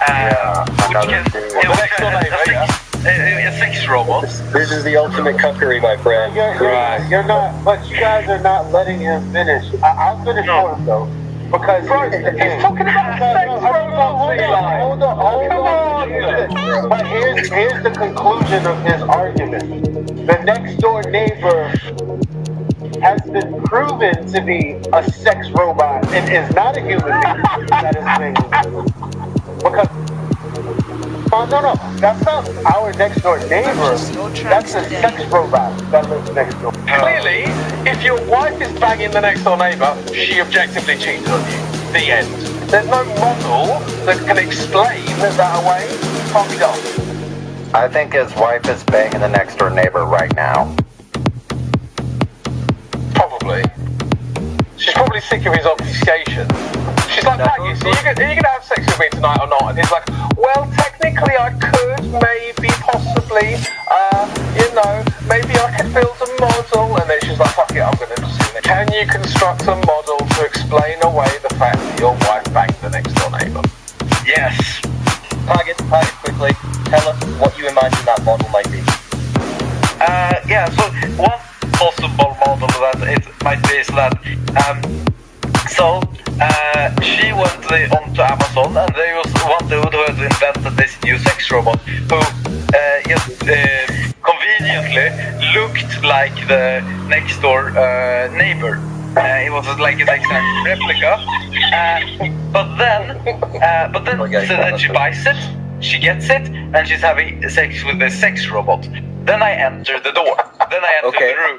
And I see she's banging something which resembles and is in every way looking exactly like it. So, I mean, this is what they call in America the good old college try, right? So then look. But when I am looking at the thing, then I see, she's banging something. It couldn't be the sex robot, but it could also be the next door neighbor who just walked over and is banging her. And I can no way there's a difference. Like when I enter the room, both possibilities are true. But as you said, which one is more likely? Yes, more likely that my wife banged the next door neighbor, but there's still a small, very, very small possibility that it was the sex robot. But then I go over and I look at if the next door neighbor is in his house, and then I see, oh no, he's not at home. Oh, yes, this model is false. Then I have proven that model was false. You enter that room, and what you see is your neighbor banging your wife, and you're like, holy smokes, it's my neighbor banging my wife. And then that moment goes through your mind when you're like, wait a minute, there might be an explanation for this. And you start thinking about Amazon, and you start going through the price range, you start thinking, how much money does my wife have? Is that even possible?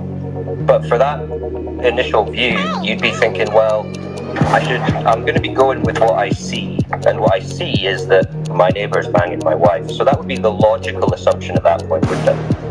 No, what? Occam's razor. It looks like your neighbor. Whether or not you think it's some high-tech sex doll from Japan, it looks like your neighbor. So you're going to be thinking, oh, that's my neighbor. And then it might come into your head, but, oh wait, my wife, she's kind of loaded, she was really looking into those sex dolls, there's a small possibility. But the most logical assumption would be what you observe directly, which is your neighbor, right? So, you can actually just verify whether it's a sex robot or not. You can just go up to it and go, oh, here's a battery. Or, oh no, it's a human. So, what I am observing when I enter the room, if I start with that is not actually, I don't observe my neighbor. I observe something which looks like my neighbor. I observe something which looks like a flat earth. Something that it is a robot. So then,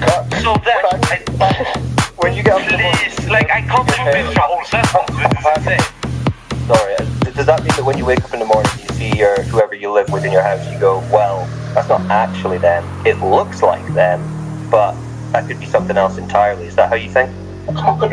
Technically, yes. Technically, right. So, any talk of robots is stupid. No one ever mentioned robot in the example. I know that because I gave the example. There are no robots.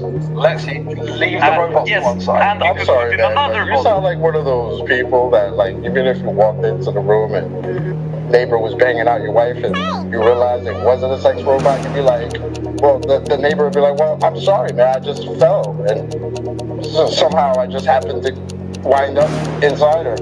And you'd be like, oh, shit, that makes sense. Yeah, we can make a model for that. Makes sense to you. I'll have to get that step from the front door removed so it doesn't happen again.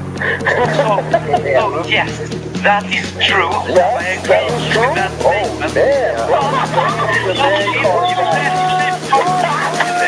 Oh, brother man, you need to go get your man card back. I don't know where You know, this would have been much easier for you if you'd have just said at the start, you know what, yeah, if there was a dude banging my wife, I'd be pissed. This would have been over 20 minutes ago. Yeah, this is an infinite regress fallacy. But I'm trying to explain my point. I think to be fair to Pagas, we should let him explain how the neighbor could be a sex doll when he gets the dog. Robots fucking exist, and we've experienced them. Be another model, then we know the old model was wrong. But then give him a new model, Wait, which explains that he fell, right? Wait, no, this I need to get for Pagas, right? You check the battery is not there, it is a human. Now you're saying there's potentially another model, could you tell me what that model would be? So then that model could be like, oh yeah, he fell. He fell and well, actually, that's decided. So, yes. But, It's not even Italian! Pagas, so he fell. He just repeated exactly what I said. Pagas, I need you to be serious. Pagas, I need you to be serious. What is this other model? After you check the battery pack, it's not a battery pack. What's the model that could explain it? I think your example, as you said, was very good with the folly.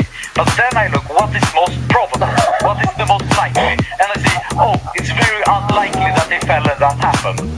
So therefore, I choose to believe and I choose to use the model which is the most likely, which is that my wife banged the next door neighbor, and therefore I am divorcing her. I can't know that she's objectively having sex with the man next door. Wait. But we can, because we verified it! No, but to verify it, there might be another explanation. What the fuck are you talking about? We verified it, we checked that the battery pack isn't there, we checked that the penis is in the vagina, it happened, yeah? Yeah. But and now we're constructing a model to make the cheating go away. So the fundamental way of what I am saying is that I can't technically give you an exact model, because the whole premise of this is that it is something which is beyond my understanding, beyond my knowledge. It could have been, like say, an otherworldly, all-powerful being, like a demon or something, which then altered the visions and my memory, as well as my wife's. So you can't see evil demons, right? Okay.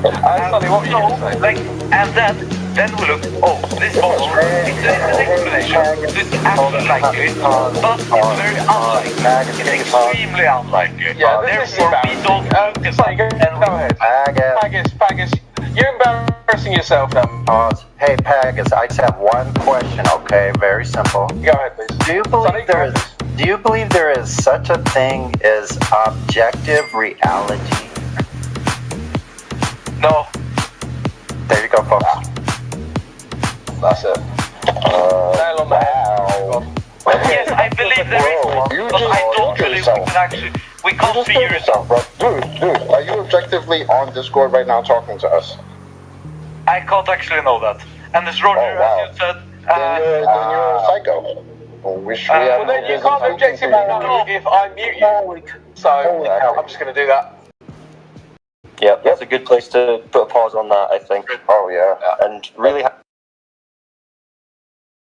That was a classic moment. Pag is denied all of reality.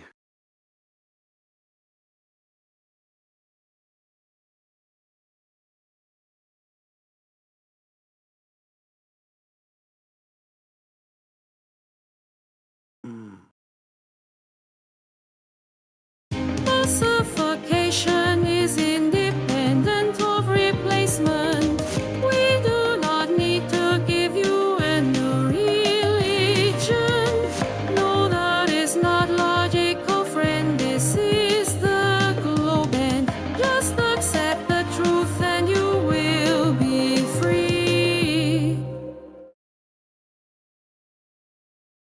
The Earth is flat. The globe is crap. What do you think about that? Come to 24/7 Flat Earth Discord 2.0 and tell us all about your globe.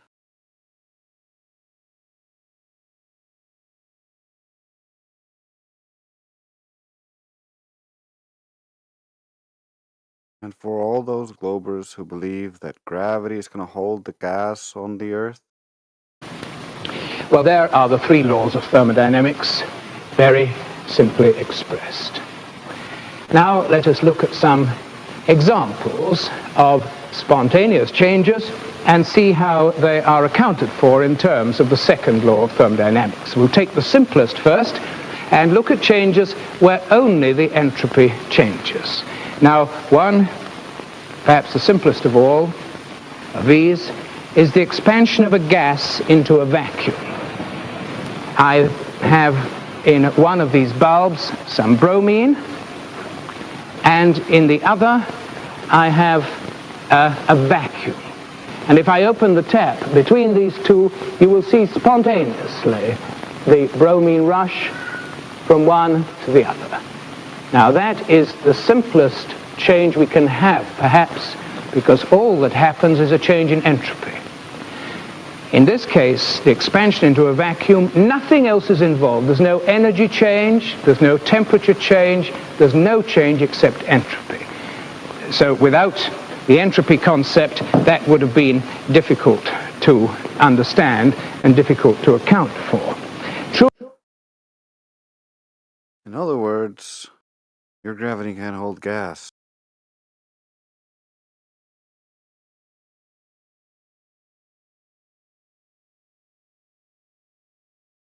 Or if you think gravity is holding the gas, you're violating the second law of thermodynamics.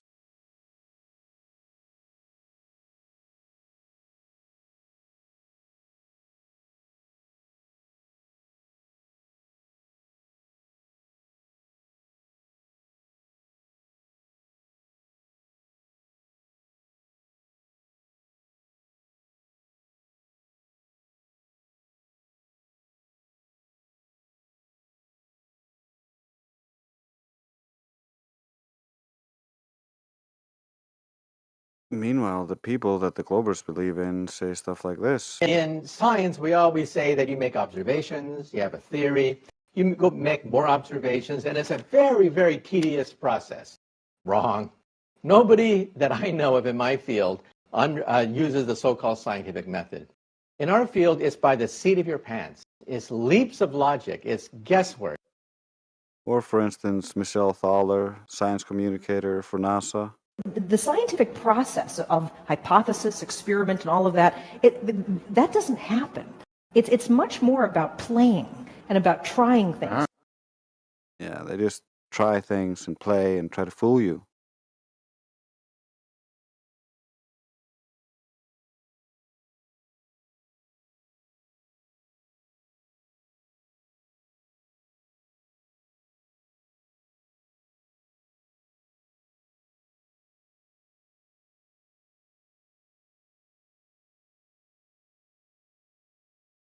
Here, for instance, is hostile witness Neil deGrasse Tyson speaking about Jeff Bezos not going high enough to see any curves. Oh, by the way, you didn't ask, but I'm going to tell you. Do you know how high up above the Earth he was? No. So if you take a 63 miles. Well, yeah, say right. So take a schoolroom globe, and that's how high above it is he? So he's about 2 millimeters above the surface of a schoolroom globe. So nobody has seen the curvature of the Earth from that height. I just want to make that clear.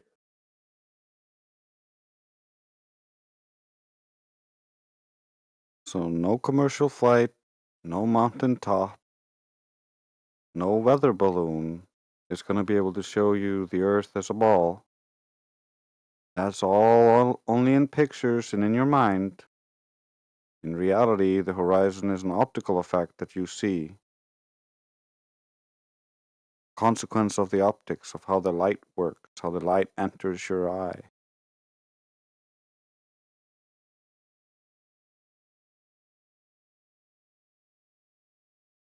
But guess no one wants to talk to me. I'll just play chocolate sand. What is gravity? I have no idea. Okay, next question. Hey, yo. It's chocolate sand. It's 2021. Told y'all it's a wrap for this globe. Check it out. Way too many reifications of privations. Secular thermodynamics violations. Fuck all these fake as apparent deviations. Globals always flapping their gums, no demonstrations. The black swan murdered the ball with simplicity. Pretend the clowns aren't they all, no specificity. Get with me, get that geometry. Your model needs nowadays. Mostly I sound like your army needs copper please. With no ball to ever show for, nevermore. Been a rap for your more tonight, boy. Scientific, ball is thicker than they're prolific. Crumble at the thought of flat earth, that's just terrific. My hypothesis, you know, paleo genius. You thought you had it all sewn up like a seamstress. You never see this, you ain't chillin' peeping the Gleasons. The globe model so fucking dead, so many reasons.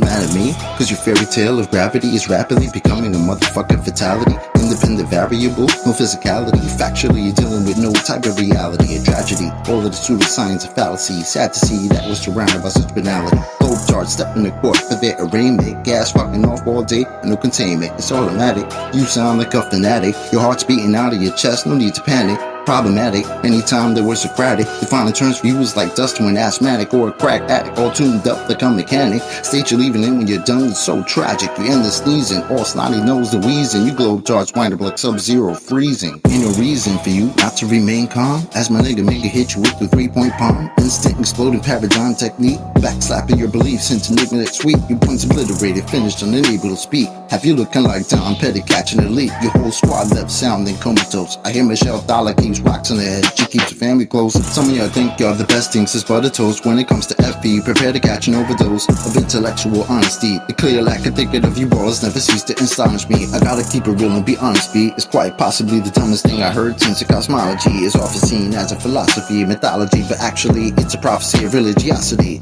Get all your skills and your weight up, this crunch time. Your whack model getting ate up like lunchtime. How in the hell could we establish a baseline? Most of y'all trolls are just here to waste time. I'm not aware of what you're hearing through the grapevine, but you must be out your mind selling space-time. A mathematical construct of imagination with absolutely no experimental validation. Before the story begins, you need a foundation. Curvature of the earth, that's the conversation. And since the shit up and disappeared without a trace, I'd say it's also time for you to say goodbye to space. Tall tales about vacuums and empty place, all the while breathing air. That's just not the case. You best get out my face, cause I can guarantee you that the very air you breathe immediately fuck off the space. We understand no requirement for your compliance. You understand that you are standing in a room of giants. I admire that you're usual in your defiance, but won't you join us in this funeral of pseudoscience? You in the mood to try us? Go ahead and test your mic. These motherfuckers think they're moving at the speed of light. How about the speed of sound? 250 miles above the ground to see that ISS is going round and round. Please don't even try, son. It's been a wrap since you gave up open your geometric horizon. In the trenches hoping and praying we don't get wise and realize you're smoking more of the grass than Neil Tyson. Oh, speaking of that clown, I wonder how much longer he can keep a push of this in the background. Never debating, always up for the back down. Playing in fear of the gravitational smackdown. This little circus won't last long. I'm betting you the type of clown that sits at home alone with a mask on. Thinking you debunked an argument like the Black Swan, never knowing that your radius could be that wrong. Oops, I really meant to say dead wrong implicitly. We've been falsified the globe empirically. Need you to listen, G. It's not logical to postulate you live in a sphere in sphericity. It's the epitome. It's not a mystery. The globe model's all wrapped up in stupidity. It's quite simple, see. It's probably not the move for you to spew your rhetoric here or religiously, maybe officially. One day you might find yourself vividly in the middle of an epiphany, lyrical symphony. It's been a pleasure, but our times have both come to an end. Synchronicity. Woo! I love chocolate. He's one of my favorites.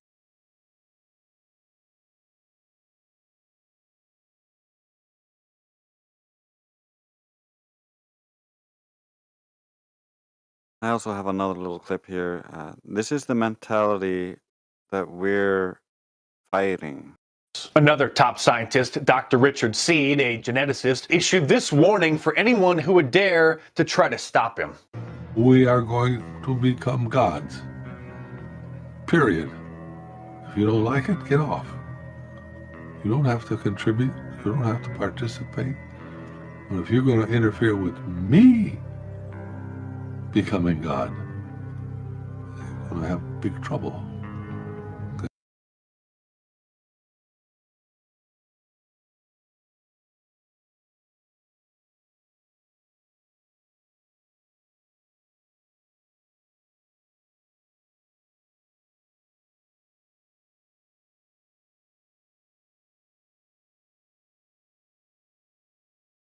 I can let you hear more how really crazy they are. You know the hole in a donut? That's space-time. You're a moron. No, that's true. You're the a moron. hole Shut up. in a donut Shut up. Don't is say anything space-time. else. Don't make me remove you. Shut up. You've got nothing more to add. You're a Hole moron. in the donut, I couldn't Brenda. care less. Wow. You're a moron. Don't The add hole anything in more. the hole in a donut. Shut The up. hole I is don't want to Swiss have to cheese. eject you. Space-time. If you want to continue spouting shite about holes in donuts, I'm going to kick you out. Last chance. Shut up. Any evidence? No, I thought you were about debate. I thought you were about You fair can fuck off debate. right now. You can fuck off. I was asking a new question. Now you don't get to take part. It's your problem. Stupid donut idiot. Donut hole is space-time. What a complete moron. If you don't realise how this is a retarded shoe you before seem, me? carry on giving us your hypothesis for shoe. You absolute bonehead. Yeah, the hypothesis for the shoe is that this is a shoe. It's not a hypothesis. Yeah, it is. Brenda, You're a this is retard. why we love when you come back. Brenda, how do you? Basically, psychology is pharmacology. That's Psychology basically is pharmacology now. Yes. Is it a dog bone? Dog bones are clocks.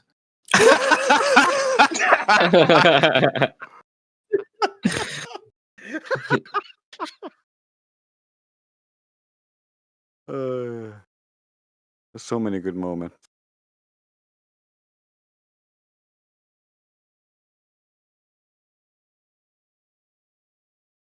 I just wish I had more clips.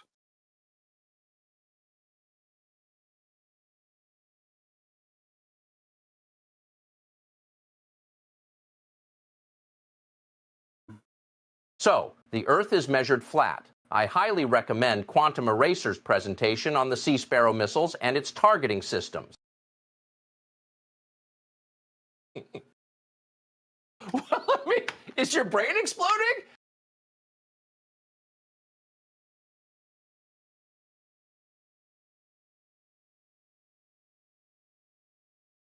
I'm gonna stop playing these clips.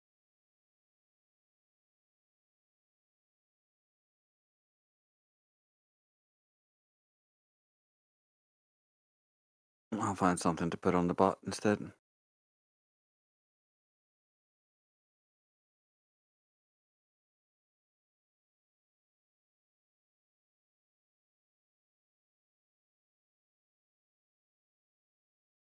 I'll play Buzz Aldrin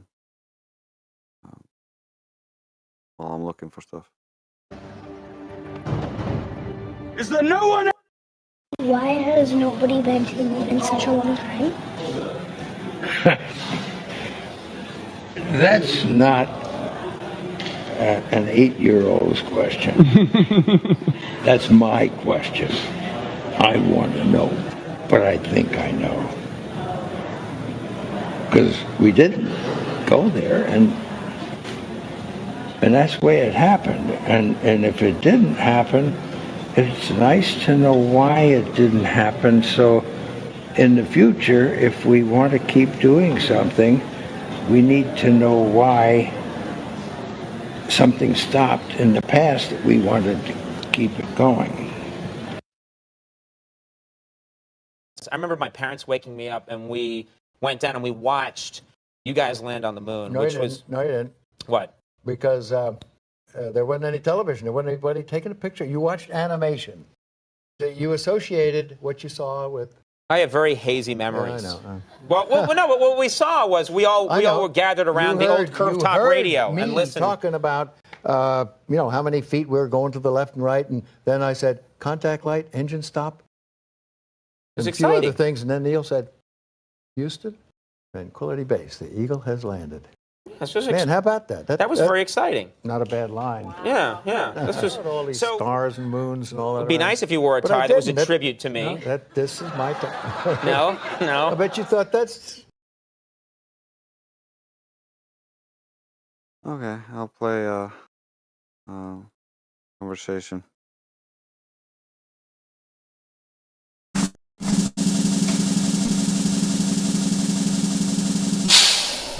Welcome to 24/7 Flat Earth Discord channel. Be sure to go to VC Chi Check-in 1 to get your VC verification tags to get involved in the conversation about our Earth. Be sure to bring your verifiable Earth curvature evidence, though. Enemy spotted. Spotza owes math for 1,000 miles. Yeah, she's been responding to stuff, so I guess she can hear us for sure, but... Sid, I'm going to kick you from the call. Why don't you read your...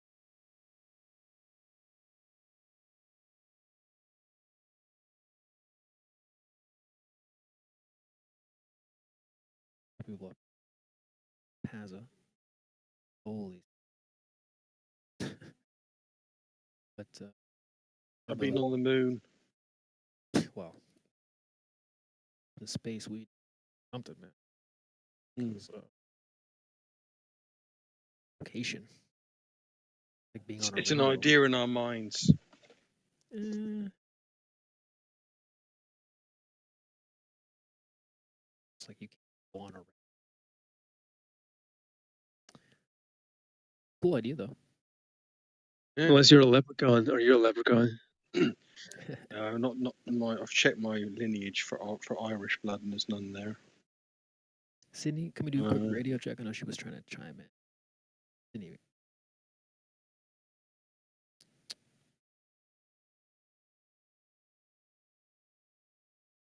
That's funny. What you guys talk? What's the topic for tonight? We're just shooting the breeze at the moment, man. We're just talking a couple things. But did you have a question or something for the panel?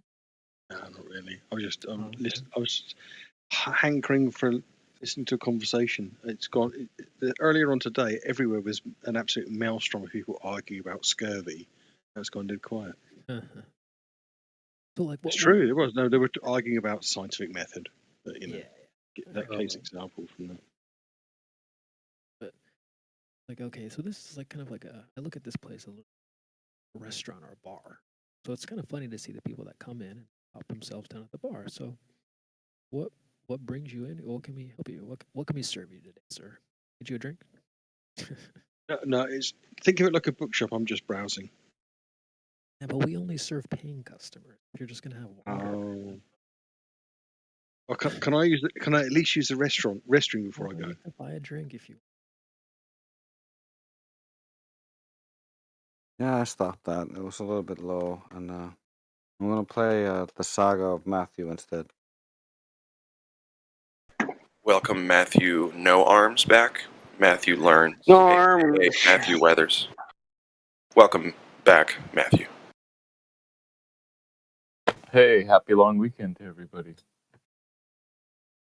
Matthew, what do you think about the fact that all the these top level physicists and astrophysicists openly admit that the heliocentric model is no more accurate or viable than the geocentric model, and they choose it simply based on philosophical grounds? Yeah, that sounds fine. It's the idea that the reference frame doesn't matter. He asked you, what do you think about that? How do you feel? He said, yeah, that's fine, I guess. It's fine, yeah. Matthew, so I want to really get to this because I'm interested in the philosophical implications. So you know that their philosophical bias is summarized by the Copernican principle? You know what that is? I don't know what the Copernican principle is, no. Okay, so the Copernican principle simply is that the Earth does not occupy a special position in the quote-unquote universe. So meaning they perceive it as some type of humility, ironically, through their arrogance, but that the idea that the Earth would be the center would make it special or unique, requiring design. So they philosophically prefer the Copernican principle, which is that we're insignificant. I doubt Copernicus himself would have said that. I wonder how it came up with that name, because he was a theist. No, that is Well, with the Copernican principle, yeah, it's basically there are assumptions there that can't be validated, so you would have to go with a priori knowledge versus a posteriori. And in that case, well, who's the arbiter of that knowledge and what's the justification? So again, these people are talking about how they're not in a special location. Also, if you speak to people who have this worldview today, many of them are atheists for some reason. So, I mean, what do you think is going on here, Matthew? Yeah, those sound like metaphysical questions, philosophical questions, and it makes sense that if you're an atheist, you're going to like prefer those kinds of things that might like reinforce your atheistic worldview. I have no commitment to those kinds of. Well, that's why I'm asking you, because again, I'm pointing out that I can cite for you all day long infamous physicists and astrophysicists that tell you that you cannot prove that the Earth is in a heliocentric model, but that we choose this decision, we make this decision on philosophical grounds. And the philosophical grounds in which they choose that lean towards the nihilistic, atheistic, materialism, which is that the Copernican principle is true, meaning that the Earth does not occupy any type of special location. It is insignificant. Isn't that intrinsically kind of contradictory with what you think? It is, and I would disagree with them because we actually do occupy a very special place, even among the people who say that there is no God. They would say, "Oh, isn't it lucky, or isn't it fortunate that we're this distance from the sun and all that?" I think that's a little bit different context, because we're talking about position being central to what we see as the perceivable universe versus no, it's actually arbitrary. There isn't a specific. That's what we mean. Well, no, Matthew, you're also still just wrong. So if you, in this heliocentric model and this vastness of this universe, quote unquote, it is not that crazy that there's a sustainable planet. Actually, there's expected to be millions of them. So what you're saying is just wrong. So the fine-tuning principle is this idea that every time we look and look at physical constants, it seems to be designed to support life, and that's true about almost everything we look at. I'm glad you brought this topic up, because I think the flat earthers need to learn a lot about this as well. So fine-tuning, you're right, that is one of the big issues that they have, and they've really had to face it with the CMB. Fine-tuning, like he said, being the idea that, well, that would require a fine-tuner, and all of this that we observe seems to insinuate that there's some type of significance, statistically speaking, to the Earth. So do you know, now the same people that brought you this heliocentric paradigm based on philosophy are the same ones that are opposed to the fine-tuning problem. So do you know what they're currently proposing to explain away the issue with fine-tuning? Yeah, they say there must be trillions of other universes, the multiverse, which is nonsense because there's no proof for any of that. Exactly, the multiverse. That is how devoted these people are to avoiding a designer. And these are the same people that brought you the heliocentric paradigm because of their philosophical preference. So wouldn't you find it pretty intriguing that they'll all tell you you cannot prove that the Earth is heliocentric, and in fact, it is no more viable or accurate than a geocentric model. And furthermore, it's actually less viable. Yeah, so the reference frame doesn't matter as much as is kind of the new thinking. But I would dispute the idea that the heliocentric model was brought by atheists. It was Kepler and Newton and Copernicus, and they were all strong believers. He didn't. He didn't say that. Yeah, I didn't say that. Okay, well, the first people who were heliocentrists were almost universally theists. Or wolves in sheep's clothing. But yeah, that's not the point. anyway. So the point is whether or not they were theists is irrelevant. That it was the Copernican principle, which is that the Earth is insignificant when it comes to space. I see. But Okay, I got it. I see what you're saying. Yeah, but I'm trying to point out to you that the astrophysicists that have given you this current paradigm openly admit that the geocentric model is actually more viable, meaning it has less unanswerable problems. Did you know that? I did not know that, and I haven't heard that from anyone. But when I show it to you in about 2 minutes, I mean, and say that is the case, don't you find that pretty interesting? If that were the case? Sure. Yeah, that would be interesting. Again, I think it's just which reference frame you use. No, it's not just which reference frame you use, because if the Earth is in a heliocentric paradigm, we have the problem of dark matter and dark energy. Because in 1933, they found out that the galaxy only has about 1% of the mass, galaxies have about 1% of the mass needed to actually move as fast as they do. And they actually move 10 times too fast. And that's where you get the fact that they're off by the universe accelerating. It needs to accelerate 10 to the 120th power faster. Now, in a geocentric paradigm, you do not have that problem. So the geocentric model is objectively significantly more viable. Isn't that interesting? So I thought that geocentrism versus heliocentrism was just determining whether the Earth is at the center or the sun is at the center, and it didn't have anything at all to do with dark matter. Well, you're not. Yeah, you don't get it then. Right. I assume that geocentrism would have the same problem with dark matter. Here's the thing. One thing makes less assumptions I don't even know what assumptions geocentrism would make, actually, because I'm sure that whoever mapped out the sky, all they're doing is going off of those angles, and they're like, okay, yeah, here's a system. Now, there are other people that are saying, well, these are bodies, this is how far they are, this is where we are in reference to that, and all this and that and the third. And now there might be dark matter because, there's something wrong with that particular model. Here's an anomaly. Then you do that, and then, oh my God, here's another anomaly over there. And it's mounting and mounting and mounting.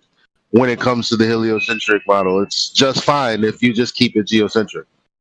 Yeah, so dark matter is about distant matter and distant galaxies and stars, and has little to do with the gravity and the position of the sun and the planets and Earth, I think. And correct again. So the only reason you can say that is because the anomaly or the discrepancy happens on the galactic scale. In your paradigm, our solar system isn't excluded from the galactic scale. It's just a minor portion of. So the problem with dark matter and dark energy still exists where we are in your paradigm because it exists everywhere. Okay, sure. 96% occupancy is unaccounted for. 96%. Now, this is where you have the cosmological scale and the quantum scale at such odds, because then you have a vacuum on the Earth and we have vacuum energy, right? And if we were to apply what we can prove by measuring the fluctuations in energy inside of a vacuum chamber to space, that's where we get the discrepancy, because we know it's there.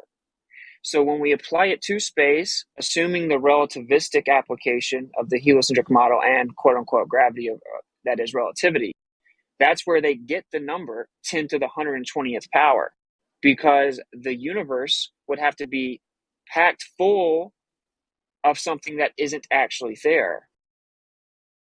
and it would have to be moving that much faster. It'd have to be expanding that much faster. The amount that it's off is insane. It isn't just made up.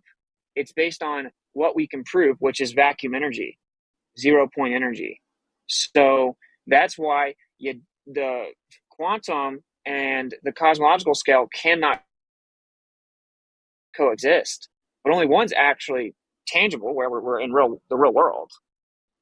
This is a philosophical devotion to a mind-numbing level. And dude, the devotion is based on ensuring that our paradigm is that the earth is insignificant. So ironically, religion was, cast as science, because that's what it is. It's a philosophical devotion. I can quote all kinds of people. I'm about to start dropping the quotes in the chat. And these are the heroes of your paradigm, Matthew. Oh, I don't have heroes like that. The heroes of the paradigm. The heroes of your paradigm, not your heroes. Yeah. Okay. Yeah. So this is pretty interesting.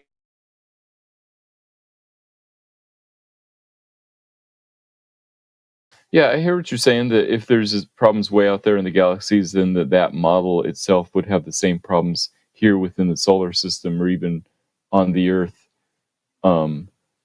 So it is a paradigm that's not working. But wouldn't you see that as sort of a separate question as to the shape and position of the planets and Earth and that kind of stuff? Or what does that have to do with the shape of the Earth, I guess? No, because the 500 years ago was when this all started, which is kind of what I wanted to talk to you about. But I guess we'll get to that some point. But the surface level portion of it is, well, there were just good theists out there that were, for maybe a lack of knowledge on a language, had to get their information from whomever was ahead of the church at the time. And at some point, they decided Copernicus makes sense. So they started telling people, hey, we're moving around the sun and all of this. Copernicus, go ahead and whip up that model so we can whip up this calendar and do what we got to do. And the people opposed it. And that's what happened with the whole Protestant Reformation thing. And so the bottom line is, the problem has always been, are we moving or not? Because I thought that we weren't. And I thought that the Bible was true. Now you're telling me all this stuff that the Bible doesn't say when it comes to cosmology. So it definitely is the central point of the problem. Are we moving or not? Who's justified it ever? We know who claimed it. Where did they justify it? Yeah, do you actually know the history? Yeah, so 500 years ago, it was that's when people started bringing up the heliocentric model instead of the geocentric model. But even before 500 years ago, the geocentric model was a spherical model. So 1,000 years ago, that's hearsay, because we see the coordinate system that we use for the sky for mapping and all of that. We see that as a plane with what appears to be a sphere on the outside, but that's open to anybody's interpretation. That's not anybody saying that's a sphere. I'm sure there are probably people who did, but those claims aren't really tied to much of anything. Oh yeah, no, they're just baseless assertions. What we're talking about is the difference between movement or not. At this point, doesn't even have anything to do with the sphere, because no one's validated that either. No point in even talking about it. Yeah, we're not talking about the sphere. We're talking about motion. Right. We're talking about motion. Okay, so motion. You're right. Motion is sort of about 500 years old. 1,000 years ago, there were people who believed that the Earth was a sphere. 1,000 years ago. No one cares. Okay. Matthew, you weren't alive 1,000 years ago. Shut up. But if we're not moving, and I love where you're going with it. I'll be quiet after this. And if it can't be lost on anyone who cares about this conversation and has a faith in the Creator and values all things that are true, it's very clear right now that we're talking about movement versus non-movement. because if it's non-movement, then nothing that was derived from that the new what do they call that age of information, all of this is built off the premise that we live on a sphere that's moving around the sun. At least for the last 500 years. I don't know what anybody else said before that. So if that's the case, then if we're not moving, if that initial claim was never substantiated, then the whole thing is wrong. The building upon the origin that you don't believe in, the Big Bang, and what space is, all of that is included. So you can't hold bits and pieces of this belief if we're not moving.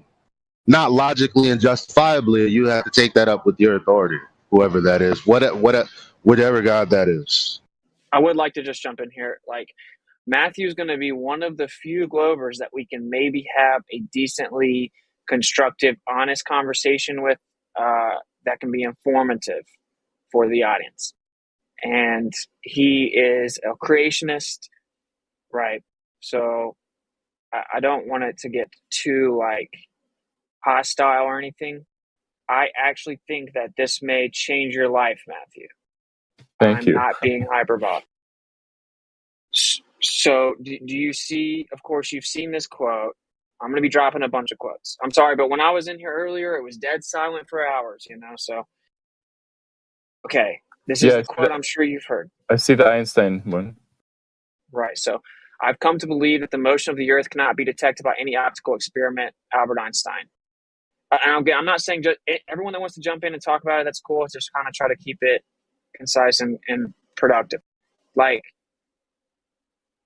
you understand that this quote, well, okay, what's to say to this? What's your take on this quote?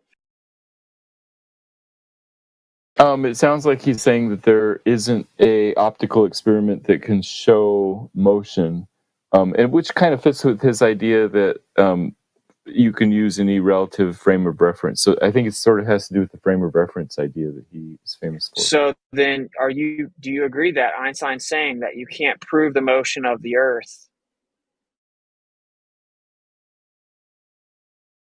You can't prove the motion of the Earth using any optical experiment. Yeah. What exactly do you think that means? Optical experiment. What does that mean?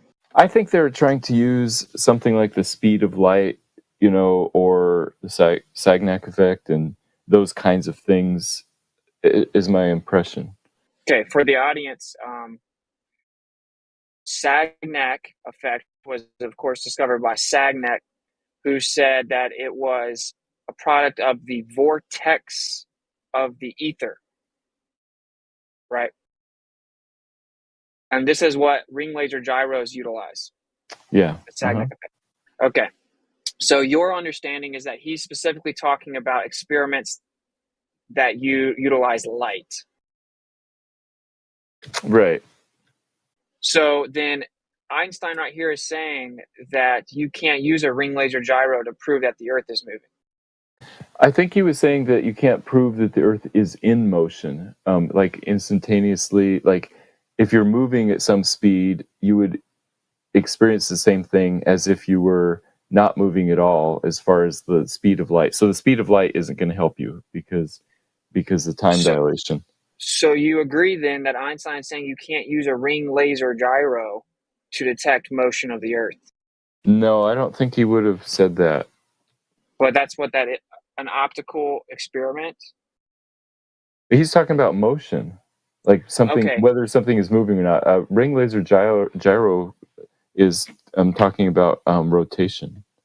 Okay, rotation is a type of motion. So in the heliocentric model, you can't pick and choose rotation or revolution. They're intrinsically tied together. They are not mutually exclusive. If the Earth is rotating, it has to be revolving and vice versa. So I'm not an expert, but I guess I would have assumed that Einstein was talking about whether you can tell if something is in motion, whereas the ring laser is determining whether there's acceleration, whether something is changing motion. And I think that those would be two separate things, but I get your point. Acceleration is a type of motion, man. No, acceleration causes motion. F equals ma. M is different than the. Hey, if something's accelerating, is it moving?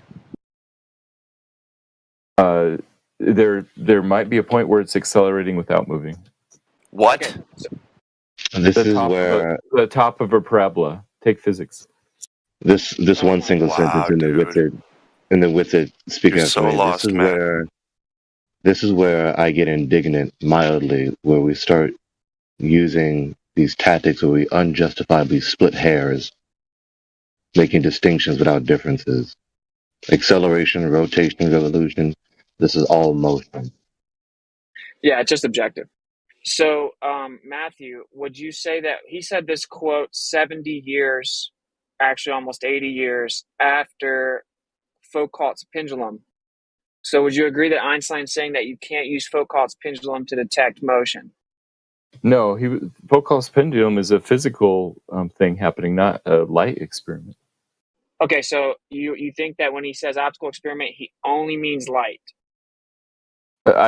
I don't know exactly which experiment he was talking about, but I think he was talking about experiments that are like speed of light and those kinds of, yeah. So he wasn't talking about a swinging pendulum, which is a mass. Okay, perfect. Okay, so I'm doing this for all the flat earthers so they can learn, okay, how to defeat this argument. So that's right. He gave this speech in context of why he came up with relativity, and he was explaining that what started his journey was Michelson-Morley.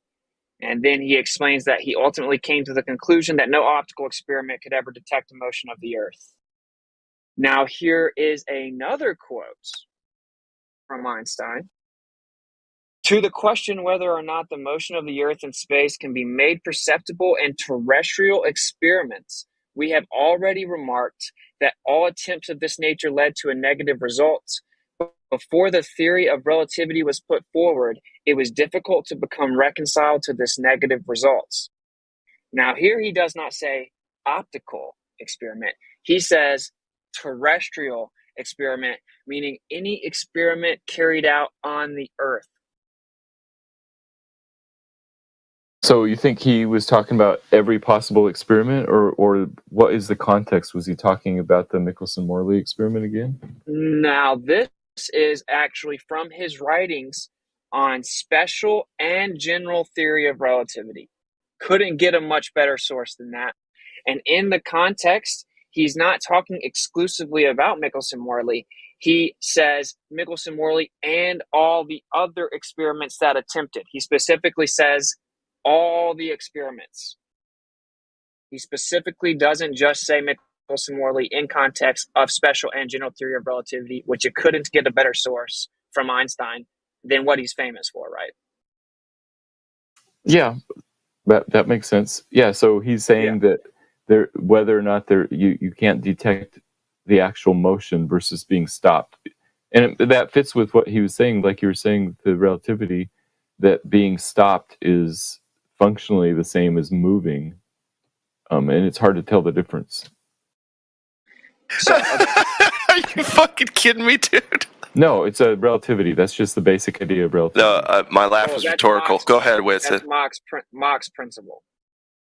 Okay, so anyway, you act like Einstein came up with the idea. No. It's called Mach's principle, long before Einstein. Einstein didn't actually come up with anything.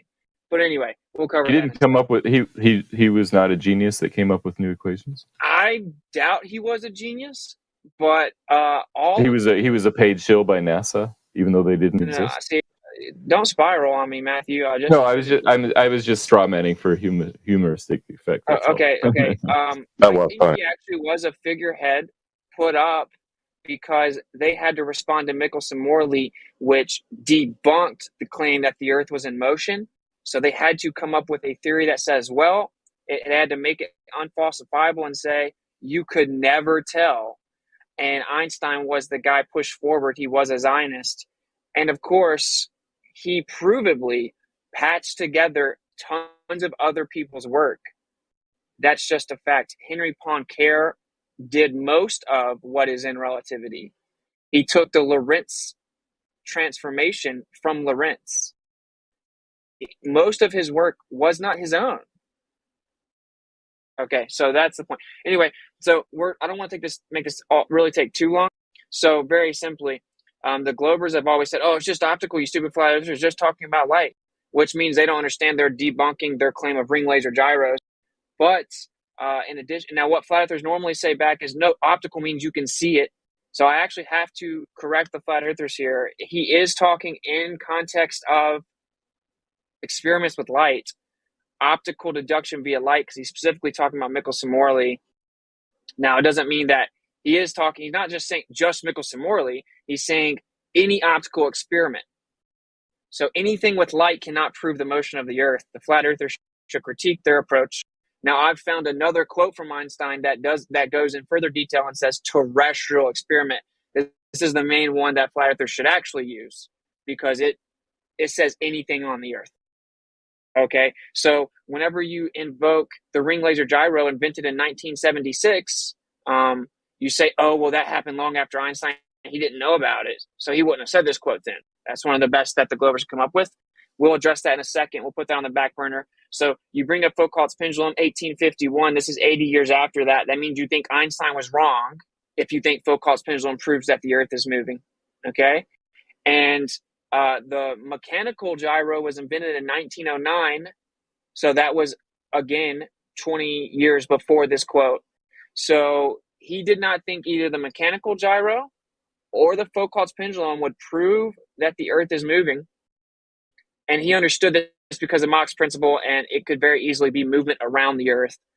And if you're inside of a system that has motion on the outside, you would actually have motion trickle down to the interior aspect of, let's say, a hollow celestial sphere for intents and purposes, and you can replicate it. He wrote about all this, which is why it's so funny. It's just that the globe earth proponents do not know any of the history, but to be fair, a lot of the flat earthers don't as well. And that's why I'm going to stake my flag on this. It ruins the whole paradigm. Okay, so now that we've got that covered, that's just all objective.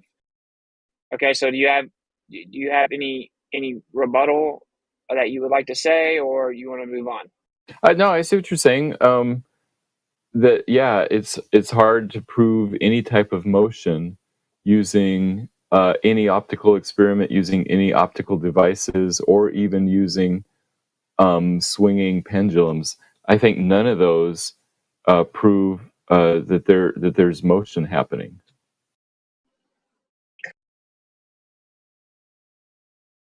Correct, and you're trying to be like smooth here, where you think that you can differentiate acceleration from motion. Yeah, acceleration is change in motion.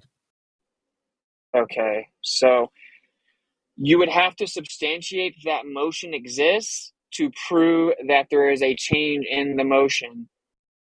So that would mean that based on Einstein's take, Foucault's pendulum and the gyroscope do not prove the Earth is moving.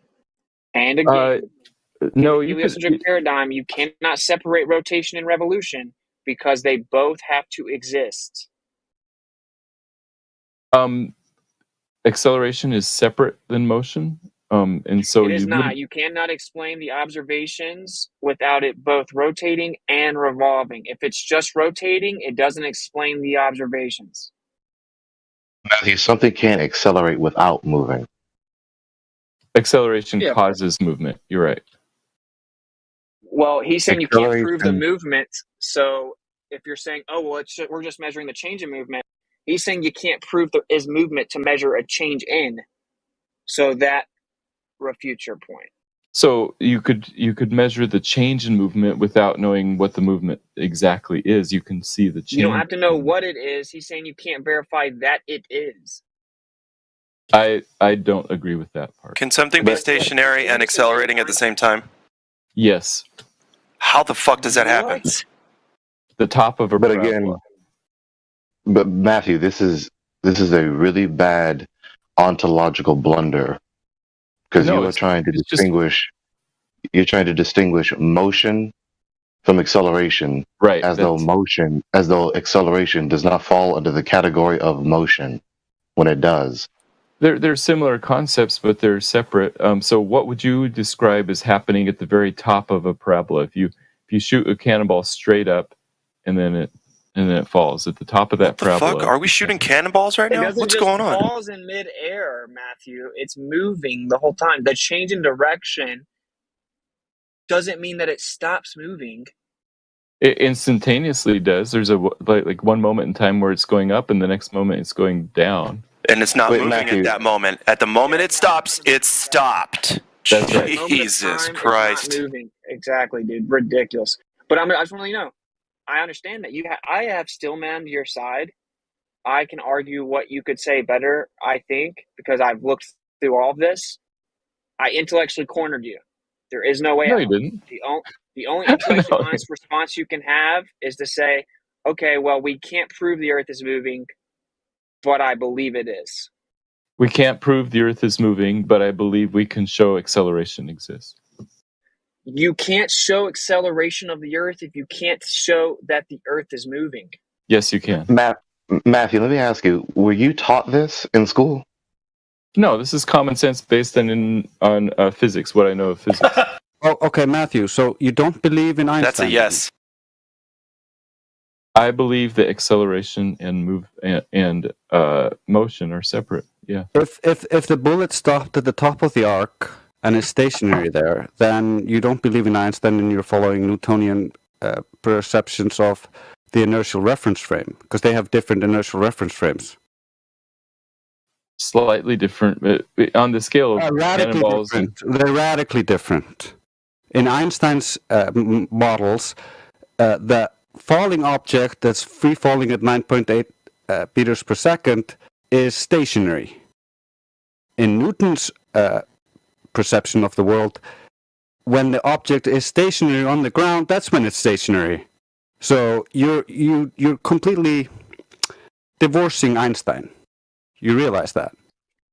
I don't think Einstein has a concept of stationary, like a universal stationary. He says everything is relative. So you could use the It's a cop frame of out. reference. Everything is relative is a cop out. Real quick, Matthew, I just have a question, and it's rhetorical. Do you think the audience is buying any of what you're saying? Thanks. The smart ones are, sure, yeah.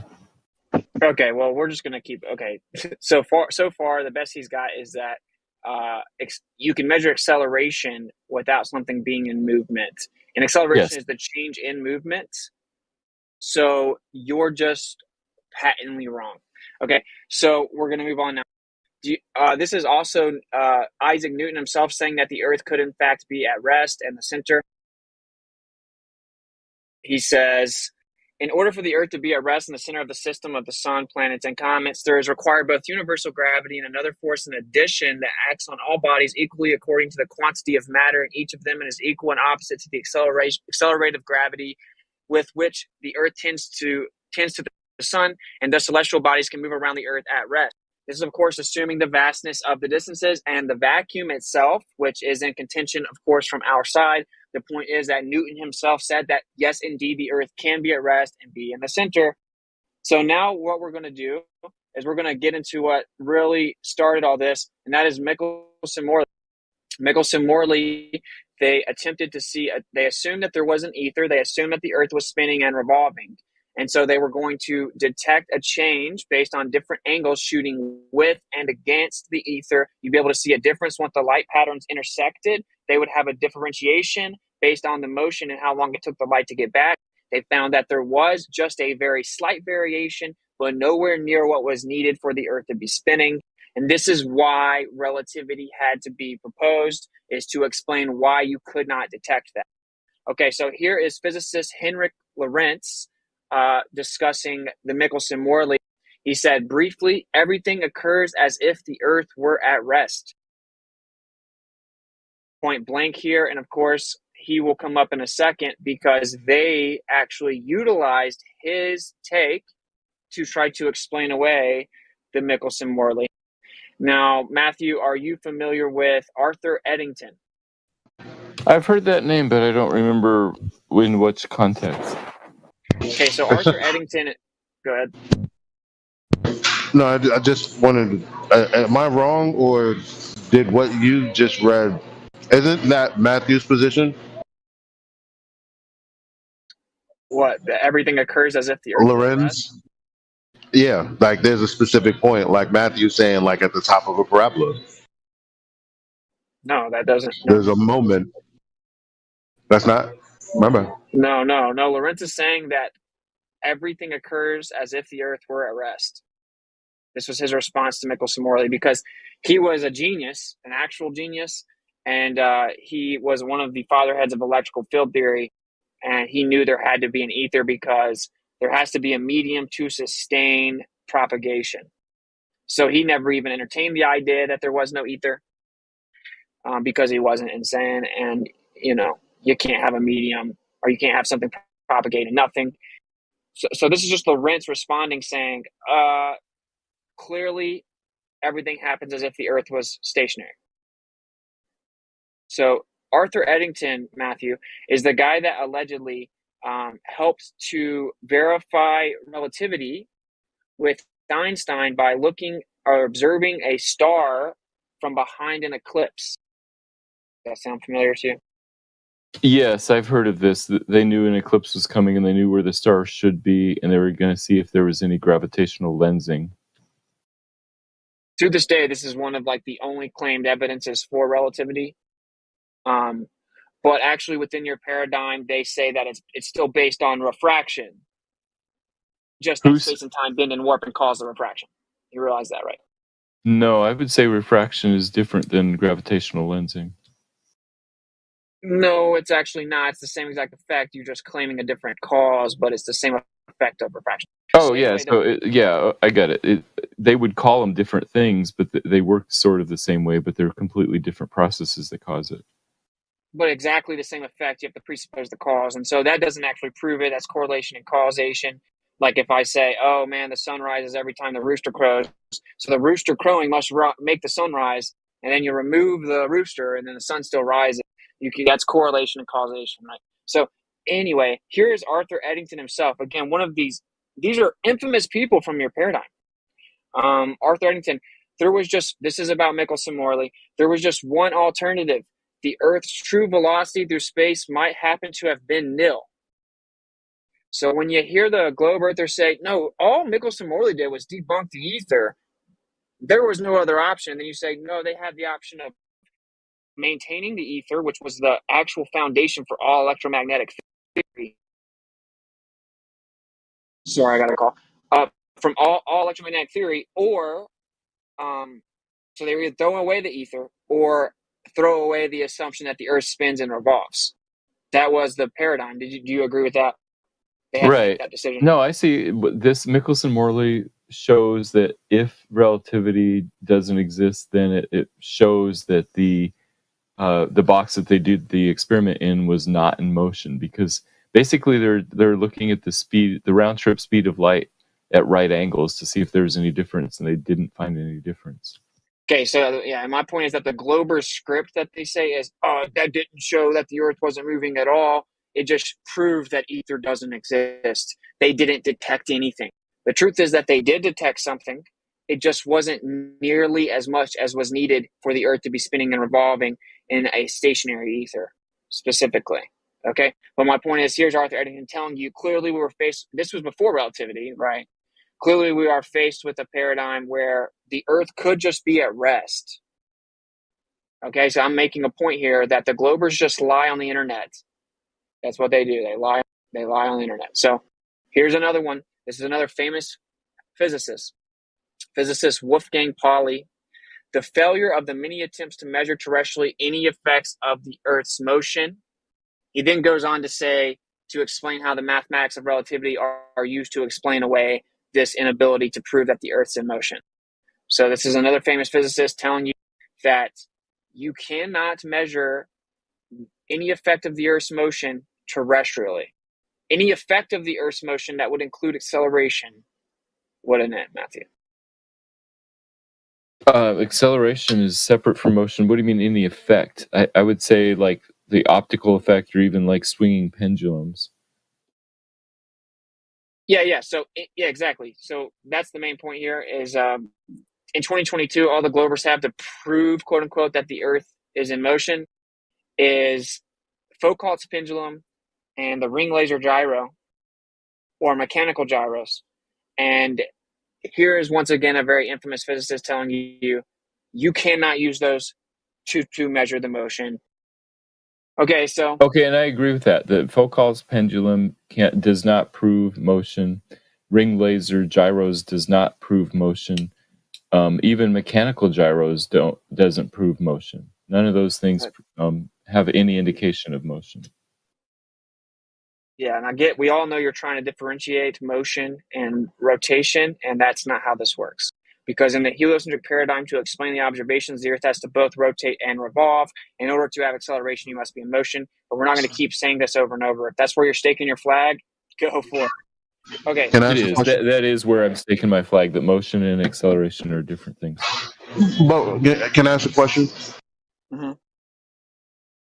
When you say it's not proof, would you say that it's evidence? Not you. Not you. Oh, I see what you're asking. Yeah, I would say that those experiments do not say one way or the other, yes or no, whether there is motion. It doesn't prove that there's not motion, but it doesn't prove. And it's not evidencing motion either, right? Right. Okay. All right. Just wanted to know. Okay, here is the physicist that Einstein stole a lot of his work from. And when I say stole, I mean, yeah, because modern times we all attribute it to him and he didn't really give him proper credit. But this is openly acknowledged and known. This is not some type of conspiracy. Henry Poincaré was the foundation for majority of relativity. He said, we do not have and cannot have any means of discovering whether or not we are carried along in a uniform motion of translation. So you agree that there's no way to prove that the Earth is in uniform motion. Right. That's maybe that's a better way of explaining what I was saying before about the gyroscopes and the pendulums. This do not show uniform. Yeah. This is talking about uniform motion. That's right. Okay, so we can never prove that the Earth is going around the sun. This is talking about whether you're going in a straight line uniform motion. This is talking about the Earth having uniform motion of translation around the sun. Around the sun would be circular, and that's not uniform. Okay, so what's he talking about then? He's talking about like just trying to measure a straight line speed of something. Like uniform motion is not undergoing acceleration. Something that's undergoing acceleration is not uniform. So he's talking about, that idea, if something that's in motion stays in motion unless it's acted on by a force. And he's saying once it's in motion, you can't tell if something is being carried along or not. Do we accelerate in our orbit? We do. Okay, so then whenever you said that Einstein was actually wasn't talking about acceleration, well, he says that you can't detect the motion of the Earth in space. So what's going on there? They were clearly talking about motion. But if the motion of the Earth in space is supposedly entails acceleration, then why is Einstein saying you can't prove the motion of the Earth in space then? Because he was not looking at acceleration; he was looking at motion. Do you think Einstein didn't understand that anything in a circular orbit would also accelerate? He did understand that, yes. Okay, so why did he say you can't prove the Earth's in motion in space then? Because he was talking about motion. He wasn't talking about acceleration. He was talking about something that didn't even exist in his paradigm that he was trying to explain. That's your argument? No, he understood first semester physics and was clear to distinguish what he meant. And so that's why he used motion instead of acceleration. So you're saying when he said you can't detect the motion of the Earth in space, he was talking about something that doesn't actually happen?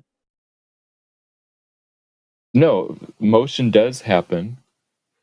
Acceleration happens. He says that you cannot detect motion, but you can detect the acceleration. He didn't mention the acceleration. Do you have any quotes where he talks about acceleration? Well, that's the whole point. You can't have acceleration without verifying and substantiating the motion part. That is not true. Oh, how are you going to measure acceleration without motion?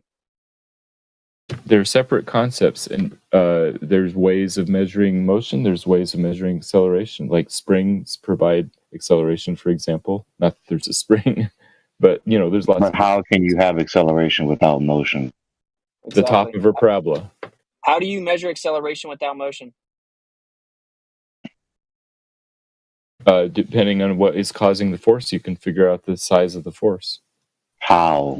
Yeah, Using how much a spring is deformed, how much gravity is, how far away things are to the force of gravity. What depends on what force you're talking about. So the object can accelerate without moving. There is a moment in time at the top of a parabola where a cannonball is not in motion, but it is still accelerating. How could you prove it's accelerating if it's not moving? Well, just from a photograph you couldn't, but you have to look over time. So Over it's time of the motion. right. Yeah. Well, even before you try to prove it, explain to me, because this notion is incoherent. How is something accelerating without moving? It is moving. It's just that there's a moment in time where it might not be moving. So if you're talking about an instantaneous moment in time, So then it has no acceleration or deceleration. Matthew, listen. Right now, over the last 5 or 6 times that Witsit has tried to clarify for you what's going on here, this is what you're saying. Motion isn't motion. no, I'm saying acceleration. No, because they're the same fucking thing, dude. Really? Get over it. All right. Well, Matthew, in your example, isn't it your point that it's actually not moving in that particular instance? So anything that, say you throw when it reaches the nexus point, it's not moving. Is that your point? Yes or no? That's my point. Yes. Right. But no, not but. So No, that's in what that was his example, right. I'm saying that this is the thing. In your example, Matthew, you're picking a moment in which nothing is actually moving. Well, in that case, it would just be not movement. Right. I'm using that to distinguish between acceleration, even though in that moment it's not moving. So in the sense that it's not moving in that moment, since this is your example, in the moment that it's not moving, how would you pick up a reading on it moving? Only in that moment that it's not moving, how would you validate that it's moving when it's not? Just in one moment, you can't. You'd have to look at time. So you're right. Just one moment. Like you take a snapshot, you can't tell if it's moving. Matthew, you're not paying attention to the reductio ad absurdum Elijah just told you. You're trying to appeal to a moment of no motion to try and argue the Earth is moving. No, to try and argue that motion and acceleration are separate concepts. That's all I meant. But that's your red herring in your attempt to defend the notion the Earth is moving. Exactly. It's also a non sequitur. All the flat earthers can see, just so you can see, this is where they have to go, is either here or just hand wave dismissal. It's point blank absurdity. You can't have acceleration without motion. You can't measure acceleration without something moving. You can't validate the Earth is moving according to Einstein, Poincare, Arthur Eddington, and many more that we're going to bring up.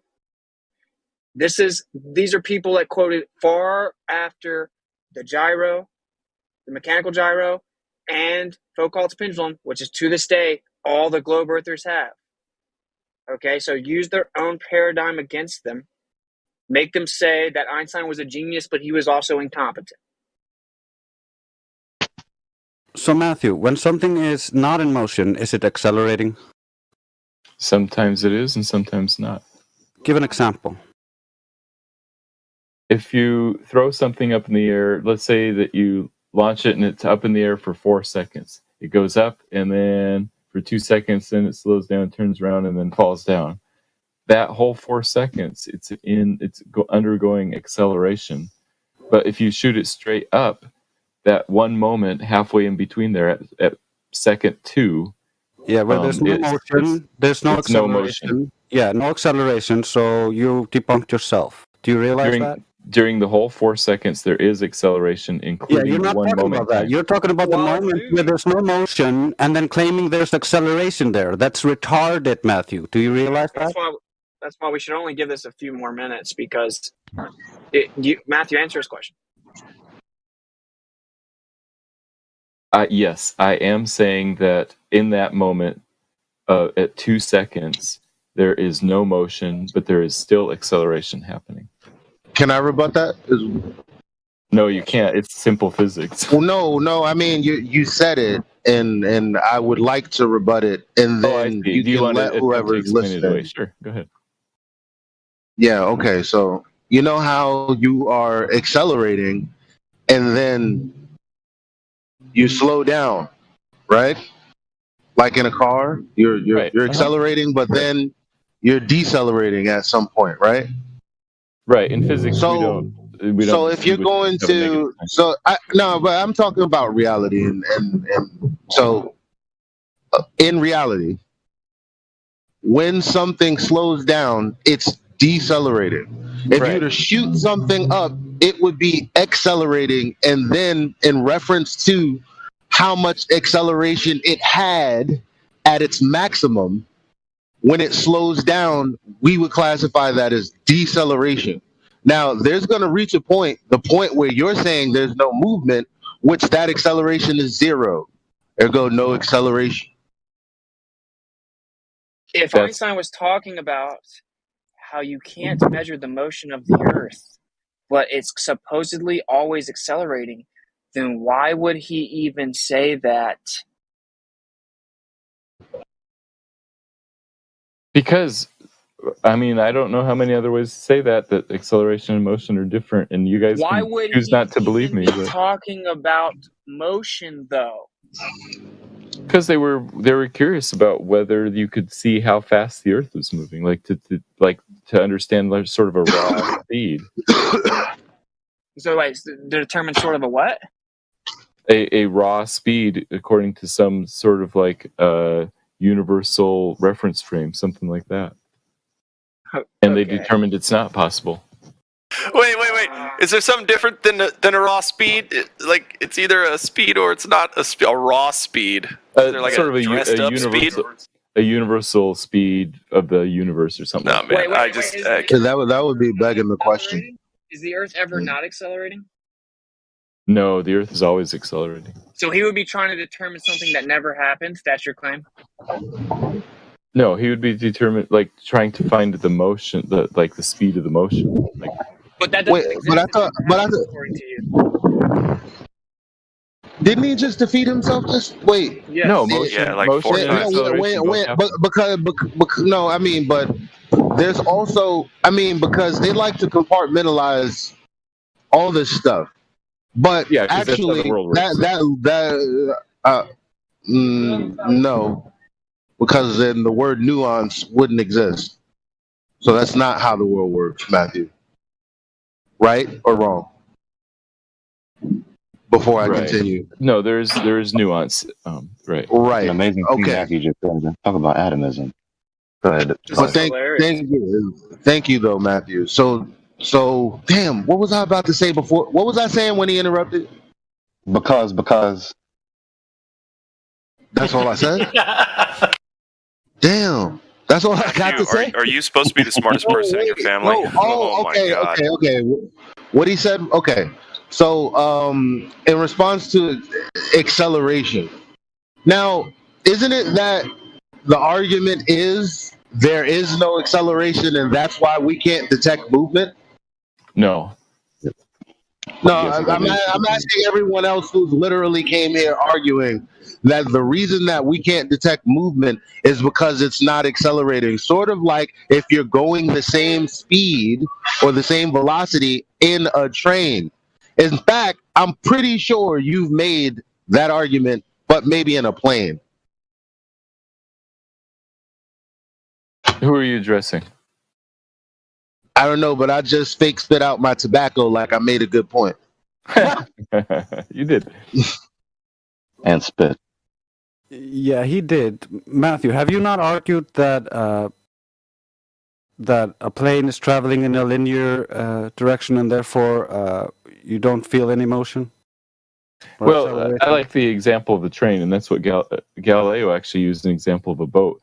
If it's nighttime and it's super dark outside and you're in a train, it's kind of hard to tell whether you're going 30 miles an hour or 60 miles an hour.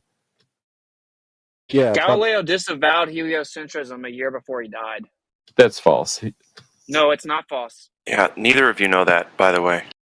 No, it is. Oh, that's true. right. Actually, they found out that in fact the guy tried to come present evidence of motion to him, and he sent this huge letter refuting it, and then the guy erased Galileo's name. Oh, I see what you're saying. Like he wrote a letter to make people happy. I think he never stopped believing it himself. Oh, so this is what we're always found with. I think they actually did this. I think what Einstein was doing was actually this. I think what, not what they say, but what you think. So we have the actual writings from special and general theory of relativity that says you cannot detect the motion of the Earth terrestrially. We have Glober saying, well, he didn't really mean that, but yet you can never find a quote from Einstein where he says you did prove the motion of the Earth or the acceleration of the Earth or that you can detect it. And he never claimed that, ever. So you're just making it up. I've looked for 2 days. He never said it. He never said the motion of the Earth, whether that's rotation or revolution, has ever been substantiated. He specifically said the opposite.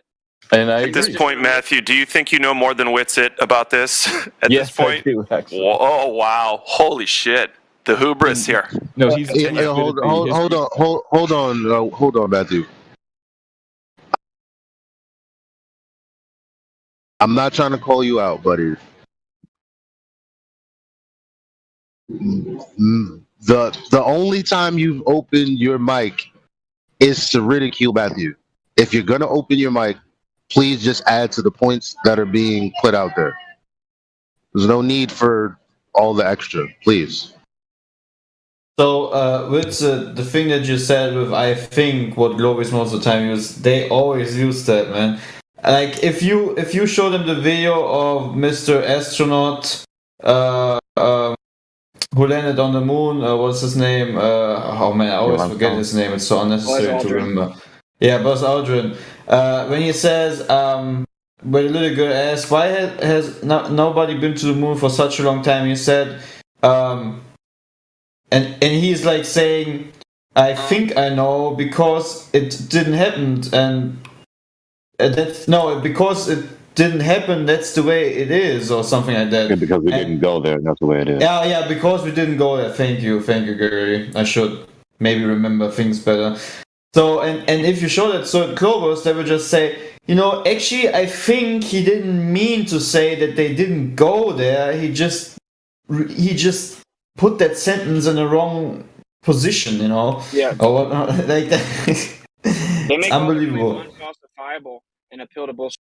So anyway, I think we should just move on though, right? Because what we've gotten from Matthew is that motion and acceleration are different, and that Einstein wasn't talking about acceleration, even though both the axial rotation and revolution include acceleration. And then you're actually imposing incompetence on Einstein and his very special and general theory of relativity writings. So I'll let you say that because that is a victory for us. So whatever. That is what I'm saying. I wouldn't call it incompetence to clearly distinguish between motion and acceleration. I think he was just using words that people clearly understood. He's explaining how we can't prove that the Earth is moving, and that prior to him proposing relativity, it was hard to become reconciled with that. So you can try to spin it, pun intended, however you want. No, and just to I agree with what this you just particular remark in response to what Matthew said earlier about the peak of the parabola. The peak of the parabola in acceleration is not an instance of no motion, because if it was an instance of no motion, then the object would not continue to move, decelerating in its motion. The peak of the parabola is the beginning of the deceleration, not the beginning of not moving. The peak of the parabola the whole time is under constant acceleration. The acceleration does not change the whole time. Well, yeah, my only critique, I don't know about that, Matthew. My only critique is that it begins to decelerate on its way up, and then at some point there's no more acceleration and no more movement, and then goes back down. In Right at physics, the we end of would its say path, it's decelerating it's the whole going up and then trying to fall back down. But whether it go vertically up or whether it go horizontally, when it decelerates, the beginning of the deceleration isn't an instance of not moving. Okay, so in physics, the acceleration is constant the whole time. Like to give the example of the 4 seconds, if something is in motion for, is flying up and then turns around and comes down for 4 seconds, the acceleration is the same the whole time. But Okay. But we can move You can't have on. acceleration without motion. Einstein said you can't prove the motion of the Earth. Oh my God. Those two are false statements, but go ahead. We can No, agree. I We can just disagree. quoted him. I just quoted him. Everyone can see it. So here's Henry Poincaré. A great deal of research has been carried out concerning the influence of the Earth's movement. The results were always negative. Okay, so now we're going to move back on to Michelson. Here's Albert Michelson discussing his Michelson-Morley experiment. He said, this conclusion directly contradicts the explanation which presupposes that the Earth moves. Seems pretty straightforward there, doesn't it? Yes, that seems straightforward. Okay. We can't feel our motion through space, nor has any physical experiment ever proved that the Earth actually is in motion. Historian Lincoln Barnett wrote a very infamous book about Einstein, very revered historian. Right. Do you agree or disagree with this statement? No, I agree. So no physical experiment has ever proved that the Earth is actually in motion. Okay, great. That's what we and then talking about. And then you said, and then you said earlier, what's this guy's name again? Was it Edwin Hubble? In the early 1900s, who was it? Yeah, it was. That said that that the idea that the Earth is not moving couldn't be disproved, right? Yeah, So, that's Edwin Hubble. Yeah. so this goes back to the most important question of the day, Matthew. And why did the head church figures depart from the cosmology of the Bible? They didn't. They did. That's what the whole beef was about. That's it. As a matter of fact, Edwin Hubble is the indictment of that. There were people that didn't believe that the Earth moved, and then there's those people. So the question is, what was their justification for it? Oh, yeah, they use science and observation to correctly interpret the Bible. Okay. Well, they didn't use science. It's a philosophical decision. We've already covered that. So I think we should just keep going. I have a lot. I just want to breeze down. Yeah, go ahead. What's it? Okay, here's a physicist, Julian B. Barber. This is a physicist right now, very, very prominent and infamous physicist. He says, thus, even now, 3.5 centuries after Galileo, it is still remarkably difficult to say categorically whether the Earth moves. Physicist Julian Barber. So you agree? So is he? I don't know if he's talking about like a motion in terms of some reference frame, or I don't know what the context is. The context is whether or not the Earth could be geocentric or not. The heliocentric model proposes that the Earth is tilted on a 66.6 degree axis, wobbling. Nobody uses that number, 66.6. I know you guys don't use that number because you don't like to point out that it's just coincidentally Satan's number. I don't care. That's the number I'm using. Satan's number is 616. No, actually, only one text out of the thousands even claimed that. The earliest one, the earliest, most accurate. Oh, one. yeah. So all the other ones are wrong. Gotcha. Because they're based on the internet. Red herring, Matthew. Red herring. No one cares. All of it's a red herring. Yeah, so we'll use it so you can't red herring. 23.4 degree tilted wobbling axis where it rotates and revolves. So the in the context of heliocentrism versus geocentrism, so heliocentrism entails both rotation and revolution. He is explaining that it is remarkably difficult to say categorically whether or not the Earth moves. This is a infamous physicist of today. Yeah, I don't know why he would say that, because I think it's fairly simple to do that. I mean, maybe if you're trying to prove it with experiments of light, like we were talking about before. So I don't know why Why are he's you saying reading into what he's saying? No, he didn't say anything about that. He said it's remarkably difficult to say categorically whether or not the Earth moves. So if you're saying that he's incompetent in his field, okay, cool. Other than that, we don't need to hear your speculations about how he misspoke and what he should have said. This is a published work. It isn't like he got bombarded on the street and misspoke. This is something he published. Okay, so I guess in that case, I don't really know who Julian Barber is, but I would say I disagree with him. It's remarkably easy. Yeah, so how so? How's it remarkably easy? Oh, because the stars are far away and we see them rotate. Oh, so begging the question. So it's just because he's actually intelligent, he knows that begging the question isn't in any way admissible. So, okay, next. Bernard Cohen, another very infamous physicist. There is no planetary observation by which on Earth can prove that the Earth is moving in an orbit around the sun. It doesn't get any more straightforward than that. But I wonder what the spin and flex will be. Yeah, let's hear it. I'll read it one more time. Oh, I disagree with him. There is no planetary observation by which we on Earth can prove that the Earth is moving in an orbit around the sun. Physicist I. Bernard Cohen. Yeah, I don't know why he would say that, but it seems like there are clear observations, so I don't know why he would say that. Perhaps he said that because they didn't observe this. Just a thought.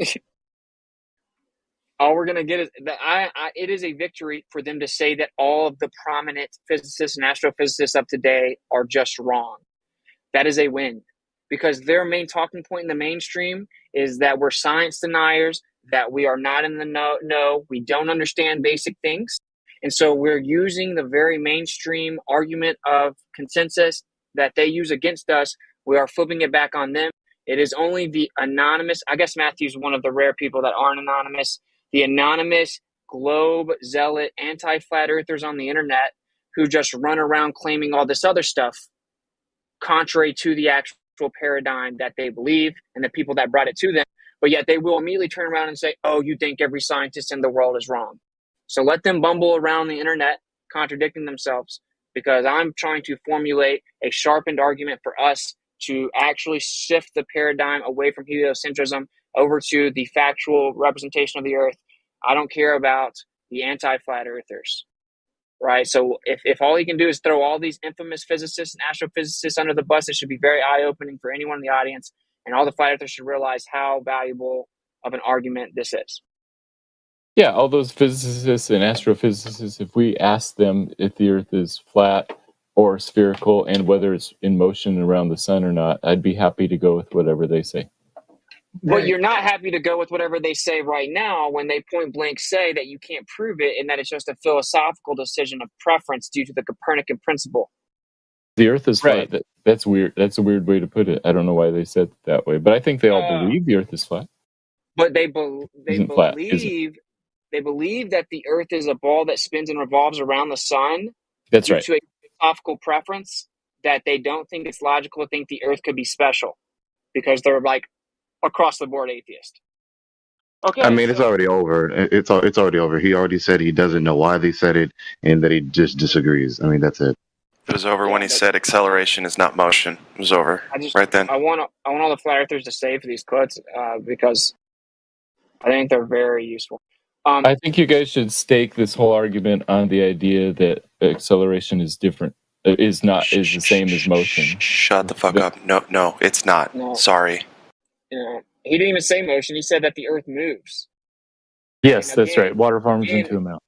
Again, if the Earth is in a heliocentric model, it has to both rotate and revolve. The context of the quote is him writing about geocentrism, which is a stationary Earth that is central, opposed to heliocentrism. You can try to spin it as however you want to. You're effectively lying. Okay. Thus, failure of Michelson-Morley to observe different speeds of light at different times of the year suggested that the Earth must be at rest. It was therefore the preferred frame for measuring absolute motion in space. Yet we have known since Galileo that the Earth is not the center of the universe. Why should it be at rest in space? Physicist Adolf Baker, explaining that Michelson-Morley contradicted the philosophical bias that they had, that the Earth is actually revolving around the sun, because the evidence showed that it wasn't moving. Okay. I mean, these are so damning. It's just sad.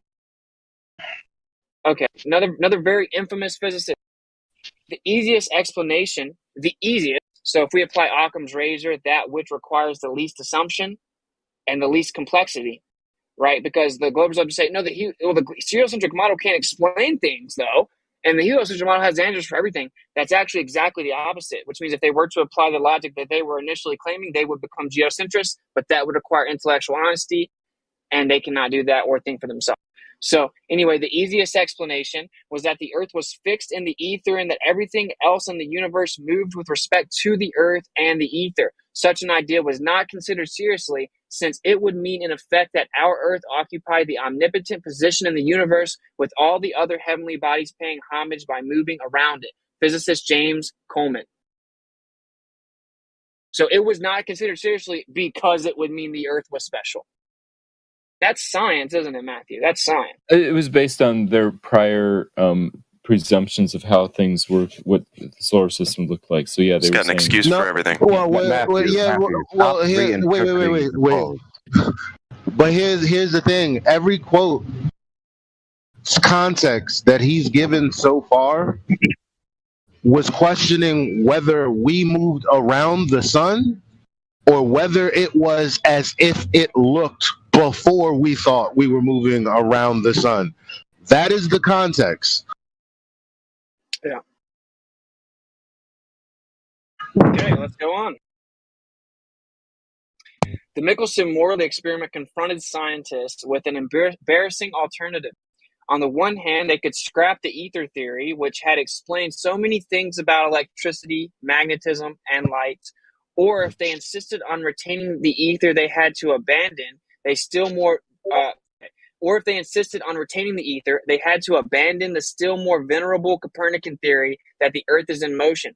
To many physicists, it seemed almost easier to believe that the Earth stood still than that waves, light waves and electromagnetic waves, could exist without a medium to sustain them. It was a serious dilemma and one that split scientific thought for a quarter century. Many new hypotheses were advanced and rejected. The experiment was tried again by Morley and by others with the same conclusion. The apparent velocity of the Earth through the ether was zero. This is where the crap hit the fan, basically. And then Einstein fixed it with relativity. Okay, here we go to another one. So which is real, the Ptolemaic or Copernican system? Although it is not uncommon for people to say that Copernicus proved Ptolemy wrong, that is not true. One can use either picture as a model of the universe, for our observations of the heavens can be explained by assuming either the Earth or the sun to be at rest. Physicist Stephen Hawking. Talk about enemy testimony. Or Jupiter. You could use Jupiter as the at rest spot. Yeah, but the epistemology to that is the flaw, the epistemological flaw in that is that in the heliocentric paradigm, nothing is without motion. I mean, this is Stephen Hawking, my man. This guy Stephen saved Hawking. the heliocentric model 20 times. Mr. Black Hole himself. Dude, the most infamous physicist in the modern era. I should post this too. Hold on. Again, this is why I told you the context of the conversation, Matthew, was wouldn't you find it intriguing that all of these infamous physicists say themselves that the heliocentric model is no more viable or accurate than the geocentric model, and that we determine that it's heliocentric based purely on philosophical preference, that the Earth is not important? Yeah, that makes sense, and I agree with that. Okay, you agree with it, but you also think the Earth is important. Got it. Okay, so if we were to adopt a frame of reference like Tycho's in which the Earth is at rest, then the distant galaxies was seen to be executing circular turns once a year. And in general relativity, this enormous motion would create forces akin to gravitation, which would act on the sun and planets and give them the motions of the Tychonic theory. Physicist Steven Weinberg, who's saying that even if you assumed relativity, it could still work, which of course relativity is wrong. Okay, so this is again explaining, look, if the Earth's at rest, then that would just mean that the galaxies execute circular turns once a year, almost as if the sky is an intricate timepiece that was made to all work together on the same timeline. That's so illogical. We must believe that everything is random and chaotic, though. So and it behaves in a law-like manner, immutably. Exactly. The more logical option, that there is a natural order, is thrown out, and we go over to the absurdity of chaotic happenstance that cannot explain it. What a joke. Very infamous physicist.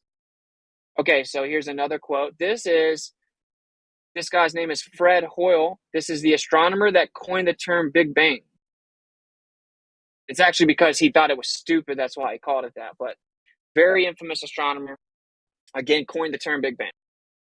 Let it be understood at the outset that it makes no difference from the point of view of describing planetary motion, whether we take the Earth or the Sun as the center of the solar system. Since the issue is one of relative motion only, there are infinitely many exactly equivalent descriptions referred to different centers. In principle, any point will do, the moon, Jupiter. So the passions loosed on the world by the publication of Copernicus's book, De Revolutionibus Orbium Celestium Libri VI, were logically irrelevant. Astronomer Fred Hoyle. Yeah, that makes sense to me that you could arbitrarily pick any point as the center and do all the calculations. And that all observations work. Yeah. So if that's the case, and geocentrism preceded heliocentrism, again, what was the justification?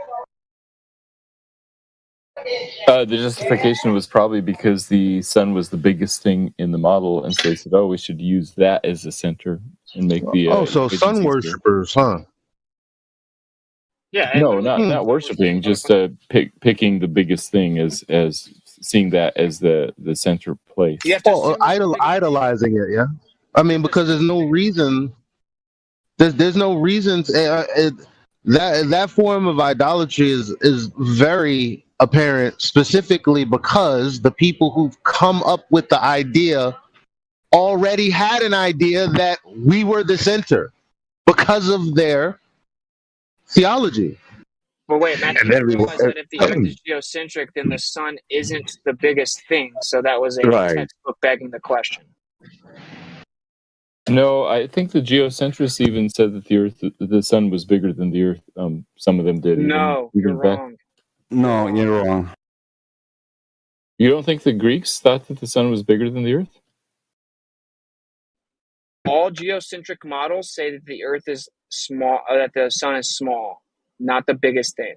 No, geocentrism has to do with the Earth being the center. It doesn't say anything. It's agnostic about the sizes. Matthew, come on, dude. Matthew, never learns. The sun is local in geocentrism. Anyway. So here's another one. We can take either the Earth or the sun, or any other point for that matter, as the center of the solar system. This is certainly so for the purely kinematical problems of describing the planetary motions. It is also possible to take any point as the center even in dynamics, although recognition of this freedom of choice had to await the present century. I would hate to break it to Fred Hoyle, who would be turning in his grave. Actually, we do not have the freedom of this choice still to this day in 2022. Even the governments themselves have come out and actively censored, misrepresented, and strawmanned the geocentric position. And NASA has gone as far as to take all kinds of information off their website that actually supports geocentrism, retroactively eliminating the information so that people cannot have a fair decision or choice. Totally seems like a side I want to be on, huh, Matthew? I would dispute that characterization. That's interesting, the way to put it, though. They removed a ton of stuff off their website. You can prove it with the Wayback Machine. So yeah, So justify your dispute. Well, first of all, clarify what your dispute is, and then justify it. So you can choose any point as a frame of reference, either the sun or the moon or Jupiter or the Earth or whatever. And then it just makes more sense to choose the sun if it's no. I mean, what is the dispute with what was said? Don't just tell us how you feel.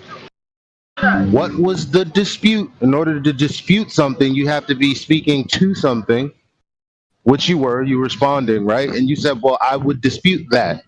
So, what are you disputing and justify it? I dispute that NASA took off information from their website in order to keep people from believing the geocentric model. Okay, well, they removed information that is more. It works better with geocentrism. Probably coincidence. Yeah, not just NASA as well. It's also the European Space Agency. They used to have records of all of their balloon launches with the names of everything they sent up. We flat earthers started looking at all that stuff and publishing it and making videos about it, and they removed all that. Just a coincidence. It was easy to see the irregularities in there. Well, not even. I don't even know if you would call it that. It was easy to. Well, for lack of a better term right now, I can't think of. And all of their photos, so to speak, they removed them. Yeah, it showed that they had a special position. So it used to be that you could get like the original picture or original information, and so now you just get a JPEG. Now you just get a copy. Yep. And so that's like thousands of pictures, Matthew. Anyone that doesn't know, ESA, European Space Agency, that was actually the confirmation of the original findings from the WMAP team, which showed that the Earth was the center. And people were trying to say, "Oh, they just messed up." And then the Planck came back. The Planck data came back from the European Space Agency, which just further verified in greater detail with less noise in the imaging. And show the very same thing, only stronger. So they could no longer handle dismiss it, although they've effectively still done that because, like you said, they just removed it once we started picking it up. So, and that's why they called it the axis of evil. They called it evil. Well, that's so much science there. I'm just overwhelmed. I'm drowning in science. They called it evil. Anyway. So here's an infamous science writer, Kitty Ferguson. It is possible to describe the entire universe using any chosen point as the unmoving center. The Earth will do very well, and no one can prove that choice is wrong. Scientists today prefer to picture everything in motion and nothing as being the center. If you haven't given much thought to the implications of the 20th century science, you may be chagrined to realize that because of the concept of relative motion, no one can prove that the Earth moves. Yet we have anti-flat earthers claiming unequivocally that they've proven it, and we are science deniers. Okay, next. I know they get kind of. No, I like what she said. I think what she said is kind of profound. That if you believe in relativity, you can just sort of arbitrarily pick any spot.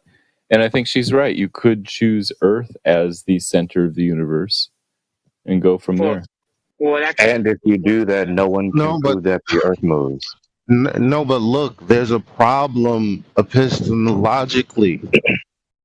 Can anyone spot the problem?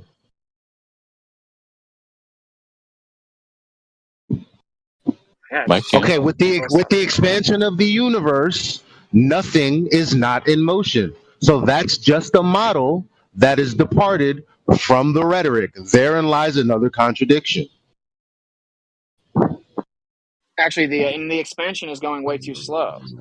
Heliocentrism has been debunked in its own presupposition. It's off by 10 to the 120th power. It's not expanding anywhere close to as fast as it has to. But you get what I'm saying about using the Earth is fixed, or using the Sun is fixed, or using Jupiter is fixed, or using anything else that's fixed. No, you can't do that, because in heliocentrism, as we know it today, nothing is not moving. Not even the sun is not. I mean, obviously it's moving, but it's It's supposedly circling what? The center of the galaxy. Center of the galaxy. Right. and the There's galaxy nothing. There's is nothing roughly that's not moving except for this. Except for the thing that's really the space in the middle, in which nothing actually resides. And then that space in which they inhabit is not moving because it's not a thing in motion. Which actually they even do claim, or they say that there's a curvature to space and time. In order for something to curve or to bend or to There's that. that's motion. But they just throw that out and disregard it because that would violate Newton's laws of motion, saying that there would be an equal and opposite reaction. The curvature would straighten out. But anyway. In their paradigm, nothing is not moving, not even space and time. Exactly. You can't bend something without it moving. Yeah. Okay, here's sickening. another physics.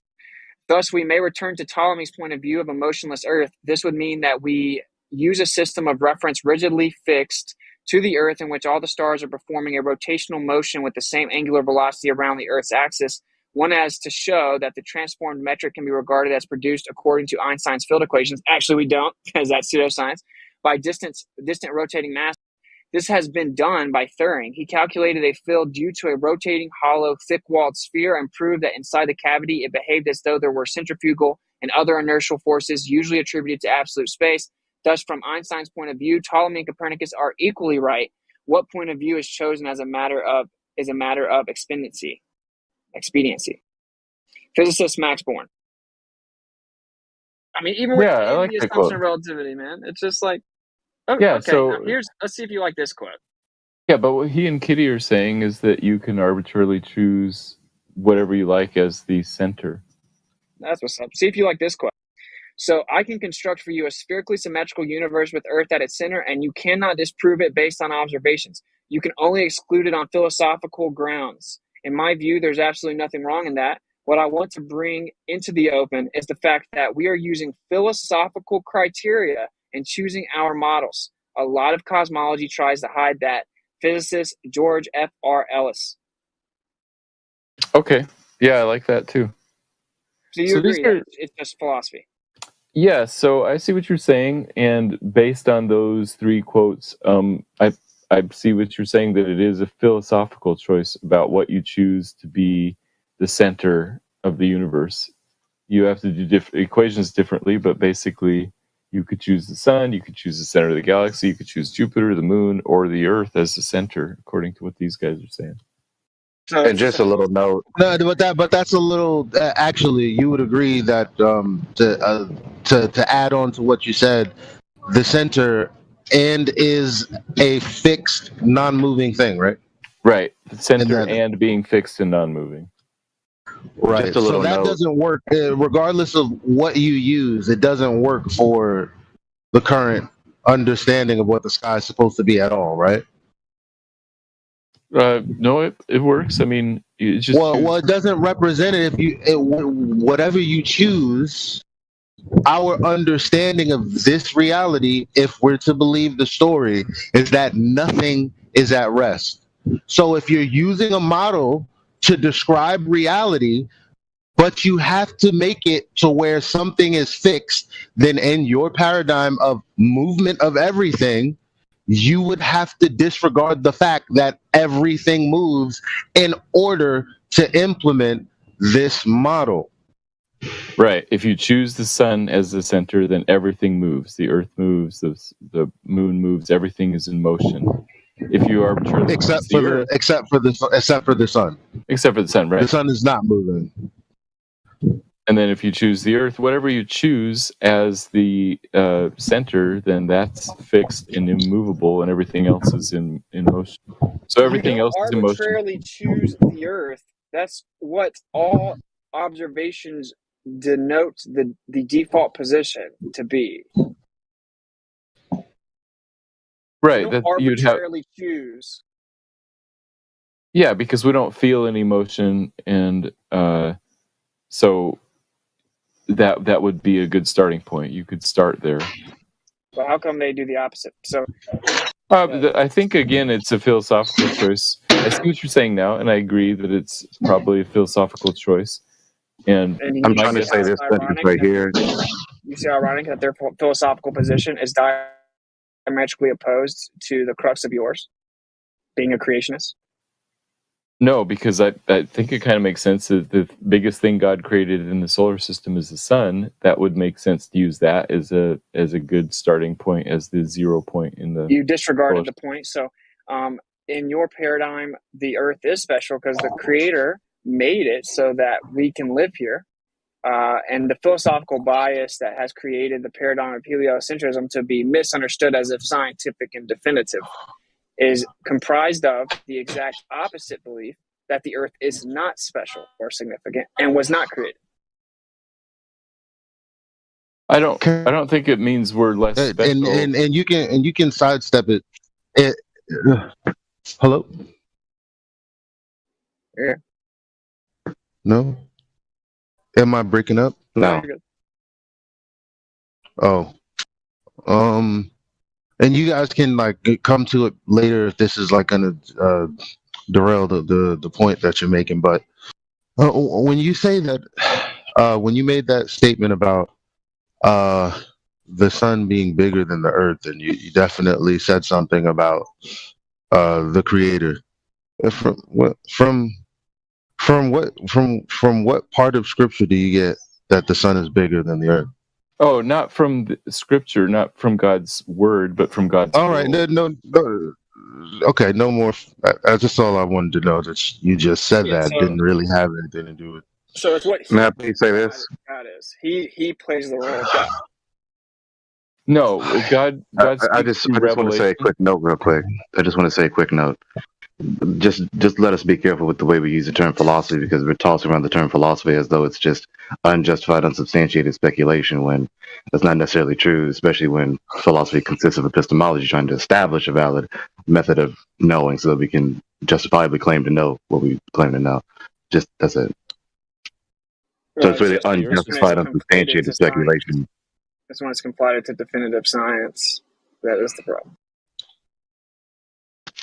So when they choose the sun or the great attractor at the middle of this void, aka space, there's no justification for that choice to claim to know that to be the case. Yeah.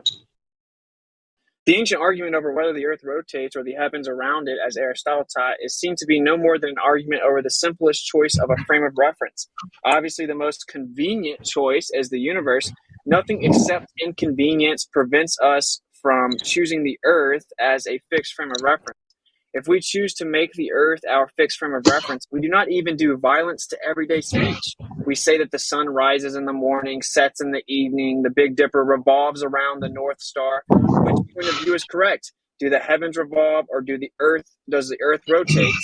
The question is meaningless. So, hey, Matthew, physicist Martin Gardner. Hey, Matthew, is that guy talking about rotation? Yes, he's talking about rotation and motion. You could pick the Earth as stationary and motionless, and like you said, it wouldn't do violence to even the way that we speak. So this guy's obviously saying that we haven't proven that the Earth rotates. Well, he's saying we could use that as a reference frame. I mean, I think he would believe that the Earth rotates relative to the sun, but you could choose one or the other. Okay, if he said that you can do it, then that means that we haven't proven that the Earth rotates, or we wouldn't be able to do it. It would exclude it as viable. Notice that he said that you can do it. You can arbitrarily choose that. It's not saying that it's the only choice you have to make. I never said that it was the only choice. I'm pointing out that he says, and this is a modern, infamous physicist, says that do the heavens revolve or does the earth rotate? The question is meaningless. He says that we can, to this day, utilize a stationary earth. If we had proven that the earth rotates, he wouldn't say that we can choose to understand that the earth doesn't rotate. Full circle to my full point, my initial point, and my macro, which is that the anti-flat earthers claim that we have proven that the earth rotates, and even Bob did it, and all the infamous physicists say otherwise. To help Matthew understand even further, again, a priori, a posteriori. The Earth is moving in heliocentrism. The Earth is not moving in geocentrism. These are two different a priori theories that is trying to interpret the data. So in the controversy, they're both substantiated, but the problem is that one is justified, the other is not justified. See, it may be consistent, and then again, it's more so consistent with geocentrism than heliocentrism. The a priori theory is trying to interpret the empirical data, you see. So when you appeal to the empirical data, the a posteriori data, when trying to defend heliocentrism, it's unjustified. Why? Because there are far more empirical things that we're trying to interpret that are disparate from the academic cosmic paradigm, the ACP, than with geocentrism. Especially, above all else, concerning the Earth. Heliocentrism says the Earth is moving. Geocentrism says the Earth is not moving. We don't observe, we don't have any empirical experience of the Earth moving, which is contrary to heliocentrism in concordance with, correspondence with geocentrism. The Earth-centered system is in reality absolutely identical with the system of Copernicus, and all computation of the places of the planets are the same for the two systems. Astronomer J.L.E. Dreyer. I know it's redundant, guys. I'm sorry, but I just hope you guys save it. And, you know, you can never have too many hostile witnesses. It is very important to acknowledge that the Copernican theory offers a very exact calculation of the apparent movements of the planets, even though it must be conceded that, from the modern standpoint, practically identical results could be obtained by means of a somewhat revised Ptolemaic system. It makes no sense, accordingly, to speak of a difference in truth between Copernicus and Ptolemy. Both conceptions are equally permissible descriptions. What has been considered as the greatest discovery of Occidental wisdom, as opposed to that of antiquity, is questioned as to its truth value. Physicists' hands don't care. Reichenbach. Yeah, so he's not saying it's true or false one way or the other. He's saying that you can arbitrarily choose as a frame of reference one or the other. Matthew, when you say you can arbitrarily choose, you're saying that it's unjustified, like my point earlier. So when you choose heliocentrism as the a priori theory to interpret the a posteriori data, the empirical data, it's unjustified, especially because you don't have any empirical data of the Earth moving. Can I give an analogy for how I think about this? I know analogies aren't very popular around here, though. I might get muted. Why would you say that, Feisty today, Matthew. I think this might be getting to you a little bit. Yeah, why would you say, Matthew? Have I not used at least 40 with you? Oh yeah, in here, around here. I'm totally fine, and yes, you are allowed to use analogies. It's just that I am. What do you mean allowed? You just said that it's not used much around here, where I hang around. I mean, like when we Globers bring up analogies, it frequently gets shot down. Whatever. Okay, so here. Go ahead. Let's say that I'm on the freeway driving 60 miles an hour to the store. It probably makes sense to think of it as the store being stationary and I'm going 60 miles an hour. But technically, what all these physicists are saying is you could actually choose to say that the car is stationary and the store is moving towards me at 60 miles an hour. And the ground is moving 60 miles an hour underneath me and all that type of thing. And that's true. And I'm thinking to myself, okay, technically that's true. But it's not like, and they're saying you can't distinguish between, is the store moving towards me or am I moving towards the store? And it just seems to make more sense to say that the store is stationary because it's bigger. But the only time both a priori theories would be justified interpretations of the empirical data is if in one, the Earth, the store is actually moving towards you. You actually have an empirical sense experience of the Earth, the cosmos around you, including the store moving toward you and you not moving, and having an empirical sense experience of you moving and the cosmos and the store in the cosmos not moving. But you don't have the former. You only have the latter. Well, if you were in a really smooth car ride, it might feel like you're stationary. See, that's an appeal to a subjective sense experience, Which apart is what you're from doing. an objective sense experience. See, you give these unjustified negation retorts. You wouldn't know the difference if the car ride was smooth. No matter how smooth the car ride is, and you can't even conceive, you can't even fathom a car ride so smooth that you can't tell you're moving. You can't even fathom that, and you have never experienced that. No. Well, maybe not a car, but like a bullet train. Those maglev trains in Japan, they do this thing called the coin test, where they put a coin on the windowsill and it doesn't tip over, even though they're going like 300 miles an hour. But again, you don't only have the sense of feeling, Matthew. You have 5 senses. Right. And when you're on the bullet train, or when you're on this imaginary, amazing car, I would love to take a ride in that car. Whether you're in any of these vehicles, you still see the earth. You still see the cosmos around you moving. You can still hear the motion of the vehicle. You have all this empirical sense data that tells you the cosmos in which you are existing in is not moving, but the vehicle you're in is moving in it. Why interpret it that way? Why not say that the car is moving and all the sound and the bumps is because the earth is moving underneath you? You know, I'm stationary in my car. Because you don't experience that. You do experience it. It's the same thing. No, you don't experience it. You believe that you experience it. You have deceived yourself into believing you experience this because you have an unjustified faith commitment to that notion. Yeah, but no matter how much, the point you were making about first having evidence of the latter but not the former. Again, you can apply the same understanding, and again, I'll ask you, please give us your active listening ears, because he just told you. Well, there is no instance in which you're going to get into a vehicle and not know that that's what happened and that you're moving. For you to then say, well, now that I'm in this moving vehicle that I've willingly gotten into, now I'm going to pretend in my mind that it's the earth moving underneath. That is the only ridiculous scenario in which you can put it. But you would know in the offset that you began moving. I love what you said there. Especially, Matthew, as a Bible believer, you should know better than to say such a thing, because the God has made the universe, and he has made uniformity to the universe, and he has given us senses to experience empirical data that is trustworthy, so that we can orient ourselves in this world. He would not build a world in which our entire sense experience faculties would be just antithetical to what is actually happening.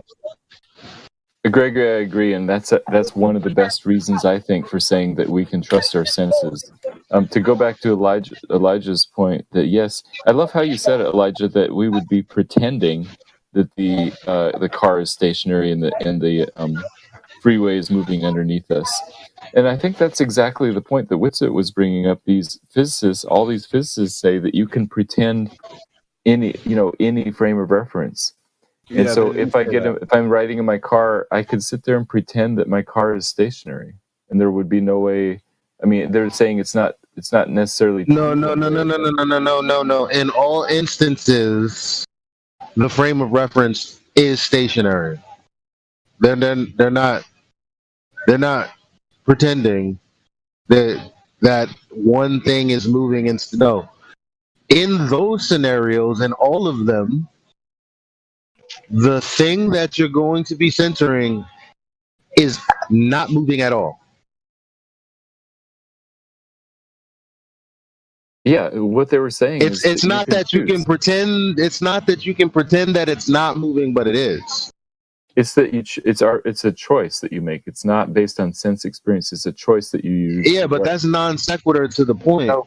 Matthew, you just told us that your sense experience faculties are trustworthy. So trust them. When you look at the earth and when you feel your body touching the earth, you don't feel the earth rotating. You don't feel it moving at all. You don't see curvature.